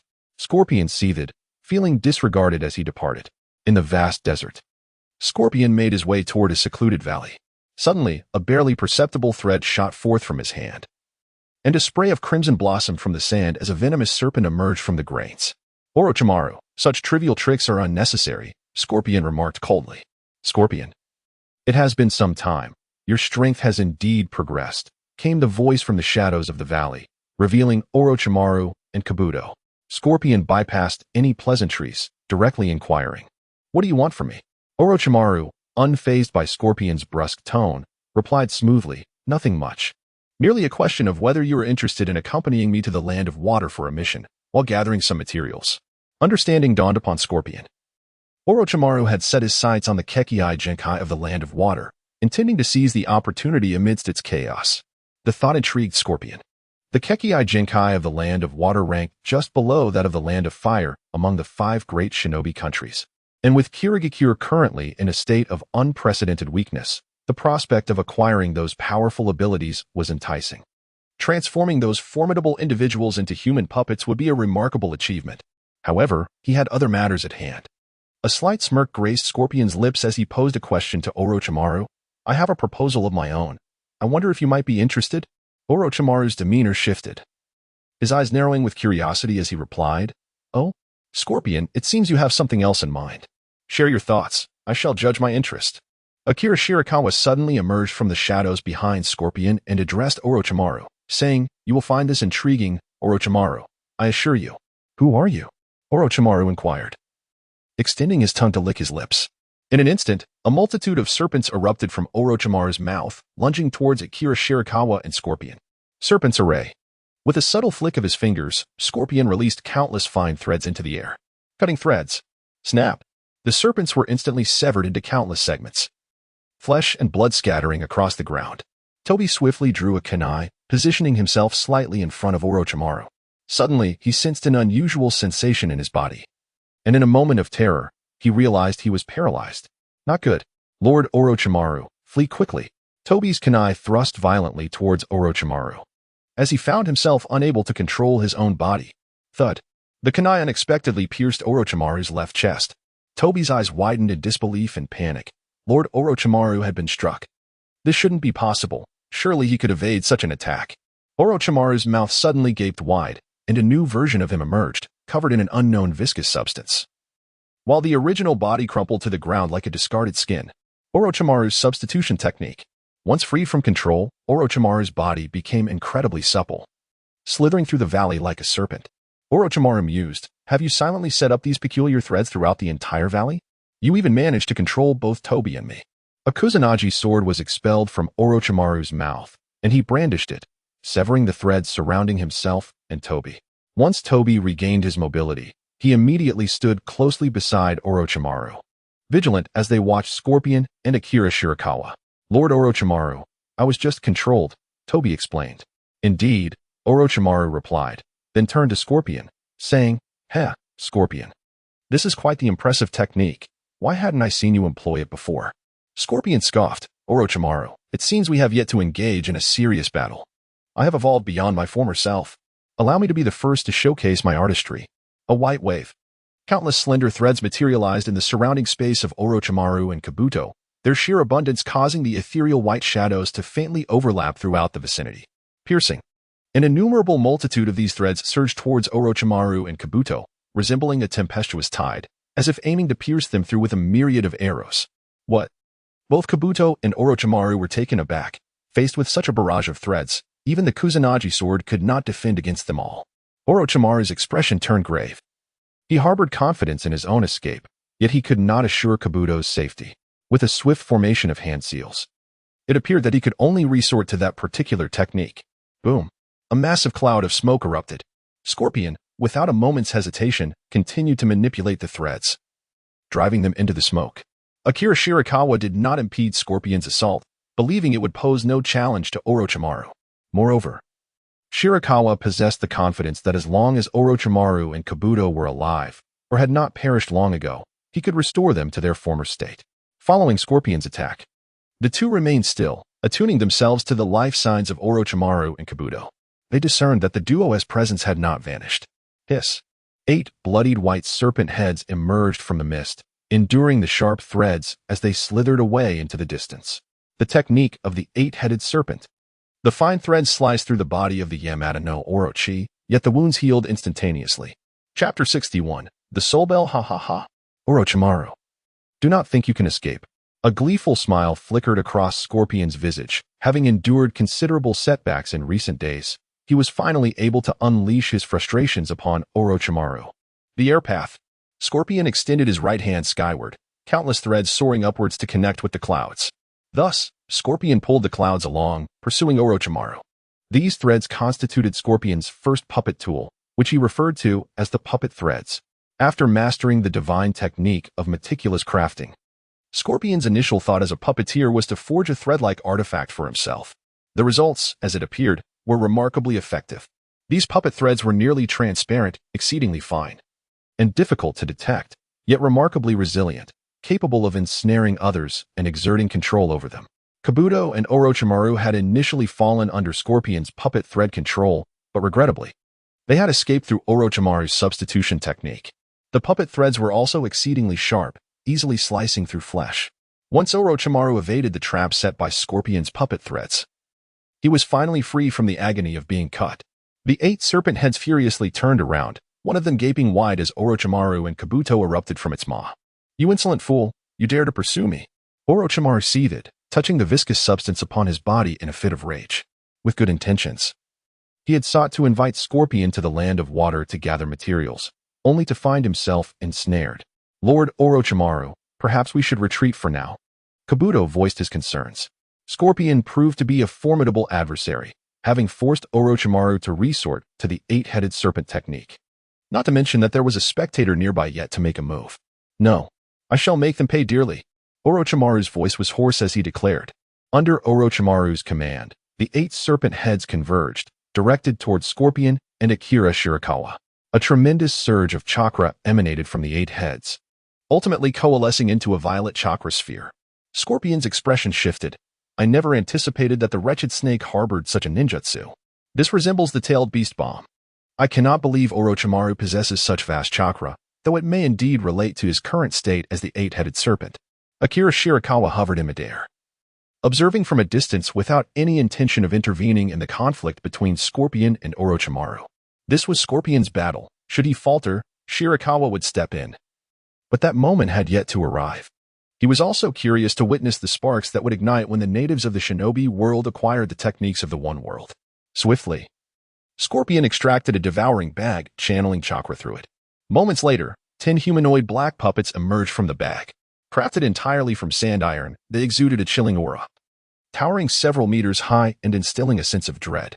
This marked the inaugural appearance of my Sand Iron Legion. With Shirakawa's assistance, Scorpion utilized the chi body source flow to extract the magnetic essence from the 3rd Kazekage's human puppet, replicating 10 magnetic puppets using this source power. These puppets, forged from sand iron, were refined through the divine mechanism of the 100 refined, rendering them immensely durable and imbued with powerful magnetism. However, unlike the Raza puppets, sand iron puppets could not elementalize. Their components remained a cohesive whole. Despite this limitation, the sand iron puppets could still manipulate their bodies through magnetic techniques, allowing them to fly freely with remarkable agility. They were also resistant to damage, capable of self-repair through their magnetic power if injured. Thus, they overcame most of the inherent drawbacks of puppetry. With Scorpion's puppet strings connected to the 10 sand iron puppets, he prepared to unleash his magnetic ninjutsu.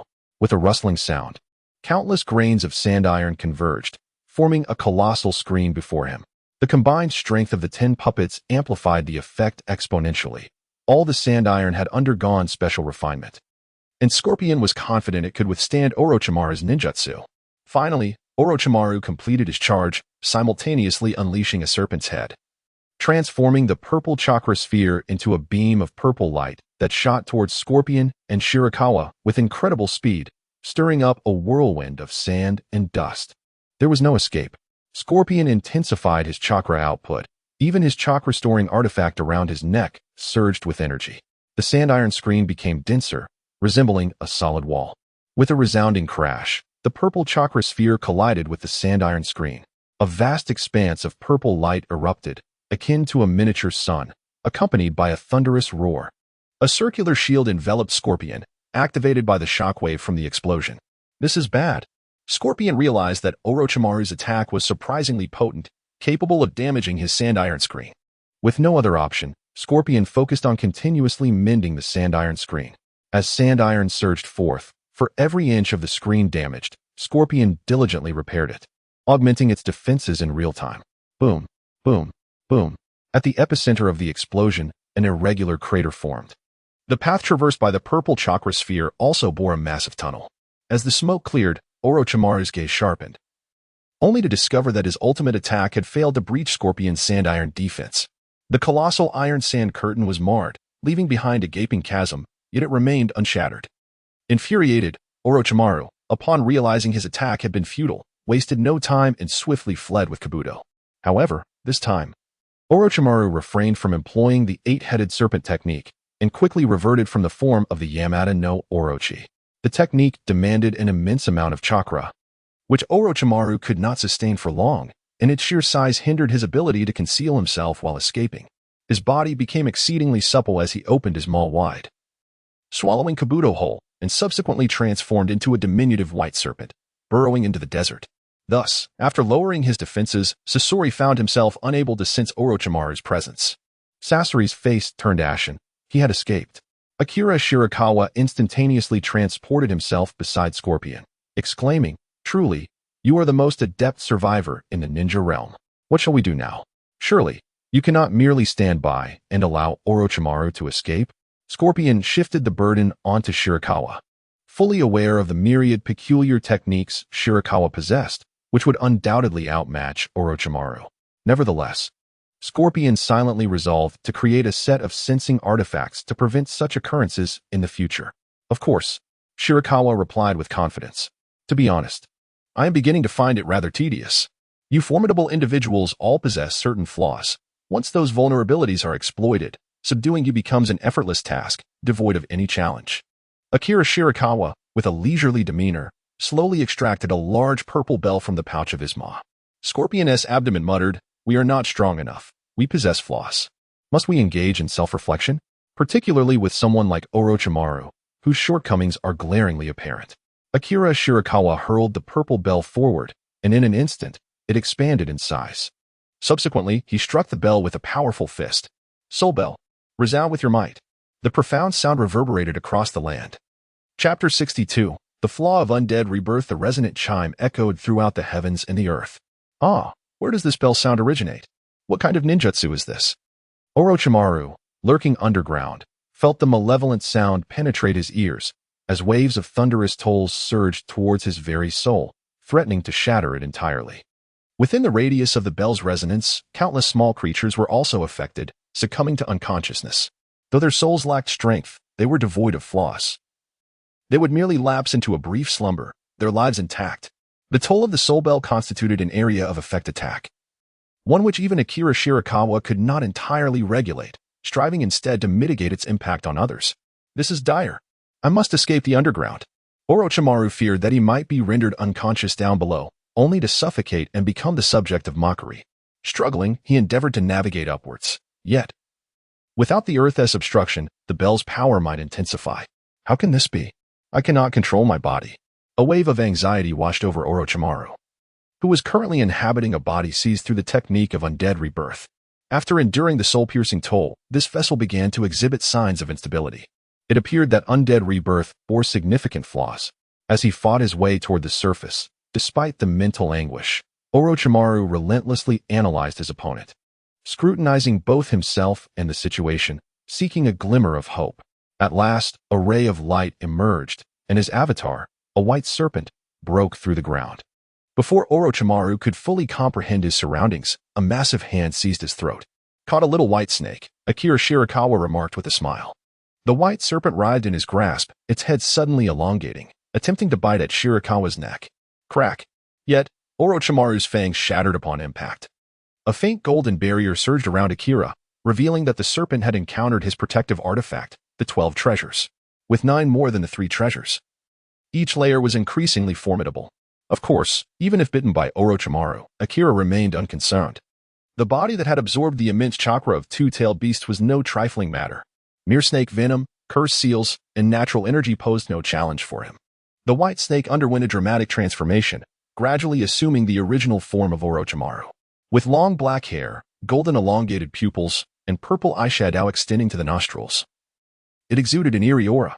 "Orochimaru, allow me to introduce myself. I am Akira Shirakawa, the leader of the Scorpions. I shall issue but one warning. Should you engage in any further antics, I will not hesitate to end your life." Akira Shirakawa gripped Orochimaru's neck tightly. Exuding an air of lethal intent, his overwhelming aura crashing against Orochimaru's mind. The latter struggled to breathe, succumbing to the pressure while his consciousness was ensnared, his eyes rolling back in a daze. As moments ticked by, Orochimaru gradually regained his composure and fervently nodded, signaling his understanding. Akira Shirakawa then unceremoniously cast Orochimaru onto the ground. Gasping for breath, Orochimaru coughed a few times before expelling Kabuto from his mouth. Upon being ejected, Kabuto surveyed the surrounding situation and immediately sensed the peril, swiftly drawing out his kunai for defense. Orochimaru hastily grasped Kabuto's arm, urging, "Kabuto, do not act rashly." Kabuto, in a state of urgency, inquired, "Lord Orochimaru, are you all right?" Rising to his feet, Orochimaru pulled Kabuto behind him. Although he felt somewhat weakened, he resolutely commanded, "I am fine. You must retreat for now." It was only then that Kabuto sheathed his kunai and stepped back behind Orochimaru. Kabuto had come to a realization. Scorpion and his associates clearly had matters to discuss with Lord Orochimaru, indicating that there was no immediate danger. Had there been a threat? They would have struck decisively long before this moment.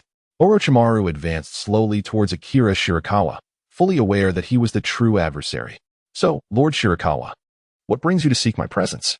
Akira Shirakawa retracted the soul bell, which hovered mid-air, diminishing to its original size before gracefully returning to his hand. Orochimaru cast a fleeting glance, contemplating. "Is this the object that emits that eerie chime? Fascinating. I have scoured the lands in search of ancient relics, delving into the mysteries of the past, and such formidable ninja tools are indeed a rarity."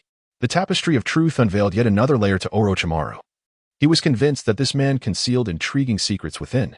Akiyoshi Shirakawa followed Orochimaru's gaze and chuckled softly. "Are you quite intrigued by this object?" With that, he casually tossed the soul bell to Orochimaru. Scorpion couldn't help but flinch slightly. He had recently been affected by the soul bell's attack, but fortunately, he was not its primary target and thus sustained minimal harm. Nevertheless, his soul still felt a twinge of pain. Scorpion sighed inwardly. He would have much to attend to upon returning. The sensing artifact remained incomplete, and now he had to add a defensive artifact capable of withstanding soul attacks. The recent chime of the soul bell had not triggered the defensive artifact he had crafted, illuminating the fact that his defenses were still somewhat rudimentary and required further enhancement. Additionally, he needed to rectify the deficiencies concerning his life, ensuring he would no longer be perceived as an easy target. Scorpion's mind was already brimming with thoughts. Orochimaru extended his hand to receive the soul bell, scrutinizing it carefully. There was an undeniable confidence in his demeanor. He seemed unperturbed by any potential threat. Perhaps he underestimated the situation, believing that even wielding an item capable of attacking souls would not stir significant turmoil. With this realization, Orochimaru extinguished any lingering thoughts of mischief. The aura that Akira Shirakawa emanates is even more formidable than that of Pain, the leader of the Akatsuki. While Pain's intentions are partially discernible, Shirakawa remains shrouded in an enigmatic haze, rendering him unfathomable. It is the unknown that evokes the greatest fear. Scorpion, having acquired power far surpassing his previous abilities in a remarkably short span, raises questions about his potential connection to Shirakawa. Noticing that Shirakawa has no inclination to elaborate, Orochimaru tentatively inquires, "Is this the ninja tool that emits that peculiar chime?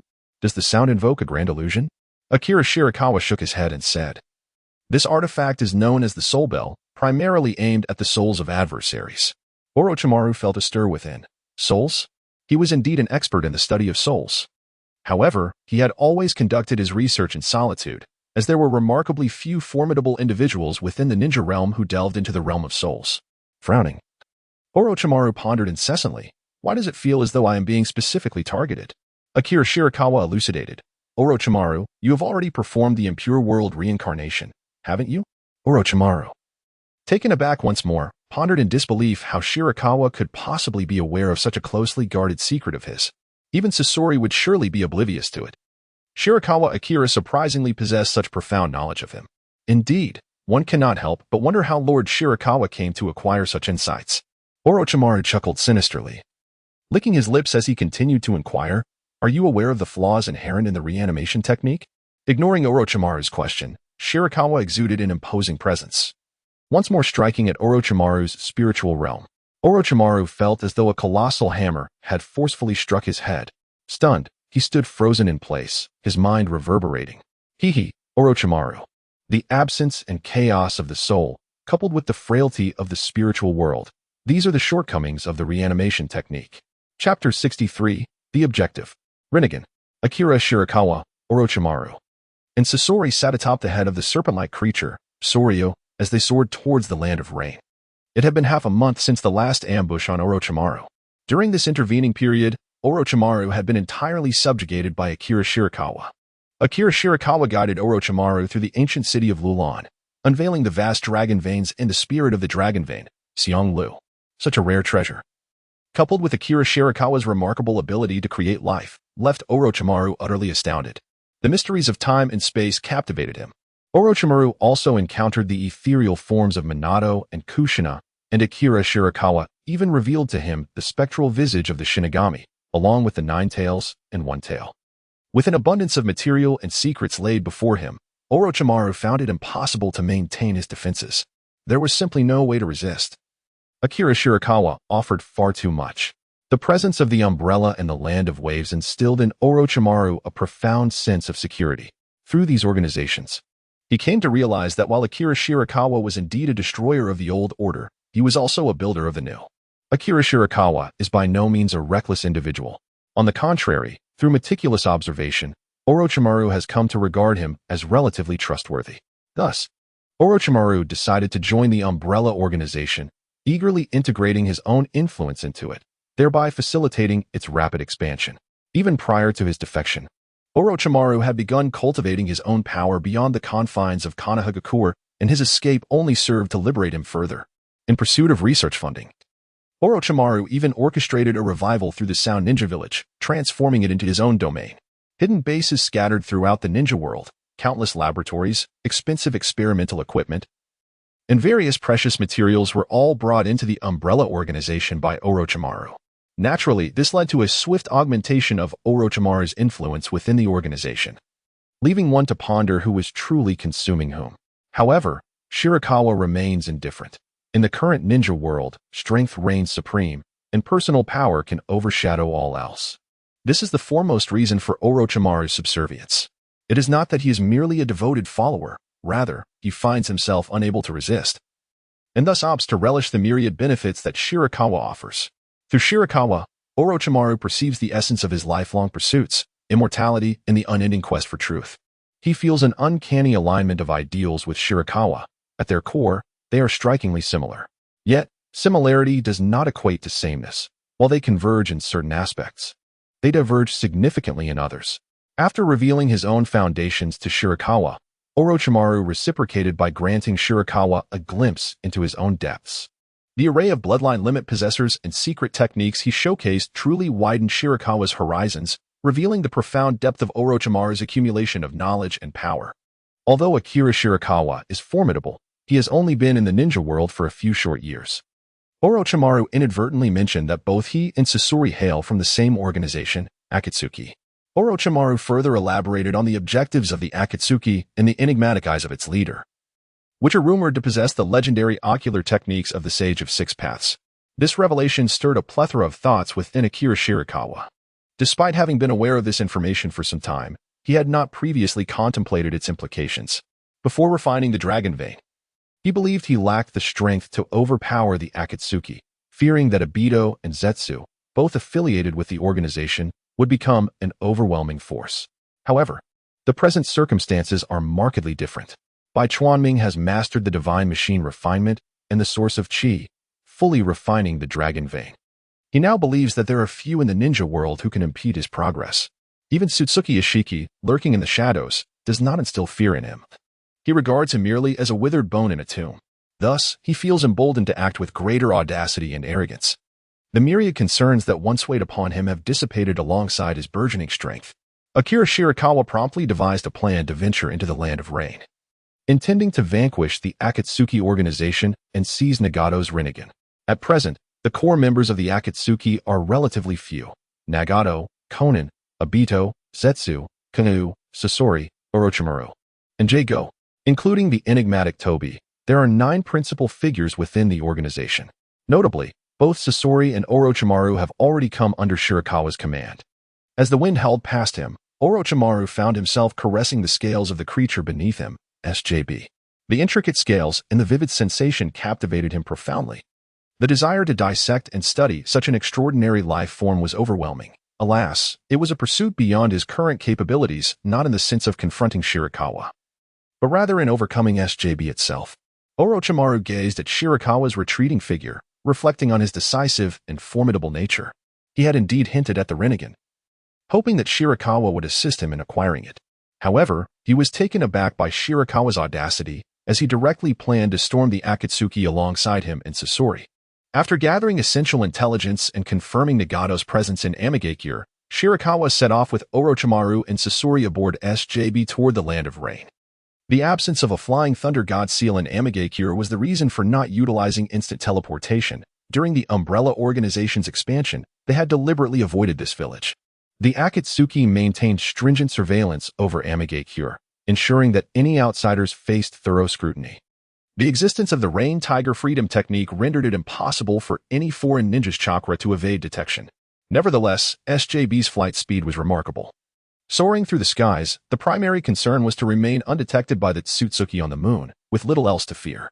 The surrounding clouds thickened as Shirakawa remarked. And as time passed, they finally arrived above the land of rain. Ha ha ha, Nagato, I shall claim your Renegan, he exclaimed. What mysteries and powers might this pair of eyes hold? Could the chi body source flow elucidate this force? Akira Shirakawa increasingly anticipates this undertaking. It is destined to be yet another turning point in the fate of the ninja world.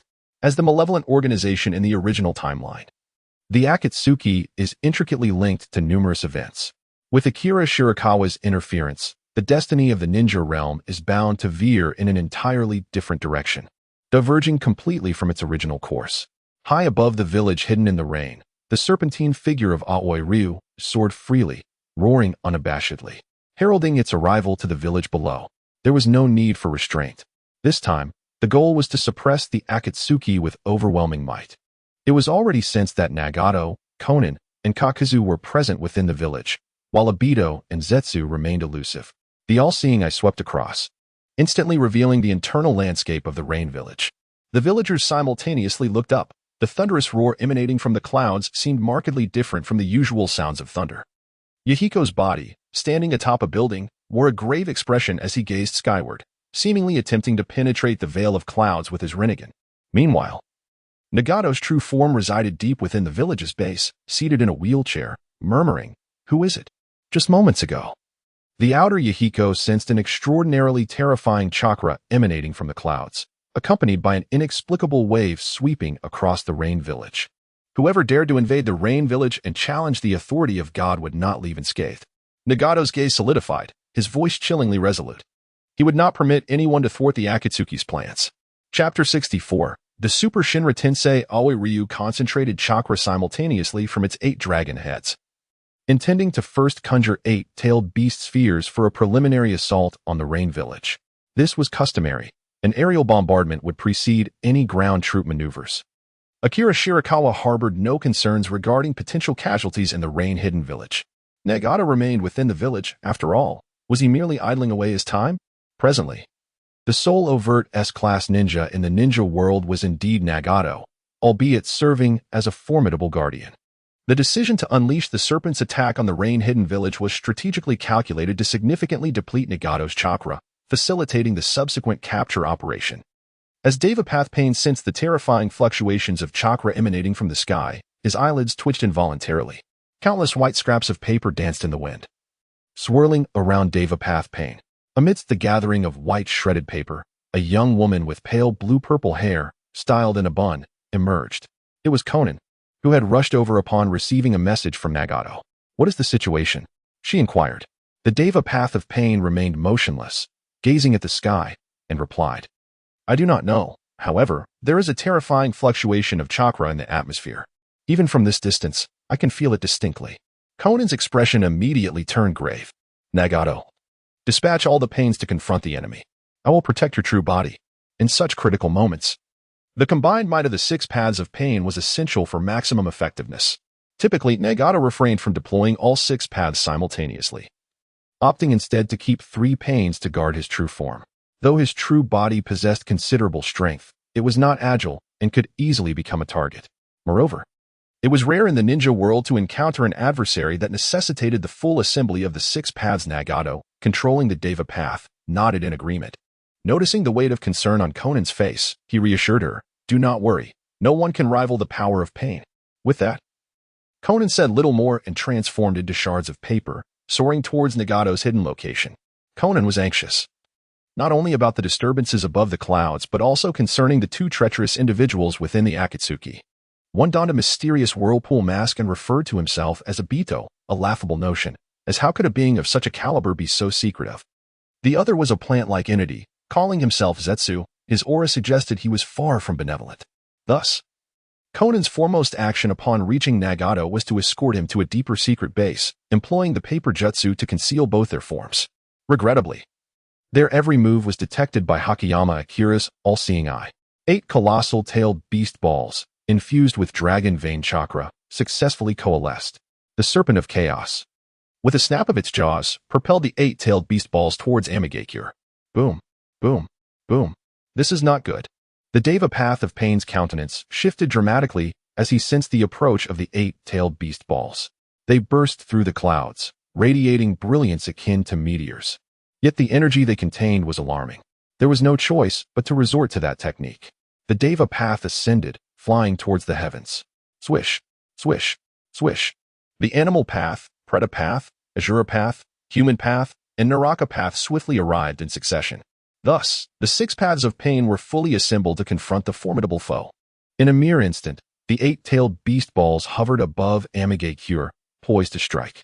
What are those 8 lights in the sky? Look, it is Lord Pain. Such terrifying energy, has someone invaded? Do not worry, Lord Pain is invincible. The villagers of Rain Hidden Village, along with the ninjas, witnessed the terrifying beast balls of the serpent-like creature, Shangliu. Though a sense of trepidation lingered, their confidence remained unwavering, firmly believing that Pain could vanquish any adversary that dared to intrude. This assurance stemmed from Pain's remarkable track record of invincibility. Frankly speaking, under the governance of the Akatsuki, the Land of Rain had genuinely entered a phase of relative peace and stability. On one hand, the formidable strength of the Akatsuki eradicated bandits and invaders within the territory.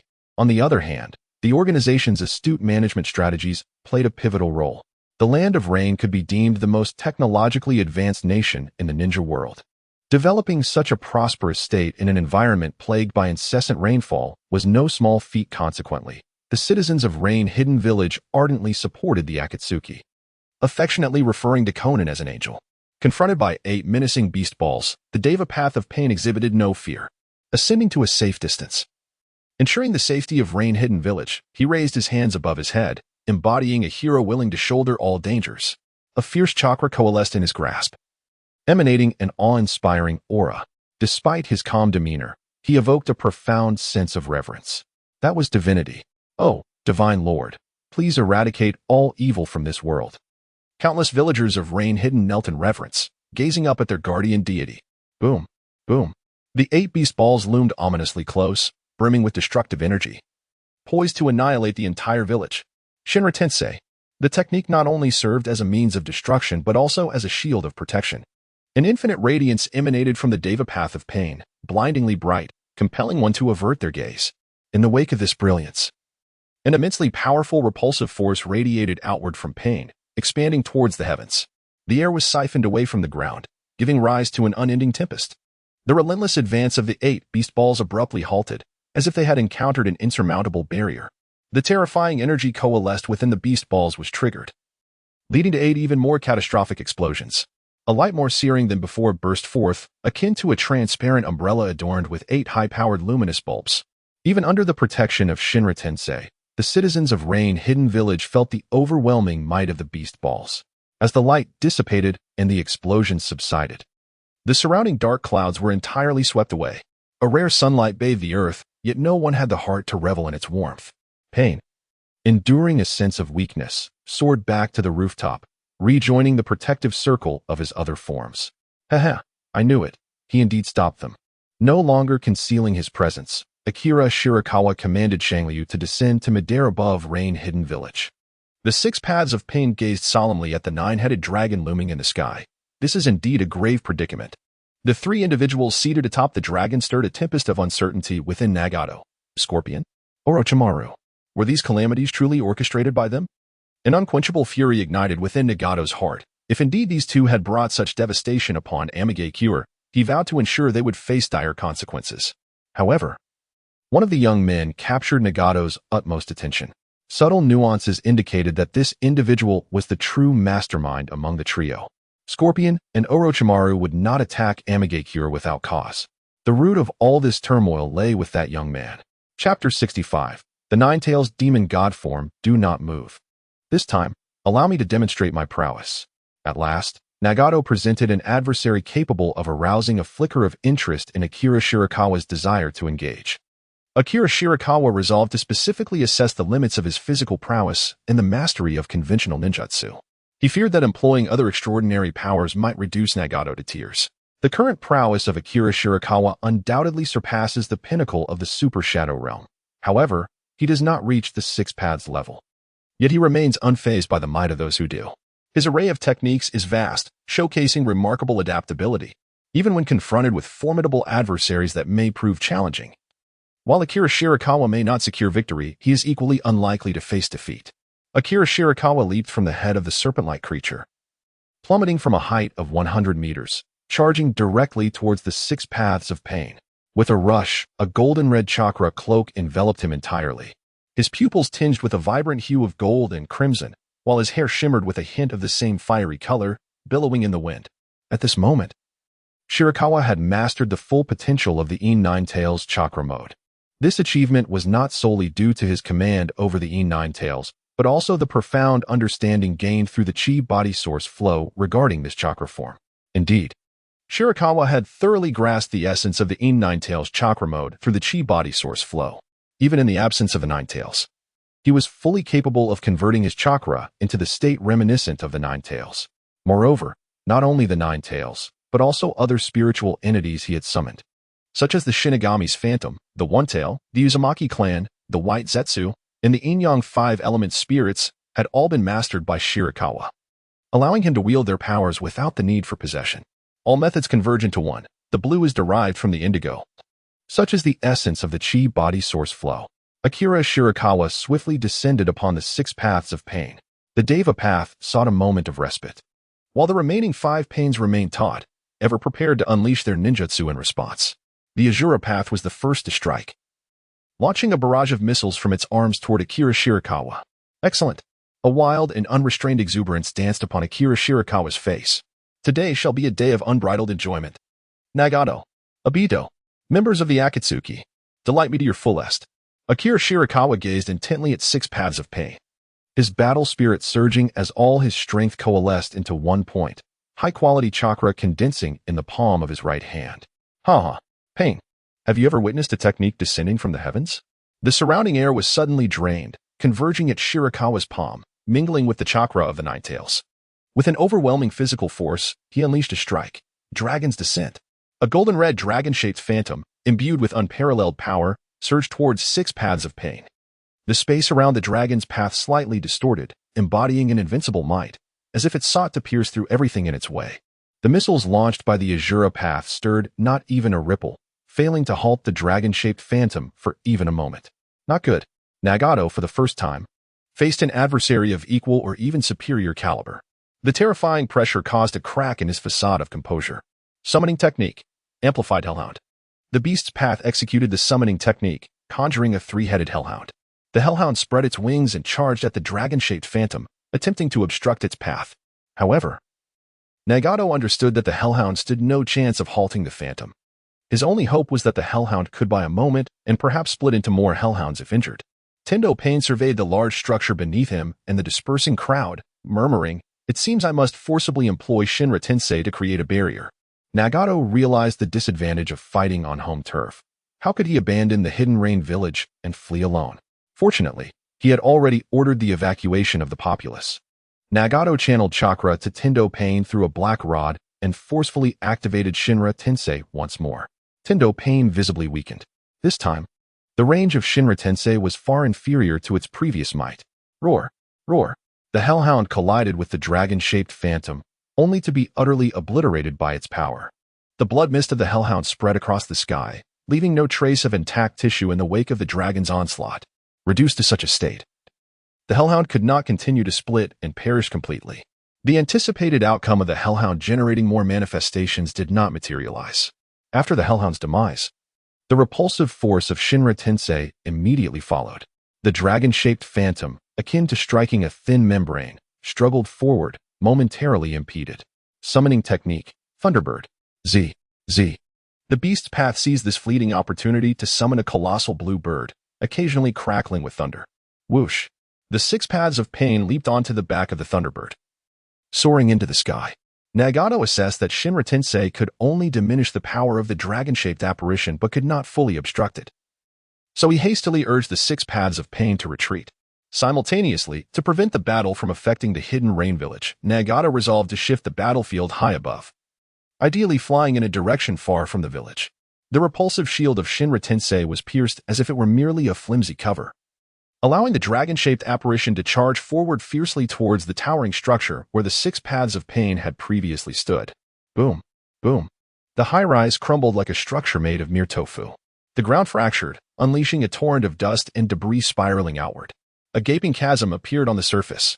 The six paths of pain gazed in horror at the devastation wrought by the dragon-shaped apparition, their hearts filled with both fear and rage. Nagato vowed that he would ensure the enemy before him would pay dearly, even at the cost of his own life. This is splendid. As the six paths of pain rode the Thunderbird towards him, Hakawawa Akira gracefully executed a moonwalk in midair. Deva Path Pain scoffed, extending his right hand towards Hakawawa Akira. Universal pull. Akira Shirakawa, unable to exert control, was irresistibly drawn towards the six paths of pain, his body slightly veering off course despite the use of the moonwalk. Indeed, the universal pull was a ninjutsu exceptionally suited for aerial combat. With a crackle, the Thunderbird's eyes glowed blue, condensing lightning to launch a devastating strike at Akira, who was ensnared by the universal pull. The sound of thunder reverberated as a bolt of lightning surged forth in an instant. A golden-red chakra surged, continuously constructing around Akira, manifesting a spectral form of a nine-tailed demon adorned with 8 arms. Radiant and resplendent, it exuded an overwhelming might. The Ninetales mode, 8-armed demon form. Without needing to resonate with the Ninetales, Akira harnessed its full power, effortlessly creating and manipulating various forms. The lightning struck the spectral demon, yet it could not breach the protective barrier of the Ninetales chakra. Through the perspective of the six paths of pain, Nagato felt a bitter ache within. Who is this? How did he suddenly ascend to such heights? I haven't even taken flight. How can he? It's my turn now. In a cosmic display, the 8 arms of the Ninetales demon constantly swung, intertwining as they descended upon the six paths of pain, unleashing a torrent of fists and palms. Chapter 66. The arrival of Obito. As the barrage of strikes rained down, the six paths of pain's expression turned grim, with no escape in sight. It felt as if he had been locked on, and even at the speed of the Thunderbird, evasion was futile against this relentless onslaught. The right wrist of the Azura Path automatically sliced open, revealing an embedded cannon. Chakra gathered within, its brilliance intensifying, yet it remained unlaunched. As the Ninetales demon's assault culminated, a dazzling laser erupted from the Azura Path's cannon. Azura Path, Azura's attack. Boom. The laser from Azura's attack pierced through the assault of the Ninetales demon, creating a void.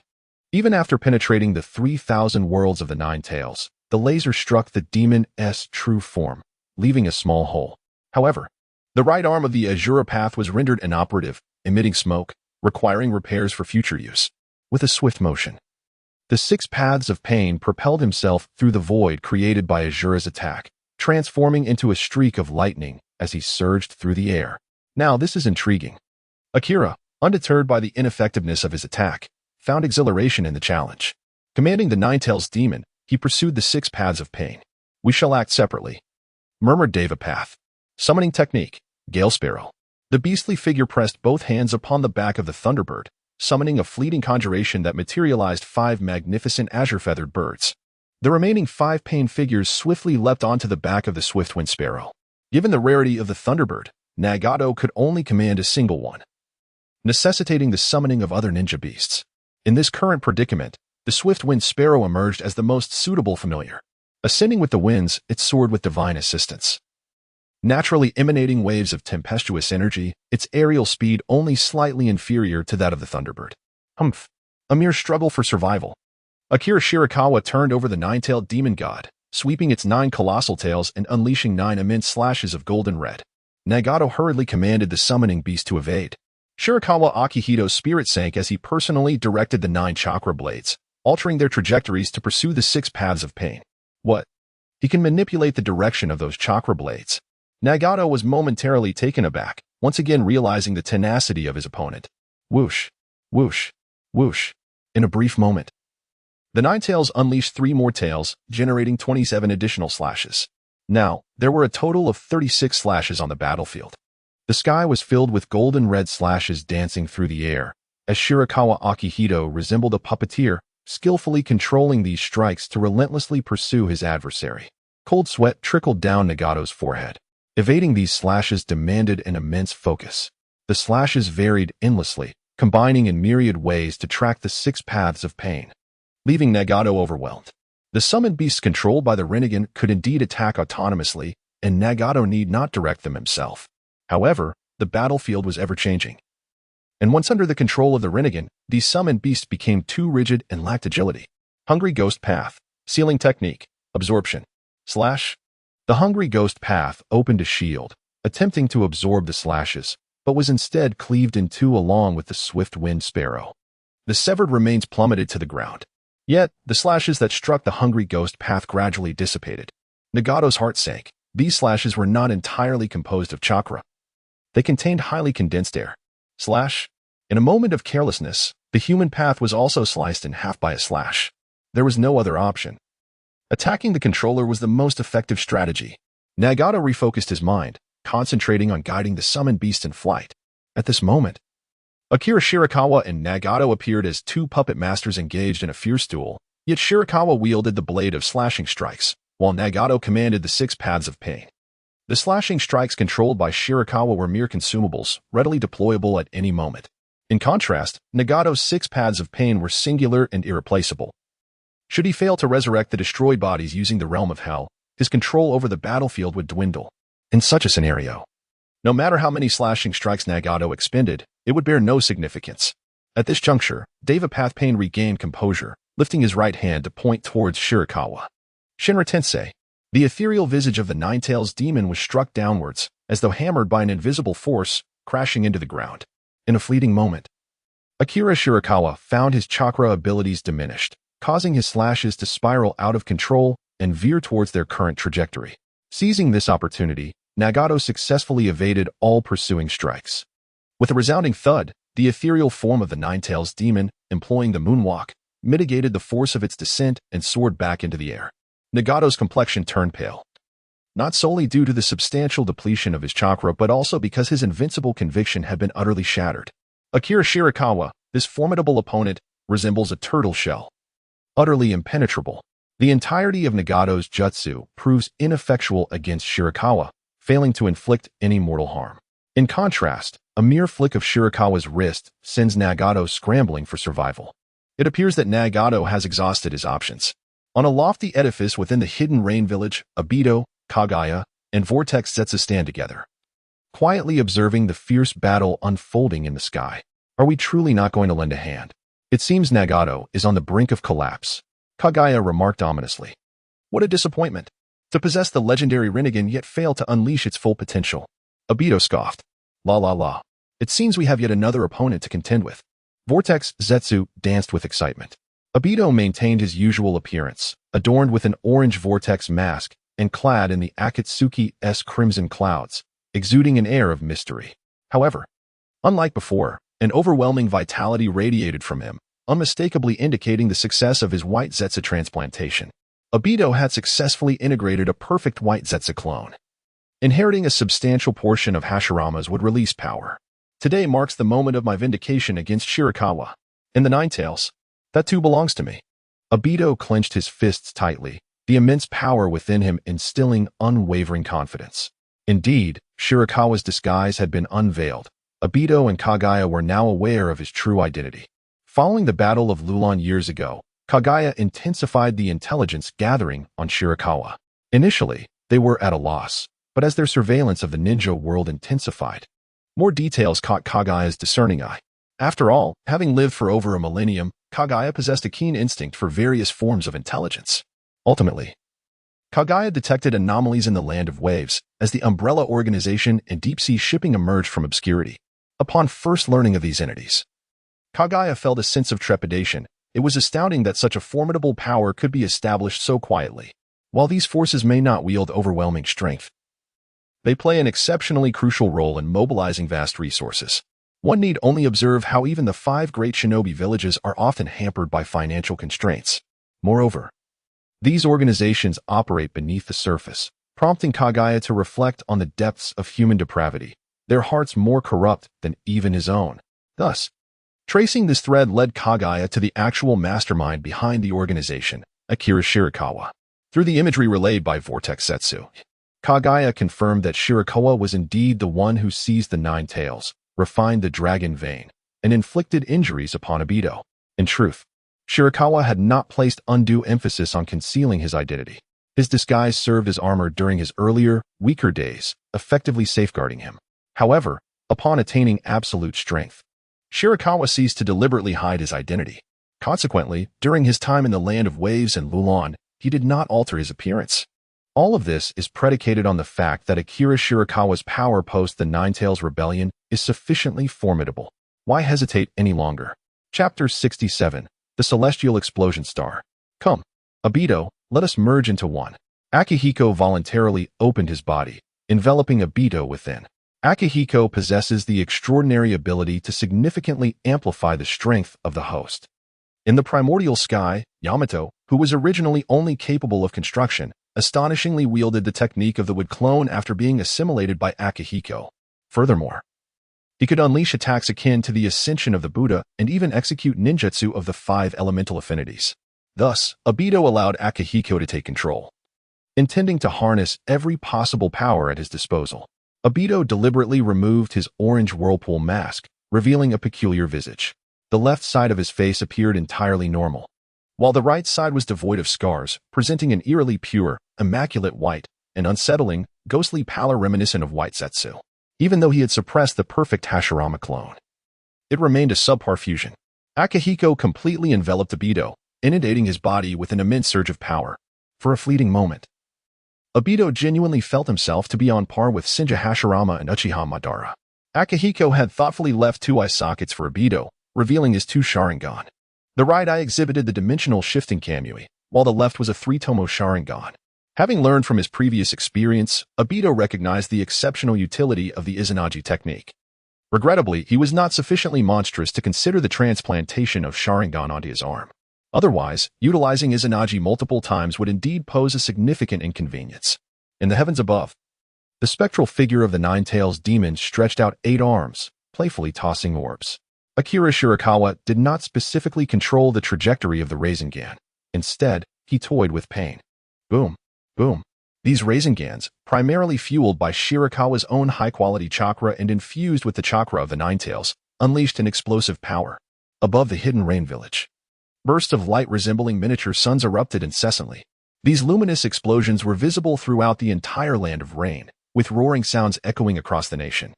It is likely that after this battle, the gaze of the entire ninja world would be directed towards the hidden rain village. The villagers of the hidden rain were utterly panicked, hastily retreating from the village. In fact, they had already distanced themselves significantly from the heart of the hidden rain village. Even under the threat posed by Akira Shirakawa, Nagato remained resolute in relocating the battlefield to a desolate area. Akira Shirakawa consciously indulged Nagato's behavior. "Conan, take me outside. Pain is slipping beyond my control," Nagato stated from the depths of the hidden base. Conan said nothing, swiftly summoning a flurry of paper to elevate Nagato's wheelchair, transforming herself into a paper figure as they soared through the secret passageway.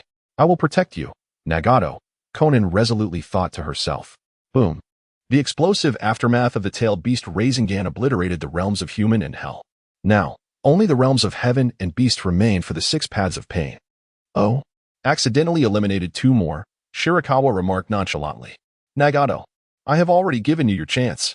Where is the planetary devastation? Where is the outer path golem? Why have you yet to unleash them?" Shirakawa Akira felt a surge of anxiety within, as if sensing a connection with Tendo Pain, whose expression now flickered with a hint of ferocity. "Since you have chosen this path of demise, I shall seal you here completely." Having endured such relentless pressure, Nagato was equally frustrated, his rage boiling within him. Tendo Pain ceased his retreat, commanding the lightning bird to confront Shirakawa Akira directly. Planetary devastation. Nagato clasped his hands together, then opened them towards Shirakawa Akira, unleashing a dark sphere. A tremendous gravitational force emanated from the sphere, as if even light itself were being drawn into its depths. Akira Shirakawa gazed intently at the black sphere, exclaiming, "Now, this is intriguing. Ha ha ha ha. The visage of pain, the embodiment of the divine. was twisted in a fierce grimace as he relentlessly poured chakra into the sphere. Nagato resolved to achieve his goal in one fell swoop, no longer sparing the chakra within him. Thunderous rumbles echoed. Everything on the ground was drawn towards the sphere. All structures were obliterated, and soil, stones, and even raindrops were irresistibly attracted to the black orb of the earth explosion. The ethereal form of the Ninetales was also drawn towards the sphere, or rather, the primary target of the black orb's allure was none other than Akira Shirakawa. The gravitational pull was immense, and it seemed to possess a locking effect as well. Akira Shirakawa sensed the profound intricacies of the earth-exploding star, attempting to harness the ethereal silhouette of the nine-tailed demon god to escape its gravitational pull, only to realize he could merely delay its effect for a fleeting moment. However, he remained unperturbed. The silhouette of the nine-tailed demon god opened its maw, coalescing a deep violet-tailed beast orb, and launched it towards the unfinished earth-exploding star. He hoped that by targeting the core, he could directly dismantle this formidable technique. Boom. The recently coalesced mass of the earth-exploding star was obliterated by more than half, yet the relentless gravitational force did not wane. Akira Shirakawa remains irresistibly drawn to it. Indeed, it is no surprise that the sealing technique capable of confining Kagayaheim is truly remarkable. Bai Chuanming appeared contemplative, as if pondering the fact that the black sphere was impervious to external forces. As long as Nagato continued to channel chakra, the black sphere could be sustained indefinitely. This sealing technique was indeed a secret art of the Sage of Six Paths. However, you are not the Sage of Six Paths. A faint smile of derision appeared on Bai Chuanming's face. Suddenly, the 8 arms of the Ninetales demon manifested colossal blades of light. These blades, resplendent in gold and crimson, radiated an intensely searing heat. Why should only Susanoo wield weapons? Bai Chuanming felt this to be unjust, and thus he forged suitable weapons for the phantom of the Ninetales demon as well. These 8 blazing solar blades were among them. Crafting such massive artifacts was no simple feat. It required an immense quantity of precious materials and demanded a significant expenditure of mental fortitude. Akira Shirakawa also relied on shadow clones to forge a suitable weapon for the Ninetales demon in a remarkably short span of time. In that fleeting moment, the ethereal projection of the Ninetales demon was thoroughly drawn into the core of the planetary devastation, where countless stones and earth enveloped it completely. Nagato's face radiated with ecstatic joy. Have we succeeded? At this moment, Nagato and Conan were not far from the battlefield, with Conan utilizing the technique of the god paper to render them invisible. A colossal sphere loomed above the northeastern expanse of the hidden rain village, continuously expanding in size. The ground beneath the sphere had transformed into a vast pit. The original terrain and structures had vanished, all materials repurposed to construct the planetary devastation. Obito had also arrived at the battlefield, witnessing Shirakawa being sealed within the planetary devastation. He felt a tinge of regret for not being able to exact his revenge personally, but was overwhelmed by relief and joy. What an opportune moment. Obito resolved to assist in sealing Shirakawa's coffin completely. Would release, tree binding eternal burial. A resounding boom echoed as Obito slammed his hands onto the ground, channeling chakra into the earth. Countless immensely thick vines erupted from the soil, swiftly growing and entwining around the planetary devastation. The vines ensnared the sphere tightly, layer upon layer, leaving no gaps. In no time, the planetary devastation transformed from a mound of earth into a sphere of wood. The Deva Pathpain was taken aback. Is this wood release? What is happening? Hasn't it been extinct? Perhaps some unforeseen event had occurred, yet it seemed the enemy was not there to rescue Shirakawa, but rather to assist in sealing him. The chakra within those wooden vines bore a resemblance to that of the masked man. Nagato sensed this through his Renegan. Chapter 68 / Scorpion. Do you think Ming would obediently allow himself to be sealed? Orochimaru licked his lips as he queried Scorpion. Huh.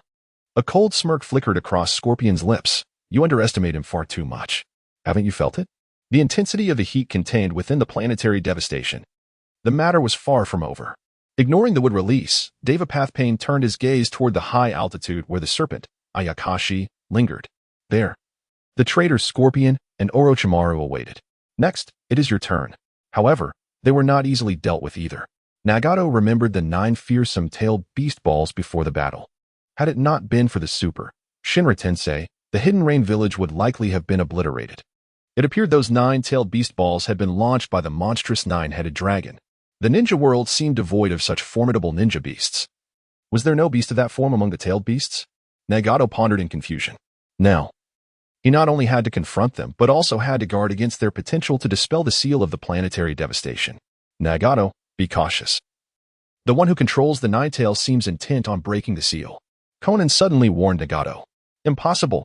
Nagato instinctively remarked that this was the ultimate secret of the Renegan. Suddenly, cracks appeared on the surface of the celestial sphere, the Deidara star, suspended in the sky. A wave of incredibly intense heat emanated from within, suggesting an immense reservoir of thermal energy. With a resounding boom, radiant crimson light burst forth from the fissures, igniting the wooden vines that Obito had infused, causing them to glow a fiery red and catch flame. The Deidara star transformed into a colossal fireball, unleashing a torrent of scorching waves. The blaze illuminated the ground, casting a crimson hue across Nagato's visage. Gritting his teeth, Obito cursed, "Damn it. It still hasn't sealed him away." The rumbling crescendoed as the Deidara star shattered entirely. Fragments morphed into lava, billowing dark smoke as they scattered in all directions.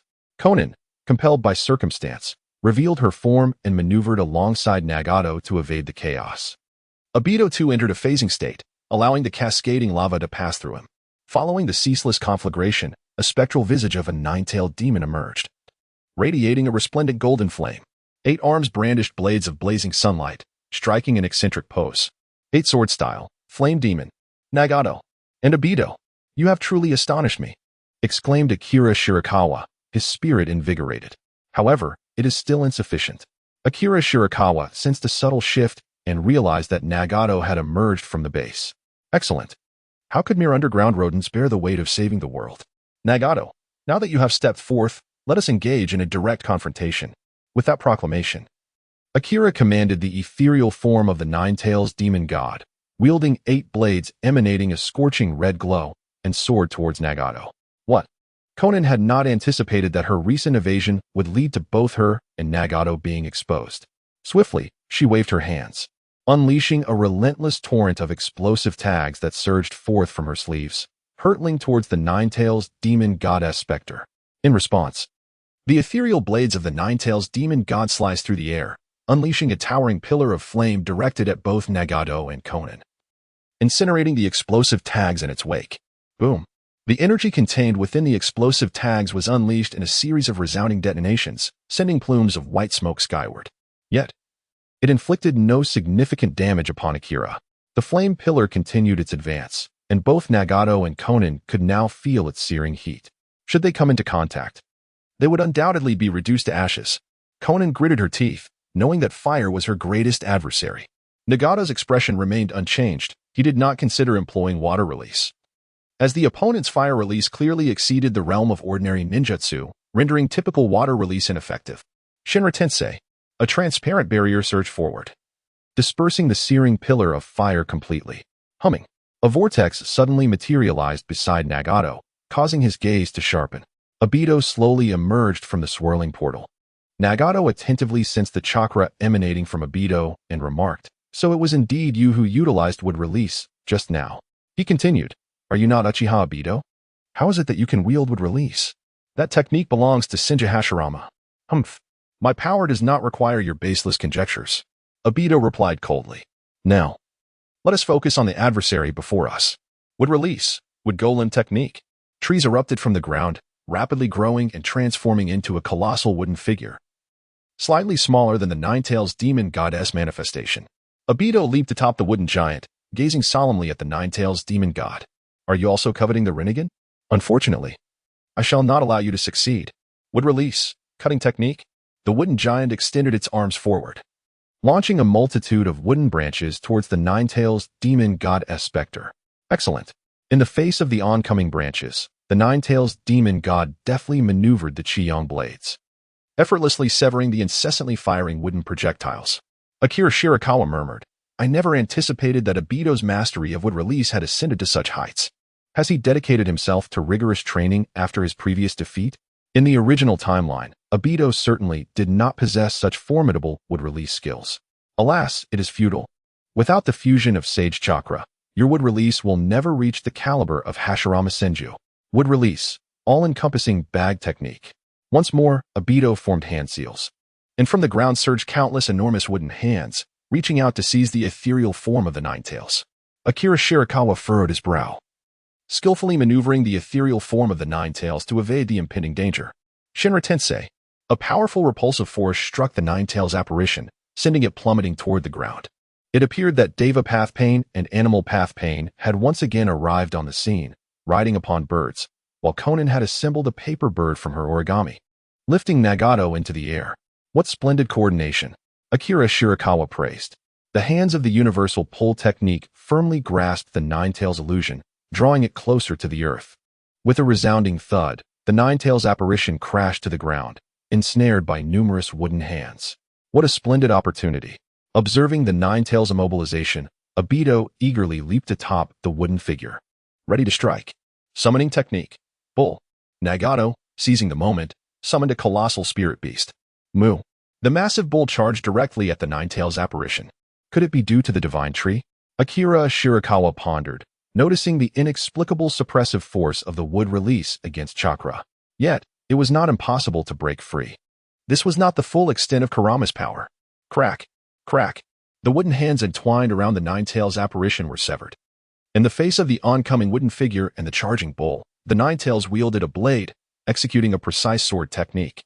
With absolute mastery over his body, Akira Shirakawa had delved deeply into pure physical arts and could wield various weapons with ease. His particular expertise in swordsmanship stemmed from his diligent study of the martial practices of the samurai from the Land of Iron. 8-sword style, chaotic blade, slice, slice. Countless wooden fragments soared into the air, as the wooden figure and the bull were cleaved in two. With a tremendous spray, blood gushed forth from the bisected carcass of the bull, and a searing aroma wafted from the cut. In a moment of urgency, Obito narrowly evaded the lethal strike through phasing. Chapter 69, Spatial Lockdown Wood Release, Wooden Man Technique. After the original wooden figure was sliced in half, Obito conjured another wooden figure, standing atop its head. Phasing is indeed an admirable ability, Akira Shirakawa remarked. But do you believe I am unprepared? He then produced 6 crimson orbs from his pouch, directing them to soar in all directions. Whoosh, whoosh. What are those? Obito and Nagato inquired, on high alert. As the 6 orbs flew apart, they emitted red beams of light that interconnected, ultimately forming a vast barrier that enveloped the surrounding area.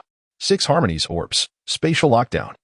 The 6 Lyoha beads, when combined harmoniously, can create a barrier to ensnare adversaries or defend against assaults. Furthermore, the Lyoha beads meticulously crafted by Akira Shirakawa possess an added effect of spatial confinement, significantly increasing the difficulty of executing space-time ninjutsu within the Lyoha barrier.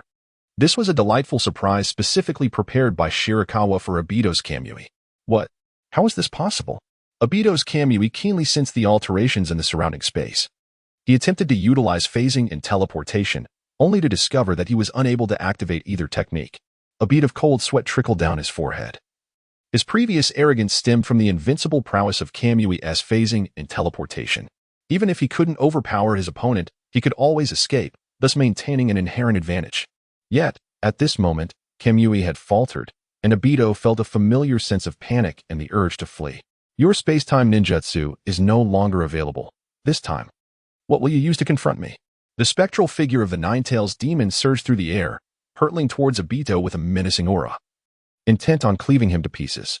With a mere flick of 8 crimson solar blades, a series of scorching sword energies sliced toward Obito. The attack arrived before the figure itself. Obito's complexion paled, stripped of the power of Kamui. He felt as though he had reverted to the cowardly and timid Obito of the past, rather than the enigmatic figure known as Madara, lacking over a decade of experience. The current Obito was still too inexperienced. What should I do? Would release, Forest of the Demon Faces, gazing upon the formidable crimson sword energies.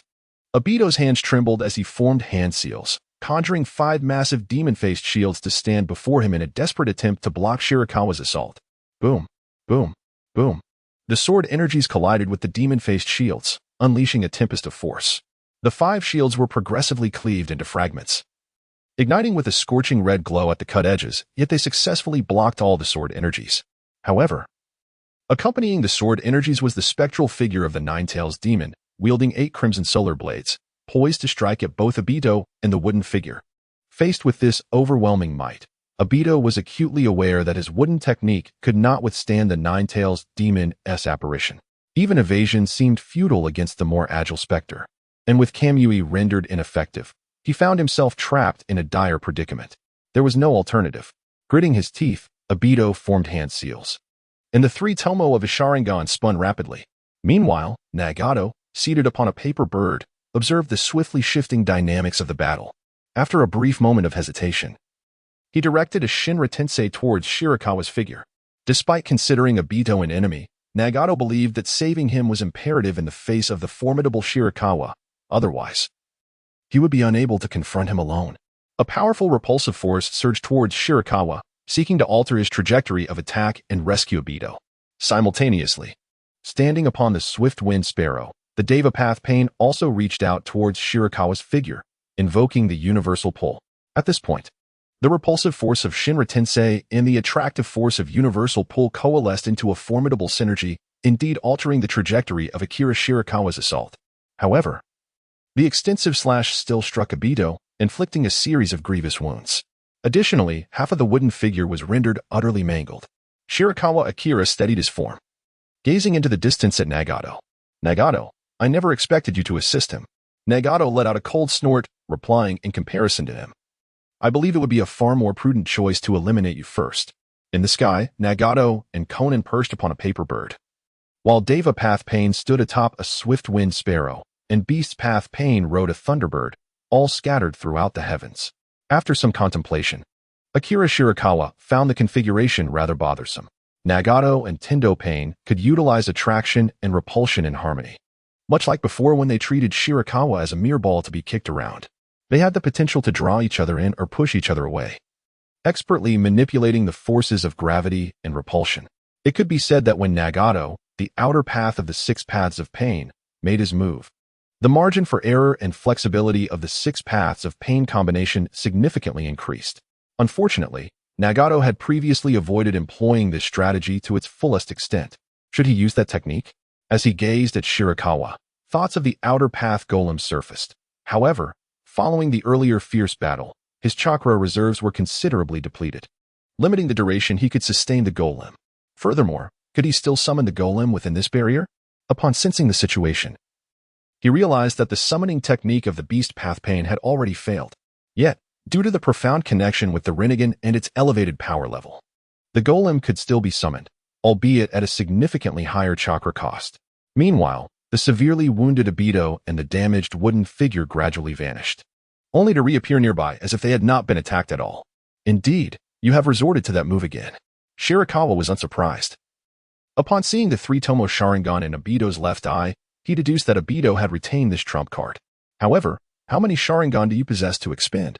Once the time for Izanagi elapses, I shall be able to eliminate you. Obito spoke in a low voice. Your spatial blockade relies entirely on this barrier. If it were to be shattered, you would be unable to confine space any longer. Feeling the chakra within him, Obito recognized that, bolstered by the vortex white Zetsu, it had become immensely vast. Yet, performing the technique remained exceedingly challenging. He feared that after executing it, he would be left with insufficient chakra for an extended battle.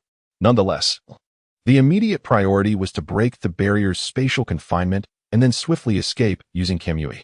He had come to realize that Shirakawa's power far exceeded his own, and it was prudent to retreat and devise a plan in secrecy. Most importantly, he had to ensure Nagato's escape, more specifically, to seize the Renegan. As long as he possessed the Renegan, he would have the opportunity to continue executing the Eye of the Moon plan, ultimately becoming the Ninetales Jinchuriki, at which point Shirakawa would be no match for him. No longer hesitating, Obito clasped his hands together, channeling the majority of his chakra to perform the legendary ninjutsu of the god of shinobi, Hashirama Senju, would release, Advent of the World of Trees. Within the confines of the barrier, countless trees rapidly ascended from the soil of the rain country, swiftly filling the entire expanse and forming a colossal forest that continued to grow, seemingly on the verge of bursting the very bounds of the realm. The trees adjacent to Akira Shirakawa coiled towards him like a multitude of giant serpents, while the ethereal visage of the Ninetales demon god wielded 8 blades of the blazing sun, struggling to keep pace with the relentless growth of the trees. Even Nagato, Conan, and the various forms of pain, hovering above, found themselves within the reach of the attacking vines. It was evident that Obito aimed to ensnare them all, and at the very least, seize Nagato's Renegan at the moment the barrier shattered. Chapter 70. The Might of the Left Eye. What a splendid battle this is. In the past, we truly were like frogs at the bottom of a well, for the world of shinobi is shrouded in countless mysteries awaiting our exploration. Orochimaru and Sasori perched atop the head of the serpent-like creature, admiring the clash between Akira Shirakawa and Nagato, along with Obito. The formidable Ninetales, an array of arcane artifacts. The Sage's Eye of the Renegan, the divine wood release of the shinobi world, and the legendary Mangekyo Sharingan, these rare elements converge to create a grand spectacle. Even for seasoned individuals like Orochimaru and Sasori, the experience was profoundly shocking. What weighed heavily on Orochimaru's heart was the recognition of Nagato. It dawned on him that he also recognized Pain and Konan. To his astonishment, these were the very children adopted by Jiraiya. If what Lord Shirakawa suggested is true, that the man behind the mask is Obito, then this formidable group consists entirely of Jiraiya's disciples. One of Jiraiya's students has even ascended to the position of the fourth Hokage. Could it be that Jiraiya truly is the guide of the so-called Children of Destiny? Though he had clearly defined his pursuit of infinite truth, the thought of his good friend surpassing him in strength stirred a pang of discontent within him. Well then, we must prepare to assist Lord Shirakawa. We cannot allow him to escape, Sasori remarked. The battle within the barrier grew increasingly intense, and it appeared the barrier was nearing its limit. Facing the enigmatic spatial-time ninja, Sasori believed it prudent to make further preparations. Countless grains of iron sand poured from Sasori's pockets, coalescing into 2 wings of iron sand upon his back. Magnet release, iron sand wings. Indeed. Sasori had once again transformed his puppet body, this time implanting the power of magnet release into it. Even without manipulating the magnetic puppets, he could wield the force of magnet release. Sasori's own body had become a puppet, guided by the iron sand wings. Sasori soared from the head of the serpent-like creature to the very center of the 6 paths barrier, the battleground where Akira Shirakawa and Nagato clashed. This is my first time employing it, the latest secret of puppet technique. The puppet domain. Countless transparent puppet threads shot forth from beneath the scorpion, gradually enveloping the entire barrier. Resembling a vast lid that shrouded the battlefield, the puppet threads intertwined, forming a web-like structure that densely surrounded the entire space. Additionally, numerous fine threads descended vertically from the puppet web, akin to a gentle rain, piercing into the ground. Should the barrier shatter, these puppet threads would swiftly ensnare Obito and Nagato, preventing their escape. With this maneuver, the scorpion was confident in transforming the entire populace of a large city into his puppets. It was not mere conquest, rather, it aimed to control the city's inhabitants with minimal or no casualties, a task of even greater complexity. Orochimaru stood atop the head of the serpent, yet remained inactive. His abilities were ill-suited for this level of battlefield chaos, as he excelled primarily in self-preservation. Over the past fortnight, Orochimaru had been preoccupied with the integration of the Sound Ninja Village into the protective umbrella, resulting in no significant enhancement to his power. Nevertheless, he felt a profound sense of satisfaction, having witnessed so many wondrous phenomena, convinced he was treading the right path. Meanwhile, the scorpion summoned over 100 puppets, which, under the manipulation of the puppet threads, surrounded the barrier.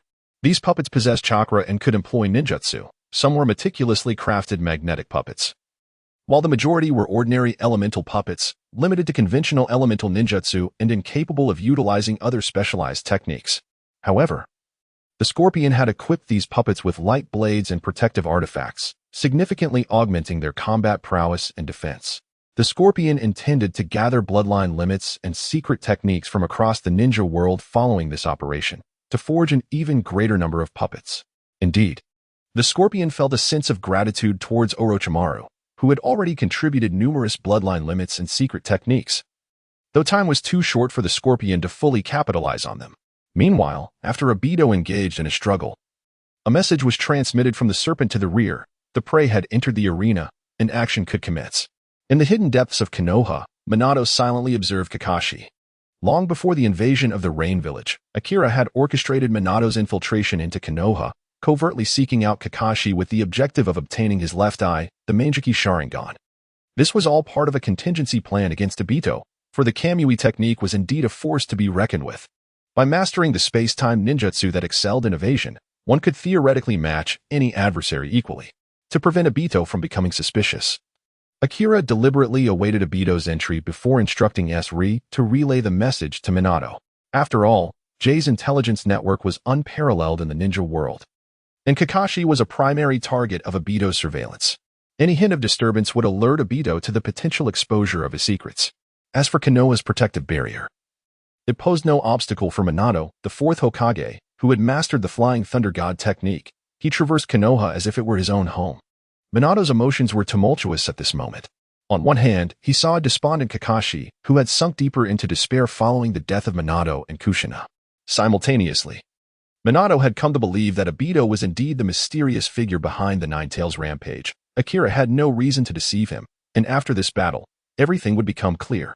His disciples were either dead, despondent, or had turned against their masters. For the first time, Minato felt a profound sense of failure in his life.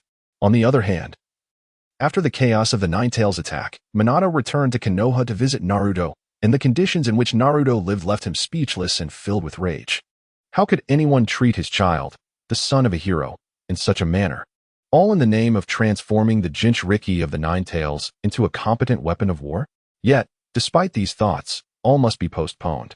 The immediate priority was to seize Kakashi's left eye and then teleport back to Akira, delivering a fatal blow to Obito. A concealed, transparent kunai imbued with the Flying Thunder God technique silently appeared behind Kakashi. In his despondent state, Kakashi was completely unaware of the bizarre weapon. In an instant, Minato materialized behind Kakashi, delivering a strike to the back of his head, causing Kakashi to collapse unconscious. Effortlessly, "I'm sorry, Kakashi," Minato murmured as he produced a golden rope, chakra swirling around it. The golden rope swiftly ascended, ensnaring Kakashi's body tightly. The binding rope of the immortals. A sophisticated device designed to ensnare individuals possesses the ability to inhibit movement and chakra, and can even suppress bodily sensations to a certain extent. Minato, accompanied by Kakashi, utilized the Flying Thunder God technique to return to the Land of Waves, where specialized medical ninjas carefully removed Kakashi's eye. Subsequently, Minato intended to deliver the Sharingan to Akira Shirakawa. Although the eyes in the ninja world are typically used directly, Minato lacked the requisite technique and deemed it prudent to exercise caution, especially since Kakashi was, after all, his disciple. Chapter 71. The theft of vitality within the confines of the barrier. The growth of countless trees continued unabated. A multitude of vines encircled Akira Shirakawa, while the ethereal form of the Ninetales struggled to wield its crimson sun blade against the onslaught. Soon, vines began to ensnare the limbs of the Ninetales phantom. Intriguingly, these trees could even devour and suppress my chakra. The chakra of the Ninetales was entirely subdued by Obito's would release. However, Akira's chakra, being a more advanced form of energy, was also consumed by Obito's enhanced would release, which, although not as potent as Senjutsu enhanced would release, still posed a significant threat. The characteristic of would release to absorb all things is, without a doubt, related to the divine tree, a notion Akira firmly believes in. Of course, Yamado's would release has been excluded from this category. Nevertheless, Obito's would release is not far removed from Hashirama's, as Obito has integrated the perfect Hashirama clone and received enhancements from the Uchiha's White Zetsu. Yet, if this is all it amounts to, it cannot hope to contain me. Within the domain of the advent of the tree world, Nagato and others found themselves ensnared by the very trees. After unleashing Shinra Tensei, Pain was quickly ensnared by towering trees. The beast realm Pain, too, found himself unable to utilize any summoning techniques within the Six Paths barrier, resorting to riding the Thunderbird through the forest, though this endurance would not last long. Nagato and Konan fared somewhat better. Nagato transformed into the Azura Path, releasing a barrage of laser blasts to sever the encroaching branches, occasionally deploying Shinra Tensei to repel the forest assault. Meanwhile, Konan continuously unleashed explosive tags, creating a cacophony of detonations that shattered the trees. The more trees would swiftly proliferate, this tactic managed to sustain their defense for the time being. At this moment, spurred on by Obito's chakra, the forest had nearly reached the apex of the barrier, threatening to rupture it entirely. It was nearly time. Obito's chakra should be nearing depletion. The invocation of the advent of the tree world is immensely taxing, relying on one's own chakra as the source of life to initiate this jutsu. Unlike Hashirama, Obito's execution of such a grand-scale technique likely drained his chakra to the brink of exhaustion. Under the protective shadow of the nine-tailed demon god, Akira Shirakawa inhaled deeply before exhaling a dense, crimson fog that permeated the very fabric of the world. 6 libraries of immortal thieves, stealing life. This fog surged forth like a tempest, rapidly expanding within the confines of the Six Harmonies barrier. Wherever it spread, it devoured every tree in its path. Even with Obito continuously channeling chakra, the growth of the trees could not keep pace with their consumption. What was once a thriving forest on the brink of bursting the barrier was reduced to mere emptiness in an instant. Soon, the fog approached Obito, threatening to envelop him entirely. He gazed silently at the swiftly decaying forest ahead. Upon contact with his flesh, a searing pain coursed through Obito's body, causing his skin to rot away, revealing raw flesh beneath. In a fleeting moment, the sensation of pain dissipated, leaving behind nothing but bone. The wooden figure beneath Obito's feet stood powerless against the encroaching fog, succumbing to its corrosive might. Nagato and Konan, witnessing Obito's dire predicament, exclaimed in alarm, "Shinra Tensei!" The shockwave of Shinra Tensei cleared a surrounding area, dispersing the fog momentarily and granting Nagato and Konan a brief respite. Paper house. Countless sheets of paper erupted from Konan, coalescing into a massive shell that encapsulated both her and Nagato, attempting to shield them from the fog of the 6 libraries of immortal thieves. Alas, the fog possessed a lethal corrosive effect on all matter, particularly organic substances, rendering Konan's paper inadequate. Konan, it's futile. This strange mist appears capable of eroding all materials, especially living beings. What shall we do? I still have hundreds of thousands of explosive tags on me. Perhaps I could detonate them to obliterate this place. And in that moment of explosion, you could use Shinra Tensei to carve a path for us to escape. No need for such complications. I have a plan, Nagato remarked, observing the barren ground. This mist can corrode all materials, yet it cannot penetrate the earth, indicating that soil possesses greater resistance to corrosion. Therefore, I can envelop us with the earth explosion stars to withstand the mist encroachment. A black sphere gradually formed between Nagato's hands, floating before him, emanating a tremendous gravitational pull that caused the ground to tremble as countless rocks ascended. Earth explosion stars. The rocks converged into a sphere, encasing Nagato and Konan while he meticulously controlled their arrangement, leaving a cavity for themselves. This marked the first time Nagato utilized the earth explosion stars in such a manner, not to seal an enemy, but to safeguard himself. As the fog surged forth once more, Nagato swiftly completed the construction of the earth explosion sphere, effectively repelling the corrosive mist. Indeed, this is effective, Nagato mused inwardly. With this, I might just harness the earth explosion stars to shatter this barrier and ascend to great heights, evading our adversaries in the process. Amidst the dense and enigmatic mist, Akira Shirakawa remained acutely aware of the circumstances surrounding Nagato and Obito. Obito was still ensconced in the invulnerable period granted by Izanagi, thus momentarily beyond the grasp of death. In stark contrast, the time that Danzo could utilize Izanagi with a single Sharingan was lamentably brief, a mere minute, in Danzo's hands. The Sharingan was nothing short of a squandered treasure. However, this was also attributable to Obito being a member of the Uchiha clan, augmented by the perfect Hashirama cell construct. Tendo Pain and Shirato Pain found themselves unable to evade, succumbing swiftly to the all-consuming mist unleashed by the Six-Path Sage. In light of Nagato's decision to conceal himself within the Chibaku Tensei and attempt an escape, Shirakawa could not help but admire him. Nagato, you are truly a genius. Previously, Shirakawa had harbored concerns that Nagato and Konan might not withstand the encroaching mist, contemplating a strategic retreat to preserve the Renegan. However, it appeared those worries were unfounded. Nagato had not disappointed him. At this moment, the mist from the Six Paths Sage had saturated the entirety of the Six Realms barrier, converting all susceptible matter into vitality, and had even begun to erode the barrier of the Six Realms orb. It was imperative to act swiftly. The barrier must not be breached, for otherwise Obito would exploit Kamui to escape. Once the mist from the Six Paths Sage was released, even Shirakawa found it challenging to control the mist precisely, preventing it from invading the Six Realms barrier. Behold, the mist swirled as if drawn into a tempestuous vortex, rapidly converging around Shirakawa, forming a dense fog that was swiftly absorbed into his being for digestion. Truth be told, its flavor paled in comparison to that of the Ninetales, barely rivaling even that of the One Tail. Chapter 72. The Outer Path Golem. Upon absorbing the mist, Shirakawa observed Nagato manipulating the stone spheres formed by Chibaku Tensei, propelling them skyward at an alarming speed, attempting to shatter the Six Realms barrier. I cannot allow you to succeed. Akira Shirakawa soared into the sky, deftly commanding the spectral form of the nine-tailed demon god. He alighted beside the earth-exploding star and, with a powerful kick, sent the stone sphere hurtling towards the ground. The formidable essence of the earth-exploding star lies in its sealing power rather than its speed of flight. Thus, Shirakawa easily caught up. Nagato's attempt to escape using this technique was, quite frankly, overly naive. With a resounding thud, a large crater formed instantaneously upon impact, shattering the stone sphere crafted by the Earth-exploding star into countless fragments, sending clouds of dust swirling into the air. As the dust settled, Nagato and Conan were revealed. Suspended in midair, Nagato had erected a 360-degree protective shield around himself and Conan, a unique ability bestowed upon him as an outer path of the 6 paths of pain. Due to its considerable chakra consumption, this technique was not frequently employed. It is indeed a commendable defensive secret art, likely a facet of the powers granted by the Renegan's 6 paths. Akira Shirakawa discerned at once that this protective shield ninjutsu bore a significant resemblance to the divine technique of Shinra Tensei. It appeared akin to a fixed, non-dispersive manifestation of Shinra Tensei.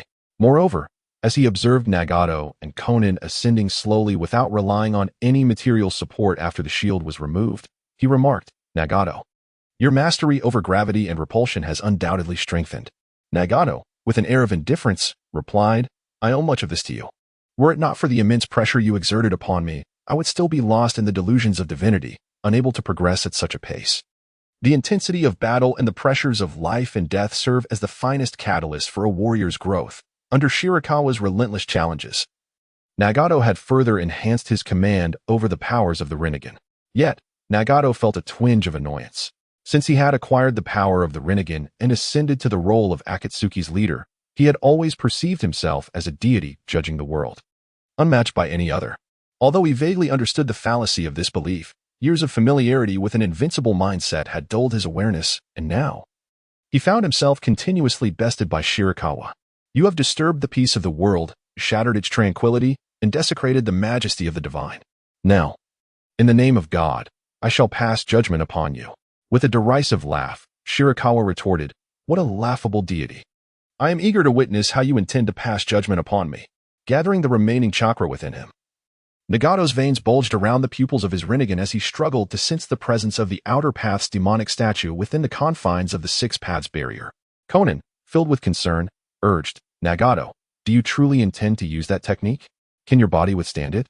Perhaps I should simply detonate this space with my explosive tags." "Nonsense, Conan. Your explosive tags can easily be countered. This level of adversary is not so easily dealt with," Nagato asserted with unwavering resolve. "Do not attempt to dissuade me. I have made my decision and shall certainly show this scoundrel a taste of his own medicine." Summoning Outer Path's demonic statue.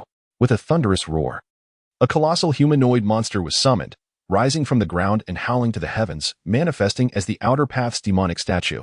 This entity was the shell from which the Ninetales had been extracted, adorned with 9 eyes, its color reminiscent of withered wood, and featuring 10 cylindrical protrusions along its back.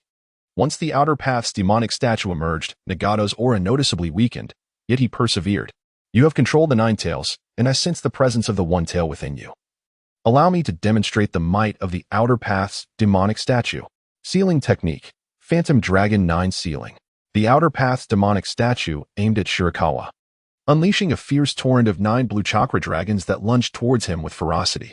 Akira Shirakawa commanded the ethereal manifestation of the 9-tailed demon, wielding 8 blades of the radiant sun in an attempt to shatter the chakra dragon. Yet, to his dismay, the fragmented chakra dragon morphed into a smaller version, ensnaring the very essence of the 9-tailed demon. The 9-tail's chakra was swiftly devoured and torn apart, leading to the rapid dissolution of the demon's apparition, while the 8 radiant blades were retracted. Even Akira Shirakawa's own chakra was being consumed at an alarming rate. Furthermore, the 9-tails and One Tail, concealed within Akira's being, sensed an overwhelming force pulling at them, threatening to extract them from his body. Despite Akira's application of sealing techniques and his attempts to control the spirits of the 9-tails and One Tail with spirit-binding methods, they could not resist the insatiable pull of the chakra dragon. No, the One Tail's face exhibited palpable panic. The 9-tails gritted its teeth in deep humiliation. Feeling the sting of disgrace as the mightiest of the tailed beasts, a companion of the Sage of 6 Paths, was subjected to such indignity. It was being subdued by anyone who chose to assert dominance, tossed about like a mere ball. Moreover, this predicament was undeniably precarious. Both the One Tail and 9-tails recognized the Outer Path demon statue, as they were, after all, fragments of the 10-tails. Their chakra and essence divided into 9 portions, the Outer Path demon statue was their original home. However, the tailed beasts had no desire to return to the Outer Path demon statue, for that would signify the end of their freedom, a loss of their very selves. Hey, what are you still waiting for? You've interrupted my cultivation. The nascent soul, Xiaobai, who had been quietly assisting Akira Shirakawa in his training, lamented from within.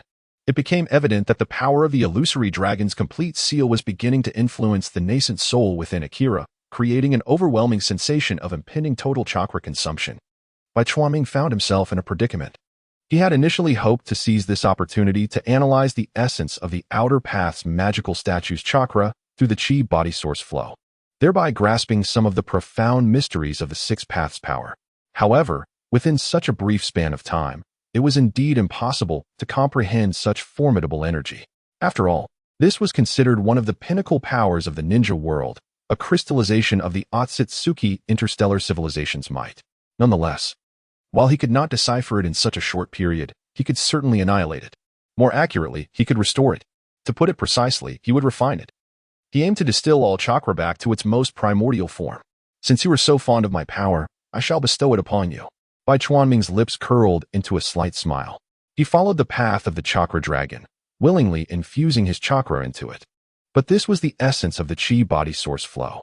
Wherever the chi body source flow chakra traversed, the chakra dragon rapidly disintegrated, reverting to its most elemental form of chakra energy. Following the trajectory of the chakra dragon, the power of the chi body source flow seemed to be on the brink of entering the mouth of the outer path's magical statue, penetrating its very being. Nagato's expression shifted dramatically. What an extraordinary power! It can even resist the six-path strength of the outer path's magical statue. Who on earth is this individual? As he witnessed the chi body source flow chakra about to infiltrate the outer path's magical statue, Nagato swiftly severed the chakra dragon of the phantom dragon 9 seals.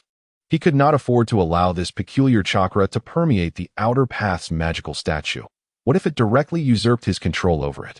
Chapter 73. The Art of Transformation. What a pity, Nagato lamented. The outer path's magical statue has yet to absorb the tailed beasts, rendering its available power far too limited and placing an excessive burden on its body. If it were to absorb even a single tailed beast's power, the agility of the outer path's magical statue and its attacks would be greatly enhanced. Observing that the phantom dragon 9 seals had no effect on Bai Chuanming, Nagato decisively altered his strategy. Boom. Under Nagato's command, the outer path's magical statue, which had been buried in the earth, began to rise, swiftly revealing its 2 colossal feet, standing like a giant amidst the heavens and the earth. Bang! Despite its massive form, the outer path's magical statue exhibited remarkable agility as it leapt into the sky, charging directly towards Bai Chuanming. Whoosh! Upon witnessing the scene, Akira Shirakawa swiftly evaded the attack of the outer path demon statue. Thud! The statue crashed into the earth where Akira once stood, creating a substantial crater. Even with his mastery of the 6 libraries celestial thief, he had no intention of enduring the assault. Instead, he deftly dodged. The demon statue swung its arms, attempting to strike Akira, while Nagato utilized the powers of the Deva path and the Azura path to further restrain him. Simultaneously, Konan's dance of Shikigami filled the air, with explosive tags concealed among the myriad of paper fragments, creating additional complications for Akira. Yet, all efforts proved futile. With Akira's agile martial arts and the flying thunder god technique, their assaults failed to connect.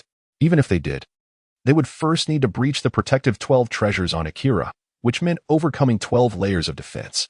After dismantling these 12 shields, one would still have to contend with Akira's formidable physical prowess acquired through the 6 libraries celestial thief and his astonishing regenerative abilities.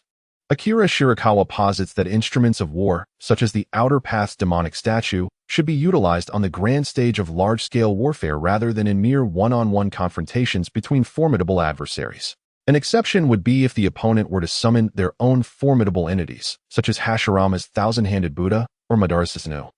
Along with the earlier manifestation of Shirakawa's Ninetales demon, the outer path's demonic statue possesses a formidable suppressive effect against the tailed beast's powers, rendering it unnecessary to exploit one's weaknesses to combat the strengths of the enemy.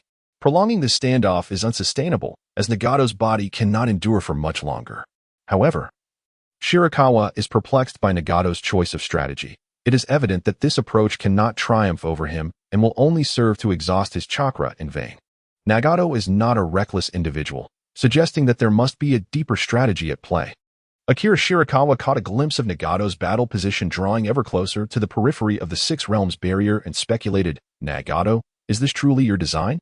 On the surface, it appears you intend to assail me. Yet in truth, you seek to approach the Six Realms barrier, looking for an opportunity to breach it? Just moments ago, my position was indeed the nearest to the boundary of the barrier. Nevertheless, this seems amiss. Under my obstruction, this task would be exceedingly difficult to accomplish. Furthermore, why do you presume that the Six Realms barrier is immutable? Six Libraries Celestial Bandit, stealing vitality. Akira Shirakawa expelled another plume of acidic aura. Eager to ascertain whether the Six Libraries Celestial Thief could devour the aberrant demon statue. The crimson mist enveloped the demon statue, which, amidst its anguished roars, leapt beyond the confines of the noxious vapor. Its exterior shimmered red, evidently scorched by the mist, yet the predicament was not dire.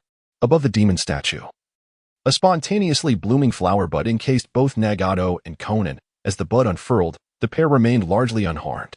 Indeed, it was apparent that the current realm of the Six Library Celestial Thief found the consumption of the aberrant demon statue to be an overly ambitious endeavor. Akira Shirakawa inhaled the mist of energy he had expelled, a flush of exhilaration gracing his features. Delightful. Although it merely corroded the surface, it was still imbued with vast nourishment and energy. I could sense the yearning of the Six Library Celestial Thieves. Meanwhile, on the other side, Obito, who had survived through Izanagi, silently restored his chakra while observing the battle between Nagato and Akira Shirakawa.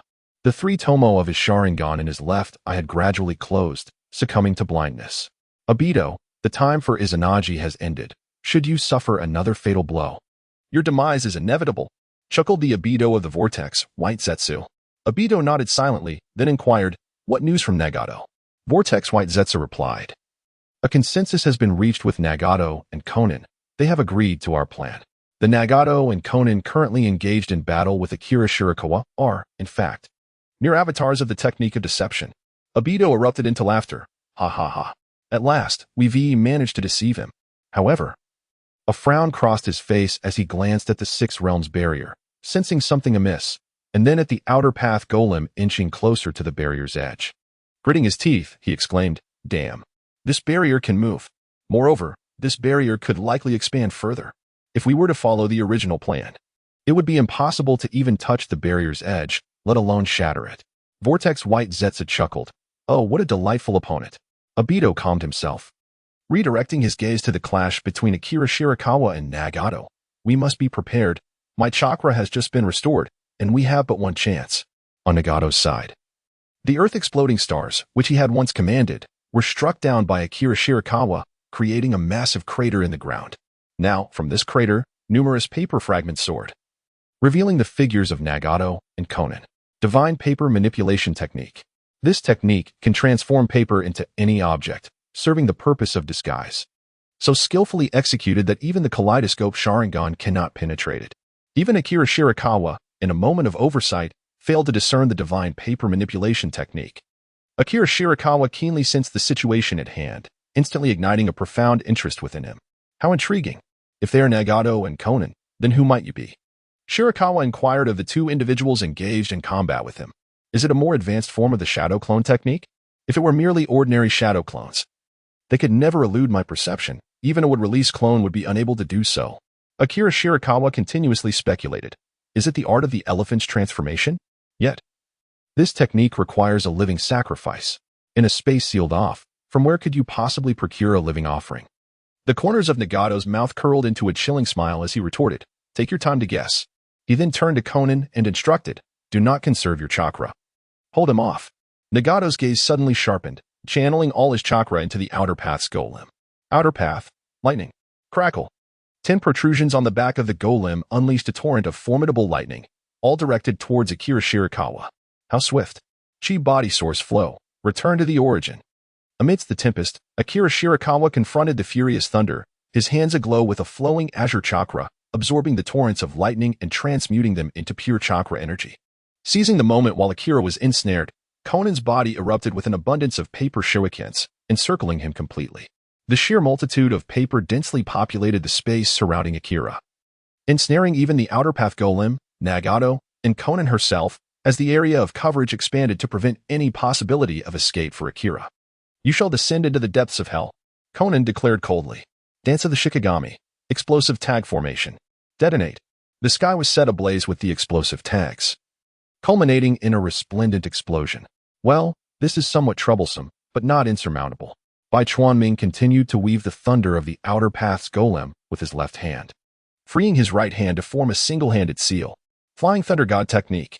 In an instant, Bai Chuanming materialized outside the Six Harmonies barrier, in the vicinity where Xianglu, Orochimaru, and others resided. Indeed, while the Six Harmonies barrier could seal off space, it merely confined your realm and did not encroach upon mine. In the deep pit, Nagato observed this with a cold snort. During the earlier confrontation with the Outer Path's golem against Bai Chuanming, he had already employed the Flying Thunder God technique, revealing to Nagato that all their assaults were in vain. The opponent was inherently in an invincible position. From that moment onward, Nagato ceased devising strategies to vanquish Bai Chuanming, instead contemplating how to effect a temporary retreat. Master, keep it up. Outside the barrier, Xianglu cheerfully remarked, "Shall I enter to assist you? Let us crush them together." Bai Chuanming dismissed it with a curt command, "Get lost. This battle is far from over." As the explosion subsided, he utilized the Flying Thunder God technique to teleport back to his original position. At this moment, as Nagato ceased the flow of chakra, the Outer Path Golem had concluded its summoning and returned to its prior location. The site where Bai Chuanming had previously battled the golem was now littered with two charred and shattered corpses, devoid of any chakra fluctuations, clearly expended by the earlier onslaught. Despite their scorched and unrecognizable state, Bai Chuanming instantly identified the original identities of the two bodies. They were, in fact, the clones of White Zetsu. When did this occur? How did they come to be? Within my perception, it is inconceivable for any other life forms to remain concealed within the Six Paths barrier. Even White Zetsu and Black Zetsu could not possibly hide themselves. The cunning Black Zetsu, having witnessed the scale of the battle, had long distanced himself well beyond the coverage of the Six Paths barrier, unless, akin to Conan's earlier strategy, he had preemptively set the God Paper technique to obscure the presence of the White Zetsu clones. No, the selection of the battlefield is random. Conan could not have anticipated setting up the God Paper technique here in advance. Connecting all the dots, Bai Chuanming quickly arrived at a plausible conclusion. I almost forgot that the White Zetsu residing in Obito is also a form of White Zetsu, and indeed, a particularly formidable variant. The spore technique of White Zetsu can create tangible clones and can serve as living sacrifices for the transmigration technique. This technique, unique to Nagato, allows the distribution of one's chakra onto living sacrifices, crafting a sophisticated entity for combat. The amount of chakra allocated determines the strength of this entity, which can wield all the abilities of its original. Once the chakra of this entity is depleted, the jutsu automatically ceases, resulting in the immediate death of the living sacrifice. A formidable technique that even drains the sacrifice's chakra. It appears that Nagato nearly allocated all of his chakra to this entity, with his vast chakra reserves. He could indeed create a clone that rivaled his original for a brief period. As for when the White Zetsu clone was generated, it likely occurred during the blind spot created when Nagato sealed himself with the planetary devastation technique. Under the protection of this technique, Bai Chuanming was unable to effectively perceive the circumstances within its confines, granting Nagato the opportunity to maneuver. Moreover, the spores of White Zetsu do not emit life signatures until they absorb chakra to transform into clones. At the onset of the battle, the Vortex White Zetsu seized an opportunity to attach itself to Nagato, initially appearing to serve no other purpose than a precautionary measure, primarily aimed at restraining Nagato to prevent him from slipping out of control. However, as the situation escalated, Obito, feeling the urgency of the situation and fearing that his Renegan could fall into Bai Chuanming's hands, devised such a strategy. Akira Shirakawa has essentially deduced all the truths.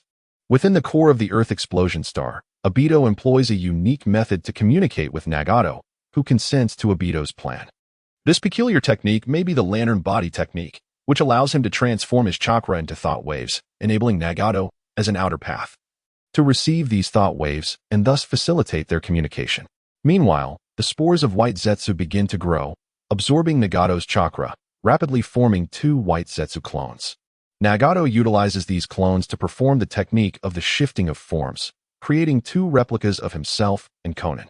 As the Earth explosion star crashes to the ground, Konan preemptively employs the technique of the goddess Papermaster, disguising herself in Nagato, while the clones engage in battle with Akira Shirakawa, achieving a flawless substitution effect, diverting Shirakawa's attention and ensnaring him. An impressive display of cooperation and deception indeed. Akira Shirakawa turned his gaze toward Nagato and Konan. After a prolonged delay, they were on the brink of escape. Seizing the moment while Shirakawa was preoccupied, deep within the pit, Nagato sat in his wheelchair, embracing Konan tightly around the waist. Konan, hold on to me. We have but one chance. After this, my chakra will be nearly depleted, and breaching the barrier will rest upon your shoulders. Konan nodded. Just as in the past, their mutual trust binding them through life and death. Nagato ceased his words, directing his hand toward the ground, meticulously controlling his chakra. Shinra Tensei, take flight. A formidable repulsive force surged toward the earth, propelling Nagato and Konan away through the reaction. Soaring into the sky, ascending into the distance. Approaching the edge of the barrier. During their ascent, Nagato continuously adjusted their trajectory using gravitational and repulsive forces. Konan remained focused and calm, awaiting the opportune moment to strike. Akira Shirakawa gazed from a distance as Nagato and Konan soared away, casually tossing 4 swift flying kunai imbued with the Flying Thunder God technique in pursuit of them. Regrettably, he had not left a mark of the technique behind, and he hoped to catch up with them. As they approached the edge of the Six Paths barrier, Nagato exerted a force against the barrier wall, creating a buffer before coming to a halt. Konan, now is the time. Konan unleashed her dance of the Shikigami once more, sending countless paper fragments soaring towards the barrier wall, which adhered tightly to its surface. This nearly depleted the explosive tags that adorned her form. Though Konan had accumulated a vast number of explosive tags, they were stored in a hidden vault, and she lamented not having more on her person. If only I had 1 billion explosive tags with me, I would see who would dare to bully Nagato. Anyone who approaches would meet their demise. She resolved to find a way to carry 1 billion explosive tags with her and to accumulate even more, hundreds of billions, even trillions. Silently, she contemplated enhancing her equipment immediately upon their exit, then turned her gaze back to the barrier wall and triggered the explosive tags. Dance of the Shikigami, 100,000 explosive tags. Boom, boom, boom. Chapter 75, the binding spelled a simultaneous detonation of 100,000 explosive tags unleashed an even greater force than before. Nagato gathered chakra once more, employing the power of the Azura Path to conjure a small protective umbrella, shielding both himself and Konan within. Since they were at a considerable distance, the explosive force diminished significantly, requiring far less defensive capability. Under the assault of the explosive tags, the section of the Six Paths barrier shattered instantly, creating a large breach. The barrier formed by the Six Paths orb was not particularly robust. Its primary function was to slice, restrain foes, and impose effects akin to spatial confinement. Moreover, the larger the barrier's range, the more diluted its defensive strength became. The expansive barrier set by Shirakawa had severely weakened its defenses. Once the barrier shattered, the spatial confinement effect dissipated, and everyone understood that the greatest variables had emerged. Summoning technique. Gale Sparrow. Nagato urgently performed the summoning technique, calling forth a bird. And upon connecting with Konan's Gale Sparrow, they soared through the breach in the barrier, racing towards the horizon. He keenly sensed 4 flying kunai heading his way, but regrettably, his chakra was running low, leaving him to adapt on the fly. Outside the Six Paths barrier, high above, the red sand scorpion, having laid an intricate web, felt a rare thrill. He had thought it would not be his turn to intervene, but unexpectedly found himself in a position to engage in battle with both the leader and the angel. Once, he had been recruited by the Akatsuki, only to be utterly defeated by Konan. Today, he finally had the chance to redeem some of that humiliation. Puppet technique. Tsunami. The once vertically descending puppet strings seemed to awaken, surging towards Nagato and Konan like an endless, overwhelming tide that sent shivers down their spines. Scorpion. Konan said darkly. Get lost. Dance of the Shikigami. Dozens of paper shurikens flew forward, interspersed with explosive tags, blasting apart the approaching puppet strings. Yet, the puppet strings were inexhaustible, saturating the entire space, offering either a path forward or a retreat back into the confines of the Six Realms barrier. Konan relentlessly cast explosive tags ahead, but it proved to be a mere drop in the ocean. Shinra Tensei. As the puppet strings loomed closer, Nagato, in desperation, unleashed Shinra Tensei once more, clearing a swath of space to gain a moment's respite. However, it wouldn't be long before Scorpion's puppet strings surged again. Moreover, through the dense mass of puppet strings. Nagato's Renegan discerned countless puppets hastening toward their direction, puppets imbued with magnet release, wind release, fire release, all capable of performing ninjutsu, filling Nagato with despair. Simultaneously, at the moment the barrier shattered, Obito swiftly activated Kamui, transporting himself outside the barrier to evade being ensnared by spatial confinement once more. The barrier had only partially collapsed, leaving a small opening, and Obito was apprehensive that it might close again. Nevertheless, the situation outside the barrier was equally grim, with Scorpion's puppet strings attacking Obito. He could not afford to use Kamui to become intangible, as the puppet strings' assault was ever present. If they pursued enduring his intangibility, it would spell disaster. He could maintain this only for a maximum of 5 minutes. Fire style, Phoenix Fire technique. Obito unleashed a barrage of flames, which scattered in all directions before exploding, obliterating the puppet strings. If it weren't for the Renegan, I would have left this place long ago. Nagato, you fool. Obito observed Nagato and Konan, who were struggling against the relentless assault of the puppet strings, perilously close to being ensnared. Convincing Nagato to join him in the Kamui space seemed nearly impossible. Nagato harbored distrust towards him. Meanwhile, Obito detected the 4 kunai of Flying Thunder God hurtling toward him at breakneck speed. If Akatsuki's by Chuanming caught up, it would be the end. With wolves at his front and tigers at his rear, there was no time for deliberation. Acting decisively, Obito formed a unique seal. Binding spell. Activate. Under the unseen chakra's influence, Nagato felt a sharp pain pierce his heart, rendering his body immobile and his consciousness violently assaulted. What is happening? Who is meddling with my body? Who could it be? Nagato was unable to warn Konan, who remained oblivious as she advanced ahead, utilizing explosive talismans to clear the path. Meanwhile, the summoned beast, the Gale Sparrow, instinctively continued to soar forward, evading the attacks of the puppet strings. In the very next moment, as the binding talisman activated, a vortex of time and space slowly materialized beside Nagato. A hand emerged from the swirling abyss, grasping Nagato's head, accompanied by an immense pull, threatening to draw him into the temporal vortex. The violent fluctuations of the vortex finally caught Konan's attention. She turned her head and discovered Nagato being absorbed into the Kamui space by Obito. Obito, you bastard! Konan exclaimed in exasperation, disregarding the surrounding puppet strings as she charged directly into the vortex. Alas, she was a moment too late. A flying Raijin technique was executed, and Akira Shirakawa appeared beside her, witnessing Konan plunge into the time vortex. Despite the swift nature of the flying Raijin, it was still insufficient. As everyone was desperately seizing the fleeting opportunity, events unfolded in a heartbeat. At that moment, the vortex was on the verge of closing. Truly reckless. Akira Shirakawa swiftly reached out to seize Konami's ankle, pulling her forcefully out of the temporal vortex's grasp. Subsequently, he hurled her onto the back of the Gale Sparrow, gripping her neck with a firm hold. Gritting her teeth, Konami glared at Akira with palpable disdain, struggling to utter, "You bastard. Nagato has been transported away." Akira Shirakawa chuckled. "If I hadn't pulled you out just now, you would have met your demise at the hands of the time-space vortex. You ought to express your gratitude towards me.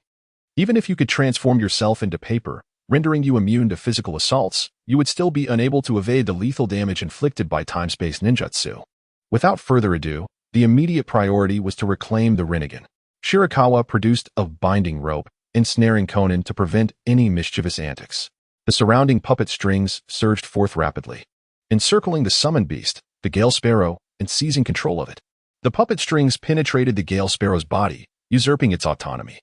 Scorpion manipulated the movements of the Gale Sparrow, aiding Shirakawa in stabilizing his position as he gracefully descended from the heights above. Shirakawa Akira lamented, "Indeed. Exceptional talents emerge from all corners of the world. One must not underestimate the capabilities of others. Through the intricate combination of various secret techniques and forbidden arts, it is astonishing that Obito managed to assist Nagato in their escape. However, I still possess a hidden card yet to be played." Akira Shirakawa performed a seal and transmitted a message. Moments later, Minato appeared beside him with a Flying Thunder God technique.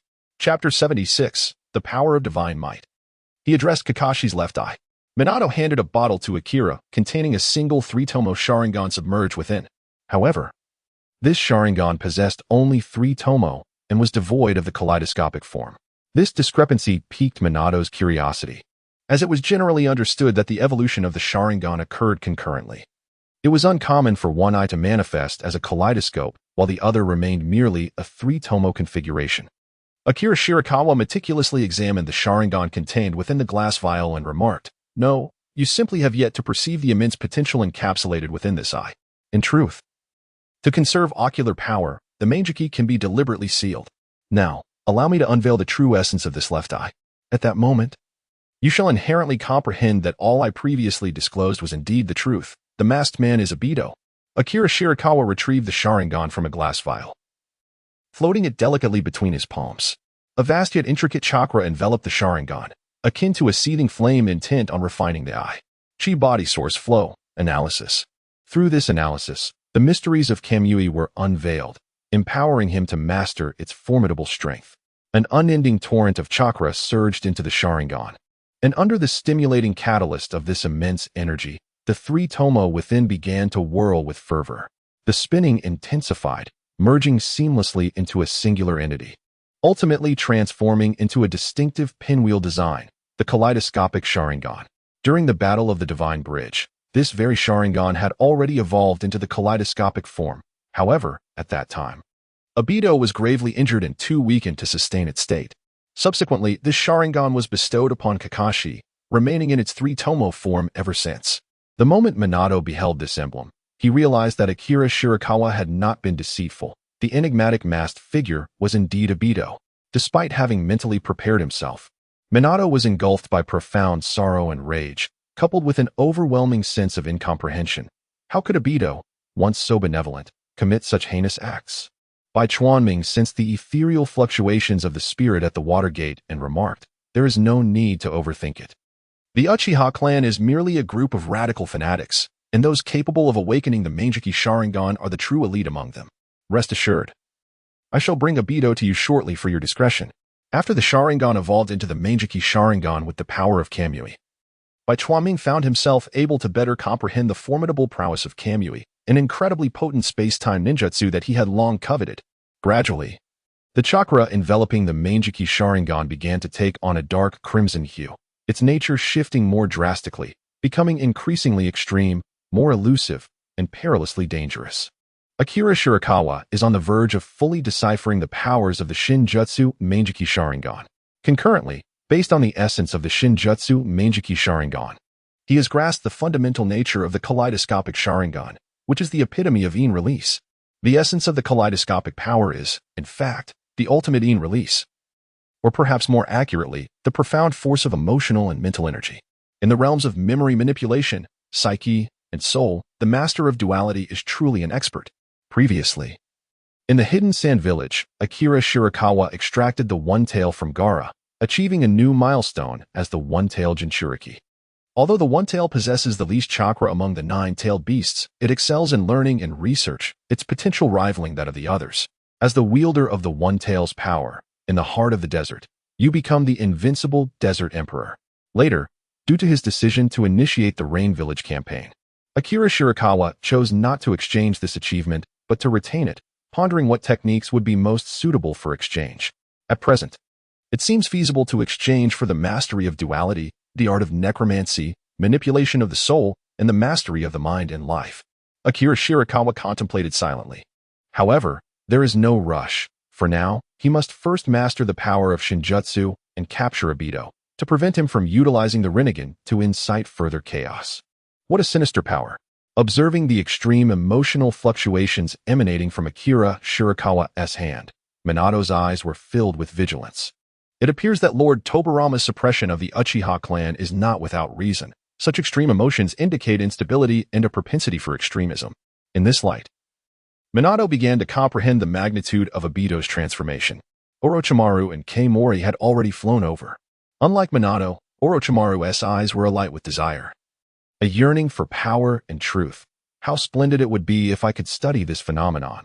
Upon returning, I must certainly request permission from Lord Akira Shirakawa. The ultimate evasion of emotion has, in turn, triggered a wondrous force of space-time, generating a realm of Shinjutsu? Is this the manifestation of wishes fulfilled? Shirakawa Akira gradually withdrew his chakra. The analysis of the divine power of the kaleidoscope was swiftly progressing, although he had yet to fully master it. He was already capable of wielding its might. It was nearly sufficient, but to delve deeper, he would likely have to confront the ultimate force of in release, one of the most formidable powers in this world, which is not easily grasped. Once he mastered the duality of both in and yang release, he could further explore their potent abilities. Divine power, teleportation. Akira Shirakawa extended his right hand, and a vortex of time and space materialized before him, swirling with perilous yet captivating temporal fluctuations. At a distance, another vortex emerged simultaneously, bridging the realms of space. Orochimaru, with his serpent-like gaze, endeavored to reach through the time-space vortex, seeking to personally experience the sensation of the temporal realm. Alas, though I have attained the ability to wield the Kamui technique, I am unable to access Obito's Kamui space independently.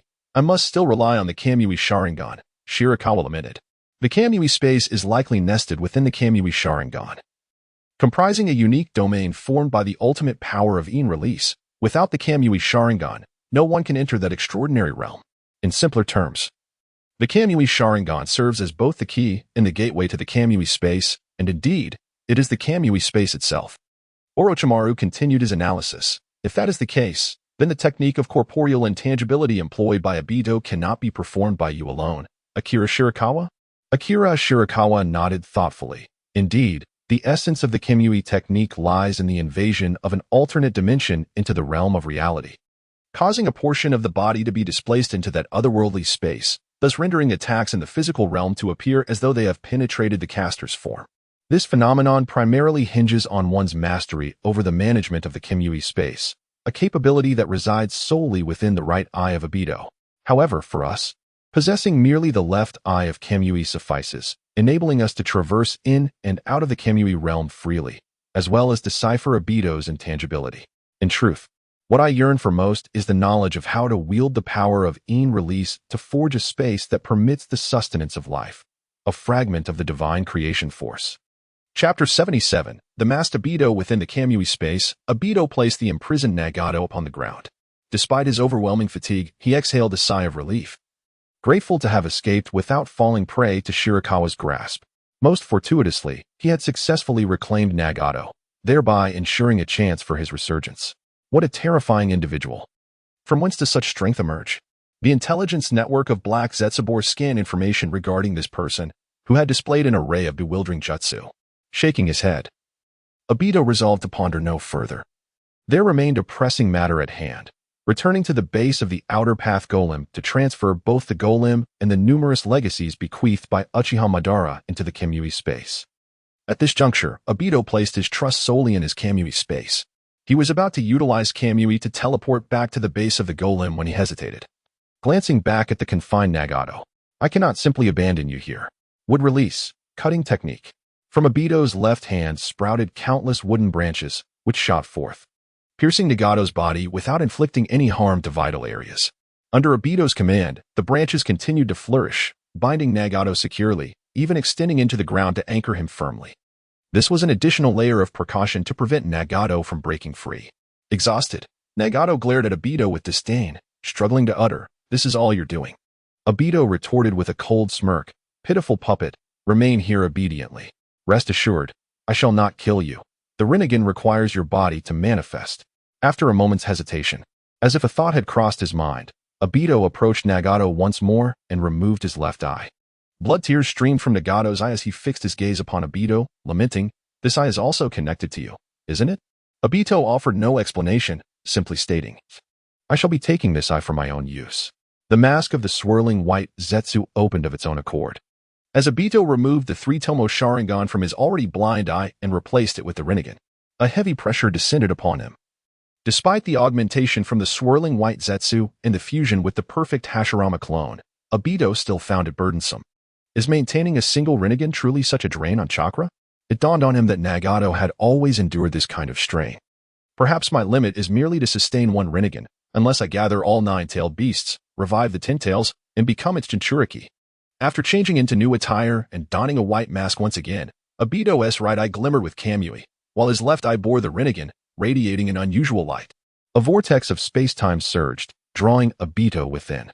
Emerging from the space-time vortex within the base of the Outer Path Golem, Obito gazed upon the colossal figure. He reached out to touch the golem but quickly withdrew his hand.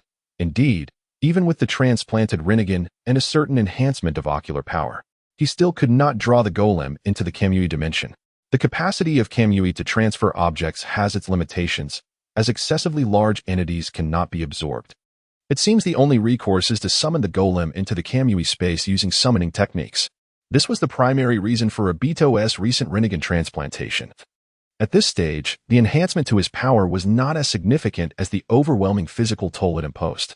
With all his might, he could only bear the weight of one Renegan. Not everyone can adapt to the Renegan.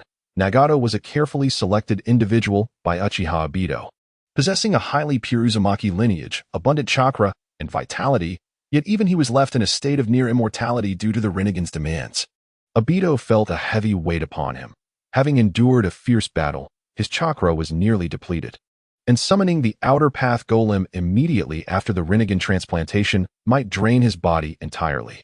However, there was no alternative. The immediate priority was to relocate the golem and prevent it from falling into the hands of Akira Shirakawa. It was only a matter of time before this base would be discovered. He hoped his body could endure. Obito, it's bad. A white Zetsu emerged from the ground, shouting towards him. Kakashi has gone missing. What? Obito's expression changed dramatically as he seized the Zetsu, demanding, what happened? How did he go missing? Baiju shook his head and said, I do not know. We Baiju have been closely monitoring Kakashi, but suddenly, those few brothers who were fixated on him disappeared. By the time we realized something was amiss, Kakashi was also nowhere to be found. Someone has managed to uncover your existence, Baiju. Obito pondered gravely. Previously, you seem to have only mentioned one case, Shirakawa Akira. You even specifically sought out Kakashi, as if you were acutely aware of the relationship between Kakashi and me. Almost as if it were aimed directly at me. It was no wonder Obito's thoughts spiraled. Everything was simply too coincidental. He realized that Shirakawa Akira must know something, as he appeared to be quite familiar with Obito's abilities, repeatedly exploiting the information gap to deal him lethal blows. Although it remained unclear how Shirakawa Akira acquired such knowledge, having concealed himself adeptly and seldom engaged in the shinobi world, was it a leak of information or some special secret technique? When all coincidences pointed towards a singular individual or event, there was no room for doubt. It must be him. Obito's expression shifted dramatically. This is bad. Nagato. In the Kamui space, a swirling vortex of time and space emerged as Shirakawa Akira and Minato entered the realm, to avert any unforeseen circumstances.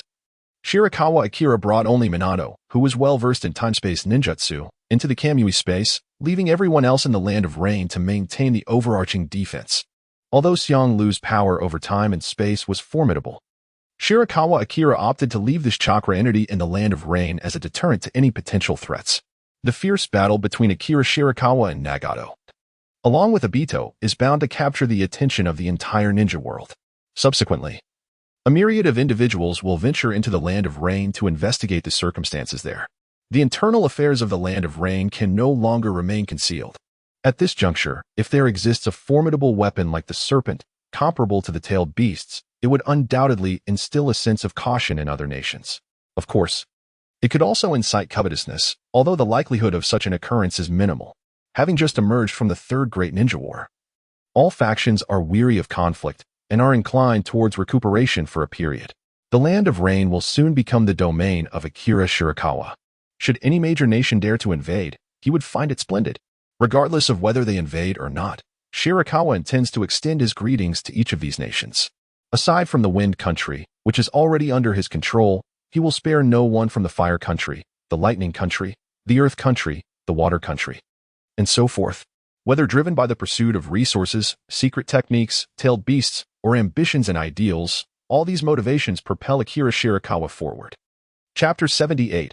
Assembling the Divine Might and Rebirth. Upon entering the realm of Divine Might, both Akira Shirakawa and Minato are fully armed, adopting a vigilant and defensive stance. However, after scanning the surroundings, they find no sign of Obito. They only detect the presence of Nagato. This leads them to conclude that Obito is likely absent from the space of Divine Might. In that moment, Akira Shirakawa activated the power of his left eye, the Kamui, which had enabled their entry into the Kamui space. As he toyed with the enigmatic eye in his hand, Shirakawa sauntered towards Nagato. Alas, Nagato, your plight is truly lamentable. Nagato was ensnared by branches, his entire being constrained, with a sealing curse affixed to his heart. His left eye, empty and weeping crimson tears, presented a pitiful sight. With his right eye fixed intently on Shirakawa and his companions, Nagato croaked, "How did you manage to enter?" Akira Shirakawa remained silent as he stepped forward, extending his hand towards Nagato's right eye, directly plucking out the Renegan. "Oh!" Nagato screamed in agony, unleashing a torrent of curses. Akira Shirakawa carefully scrutinized the scene, observing Nagato's right eye shedding tears of blood, and remarked with a smile, "Nagato, now that is symmetry." Nagato's breath hitched, nearly driving him to the brink of exasperation. "Very well, since the Renegan is not safe in your possession, allow me to safeguard it for the time being. After this matter is resolved, I shall procure for you a pair of ordinary eyes. For now, let me first lift the binding curse upon your heart." Akira Shirakawa extended his hands and pressed them against Nagato's heart. The potent force of the chi body source flowed into the heart, thoroughly dissipating the binding curse. Nagato felt an overwhelming lightness enveloping his entire being, as the faint constraints around his heart vanished, granting him an immediate sense of liberation. Furthermore, with both of his Renegan taken away, despite sustaining severe injuries and enduring multiple significant mental blows, he experienced an unprecedented ease. Nagato gazed with his hollow eye sockets and sighed, "Are you truly this benevolent?" Akira Shirakawa chuckled, "Nagato, do not perceive me in such a negative light. In due time, you shall comprehend the essence of my character." After a brief moment, Shirakawa removed the wooden branch from Nagato's body, which elicited a pang of agony.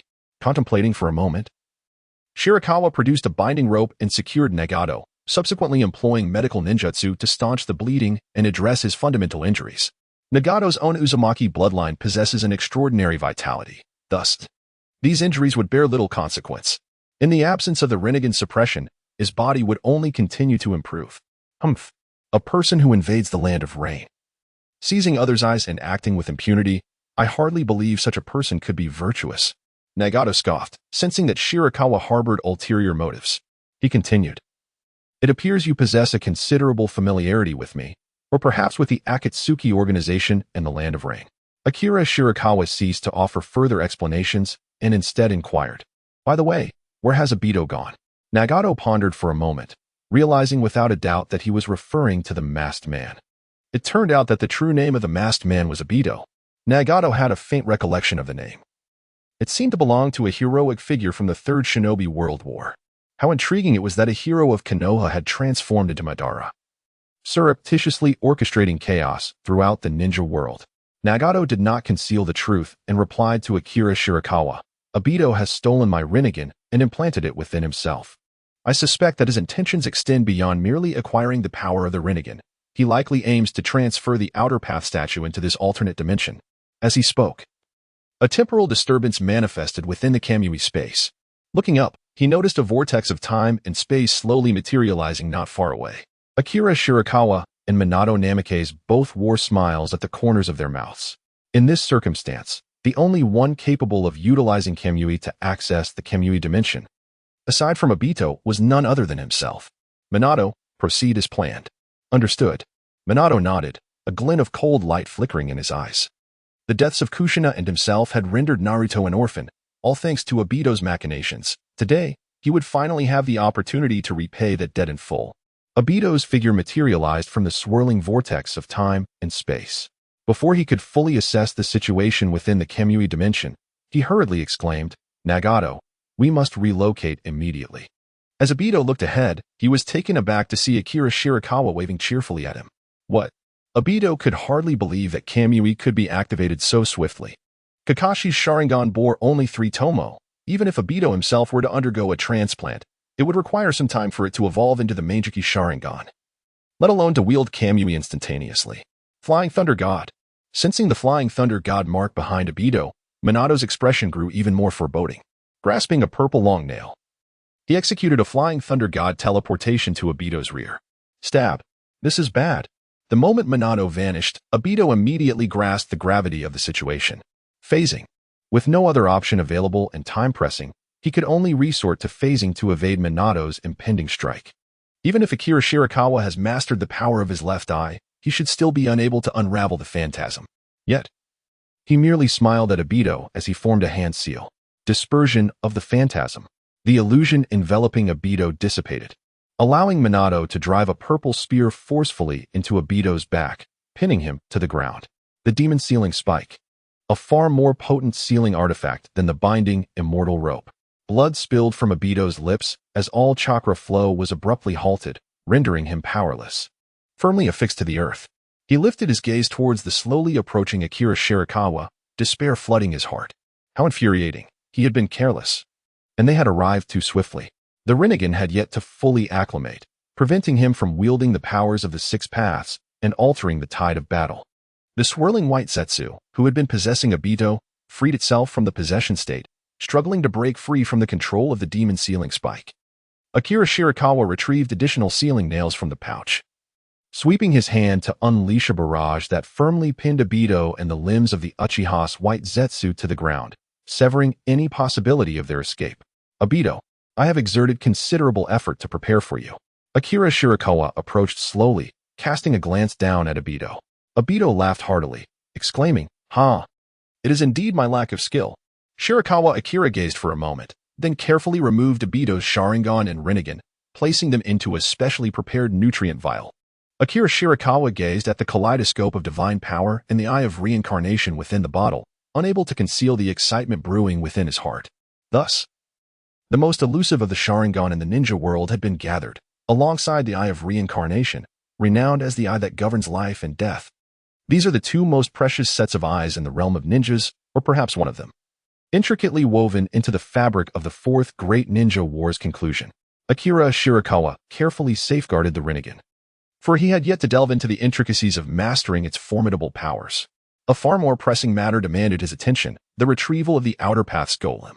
He cast a fleeting glance at Obito, who remained stoic despite the loss of both his eyes.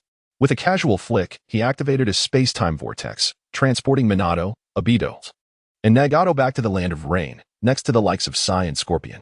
He addressed Minato, saying, "Minato, Obito is now yours to command as you see fit." Chapter 79, The Power of Korezetsu emerging slowly from the space-time vortex. Akira Shirakawa found himself within the base of the Outer Path's golem. The facility was still populated by numerous white Zetsu, each a peculiar sight. Upon witnessing Shirakawa's arrival, they began to murmur among themselves. Is Obito back so soon? Wasn't he supposed to summon the golem into the Kamui dimension?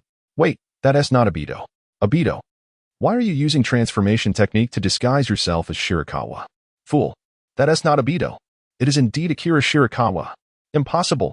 Who else could wield Kamui besides Obito? Idiot. Have you forgotten Kakashi's left eye? As their chatter continued, the white Zetsu gradually recognized the gravity of the situation. Most were engulfed in panic, as Shirakawa's reputation instilled a profound sense of terror akin to that of Uchiha Madara. Where has Obito gone? What have you done to him? Some white Zetsu, having a favorable impression of Obito, rushed toward Shirakawa in a frenzy, realizing that something might have befallen him. After sending a few nearby white Zetsu flying with a swift kick, Shirakawa surveyed the scene and grasped the situation within the Outer Path's golem base. These white Zetsu posed little challenge, hardly warranting his attention. However, a distinct chakra presence diverged significantly from the rest. Korezetsu, so you are here. Since the onset of the Great War, Shirakawa had been in pursuit of Korezetsu's whereabouts, but it had always eluded him. To his astonishment, finding it here was akin to uncovering a hidden treasure without exerting any effort. Fixing his gaze upon Korezetsu's concealed position, he formed a unique hand seal, conjuring a powerful vortex of attraction before him. Simultaneously, a matching vortex materialized at Korezetsu's location. Kamui, all things attract. In an effort to harness the power of Kamui, Shirakawa Akira aimed to instantly transport Korezetsu into his grasp and swiftly seal him away to prevent any possibility of escape. As a millennium-old entity, Korezetsu possessed an unparalleled level of vigilance, endurance, and survival instincts, thus warranting such grave attention. Initially taken aback by Shirakawa Akira's emergence from the temporal vortex, Korezetsu could scarcely process the implications. The foremost thought that crossed his mind was one of despair. Shirakawa had arrived at the base of the Outer Path's demonic statue through Kimi. An ominous sign indeed. His millennia-long schemes were on the brink of collapse, and his mother would be forced to wait yet another few thousand years. Before Korezetsu could regain his composure, an immense force of suction manifested, distorting his entire form. This was the unmistakable sensation of Kamui. Having been a partner to Obito, Korezetsu was well acquainted with its effects. At that moment, with Obito absent, the only one capable of wielding Kamui was none other than Shirakawa Akira. who had just emerged from its depths. He needed to flee immediately. The only option left was to sever his own tail and reincarnate. Kurizetsu's body was drawn into the temporal vortex, only to be expelled from another vortex and captured by Shirakawa Akira. With a rush, yin-yang release, spiritual fusion was unleashed. Kurizetsu's form transformed into a pool of black sludge, swiftly surging towards Shirakawa in an attempt to parasitize him and seize control of his will. A resounding hum echoed as a golden shield enveloped Shirakawa, seemingly delicate yet impenetrable, effectively barring Kurizetsu's corporeal form from entry. Kurizetsu's actions triggered the protective artifact, the 12 treasures, adorning Shirakawa. Infuriated, Kurizetsu seethed, realizing he was on the cusp of seizing control over Shirakawa. He was convinced that once he made contact, no one could escape his dominion, not even Uchiha Madara, because this was a power bestowed upon him by his mother. Kurizetsu swiftly infiltrated the shield of the 12 treasures. For as a creation of yin-yang release, he possessed sufficient strength to breach that barrier. Alas, beyond that layer of defense lay 11 more, making Kurizetsu's aspiration to possess Shirakawa nothing short of a delusion.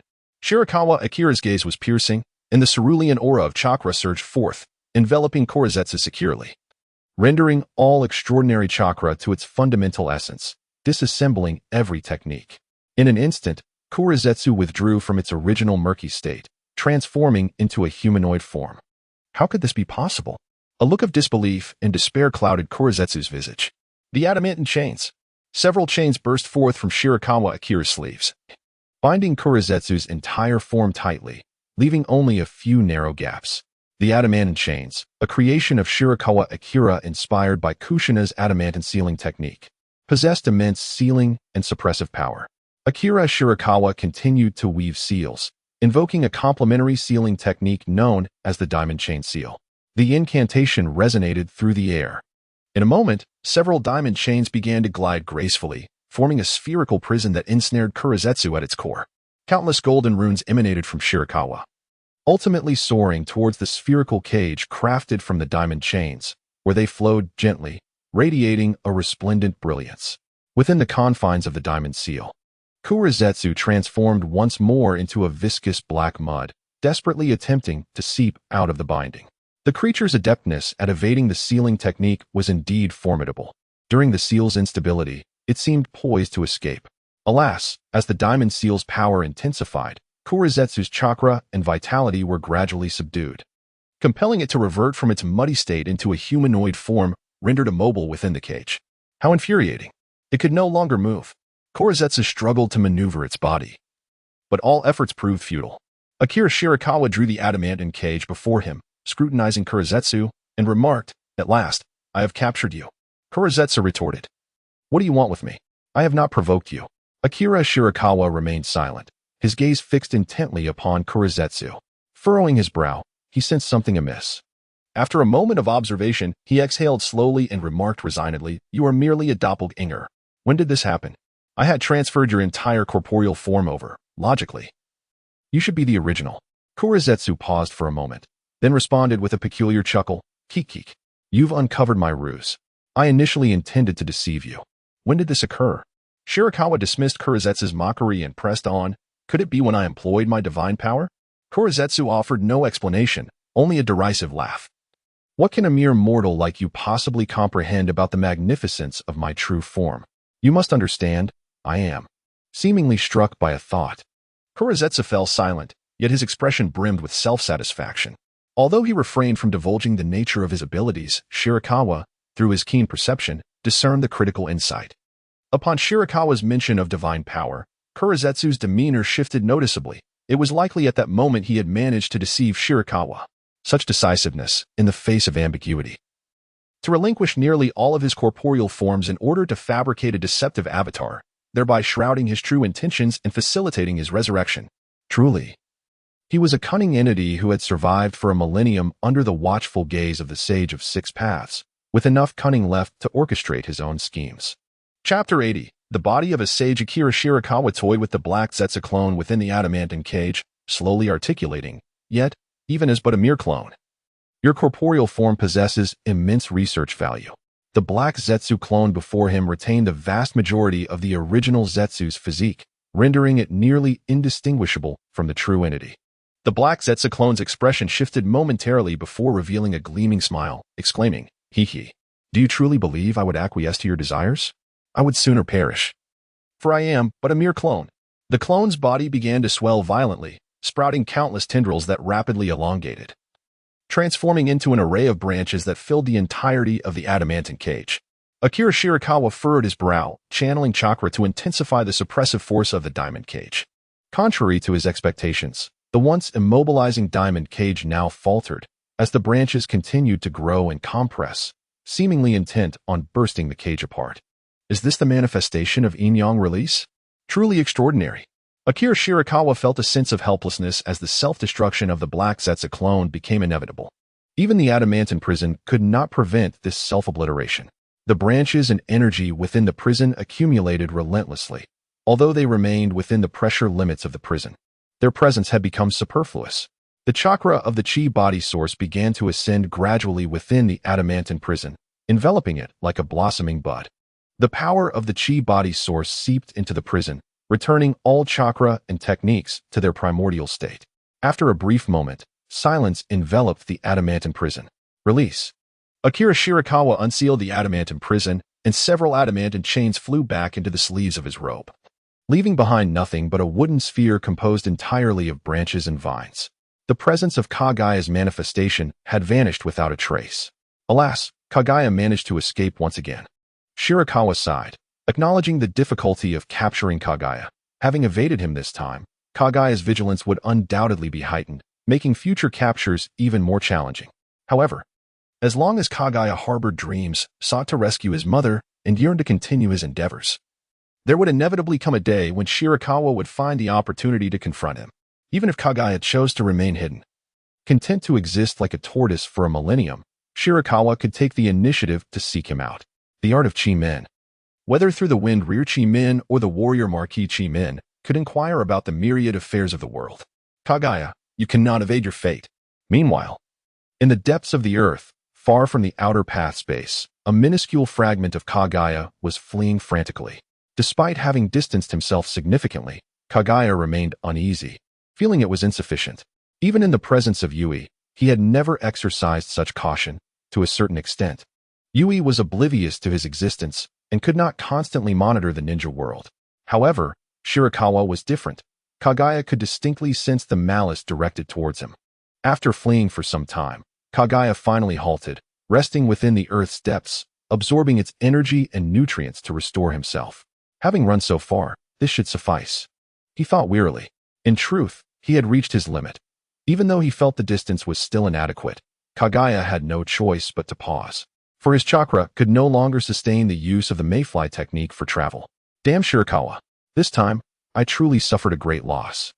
The outer path statue is gone, and it seems the Renegan is likely lost as well. All the essential conditions for reviving Mother have vanished, and he has toiled in vain for a millennium.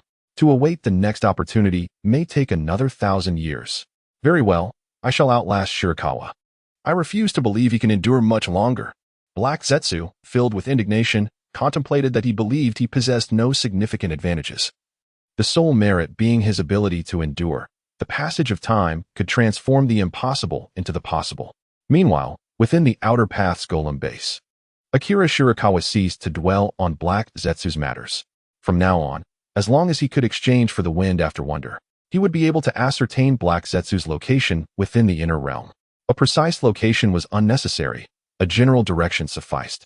With his own perceptive abilities and mystical tools, Shirakawa held great confidence in locating Black Zetsu. Coincidentally, upon gathering the Renegan, he achieved a new milestone, the Sage's Eye.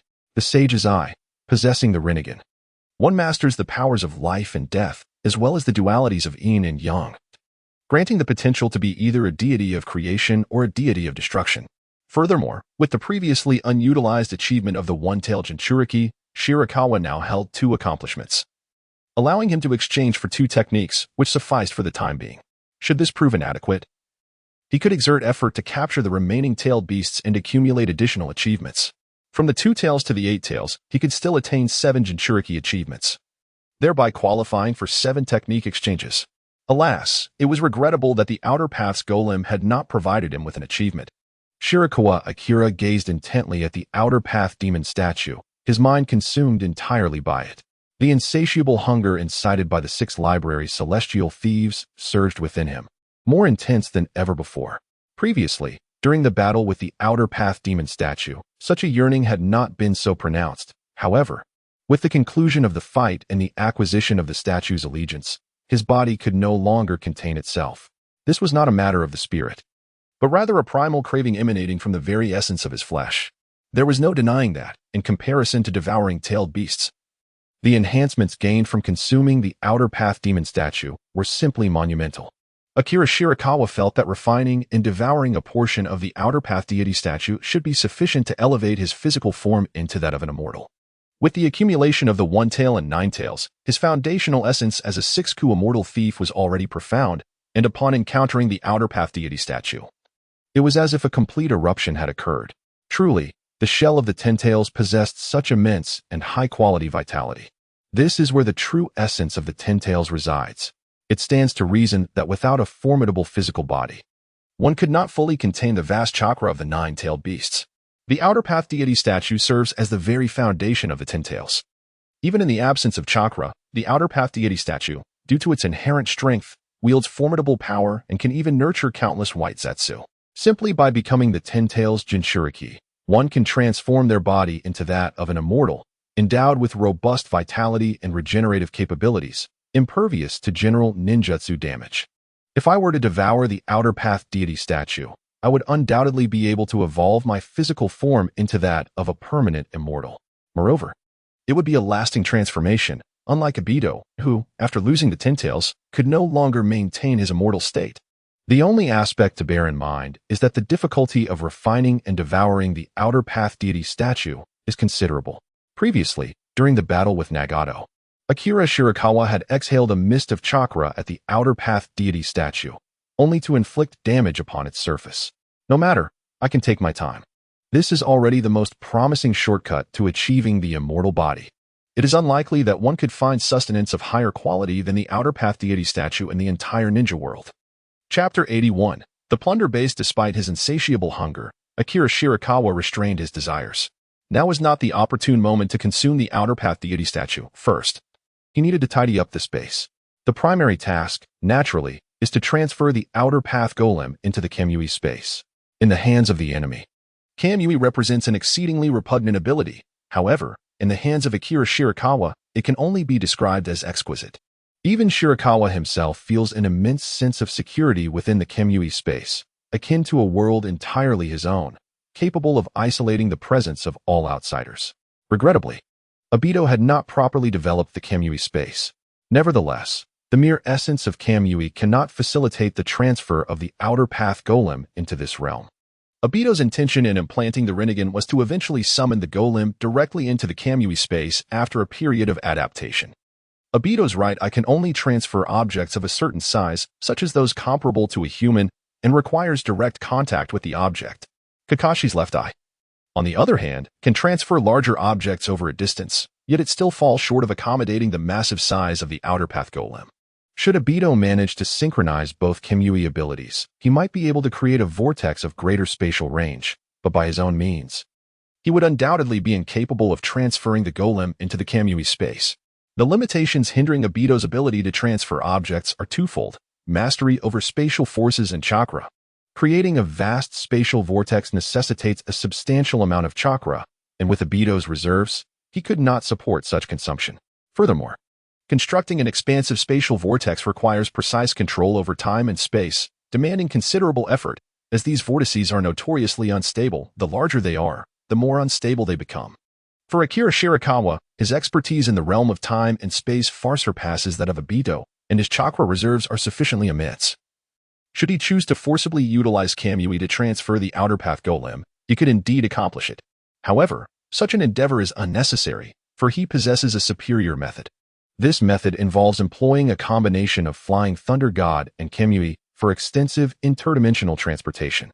Activating the Manjiki Sharingan in his hand, Shirakawa connected with the ethereal Kamui space, first creating a vortex large enough for a single person, within which lay the Kamui realm.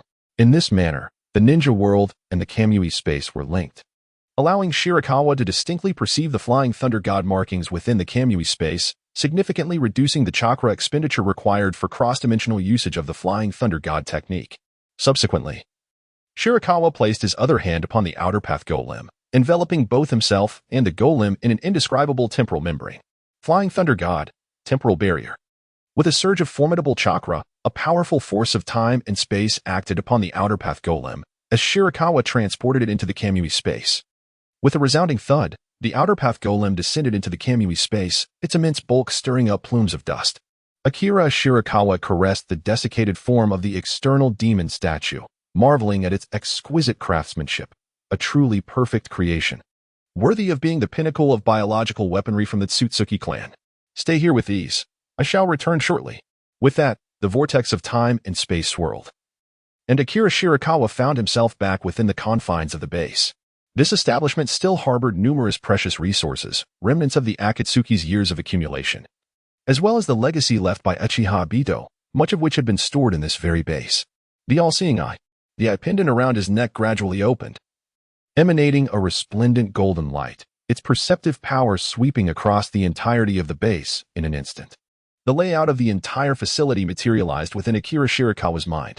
Rest areas, training zones, information repositories, supply sections, laboratories, and more, all were present. A few white Zetsu scurried through the expansive base, attempting to relocate some vital documents. However, all the other white Zetsu previously residing within the base had already been frightened away, as Akira Shirakawa endeavored to capture a manifestation of black Zetsu. The majority of the white Zetsu had already fled, abandoning the facility. This was the very reason Akira Shirakawa did not prioritize dealing with these white Zetsu, for there were more pressing matters at hand. The essence of the white absolute is similarly inclined. They are accustomed to obeying commands and require a strong leadership core to maximize their potential. In a state of disarray without a leader, these white absolutes merely lead a leisurely existence, indifferent to any plans related to the eye of the moon. As beings more akin to flora, they simply bask in the sunlight. Previously, with a clear leader, these white absolutes would have organized their operations. However, now, in the eyes of the white absolute, the black absolute has been captured by Akira Shirakawa. Obito is nowhere to be found, and Madara has perished, with all the leaders gone. There is no one to issue orders, and thus, the white absolutes have scattered like birds and beasts. Next, allow me to explore this base thoroughly. With the aid of the all-seeing eye, Akira Shirakawa is able to utilize Kamui to teleport throughout the entire base. Thanks to the all-seeing eye, he can instantaneously leave Kamui marks across the base, unlike Obito, who must see the location with his own eyes to leave a mark. The all-seeing eye is essentially Shirakawa's vision, significantly broadening the definitions of sight and perception. In truth, Akira Shirakawa relies on his understanding of Kamui to wield its power, rather than depending solely on the kaleidoscope Sharingan, which merely serves as a conduit to the Kamui space. Under the influence of the all-seeing Kamui, there are no barriers or restrictions within the base that can hinder Akira Shirakawa. He casually collects several white absolutes lingering in the base. In the data room, he gazes at the plethora of information with a satisfied smile. The intelligence regarding the geography of the shinobi world can assist the umbrella organization's development, detailing local products, customs, suitable industries for growth, and trade routes, all essential information. The shinobi world boasts an extensive collection of ninjutsu and secret arts. Moreover, there are records of various extraordinary phenomena, such as dragon veins, phantoms, and malevolent deities. Intelligence from the major ninja villages, outstanding ninjas, promising geniuses, internal power struggles, and sordid experiments are all present. Observing this, Shirakawa cannot help but marvel at the formidable intelligence system, comprised of numerous white absolutes. This intelligence network is indeed the most professional and expansive in the entire shinobi world. With the outer path golem in possession, I can cultivate my own white absolutes. And henceforth, I can establish my own intelligence system for the white absolutes, addressing a significant gap in my emerging power. After transferring some crucial data to the Kamui space, Akira Shirakawa proceeded to examine other areas. Peculiar experimental materials, stockpiles prepared for war, and alluring treasure troves. Everything was thoroughly plundered by Akira Shirakawa. Certainly, what captivates Akira Shirakawa the most are those 8 pairs of 3 Tomo Sharingan and the numerous lesser Sharingan. These are the treasures concealed by Obito, presumably part of the collection belonging to Uchiha Madara, which Obito has inherited. The Sharingan that Obito previously utilized to execute Izanagi originates from this collection. Upon closer inspection, it becomes evident that 2 jars each contain only a single 3-tomo right eye, while the corresponding left eyes have likely been depleted by Obito's usage. It raises a question: why would Obito not store such significant artifacts within the Kamui dimension? Shirakawa pondered. In such an expansive Kamui space, Obito has merely placed a few of his own ninja tools and clothing, leaving the entire area rather desolate. Is it due to disdain, or perhaps an unwillingness to tarnish his secluded paradise? Shaking his head, Shirakawa dismissed these thoughts and carefully gathered the Sharingan. After securing all the crucial items, Shirakawa employed space-time ninjutsu to summon personnel from the Umbrella Organization, instructing them to organize the remaining supplies. Subsequently, this space was handed over to the Umbrella Organization. As for Shirakawa, he created a shadow clone, delegated the remaining tasks, and hurriedly returned to the Kamui space, where the outer path golem awaited him. Chapter 82. Evolution of Life Levels. Akira Shirakawa gazed upon the towering outer path demon statue within the realm of divine might, no longer suppressing the desires that surged within him. This yearning was a primal instinct, an innate hunger for high-quality sustenance and a quest for evolution, residing within the subconscious of every living being, typically not so pronounced. Yet, Akira was different. This desire had been magnified countless times by the powers of the 6th library, Immortal Thief. With a leap, Akira ascended to the pinnacle of the outer path demon statue and settled into a meditative posture. He was about to embark on the endeavor of devouring and refining the statue. However, Akira was not inclined to deplete the resources entirely. He sought a sustainable approach to consumption and refinement, aiming to plunder moderately without inflicting harm upon the essence of the outer path demon statue. Given the statue's formidable vitality, as long as he did not completely consume it, it was unlikely that he would damage its core. Afterward, by infusing it with chakra from both the One Tail and Ninetales, the statue should recover swiftly. Moreover, considering the statue's quality and its vast life force, it was probable that before he had even consumed half, his mastery of the 6th library Immortal Thief would reach completion. Conversely, the outer path demon statue was not a fragile entity. Streams of crimson mist, infused with the power of the 6th library Immortal Thief, emanated from Akira and flowed downward, gradually enveloping the statue until it was entirely shrouded. 6th library Immortal Thief, refining all things. The mist surrounding the outer path demon statue ignited like flames as Akira sat serenely atop its head, eyes closed in concentration. The mist and flames blooming around him like lotuses, reminiscent of an otherworldly sage subduing malevolence. The statue, succumbing to the encroaching mist, blushed crimson as its exterior transformed into countless high-level energies and substances absorbed by Akira's being. Bang, bang, bang. The heart of Akira Shirakawa seemed to awaken, resonating with a symphony that reverberated throughout the divine space. A long-lost sensation, an overwhelming sense of fulfillment and satiation. The feeling of gradual evolution coursed through his being. The 9 eyes of the outer path demon statue slowly opened, emanating an aura that instilled fear in all living beings. It appeared that, under the ravages inflicted by the 6 treasury immortal thieves, the consciousness of the outer path demon statue also stirred to life. However, almost immediately, the 9 eyes began to weep crimson tears, spinning wildly, its form trembling slightly, yet it could not impede even the slightest movement of Akira Shirakawa. The essence of the outer path demon statue was undeniably formidable, yet it lacked the chakra necessary for propulsion to Akira Shirakawa.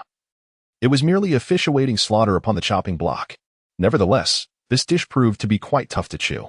Despite the outer path demon statue being devoid of mobility, its unyielding body remained arduous to refine.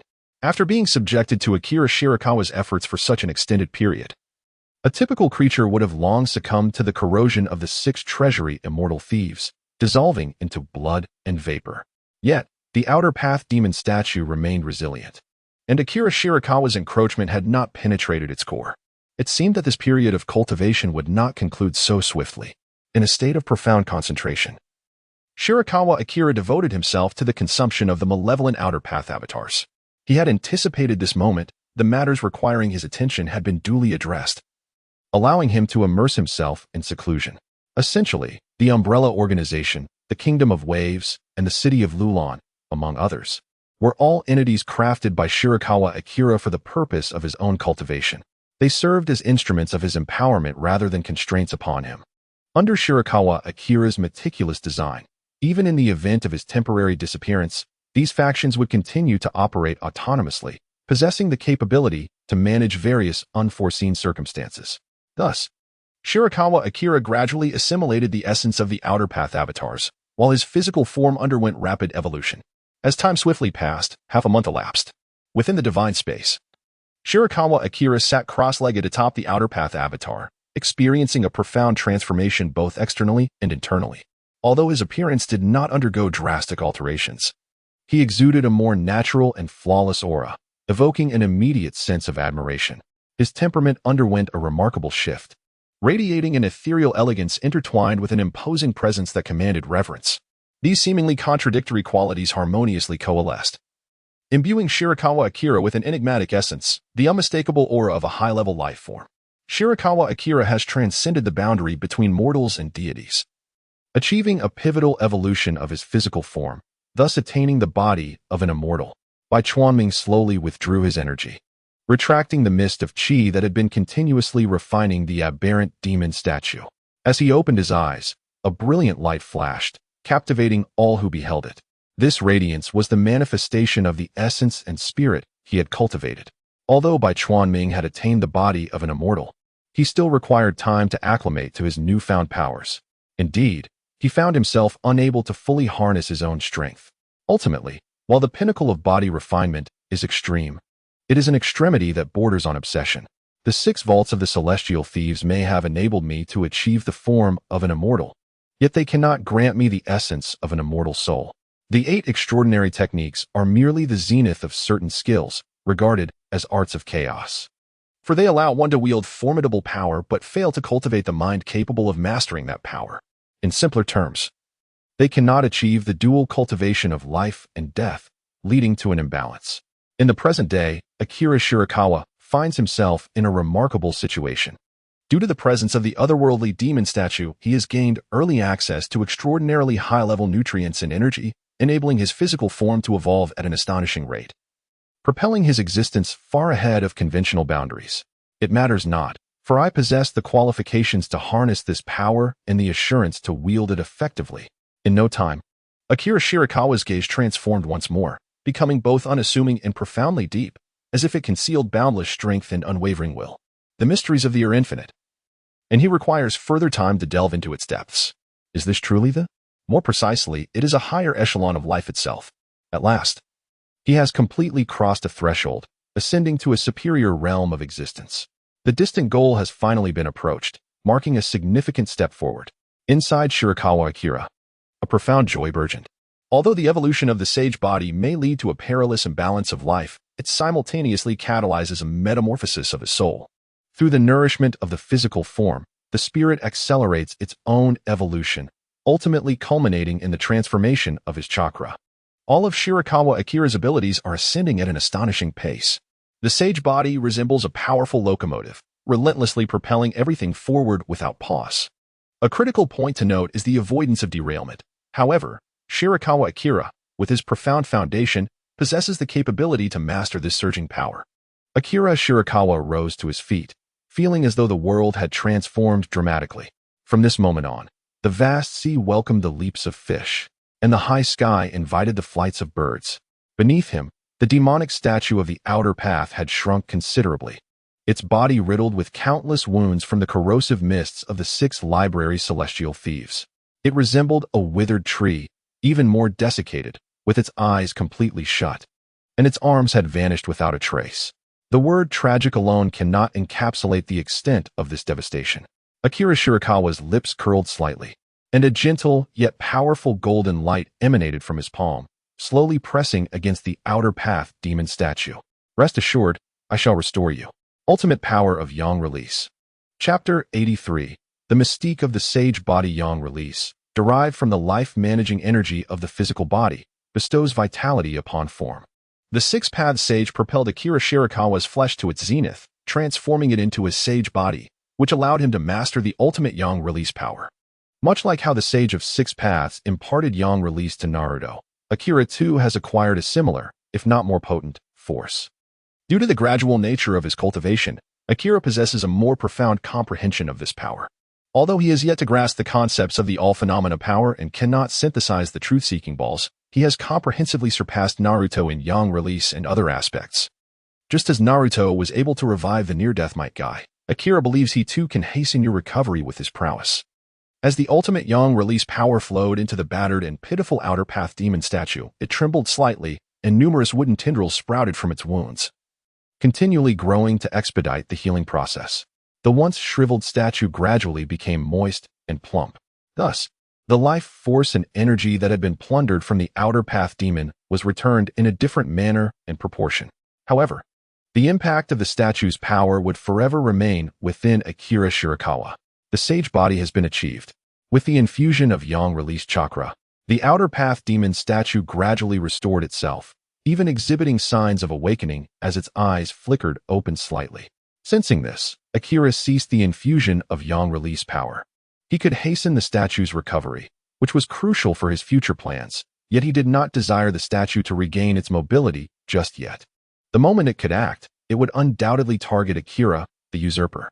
Very well, take your time to regain your strength.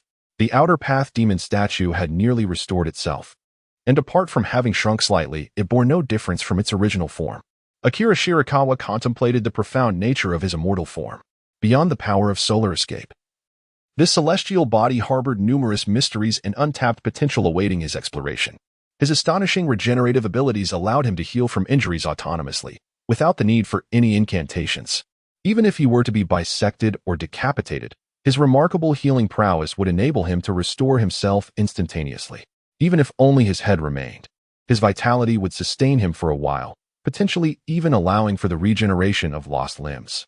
His life force and regenerative capabilities had transcended those of Hashirama Senju.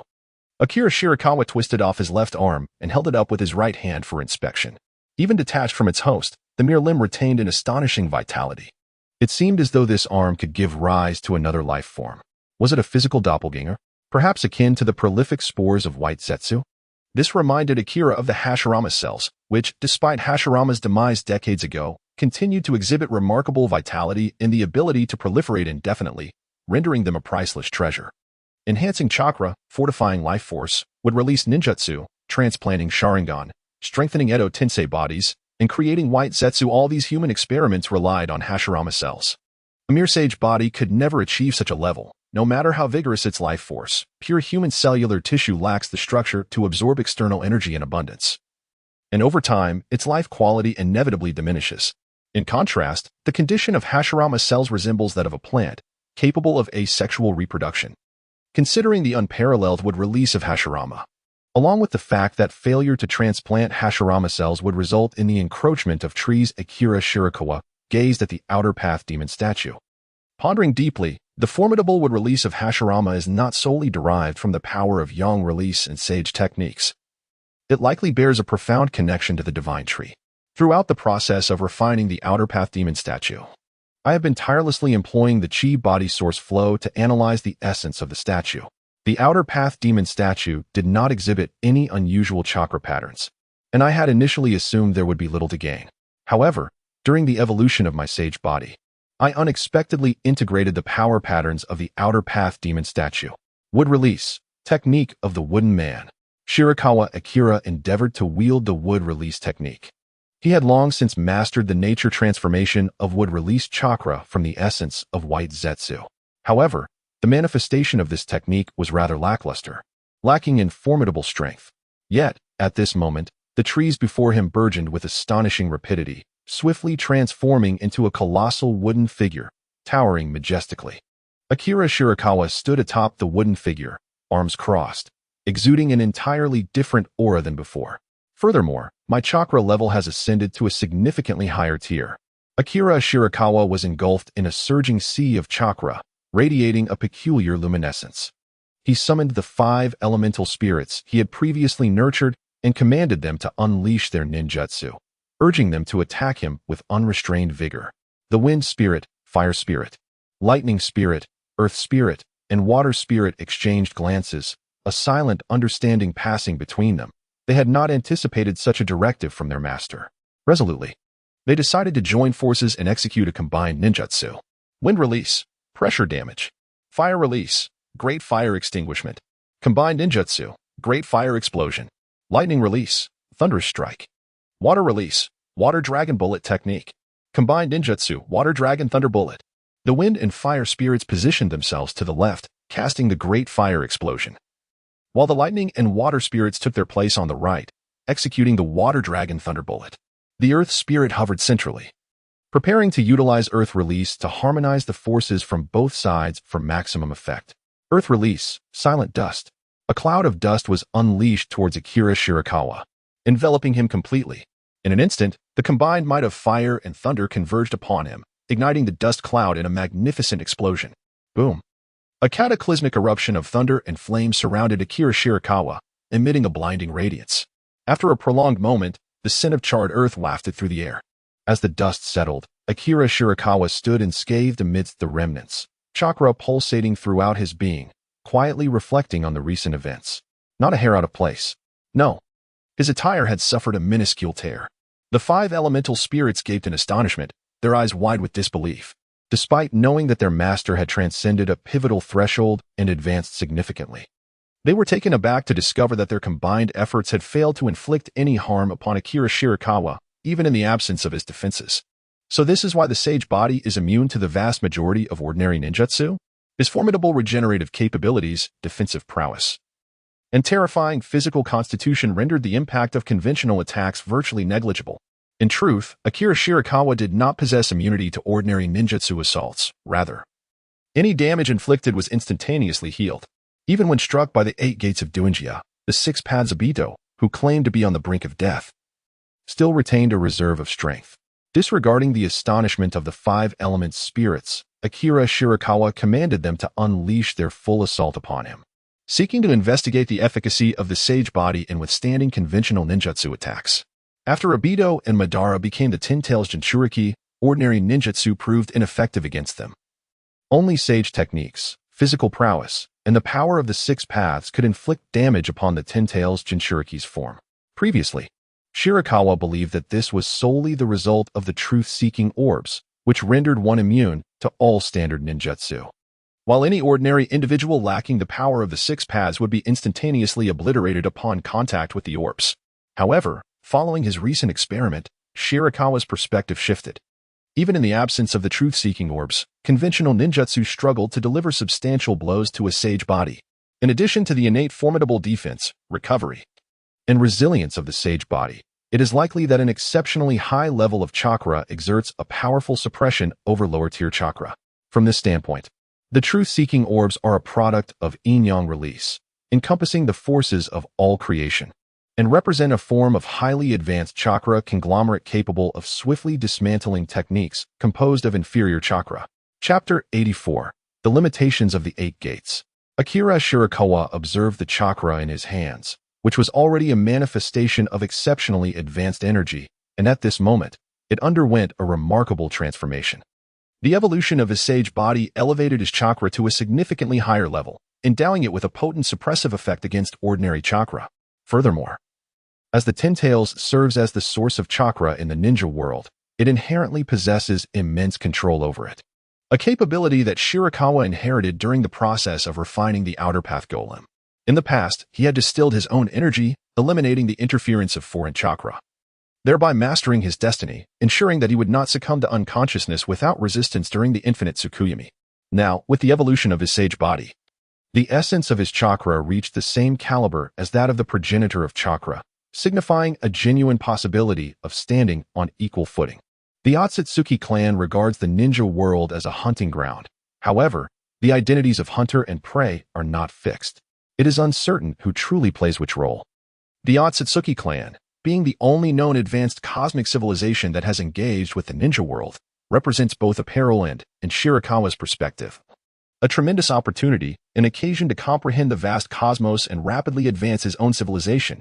A tingling sensation emerged from his shoulder. Earlier, Shirakawa had detached his left arm to study the vitality of the sage body.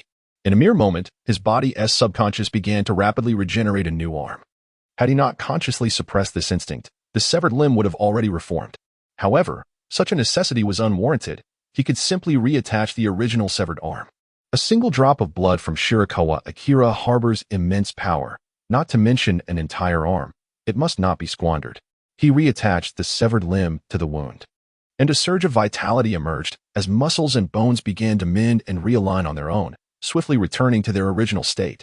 Bai Chuanming stretched his muscles, finding no discernible difference from his original self.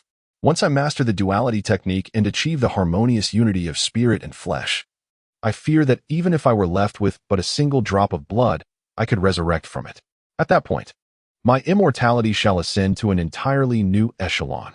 Those who wish to confront me will no longer seek to extinguish my life, but to seal my essence instead. Shaking his head, he resolved to first excavate the latent potential of this body. There exists a method to expedite the unveiling of this body's capabilities, and that is the 8 gates of Duanjia. Upon mastering the 6 libraries of celestial thieves, Bai Chuanming permanently unlocked the first gate, the opening gate, liberating himself from cerebral constraints. With the acquisition of the chi body source flow, he permanently unlatched the second gate, the rest gate, freeing himself from physical fatigue. Now, having perfected the 6 libraries of celestial thieves and successfully forged the celestial body, Bai Chuanming aspired to further advance through the 8 gates of Duanjia. All was uncertain, yet the pursuit was worth the endeavor.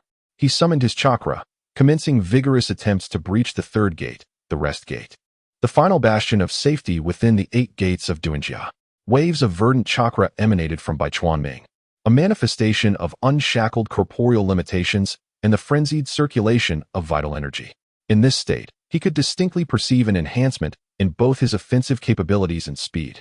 If the opening gate liberates cerebral constraints, significantly accelerating cognitive processes, and the rest gate alleviates physical limitations, allowing for the unfettered extraction of internal energy, then the life gate releases the restrictions on the circulation of vital energy, permitting him to adjust the blood supply throughout his body to influence the mobilization of energy. This sequence of unlocking cerebral and physical constraints is essential. Only through this can one master the surging speed and power, while also possessing sufficient bodily energy to sustain it. Akira Shirakawa endeavored to meticulously control this surge of energy, striving to minimize unnecessary loss. Regrettably, despite his utmost efforts, he could only mitigate the emission of the verdant energy. The so-called birth gate serves to liberate the surplus energy within the human body, thereby unleashing powers that transcend the natural limits of one's physique. It is only through sheer audacity that one can erupt with latent energy, yet this volatility implies a lack of control, inevitably leading to detrimental consequences. The subsequent injury gate and dodge gate operate under the same principle as the birth gate, further unshackling the constraints of vital energy and enhancing one's strength and speed. However, from the moment one engages the injury and dodge gates, the body incurs damage. After countless attempts, Akira Shirakawa reluctantly relinquished this notion, gradually withdrawing from the state of the birth gate, ceasing the emission of green energy. It appears that my original premise was flawed. The 8 gates of Duanjia fundamentally represent the explosive potential of the body's limits. The magnitude of power unleashed correlates directly with the extent of harm inflicted. Regardless of how much I evolve my physical form, I can only strive to mitigate this damage rather than eliminate it entirely.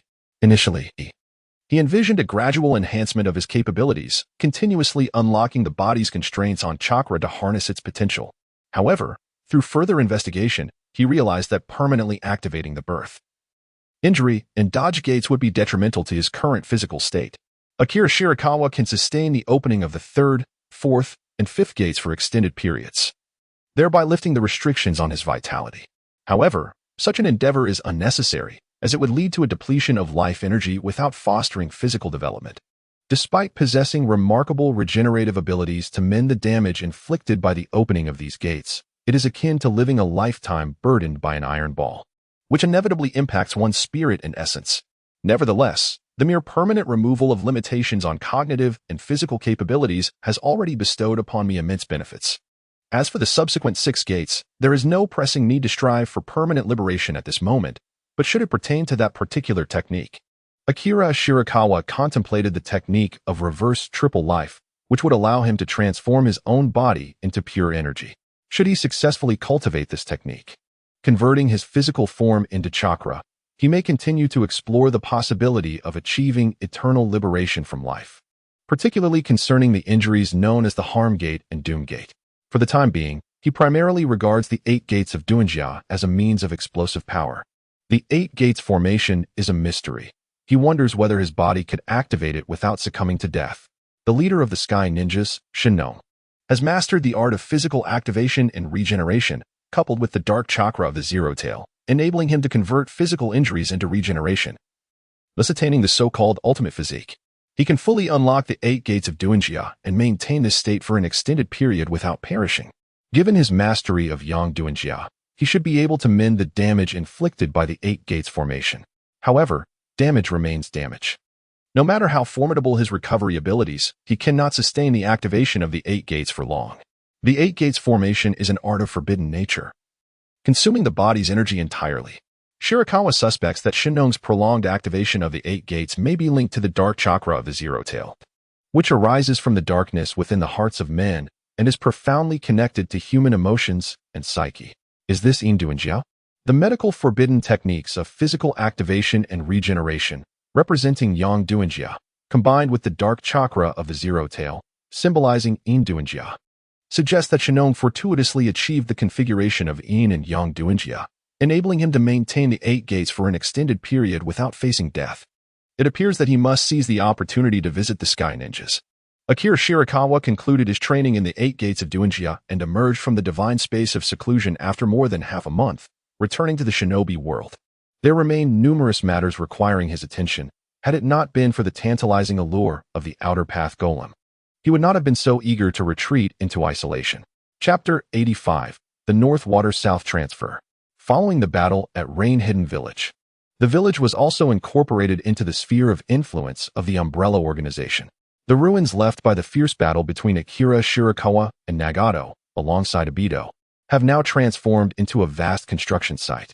Under the coordination of the Umbrella Organization, an immense amount of manpower and resources has been mobilized to aid in the reconstruction of Amigakure.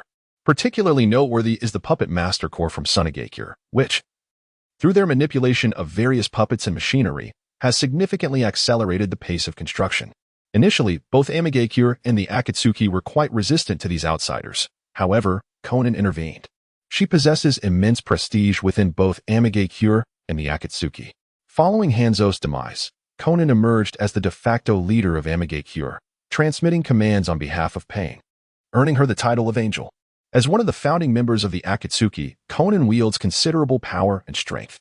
With her endorsement, both Amigakure and the Akatsuki accepted the assistance of the Umbrella Organization, effectively merging into it. Naturally, their compliance is attributed not only to Konan's influence, but also to the formidable strength exhibited by the Umbrella Organization itself. Aside from Shirakawa, the presence of formidable figures such as Sasori, Orochimaru, and others who accompanied him further cements their power in the ninja world. Perched atop a towering structure in Amigakure, Shirakawa and Sasori gazed down upon the bustling construction site. Sasori, how did you persuade Konan to assist us in taking over Amigakure and the Akatsuki? Shirakawa inquired, noting that Konan is a woman of unyielding resolve, not easily swayed. This woman is no naive child. Rather, she is quite astute, Sasori replied with a casual smile. Given the current circumstances, with the organization's strongest member, Nagato, having been defeated at your hands and the primary leaders captured, any continued resistance would only lead to unnecessary casualties. Surrendering to us is the most prudent course of action. Furthermore, once we assimilate the Akatsuki and Amigakure, both Konan and Nagato will regain their worth. Konan wishes to spare Nagato's life. Most crucially, she has recognized our sincerity. An organization solely focused on plunder would not assist in the reconstruction of Amigakure. Akira Shirakawa nodded thoughtfully as he gazed upon the expansive construction site, expressing his admiration for the rapid advancements in the art of puppetry within Sunigakure. In such a brief span of time, they had successfully created numerous engineering puppets, seemingly infused with the essence of divine craftsmanship. A flicker of pride glimmered in Sasori's eyes. Indeed, the inspiration drawn from the divine craftsmanship has illuminated a new path for puppetry. Although the puppeteers of Sunigakure are unable to sense chakra and cannot produce high-level divine mechanisms, they have established a tangible direction for research by developing puppets capable of utilizing chakra. Sasori gestured towards the engineering puppets at the site, elaborating further. As for the engineering puppets you mentioned, Sunigakure previously had a foundation in this area, albeit it was overlooked. We are ninjas. And the original purpose of puppetry was to enhance the efficiency of assassination. However, I have recently entertained a different line of thought. The aggressive puppets have reached an impasse. If we were to cultivate other types of puppets, such as engineering or domestic puppets, we might discover new avenues for the evolution of even more formidable puppets. Splendid! Akira Shirakawa clapped his hands together, exclaiming, I truly perceive a spark of innovation. You are absolutely right. If you aspire to transform Sunigakure into a sanctuary for the art of puppetry, to construct an unparalleled mechanical marvel, it is imperative to develop a diverse array of puppets. Not solely those designed for combat. Relying on individual intellect alone cannot yield a multitude of puppet varieties, for each person possesses their own limitations. Only by harnessing collective wisdom and igniting the creativity of all can we usher in an era of puppetry. Sasori slightly lifted his head, a hint of a smile gracing his lips as he introduced another matter. By the way, we in Sunigakure have recently devised a plan for a north-to-south water diversion project. The north-to-south water diversion project? Akira inquired. Indeed, Sasori replied. The land of wind borders the land of rain, which experiences abundant rainfall that can lead to flooding, while the land of wind suffers from severe water scarcity, with few oases. We believe that the situations in these two lands complement each other perfectly. By channeling the surplus water from the land of rain into the land of wind, we can exchange mineral resources and various mechanical products, fulfilling each other's needs and fostering mutual development. Should the north-to-south water diversion project succeed, the water shortage in the land of wind will be significantly alleviated. What a magnificent concept, with immense feasibility. Akira marveled once more and continued, What do you plan to do? And is there any way I can assist you? Sasori nodded in agreement. We intend to construct a massive underground channel that will divert water from the land of rain into the land of wind while ensuring minimal impact on the natural environment. Additionally, we will establish several large reservoirs in the land of wind to store this water. The most challenging aspect lies in excavating this subterranean passage while ensuring its structural integrity. We hope to enlist the expertise of the One-Tail in this endeavor. Shirakawa's understanding was immediate, and he readily acquiesced. So it is, how simple. He extracted a black banner from the pouch, which emanated a sinister aura, adorned with illustrations of a myriad of wailing spirits, presenting an eerie spectacle. The banner of 10,000 souls. The scorpion cast a glance, his pupils narrowing. What an ominous presence. Akira Shirakawa placed his hand upon his abdomen, and the azure chakra surged forth, subsequently extracting a sphere of yellow chakra, which he flung ahead of him. The yellow chakra orb expanded progressively, ultimately taking the form of Shikaku, the One-Tail. Shikaku obediently lay upon the ground, not daring to stir, devoid of any mischievous thoughts. It understood that before Akira Shirakawa, it had no chance whatsoever. Not only was Akira immensely powerful, but his mastery over spirit binding and summoning rendered Shikaku incapable of resistance. If resistance was futile, then it was better to embrace the moment. Akira Shirakawa. I have heard your words. I am willing to shine and dedicate myself for the land of wind, Shikaku declared, eager to emerge from within Akira, as it was quite proficient at creating disturbances. However, this particular endeavor seemed unnecessary. Shikaku then turned its gaze towards the soul banner, a presence that was instantly irksome, laden with the aura of spirit binding and summoning, and it could easily surmise its purpose. Akira Shirakawa smiled warmly at Shoha. Indeed, those who understand the times are the true wise. However, this additional precaution is still necessary. Shoha, please enter the 10,000 souls banner. Akira Shirakawa waved the banner of 10,000 souls, and a surge of dark energy enveloped the guardian crane, drawing it into the depths of the banner. In a moment, an image of the guardian crane appeared upon the banner of 10,000 souls. Akira Shirakawa entrusted the 10,000 souls banner to Scorpion, stating that with this banner in hand, one could command a one-tail Shikaku. Scorpion, intrigued, inquired about the number of magical artifacts Akira had crafted. Your speed in forging these artifacts is astonishing, he remarked. It is merely a matter of transferring one's own abilities into the artifacts, Akira replied nonchalantly. By the way, it would be better to let the Shikaku out occasionally. Remaining inside the 10,000 souls banner must be quite uncomfortable. Chapter 86. The Grievance of the Earth. Subsequently, Akira and Scorpion made their way to the clandestine laboratory in the rain-hidden village, where nearly all the captured Akatsuki members were detained. The reason for their confinement in the laboratory was that Orochimaru sought to conduct research on them. The members of the Akatsuki were exceptionally unique and held immense research value. At the entrance of the laboratory, Orochimaru awaited their arrival. "Lord Shirakawa, it has been a while," he greeted, his eyes narrowing as he added, "Your strength has grown significantly." "Orochimaru, your perceptiveness remains as sharp as ever," Akira acknowledged, affirming the observation. "It is evident to any discerning eye. It seems your life essence has transcended ours by leaps and bounds." Scorpion, unusually in agreement with Orochimaru, remarked, "Indeed, I share that sentiment." Akira Shirakawa smiled and said, "Is it not your desire to learn about the Outer Path's demonic statue and the Renegan? Allow me to candidly inform you that both of these entities have indeed proven to be immensely beneficial to me, regarded as the most precious treasures within the ninja world. I am currently drawing upon their essence. Nevertheless, I am unable to share the intricacies of their secrets with you at this moment, as further research is still required on my part. When the time is ripe, we may engage in a discourse regarding these profound truths." Orochimaru and Sasori nodded, invigorated by his words. Both are individuals driven by research. In the sight of such treasures, the Outer Path's demonic statue and the Renegan was simply too enticing to resist.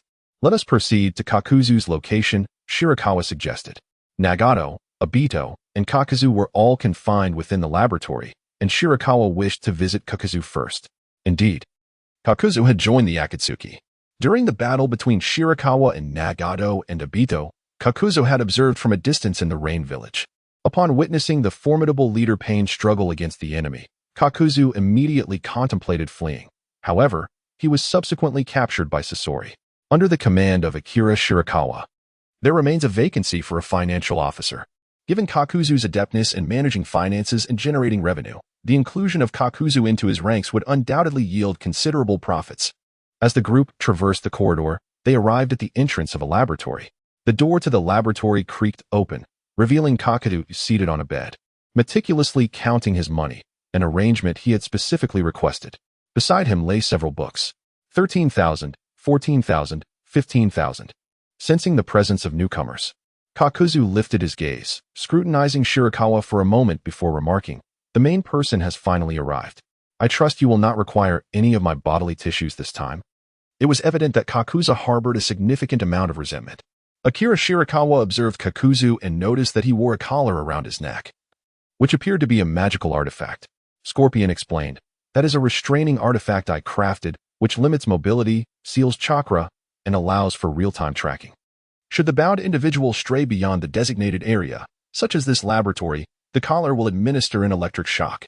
Additionally, if the bound individual attempts to remove the collar without authorization, they will also face an electric shock, aside from requiring cooperation during experiments." Scorpion and his colleagues have not imposed any further restrictions on Kakuzu. He is free to voice any requests to the staff, and they will fulfill what they can. "Have you achieved any results in your research?" Akira Shirakawa inquired.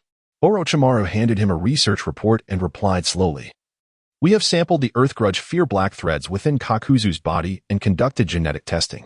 It was discovered that the black threads are genetically identical to Kakuzu, indicating that they are indeed a part of him." Kakuzu perked up, intrigued, for despite having mastered the Earth Grudge Fear's secret technique, he remained uncertain about the nature of the black threads and why he could cultivate them.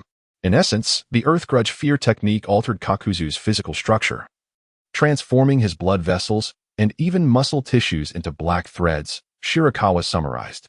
"So, do you fully understand the principles behind the Earth Grudge Fear technique?" Scorpion shook his head. "We attempted to train our subordinates in this technique, but none succeeded." For Scorpion and Orochimaru, specialists in human experimentation, there were myriad methods to extract secrets from individuals. Kakuzu was acutely aware of this, which is why he readily divulged the secrets of the Earth Grudge Fear technique whenever requested by Orochimaru and the others. Kakuzu scoffed. "Do you think I relinquished this technique so readily? The difficulty of mastering Earth Grudge Fear is exceedingly high. Historically, only 3 individuals from Takigakure have succeeded." Orochimaru produced a scroll and handed it to Akira Shirakawa, which contained the very teachings of the Earth Grudge Fear technique. This scroll primarily detailed how to replace one's blood vessels and muscles with black threads, how to seize another's heart and chakra system, and how to extend one's lifespan. However, the origins of the Earth Grudge Fear black threads remain shrouded in mystery. Akira Shirakawa swiftly perused the text, yet, with his profound knowledge, he could not discern its true essence. In such circumstances, it could be either that Akira's understanding is rather limited, or that the secret art of earth grievance itself is inherently flawed. Alternatively, it is conceivable that the founder of this art was unaware of the precise means by which he created the earth grievance, merely compiling his experiences for posterity. Within this, it is highly likely that crucial elements are absent. Subsequent practitioners of earth grievance may only succeed in mastering the art when serendipitously assembling these vital components, thereby aligning with the recorded secrets. Nevertheless, if I am permitted to analyze the earth grievance within you, I shall glean a clearer understanding. Akira Shirakawa placed his right hand upon the chest of Kakuzu as a stream of azure chakra surged forth, fervently dissecting the earth's lamentation dwelling within Kakuzu's being. After a brief moment, Shirakawa furrowed his brow and withdrew his hand, the chakra now transformed into a deep obsidian hue, mirroring the essence of the earth's lamentation within Kakuzu. Such a heavy aura of resentment, imbued with an indomitable vitality. This situation bears an uncanny resemblance to yin-yang release. Could it be that the earth's lamentation is a secret art of yin-yang release? Akira Shirakawa recalled the records concerning the earth grudge fear technique, which primarily focused on consolidating one's chakra and life force. He then turned to Kakuzu, reflecting on his experiences. After being ordered to undertake a mission that was certain to result in death, Kakuzu managed to escape only to be sentenced to harsh punishment under the pretext of failure. In the depths of despair and hatred, he seized the earth grudge fear and used this forbidden technique to extract the hearts of all high-ranking individuals. This revelation began to make sense. Resentment embodies yin release, while life force represents yang release. The earth grudge fear technique chiefly documents the yang release aspect, but lacks the yin release component, necessitating an immense amount of resentment and hatred to forge the power of yin release. Ultimately, when combined with the power of yang release, it culminates in this extraordinary technique of dual release. Countless fortuitous events led to the development of this remarkable technique. It is no wonder that Kakuzu could siphon the strength of others and extend his lifespan for so long. He had established a foundation in the dual releases, significantly elevating his own life essence. Feeling a sense of unease under Shirakawa's gaze, Kakuzu inquired, "Hey, have you discerned something?" Akira Shirakawa expressed his judgment, prompting a deep contemplation among the members of the laboratory, and the expression on Kakuzu's face shifted significantly. After a prolonged silence, Kakuzu gravely remarked, "Your assessment is likely accurate. I have perused the historical records of Takigakure. Throughout history, those who have mastered this secret technique have endured immense psychological trauma, including the founder of the Dokuin Y technique. The name Dokuin Y, derived from the founder's personal experiences, is indeed fitting for this art. Only those burdened with profound resentment can cultivate this technique." Chapter 87. Financial Officer Orochimaru reopened the scroll of the Dokuin Y technique, shaking his head as he stated, "No, the overwhelming resentment is merely a facade. The crux lies in the ultimate power of yin release. This bears resemblance to the evolution of the Sharingan, both arising from intense emotional stimuli that generate a sufficiently potent yin release. In the past, I was preoccupied with researching various bloodline limits, neglecting the true source of power, yin and yang release." Orochimaru then pondered in silence. Moreover, the Dokuin Y technique appears to be more refined on the path to immortality than my own impure world reincarnation. At the very least, it does not harm the soul. It is not solely negative emotions that can yield a formidable yin release. All emotions can, although negative emotions tend to yield results more readily. Akira Shirakawa interjected, "Once I master the yin release, I could indeed enhance the Dokuin Y technique. Regardless of the efficacy of Dokuin Y, it can at least unveil the enigmatic veil surrounding the transformation of the human body through yin and yang release." No longer preoccupied with the Dokuin Y matter, Akira Shirakawa redirected his focus to Kakuzu, for he was the primary target. Akira Shirakawa approached Kakuzu, placing his right hand upon the collar-like artifact. The flow of chakra enveloped the artifact, dismantling its power and rendering its various restrictive effects null and void. Kakuzu felt an immediate lightness throughout his body as the chakra began to circulate once more, causing the discomforting limitations to dissipate. Orochimaru observed this spectacle with keen interest, internally acknowledging, "I have long been aware that Lord Akira Shirakawa possesses the remarkable ability to dismantle any force composed of chakra, be it ninjutsu, sealing techniques, or secret arts. None are beyond his reach. Today, I finally witnessed this phenomenon up close. Just as I anticipated, This is indeed a power that directly addresses the essence of chakra. Akira Shirakawa once made a promise to Orochimaru, offering to impart a particular technique. Yet Orochimaru remained indecisive regarding his choice of learning. He approached the matter with utmost caution, understanding that knowledge is exceedingly precious and should not be disseminated lightly. Once he resolves to study Akira Shirakawa's technique, he must be prepared to devote the latter half of his life to him, for the return on knowledge will far exceed the value of the technique itself, creating an inescapable bind. Consider Scorpion, who, after mastering the divine mechanism, not only had to innovate and refine puppet techniques, but also report regularly to Akira Shirakawa while managing the myriad affairs of the Wind Country, burdening him with countless responsibilities. Such is the cost. Scorpion found himself so overwhelmed that he contemplated acquiring a computer to serve as a second brain to assist in navigating his myriad tasks. In his desperation, he sought out Orochimaru, hoping to collaborate on this project. Scorpion was indeed inundated with work, wishing he could divide himself into 8 parts, and thus reluctantly turned to the master of biological and forbidden arts, Orochimaru. Having learned but one technique, he found himself in such a predicament, and Orochimaru dared not be greedy for more. Mutual instruction and secrecy was also forbidden, as Akira Shirakawa had established various restrictions to better exploit the labor force. Even the major ninja villages employed methods to prevent the leakage of ninja techniques, while Akira Shirakawa had even more stringent measures. Only when civilization reaches a higher level and these techniques become commonplace or obsolete can they be freely disseminated. By then, Akira Shirakawa would have ascended to an even loftier realm. At present, Orochimaru considered the chi body source technique to be particularly suitable for himself. However, he resolved to wait a little longer, convinced that Akira Shirakawa harbored even more secrets worth uncovering, and there was no need to rush.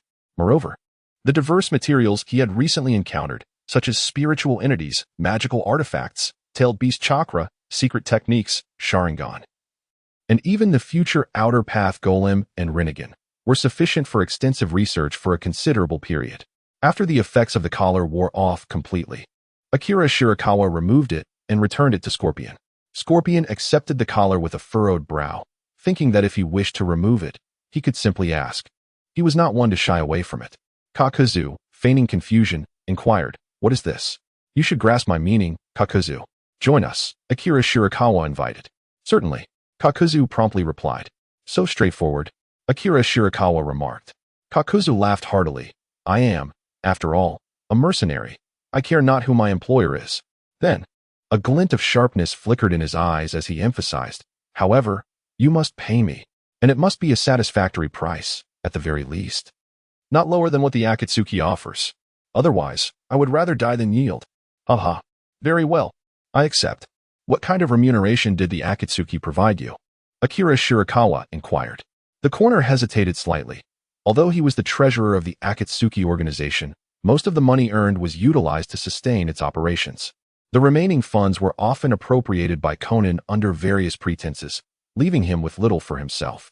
Throughout his life, he harbored few passions, with a singular affinity for wealth. For it was only money that would never betray him. Thus, what kind of compensation should he strive for? Akira Shirakawa observed that Kakuzu remained silent for an extended period and took the initiative to speak up. "I have heard that you were previously the treasurer of the Akatsuki organization. Therefore, I would like to extend to you an invitation to become the treasurer of the Umbrella organization.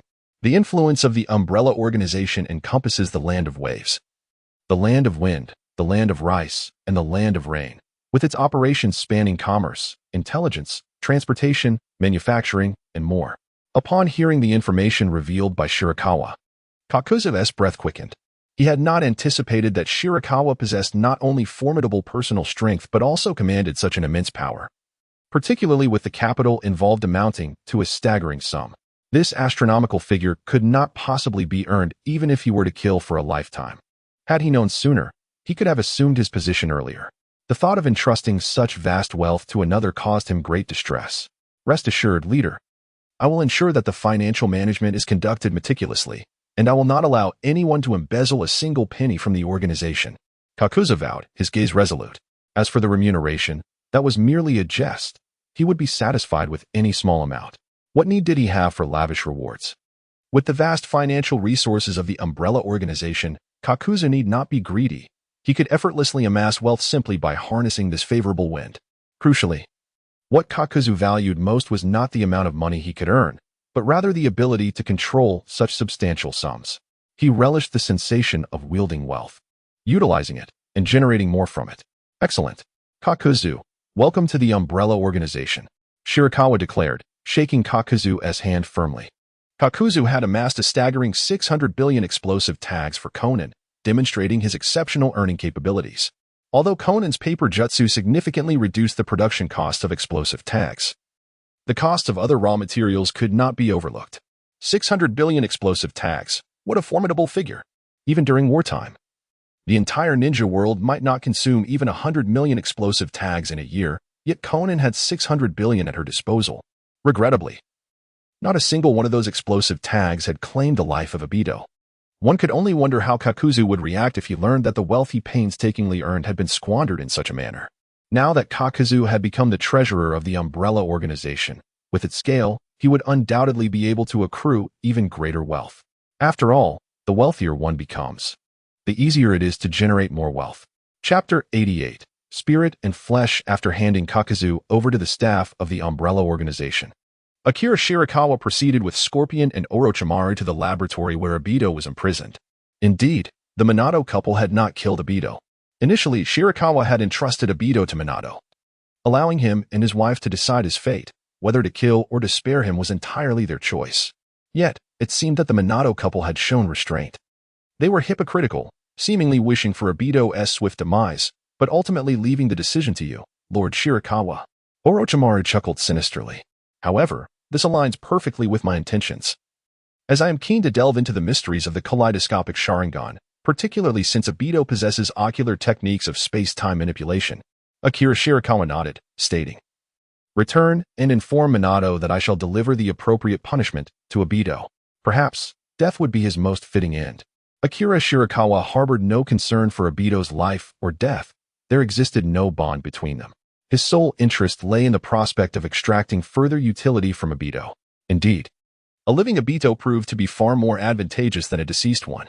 As the laboratory door swung open, a cylindrical glass chamber came into view, within which Obito was sustained in a life support pod.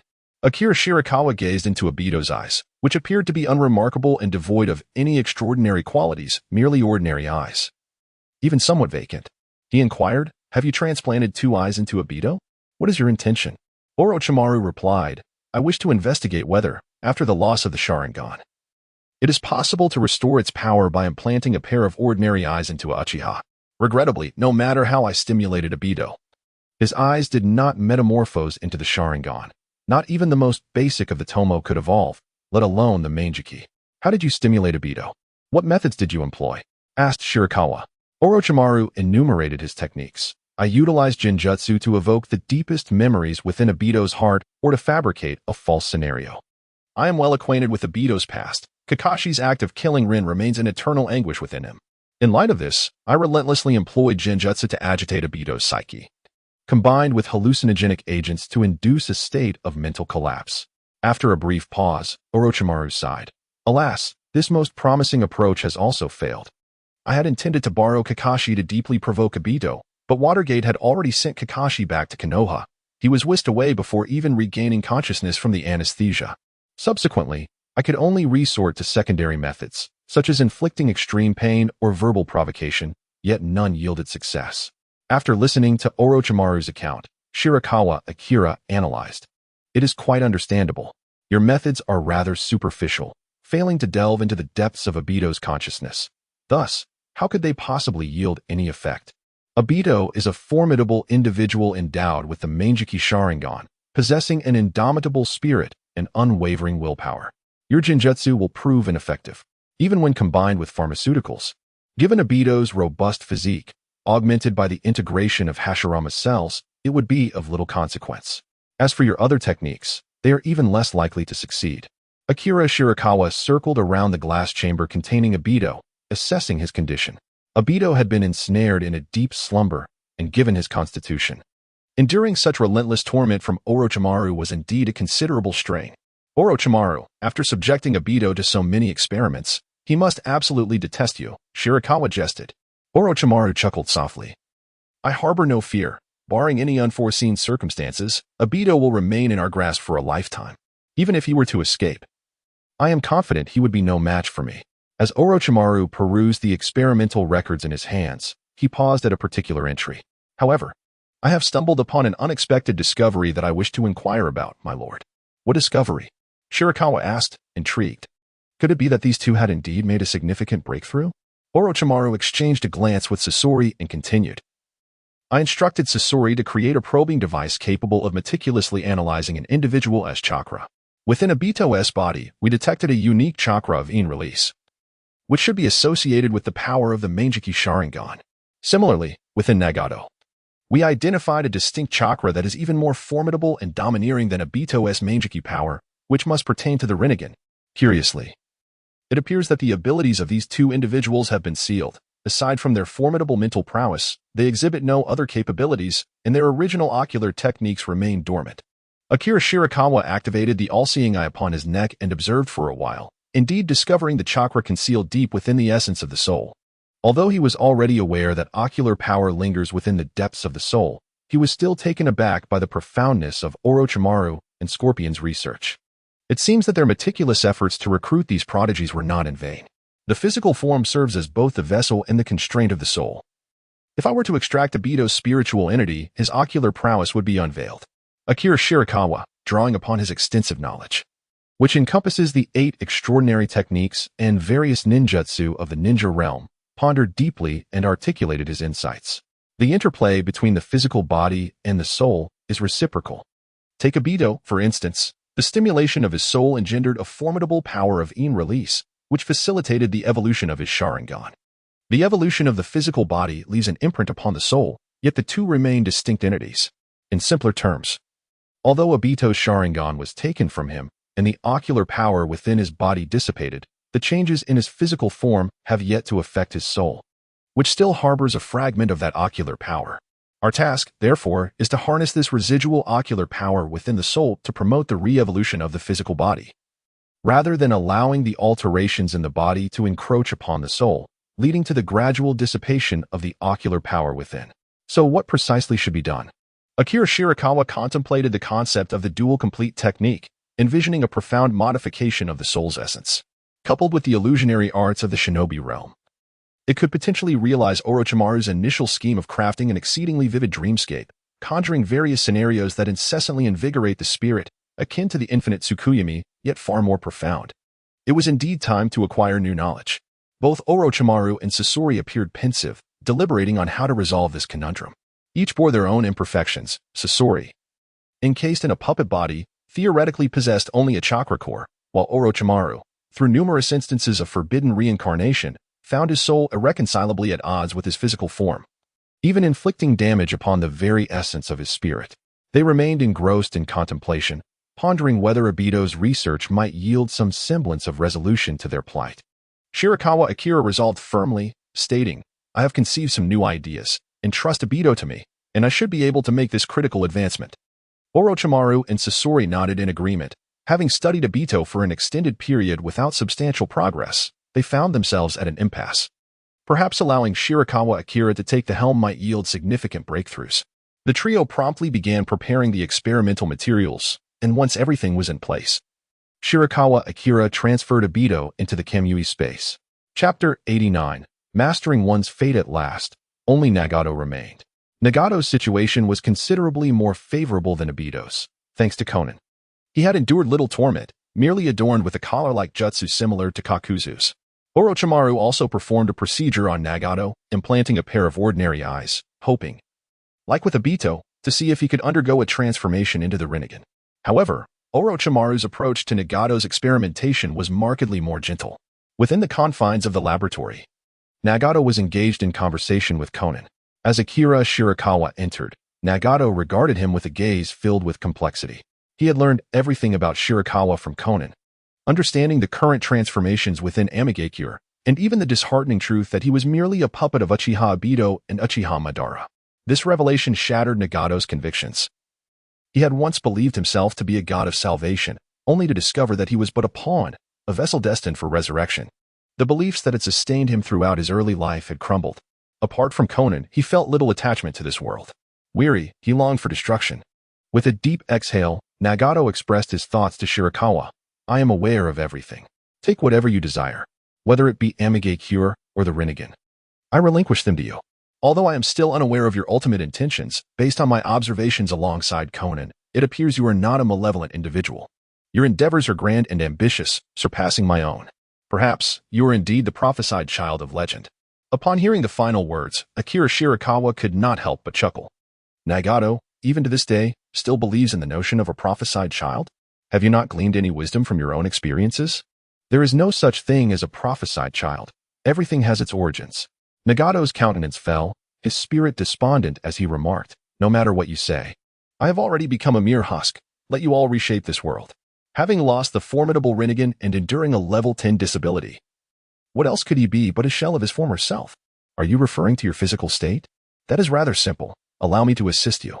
With a flourish, Shirakawa summoned a warm, golden chakra of the yang release, emanating an overwhelming vitality before gently placing his hand upon Nagato. The comforting warmth of the yang release infused Nagato's being, mending his meridians and healing the damages wrought by the prolonged sustenance of the Renegan and the outer path golem. Most critically, it addressed the injury to his legs. A result of Hanzo's explosive flame array, the severity of the injury, compounded by the hasty summoning of the outer path golem, rendered the wounds nearly irreparable. Yet, before the power of yang release, such matters seemed trifling. Nagato gazed in disbelief, feeling warmth surging through his body as if awakening from a long slumber. Even his legs regaining sensation. If this treatment continues, might I truly recover? Could I once again become a normal person? His heart pulsed vigorously, an immense vitality erupting from within him, a force inherent to the Uzumaki lineage. Observing this, Shirakawa gradually withdrew his hand, ceasing the infusion of yang release energy. My yang release has replenished a portion of your vitality, healed your most grievous injuries, and stimulated your innate instincts, awakening the latent power within you. Now, you merely need to rest and recuperate. With your constitution, you shall soon return to your former self. Nagato looked at his hands with fervor, despite their still gaunt appearance. He could sense the burgeoning power within. Steadily, he grasped the armrests of his wheelchair, trembling as he endeavored to stand. Conan moved to assist him, but he gently declined. Conan, allow me to do this myself. Before long, Nagato found his footing, straightened his back, and radiated an extraordinary brilliance. As though the vigor of youth had reignited his fighting spirit. Conan beamed with joy at witnessing Nagato's revival, casting a grateful glance towards Shirakawa. Akira Shirakawa gazed into Nagato's eyes and smiled, saying, Nagato, you have transformed. He continued, what do you think? Would you like to use these eyes of yours to explore the new world with me? A world no longer governed by the horrors of terrorism. Nagato nodded solemnly, then shook her head, her voice hoarse as she replied, I still need to observe, to understand the kind of world you intend to create. Moreover, I truly require some time to reflect on my life. Akira Shirakawa gently patted Nagato on the shoulder, offering words of encouragement. Take your time. I eagerly anticipate your joining us. Regardless of the circumstances, I must express my gratitude. If it weren't for you, I would have continued to be exploited, perpetuating further violence. And my health would not have been restored. Nagato, still perplexed, inquired. However, I find it curious why you are so intent on recruiting me. Logically, since you have taken the most valuable Renegan from me, I possess little value now. No. Shirakawa shook his head in refutation, explaining, Nagato, you greatly underestimate your own talents. Do you think just anyone can wield the Renegan? It would instantly drain them of life. Only you, having transplanted a Renegan that does not belong to you, have managed to master the Six Paths powers, delving so deeply into the Renegan's capabilities. Nagato pondered this thoughtfully, realizing that he had indeed been meticulously chosen. From now on, focus on developing the unique powers of the Uzumaki clan. I am confident that your future strength will not be inferior to what you could achieve with the Renegan. Nagato contemplated, wondering if he could truly reach such heights. After all, the Renegan is said to be the eye of the sage of six paths, the eye of a sage. Akira Shirakawa observed Nagato's expression and discerned his thoughts. The employee still lacked sufficient confidence and diligence. How could he expect to grow rapidly and create value? He continued to guide him. Nagato, although you have lost the Renegan, it is not merely a fleeting memory, it has left a profound impact on you. For instance, Your mastery of all elemental jutsu is sufficient to elevate you to the status of a ninjutsu scholar. Furthermore, the latent power of the Renegan resides deep within your soul. Nagato gently touched his eyes, pondering, can I still possess the power of the Renegan? Indeed, it all depends on your ability to awaken it. Shirakawa affirmed with a nod. To unlock your potential Renegan abilities, you may consult with Orochimaru and others. Their earlier experiments on you were precisely aimed at this purpose. I will also delve into this area of research. All right, I will strive to try, Nagato declared with resolute determination. This time, he was intent on acquiring his own sage eyes. He sought to assert himself, not to showcase his own greatness, but to convey to others that he was the master of his own destiny. Chapter 90. Dual proficiency. After attending to various matters within the umbrella organization and finding no pressing issues, Shirakawa returned to the Kimui space, where numerous discoveries awaited his exploration. Akira Shirakawa found himself increasingly enamored with cultivating his skills within the realm of Kimui, akin to the mythological sages who possess their own sanctuaries or ethereal abodes. Within the biological preservation chamber, Obito remains in a comatose state, unlikely to awaken anytime soon. Obito, allow me to delve into the profound mysteries of the ultimate mindset. Perhaps, through the study of the kaleidoscopic ocular power, I could master the art of yin release. If this hypothesis proves successful, I would hold dominion over both yin and yang release, bringing me closer to the complete mastery of these profound techniques. Thus, I shall first exchange for the duality hands.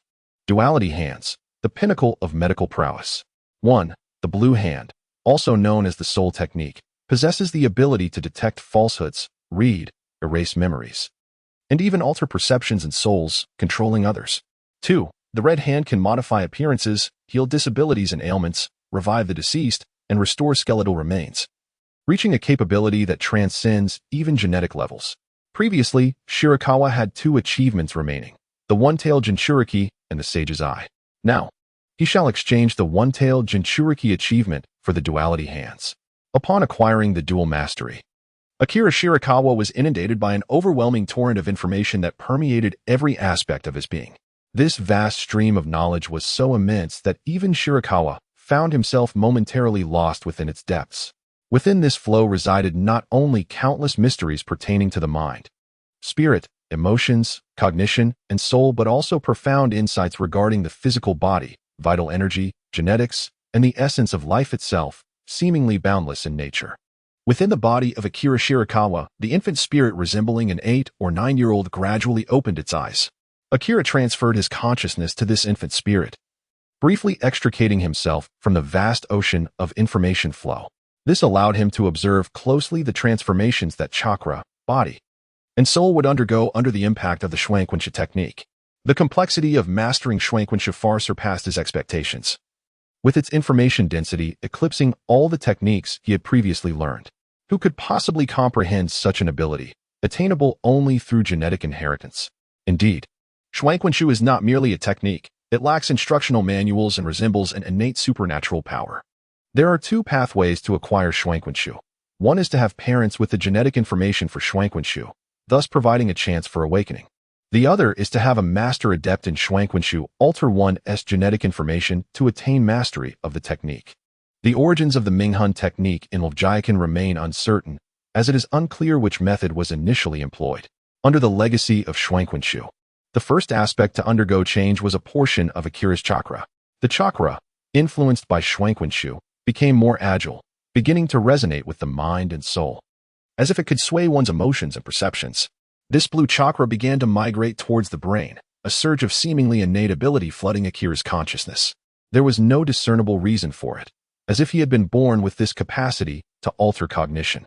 Bai Chuan was acutely aware that the blue power in Shuangquan's hands represented the enlightened soul technique. He had no intention of merely observing.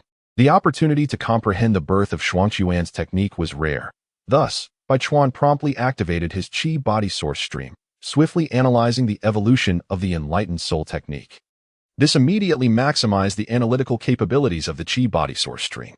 Following the emergence of the enlightened soul technique, another stream of red chakra gradually formed, surging towards Bai Chuan's entire being, permeating every part of him, continuously subdividing and delving deep into the very essence of his genes. Regrettably, The mere act of actively comprehending the enlightened soul technique had already exhausted the analytical capacity of his primordial infant state, leaving no room to further explore the transformative potential of the red power. It is somewhat regrettable for Bai Chuanming that his focus on the enigmatic power of the blue hand has left him with little energy to meticulously observe the evolution of the red hand's force. Yet, having comprehended the developmental process of the blue hand's power is indeed a tremendous fortune, elevating Bai Chuanming's mastery to a distinguished level, culminating in the complete realization of the blue hand. Once the blue hand's power is fully cultivated, there will inevitably be opportunities to awaken the red hand's force through further practice. After a duration of time, the transmission of the dual hand legacy has finally concluded, leading to a tranquil state of both the blue and red hands, free from turmoil. As consciousness gradually returns to its essence, Bai Chuanming opens his eyes, a brilliant blue light flashing within them. He extends his palm forward, and two azure chakra hands materialize on either side, exuding an enthralling power. Is this the blue hand? What a marvelous sensation! Even with an understanding of how the blue hand's power came into being, there remains an innate familiarity, akin to instinct. However, it is unfortunate that Bai Chuanming has yet to master the ultimate power of yin release. It appears that the blue hand's force and the supreme yin release are distinct, indicating that the dual hand technique lacks extremity. Nevertheless, while the blue hand's power may not embody yin release, I can harness the blue hand to evoke extreme emotions and perceptions, thereby giving birth to the pinnacle of yin release. Akira Shirakawa turned his gaze towards Obito, regarding him as the finest specimen prepared for blue hand. Prior to taking action against Obito, Shirakawa first utilized a spirit-binding technique to summon forth the hidden spirits residing within. The 5 elemental spirits, the white Zetsu spirit, the Shinigami spirit, and the Ninetales, Kurama.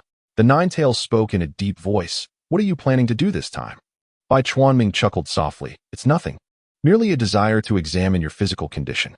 Shortly thereafter, the Ninetales beheld Bai Chuanming approaching with 2 large azure hands, which he then proceeded to delve into its body, exploring haphazardly. How ticklish. Please stop. The Ninetales' countenance flushed crimson, caught in a perplexing mix of discomfort and unexpected pleasure. After a considerable interval, Bai Chuanming finally withdrew his azure hands, extracting a substantial mass of chakra from within the Ninetales, a repository of its memories. Akira Shirakawa delved into the memories of the Ninetales and discovered that aside from its initial joyful days with the Sage of 6 Paths, its existence thereafter was rather tragic. It faced relentless battles, was subjected to fatal encounters, and endured relentless experimentation, control, and sealing, leaving it without a semblance of a peaceful refuge. Particularly after its encounters with Hashirama Senju and Madara Uchiha, it sank into despair. In addition to examining the memories, Shirakawa endeavored to alter the Ninetales' perceptions, but found it to be quite challenging. The Ninetales had survived for over a millennium and possessed an immense reservoir of chakra, which endowed it with a formidable will. Its apparent fragility was merely a facade, stemming from the constraints imposed by the Manjuki Sharingan and spirit-binding techniques. Intriguingly, Shirakawa noted a complex relationship. The Ninetales harbored feelings of both hatred and a peculiar fondness towards him. This perplexed Shirakawa. How could such a beast possess such dual sentiments? Nonetheless, he resolved to capitalize on this nuance to amplify the Ninetales' affinity towards him. Rather than forcibly altering its perceptions, he aimed to naturally enhance an existing inclination. Forcibly modifying perceptions would require considerable time and could lead to repeated complications, making it an inefficient approach in this context. If the subject were to reverse their own understanding, it would undoubtedly heighten their wariness of the user of the manipulation technique, rendering future alterations increasingly arduous and potentially provoking spiritual resistance. Such methods should be reserved for pivotal figures and critical moments, rather than being misapplied. However, if the subject already possesses a certain inclination, such as a profound affection for something, the user of the manipulation technique could intensify this sentiment, rendering it extreme without raising suspicion, as the subject would likely perceive it as natural. At this moment, Akira Shirakawa employed a subtle method to enhance the Ninetales' affinity towards him. Chapter 91. Investigating the Spirit Body. After examining the Ninetales with his azure hand, Shirakawa proceeded to inspect the 5 elemental spirit bodies, which he had previously nurtured. These elemental spirits, each proficient in their respective elemental ninjutsu, were the elite ninjas who had perished on the battlefield, and after their demise, Shirakawa extracted their souls, condensing them into spirit forms, thereby granting them a second lease on life. The elemental spirits willingly became Shirakawa's ethereal companions, ready to serve him. Yet they expressed a few modest desires for him to fulfill, such as glimpsing their families, avenging a foe, or rectifying certain regrets. Consequently, the elemental spirits remained fiercely loyal to Shirakawa, allowing him to wield their powers without reservation. During Shirakawa's formative years, these spirits provided substantial support, imparting invaluable survival wisdom gleaned from their own experiences as ninjas. Even though Shirakawa no longer required the elemental spirits' powers to the same extent, he chose not to discard them. Instead, he nurtured them within himself, hoping for their continued growth. Reflecting on past memories, Shirakawa felt a twinge of nostalgia, realizing that his rapid ascent had left many behind. After meticulously tending to the physical forms of the elemental spirits and remedying some of their soul's imperfections, Shirakawa magnified their positive emotions towards him while diminishing any negative sentiments. Next, he turned his attention to the spirit body of Kaguya. The white Zetsu entity, it is noted, has only been cultivated once by Akira Shirakawa. In truth, Akira intended to nurture only a singular entity of each type, deeming it sufficient. An excess would merely dilute resources, hinder the growth of the entity, and exacerbate the burdens of Akira's spirit summoning. A thorough exploration of the memories of the white Zetsu reveals that most are shrouded in a nebulous haze, as if ensconced in slumber. The pivotal moment within these memories occurs when Uchiha Madara awakens the Renegan, subsequently summoning them forth. Madara mistakenly believes that the white Zetsu are artificial beings forged from the cells of Hashirama, yet this bears no relevance. These white Zetsu are the byproducts of humanity's degradation during the ancient era, immersed in the infinite Tsukuyomi. Under the command of Black Zetsu, the white Zetsu obediently follow Madara's directives. From that point onward, the white Zetsu embarked on an odyssey throughout the shinobi world, gathering intelligence, surveilling pivotal figures, and seeking out unique resources. From the memories, Akira Shirakawa could distinctly perceive the profound resentment harbored by this white Zetsu entity. It yearned for a tranquil existence in a secluded spot, to thrive as a serene plant in the passage of time, rather than tirelessly scurrying about. Ultimately, this white Zetsu fell prey to Akira Shirakawa, who then bound it as a spirit. Strangely, there exists a lingering sense of incompleteness within the memories of the white Zetsu. It seems that, deep within its soul, there lies a more profound recollection yet to be unveiled. Could it be that what I have witnessed is merely the tip of the iceberg, a fragment resting above the surface? Akira Shirakawa focused his thoughts and delved deeper into the essence of the white absolute spirit. This time, he approached the exploration with greater meticulousness and caution. Buzz. Upon reaching a certain juncture, Akira's azure hand encountered a formidable barrier, resisting his further investigation. Shirakawa Akira felt a surge of joy within. Realizing he had arrived at the final juncture, his chakra surged with unprecedented speed, amplifying its output as he swiftly transcended the barrier before him. Akira Shirakawa's exploration of the soul of the white absolute spirit has plunged him into an entirely new depth. From the haze of memory to a sudden clarity, a remarkable array of absurd recollections has been unearthed by Shirakawa. He has journeyed from being a serf to becoming a hero against the invasion of foes, marrying a princess and ascending to the pinnacle of life. Eventually, he overthrew the king, declaring himself a general, leading his own army to conquer and vanquish neighboring nations, thereby expanding a vast territory. Furthermore, he amassed beautiful treasures and constructed an opulent palace. This indeed is the memory woven within the infinite dream of Tsukuyomi, captivating the mind and possessing a profound allure. Shirakawa understood that the previously uncovered memories of the white Zetsu were merely superficial. Concealed beneath the surface lay the ancient memories of humanity, including the dreamlike recollections experienced within the infinite Tsukuyomi. After all, white Zetsu was fundamentally a creation of human modification. Akira Shirakawa endeavors to awaken the slumbering souls of humanity, seeking to shatter the enchanting dream of the infinite Tsukuyomi.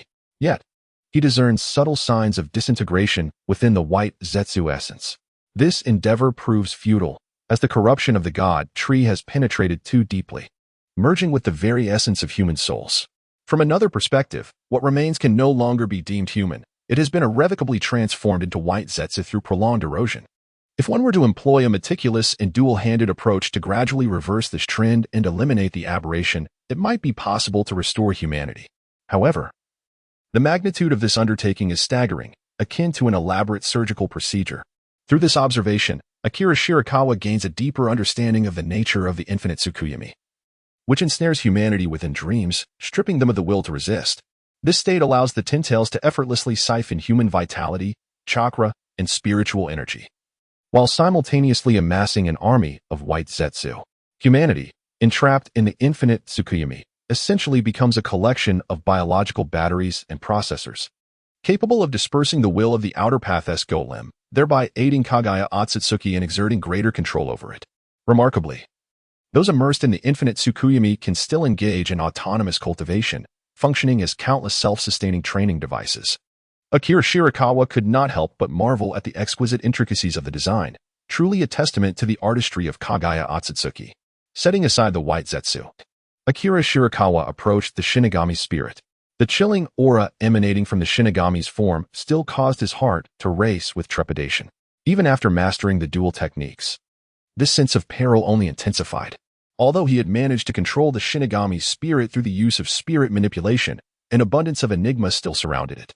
This form of control was merely a clever tactic, exploiting the weaknesses of the spirit, yet it failed to penetrate the essence of the Shinigami's being. Allow me to uncover what you truly are. Akira Shirakawa extended his azure hand towards the spectral form of the Grim Reaper, and an immediate chill, capable of freezing souls, swept over him, eroding his azure hand and causing the chakra that constituted it to distort significantly. This was an instinctive reaction of the Grim Reaper's ethereal body, determined by the nature of its power, which retaliated against all forms of strength at the level of the soul. Akira Shirakawa furrowed his brow. Had he encountered such a formidable obstacle even before delving deeply into the essence of the death god? Even under the constraints of spirit summoning and control, studying the entity of the death god was no simple endeavor. Bai Chuanming amplified the output of his chakra, his azure hands becoming more solid and intricate as they delved deeper into the essence of the Shinigami spirit. The further he ventured, the more terrifying the chill became, as if it harbored the very essence of death. Upon successfully touching the memories of the Shinigami spirit, an overwhelming force of lifelessness surged forth, far surpassing the previous chill, causing the azure hands exploring the Shinigami spirit to disintegrate, transforming into the purest forms of life and spiritual energy. The spiritual energy offered no resistance, being directly absorbed by the Shinigami spirit.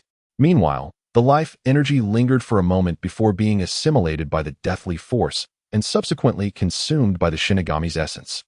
Is this the true power of the Shinigami? Such a terrifying force, as if the azure hands had encountered the very laws of death, disintegrating in an instant. Previously, I had never fathomed your true strength. Bai Chuanming meticulously observed the Shinigami spirit once more. His understanding was still woefully inadequate. He had thought he comprehended it well enough, yet he had merely skimmed the surface. This was unavoidable, as the research on the Shinigami within the ninja realm was exceedingly scarce, with the only accessible forbidden technique being the corpse demon sealing method. The two azure hands had completely twisted and decayed, unable to sustain themselves, let alone probe the Shinigami's memories. Furthermore, a sense of death clung to Bai Chuanming's hands, attempting to erode his body, but it was firmly thwarted by the immense yang release power within him. Chapter 92, The Shinigami.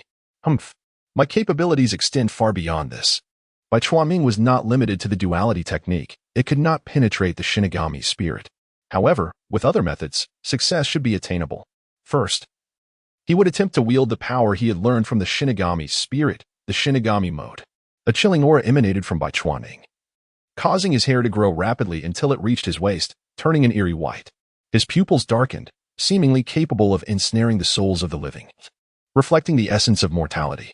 Additionally, 6 orbs of nether fire floated around his back, flickering with a ghostly light, creating an unsettling spectacle. The overall aura of Akira Shirakawa bears a striking resemblance to the deathly entity before him. This is the death god mode that Akira Shirakawa has mastered, a mode that harnesses the power of death itself. Since acquiring the chi body source flow, Shirakawa has dedicated himself to deciphering the strength of the death god entity, with the intent to command the deathly power that directly assaults the soul. However, the complexity of analyzing the death god entity's chakra far exceeded his expectations. Only recently did Shirakawa grasp some insights, leading to the development of the death god mode. Shirakawa seldom employs this mode, for its activation demands a consumption of the soul's essence, and prolonged use can inflict grave harm upon the soul, potentially leading to its collapse. The cost-effectiveness of activating the Death God mode pales in comparison to allowing the Death God entity to possess him, thereby utilizing the same deathly power. In Shirakawa's estimation, the proper application of the Death God mode involves first attracting wandering souls on a vast battlefield, refining the essence of these souls, and utilizing that essence to enter the Death God mode. However, time is of the essence, and with no opportunity to gather souls, he must expend a portion of his own soul essence for a brief activation of the Death God mode to combat death with death. Ultimately, this strategy aims to achieve a deeper understanding of the Death God entity. This is a commendable choice. A short-term activation of the Death God mode will not fundamentally harm the soul, and with Shirakawa's prowess, he could recover within a week or two. Curiously, the deathly power within the Death God entity surpasses that which he commands in Death God mode, and even exceeds the deathly power wielded during possession. The deathly power he controls, whether in possession or in Death God mode, is capable of assaulting the soul. Mere contact with his deathly power could send an ordinary person into utter despair. Yet, the deathly power contained within the Death God entity can even decompose chakra into life energy and spiritual energy, devouring the latter into nothingness while assimilating life energy into deathly power. The potency of the Death God mode is indisputable. It allows Shirakawa's every attack to be imbued with deathly power, ensuring that those with weaker souls perish upon mere contact.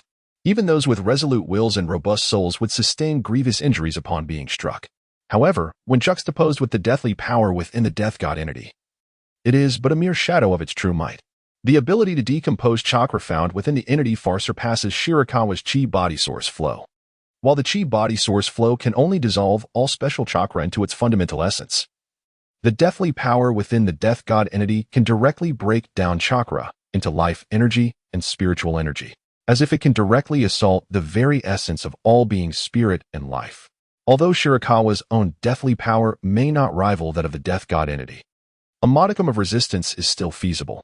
This could afford him a measure of time to delve into the mysteries of the Death God entity. Akira Shirakawa once again extended his two azure hands, which were enveloped in a pale aura of death, lending an air of the uncanny to them. Simultaneously, Akira infused these azure hands with the power of the chi source stream. Although he could not revert the death energy within the Reaper's ethereal form to its original state, he could bolster his defenses, thereby granting himself more time.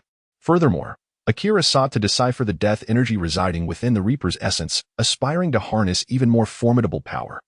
With the combined forces of death energy and the chi source stream, his azure hands delved deeper into the heart of the Reaper's ethereal form. As anticipated, a chilling aura surged forth once more, yet it was effectively thwarted by the protective layers of death energy and chi source stream that surrounded the azure hands.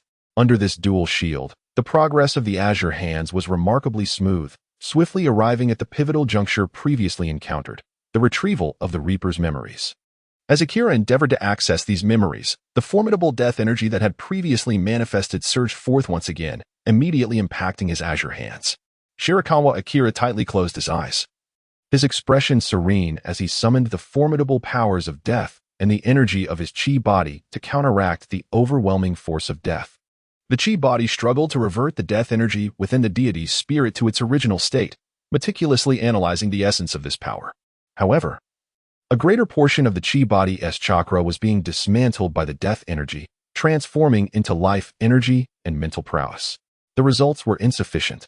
The chi body failed to achieve the ideal outcome that Shirakawa Akira envisioned, as the amount of restored death energy fell significantly short of the chakra consumed.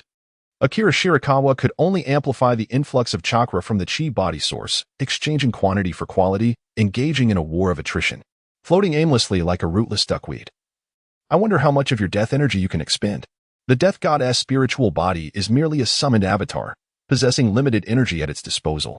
On the other hand, confronting death energy with death energy proved to be far more effective, although the level of death energy mastered by Akira Shirakawa was relatively low.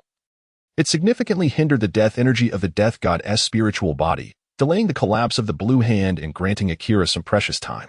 Seizing this opportunity, Akira delved into the depths of the Death God's spiritual body, attempting to access its memories. Boom! A torrent of information surged toward Akira, as though he had entered an incomprehensible, bizarre realm. Here, the distinctions of up and down, left and right vanished, with a myriad of peculiar colors intertwining to form a distorted, indescribable space. The entire expanse was shrouded in darkness and chaos, with countless strange entities flickering throughout the void. Yet, these were no stars. Occasionally, peculiar bubbles would materialize out of thin air, illuminating grotesque scenes that, although present, would rapidly burst, creating a multitude of incomprehensible ripples. Chaos and distortion permeated the entire space. Amidst this extraordinary realm, Akira glimpsed an indescribable entity, seemingly alive yet not quite. It appeared to be woven from countless wills, vast, tumultuous, yet inexplicably harmonious. The excruciating pain that tore at his soul pierced through Akira's mind, compelling him to endure the anguish and chaos. He swiftly severed the connection with the blue hand, halting the retrieval of the death god's spiritual body's memories. Little did he expect that even comprehension would prove so arduous. Akira Shirakawa pressed his forehead as azure light surged, blurring the recent memories. Otherwise, these recollections would incessantly gnaw at his soul, leading to the disintegration of his consciousness. After a while, Akira regained his composure and cautiously resumed his observation of the Reaper's ethereal form. What, indeed, is the essence of this entity known as the Reaper? A legendary cosmic being. Is the Reaper's ethereal body merely a trivial avatar? A harbinger traversing the vast cosmos to harvest souls? What I just witnessed, what was it truly? Akira Shirakawa rubbed his head, continuing to ease the anguish of his soul with both hands, understanding that now was not the time to delve into the essence of the Grim Reaper. However, one thing was certain, the hierarchy of the Grim Reaper was indeed formidable. And given Shirakawa's current cultivation, it was prudent not to engage recklessly. The ability to bind the spirit of the Grim Reaper undeniably exploited the flaws within the spiritual body. Otherwise, controlling such a being would be far from simple.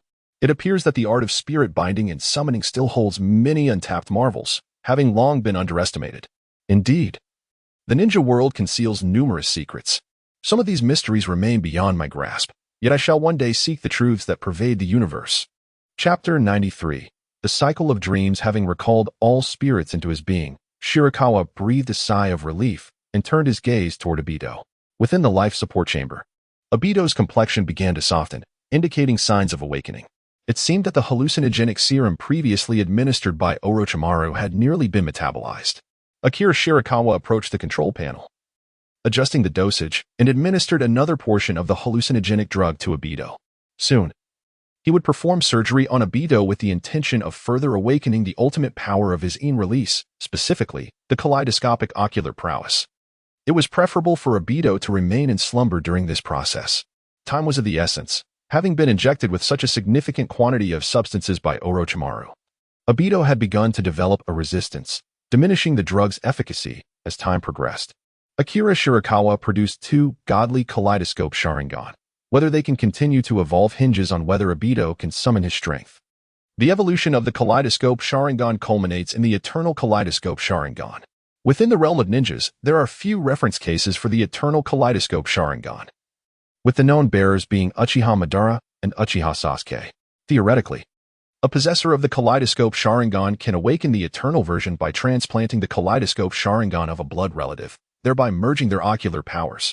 However, the scarcity of samples renders it impossible to conclusively establish this as a necessary and sufficient condition for its awakening. The 2 individuals who attained the eternal kaleidoscope Sharingan each possessed unique circumstances. Could these be prerequisites for its awakening? Firstly, both Madara and Sasuke are reincarnations of Indra, inherently endowed with remarkable potential, particularly in the mastery of in release, which affords them the opportunity to grasp the ultimate essence of this power. Secondly, both achieved the transplantation of their brother's kaleidoscope Sharingan in states of blindness or impending blindness. Is the loss of sight a requisite for awakening the eternal kaleidoscope Sharingan? Blindness arises from the overuse of ocular techniques, yet it also serves as a crucible for honing and mastering these powers. Must one endure such a harrowing journey, traversing through despair to ultimately regain the light and unlock the eternal kaleidoscope Sharingan? In any case, as long as the ocular prowess is sufficiently potent and abundant, even if one cannot evolve into the eternal kaleidoscope Sharingan, one can still amplify the might of the godly kaleidoscope Sharingan. Akira Shirakawa extended his hands, and 2 azure appendages gradually took shape, slowly elongating as they infiltrated the life support chamber, making their way towards Obito's brain. This was my first attempt at such an endeavor. Obito, I fervently hope you can endure this. The cycle of dreams, endless hell. With the blue hands, I sought to extract memories, reshape perceptions, and alter the very essence of the soul, all while harnessing the bizarre illusions that permeate the shinobi world, thereby constructing exquisitely vivid dreamscapes within Obito's mind. The materials for these dream constructions were entirely drawn from the dreamer's memories, augmented by my extensive knowledge and the power to reshape cognition, resulting in dreams that were astonishingly lifelike. Even when aware of being ensnared in an illusionary realm, one could discern no flaw. Thus, Obito would endure immense suffering and stimulation within the boundless dreamscapes, ultimately generating a unique form of in-released chakra within his mind, which was the very objective I sought. The first layer of the dream, an inescapable regret. Obito awakened from his daze, finding himself within the base of the outer path golem. What is happening? Is this a dream? A green, algae-haired white Zetsu emerged from the wall, revealing troubling news regarding Rin and Kakashi's dire circumstances. In an instant, Obito was jolted awake. This day would forever be etched in his memory, for it was on this day that Rin perished, plunging him irrevocably into darkness. Have I returned to that day? Or is this merely an illusion? Obito immediately activated the chakra within him, attempting to dispel the ninjutsu, but found no anomalies. Simultaneously, the surrounding environment and the sensations of his body imparted an undeniable sense of reality, confirming that he was certainly not ensnared in an illusion. Even with the perception granted by his Sharingan, he detected no hint of deception. Could it be that I have truly returned to the past? Obito found this notion hard to fathom. What could be the cause? Why was he able to traverse back in time? Was there some person or object capable of transporting him to the past? Or perhaps a particular secret technique or ability? All he remembered before awakening was being subjected to experiments by Orochimaru, injected with various serums and enduring various torments. Then, he lost consciousness, only to awaken on this fateful day. Could it be Orochimaru? Obito furrowed his brow, then dismissed the thought. Orochimaru lacked the ability to cast such a potent illusion, let alone return him to the past. Could it be Akira Shirakawa? Yet again, Obito instinctively rejected this notion. While he acknowledged Shirakawa's formidable prowess, he too lacked this capability. Unbeknownst to Obito, he was unaware of why he held such unwavering confidence in his judgment. Or could it be that under Orochimaru's relentless provocations, I have awakened a special ocular technique once more? The Uchiha clan, in the throes of immense suffering, witnesses the evolution of the Sharingan, revealing extraordinary powers. The mysteries of the Sharingan are numerous, and even the Uchiha have not fully unraveled them. Thus, it is entirely possible for one to awaken a dojutsu capable of traversing time and space. Wait, Obito keenly sensed that within his Sharingan lay a unique force. It felt innate, and he instantly grasped how to wield this power. By expending ocular energy, he could return to the past. Kamui, time-space ninjutsu. Thus, in a state of unconsciousness, he awakened this dojutsu and subconsciously returned to the day he most wished to alter. Elation surged within Obito, for this meant he could rectify his previous regrets. Obito, what are you smiling about? Kakashi and Rin are in danger. Obito promptly suppressed his smile, adopting a serious demeanor. No matter what, he had to rescue Kakashi and Rin first. He discreetly cast a glance at the white Zetsu with green algae hair and Madara, fully aware that these individuals were not to be trusted. Kamui. Instinctively, Obito activated Kamui, hoping to swiftly reach Rin and Kakashi's side, only to discover he was unable to invoke this dojutsu. He touched his right eye, which remained in the state of the three-tomo Sharingan, while the left half of his body felt weak and powerless. I had forgotten, at this moment, my strength is still quite feeble. It seems that upon returning to the past, my power would also regress. However, Obito sensed that Kamui, time-space ninjutsu, could still be employed. Unbound by the constraints of time travel, it appeared he would need to perform a display to gain the assistance of the Zetsu, just as in his memories. Obito enacted his performance, allowing the Zetsu to possess him, breaking through the rock door and hastening toward his destination. Hurry! Faster! This time, Obito held nothing back, racing with utmost speed to his goal. He was certain he would arrive in time much sooner than before. Gasping for breath, he thought confidently. Yet, when Obito appeared on the battlefield, despair washed over him as he witnessed the heartbreaking scene. Rin lay beneath Kakashi's Chidori. Why? Why didn't I make it? In a fit of rage, Obito activated his Manjiki Sharingan once more, mastering would release, and eliminated the mist ninjas present. It's all the same. I have changed nothing. Amidst the dim battlefield, Obito stood in a pool of blood, his heart icy. No, I still have a chance. I must return to the past. Kamui, time-space ninjutsu. A swirling vortex of time and space enveloped him, drawing Obito in. Chapter 94. One cannot only dream when in enjoyment. Within the realm of Kamui, Akira Shirakawa gazed at Obito with astonishment as waves of in-released chakra surged through Obito's mind. It truly is effective. I didn't expect it to happen so swiftly. Seizing the moment, Hikawa Akira meticulously observed the emergence of the in-released chakra. Utilizing the essence of energy to analyze this extraordinary power that could facilitate the evolution of the Sharingan. With unwavering determination, he sought to uncover the extent of Obito's capabilities. Maintaining the dreamscape, Hikawa Akira incessantly adjusted the dream according to Obito's behavioral fluctuations, ensuring that the development of people and events within the dream adhered to logic while simultaneously leading Obito into the abyss. Once more, Obito awoke from his stupor, only to find himself return to the initial juncture. The green algae-headed white Zetsu re-emerged from the wall, delivering news of Rin and Kakashi's peril. I cannot freely traverse the nodes. It seems there are considerable limitations to this ability. Obito analyzed his own powers. His ocular strength had diminished slightly, allowing him to traverse back to the present time node, but he could not select an earlier node. It was only natural. Such a formidable ability to manipulate time and space could not exist without restrictions. In a race against time, Obito hurried to rescue Rin and Kakashi. Thus, time and again, he found himself arriving just a fraction too late. Each instance unfolded like a nightmarish tableau, one he had endured countless times. Why? Why was he always a moment too late? Awakening from his confusion, Obito could scarcely recall how many times he had returned. All he knew was that he had failed each time. No matter how he endeavored to save time, even foregoing those superfluous theatrics to rush directly to his destination, he was invariably delayed. Each occasion was marked by unforeseen events. My ocular power is dwindling and opportunities are fleeting. Haven't traversed through time too many times. Obito could distinctly feel his ocular strength waning. Without further contemplation, he donned the garb of the vortex white Zetsu, shattered the stone door, and took the most direct route, propelling himself towards his goal with utmost speed, heedless of the toll on his body. Alas, he failed yet again. Age. Once more.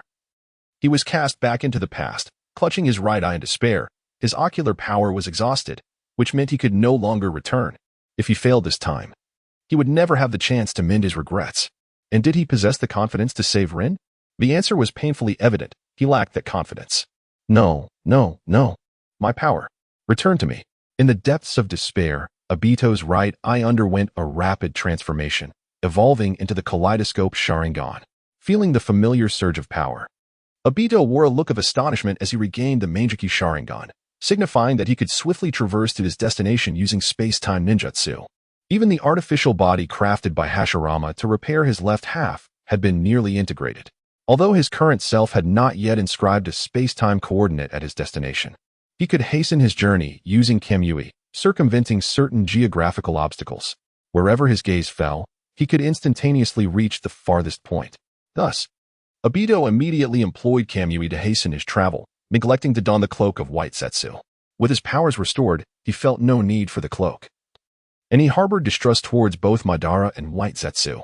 With relentless fervor, Obito arrived at the location of Rin and Kakashi. At last, he had caught up. Tears of blood streamed from Obito's eyes, a consequence of overexerting his visual prowess through excessive use of Kamui, yet he paid it no mind. Witnessing Rin on the brink of peril, Obito eagerly extended his left hand, activating wood release. Wood release, cutting technique. Countless wooden branches erupted forth, annihilating all the mist ninjas present. Success. I have finally saved Rin. Obito's heart swelled with exhilaration, but soon a wave of dizziness overcame him. Without the support of white Zetsu, he had exhausted himself to the brink of unconsciousness. Yet, in that final moment of fading consciousness, as he beheld Rin and Kakashi rushing toward him, a profound sense of fulfillment enveloped him. Wow, what formidable in-release power. Within the realm of Kamui, Hikawa Akira observed the overwhelming in-release energy surging within Obito's mind, feeling a deep admiration for his unwavering determination. In a desperate bid to save Rin, he had transcended numerous limitations, unleashing such potent in-release energy. Even the two Manjiki Sharingan before Hikawa resonated with the in-release power emanating from Obito's consciousness. Gaining a deeper understanding of how to master the ultimate in-release, Hikawa realized that it was still insufficient. Obito harbored even greater untapped potential. This is far from over. Obito, I shall guide you to break through this layer of dreams and enter the next. Entrap all within a dream, as you have chosen. Second layer of dreams. Elegy of heroes. Whoosh, whoosh, whoosh. Obito, you are awake. Obito awoke from his slumber to find himself lying on a hospital bed, with a person he had long yearned for standing before him. Rin? How did I end up here? Am I dreaming again? Rin grasped Obito's hand, saying, Fool. You are not dreaming. It is thanks to you that Kakashi and I are safe. Tears of joy streamed down Obito's face as he exclaimed, I have finally succeeded. I have saved you both. Thus, Obito savored the most wondrous days of his life, surrounded by his beloved and his dearest comrades. How splendid it would be if such moments could endure perpetually. Alas, the blissful days were fleeting, and soon, the Umbu of Konoha approached him with inquiries. Obito, why have you employed with release? A jolt of shock coursed through Obito's heart. Having been immersed in his reverie, he had overlooked this pivotal question. As he contemplated revealing the truth about Uchiha Madara, he realized he was bound by a seal, rendering him incapable of disclosing even the slightest information regarding Madara. In the silence that ensued, the Umbu suspected that Obito was deliberately concealing something. Before long, relentless interrogations commenced, not only from the Umbu, but, more ominously, from the Root as well. Obito held a profound apprehension toward Danzo. As he contemplated his next move, he discovered that his chakra was severely diminished, rendering him unable to utilize Kamui. When had this happened? Slowly, he glanced at the suspended vial of medicine. It appeared he had been anticipated long before. No wonder his recovery was so sluggish. He felt utterly drained. Regrettably, in the past few days, he had been so preoccupied with nurturing his relationship with Rin that he had lowered his guard. The unease within him intensified, yet with such stringent vigilance, there was little he could accomplish. Oddly, although he had awakened the Manjiki Sharingan, he had not seen any of his family. Could it be that his messages had been suppressed? A chilling dread enveloped him as he felt himself plummeting into an endless abyss. Only in the moments spent with Rin and Kakashi did he find some solace, yet he harbored many concerns he dared not share with them, fearing he would burden them. Moreover, could Kakashi still be trusted? What troubled him further was that during his recent interrogations by the Umbu, he could discern their growing indifference toward him. They even suspected him of stealing the body of Hashirama Senju to acquire would release. The abyss loomed ever closer. As anticipated, a few days later, he was taken to the Root. Obito, if you can reveal how you obtained would release in the Manjiki Sharingan, I can offer you an opportunity to pledge your loyalty to me. Obito gazed at Danzo before him, and despite his 2 lifetimes of experiences, he couldn't suppress a laugh. Your demeanor does not suggest an invitation for allegiance. Rather, it resembles an autopsy. Is this how you treat a hero of Konoha? Danzo responded quietly. Some bask in the sunlight of Konoha, while I dwell in the darkness beneath the soil. Some tasks must be undertaken by someone. I am merely protecting Konoha in my own way. Obito burst into laughter. Indeed, it was a hypocritical world. Thus, he endured relentless torment, reduced to a mere shell of his former self. So be it, he thought. I can still hold on. Yet, one day, Rin came to see him. Obito, they say you orchestrated all of this from behind the scenes? Is that so? Your kaleidoscopic Sharingan can control tailed beasts, and you are adept in would release, possessing all the necessary conditions to accomplish this. It is rather fortuitous that you appeared at that moment to rescue both Kakashi and me. Obito shouted in terror. No. No. It isn't like that. Rin, do not listen to their nonsense. Then pray tell, how do you explain all of this? Why do you not clarify the situation? Rin departed. Kakashi came once, and he too left. Minato and Kushina appeared as well, only to walk away. Why does no one believe me? Under the relentless torment of each passing day, Obito's consciousness finally shattered. Flee. Flee. Escape from this abhorrent world. Chapter 95, 1,000 Layers of Dreams. Another surge of formidable in-release chakra surged within Obito's mind, this time provoking a drastic resonance with the Kamui of the kaleidoscopic Sharingan. Akira Shirakawa observed the rapidly spinning patterns within the Sharingan of the Kamui, almost creating an afterimage, and couldn't help but inwardly marvel. The stimulation for Obito was exceedingly intense. Given the current circumstances, the Kamui's Manjiki Sharingan wouldn't evolve again, would it? No, the ocular power within Obito was excessively inflated. I must first guide some of it out. In a moment of profound concentration, Akira Shirakawa utilized the essence of chi to establish a conduit, gradually channeling the in-release chakra from Obito's mind directly into the 2 Manjiki Sharingan.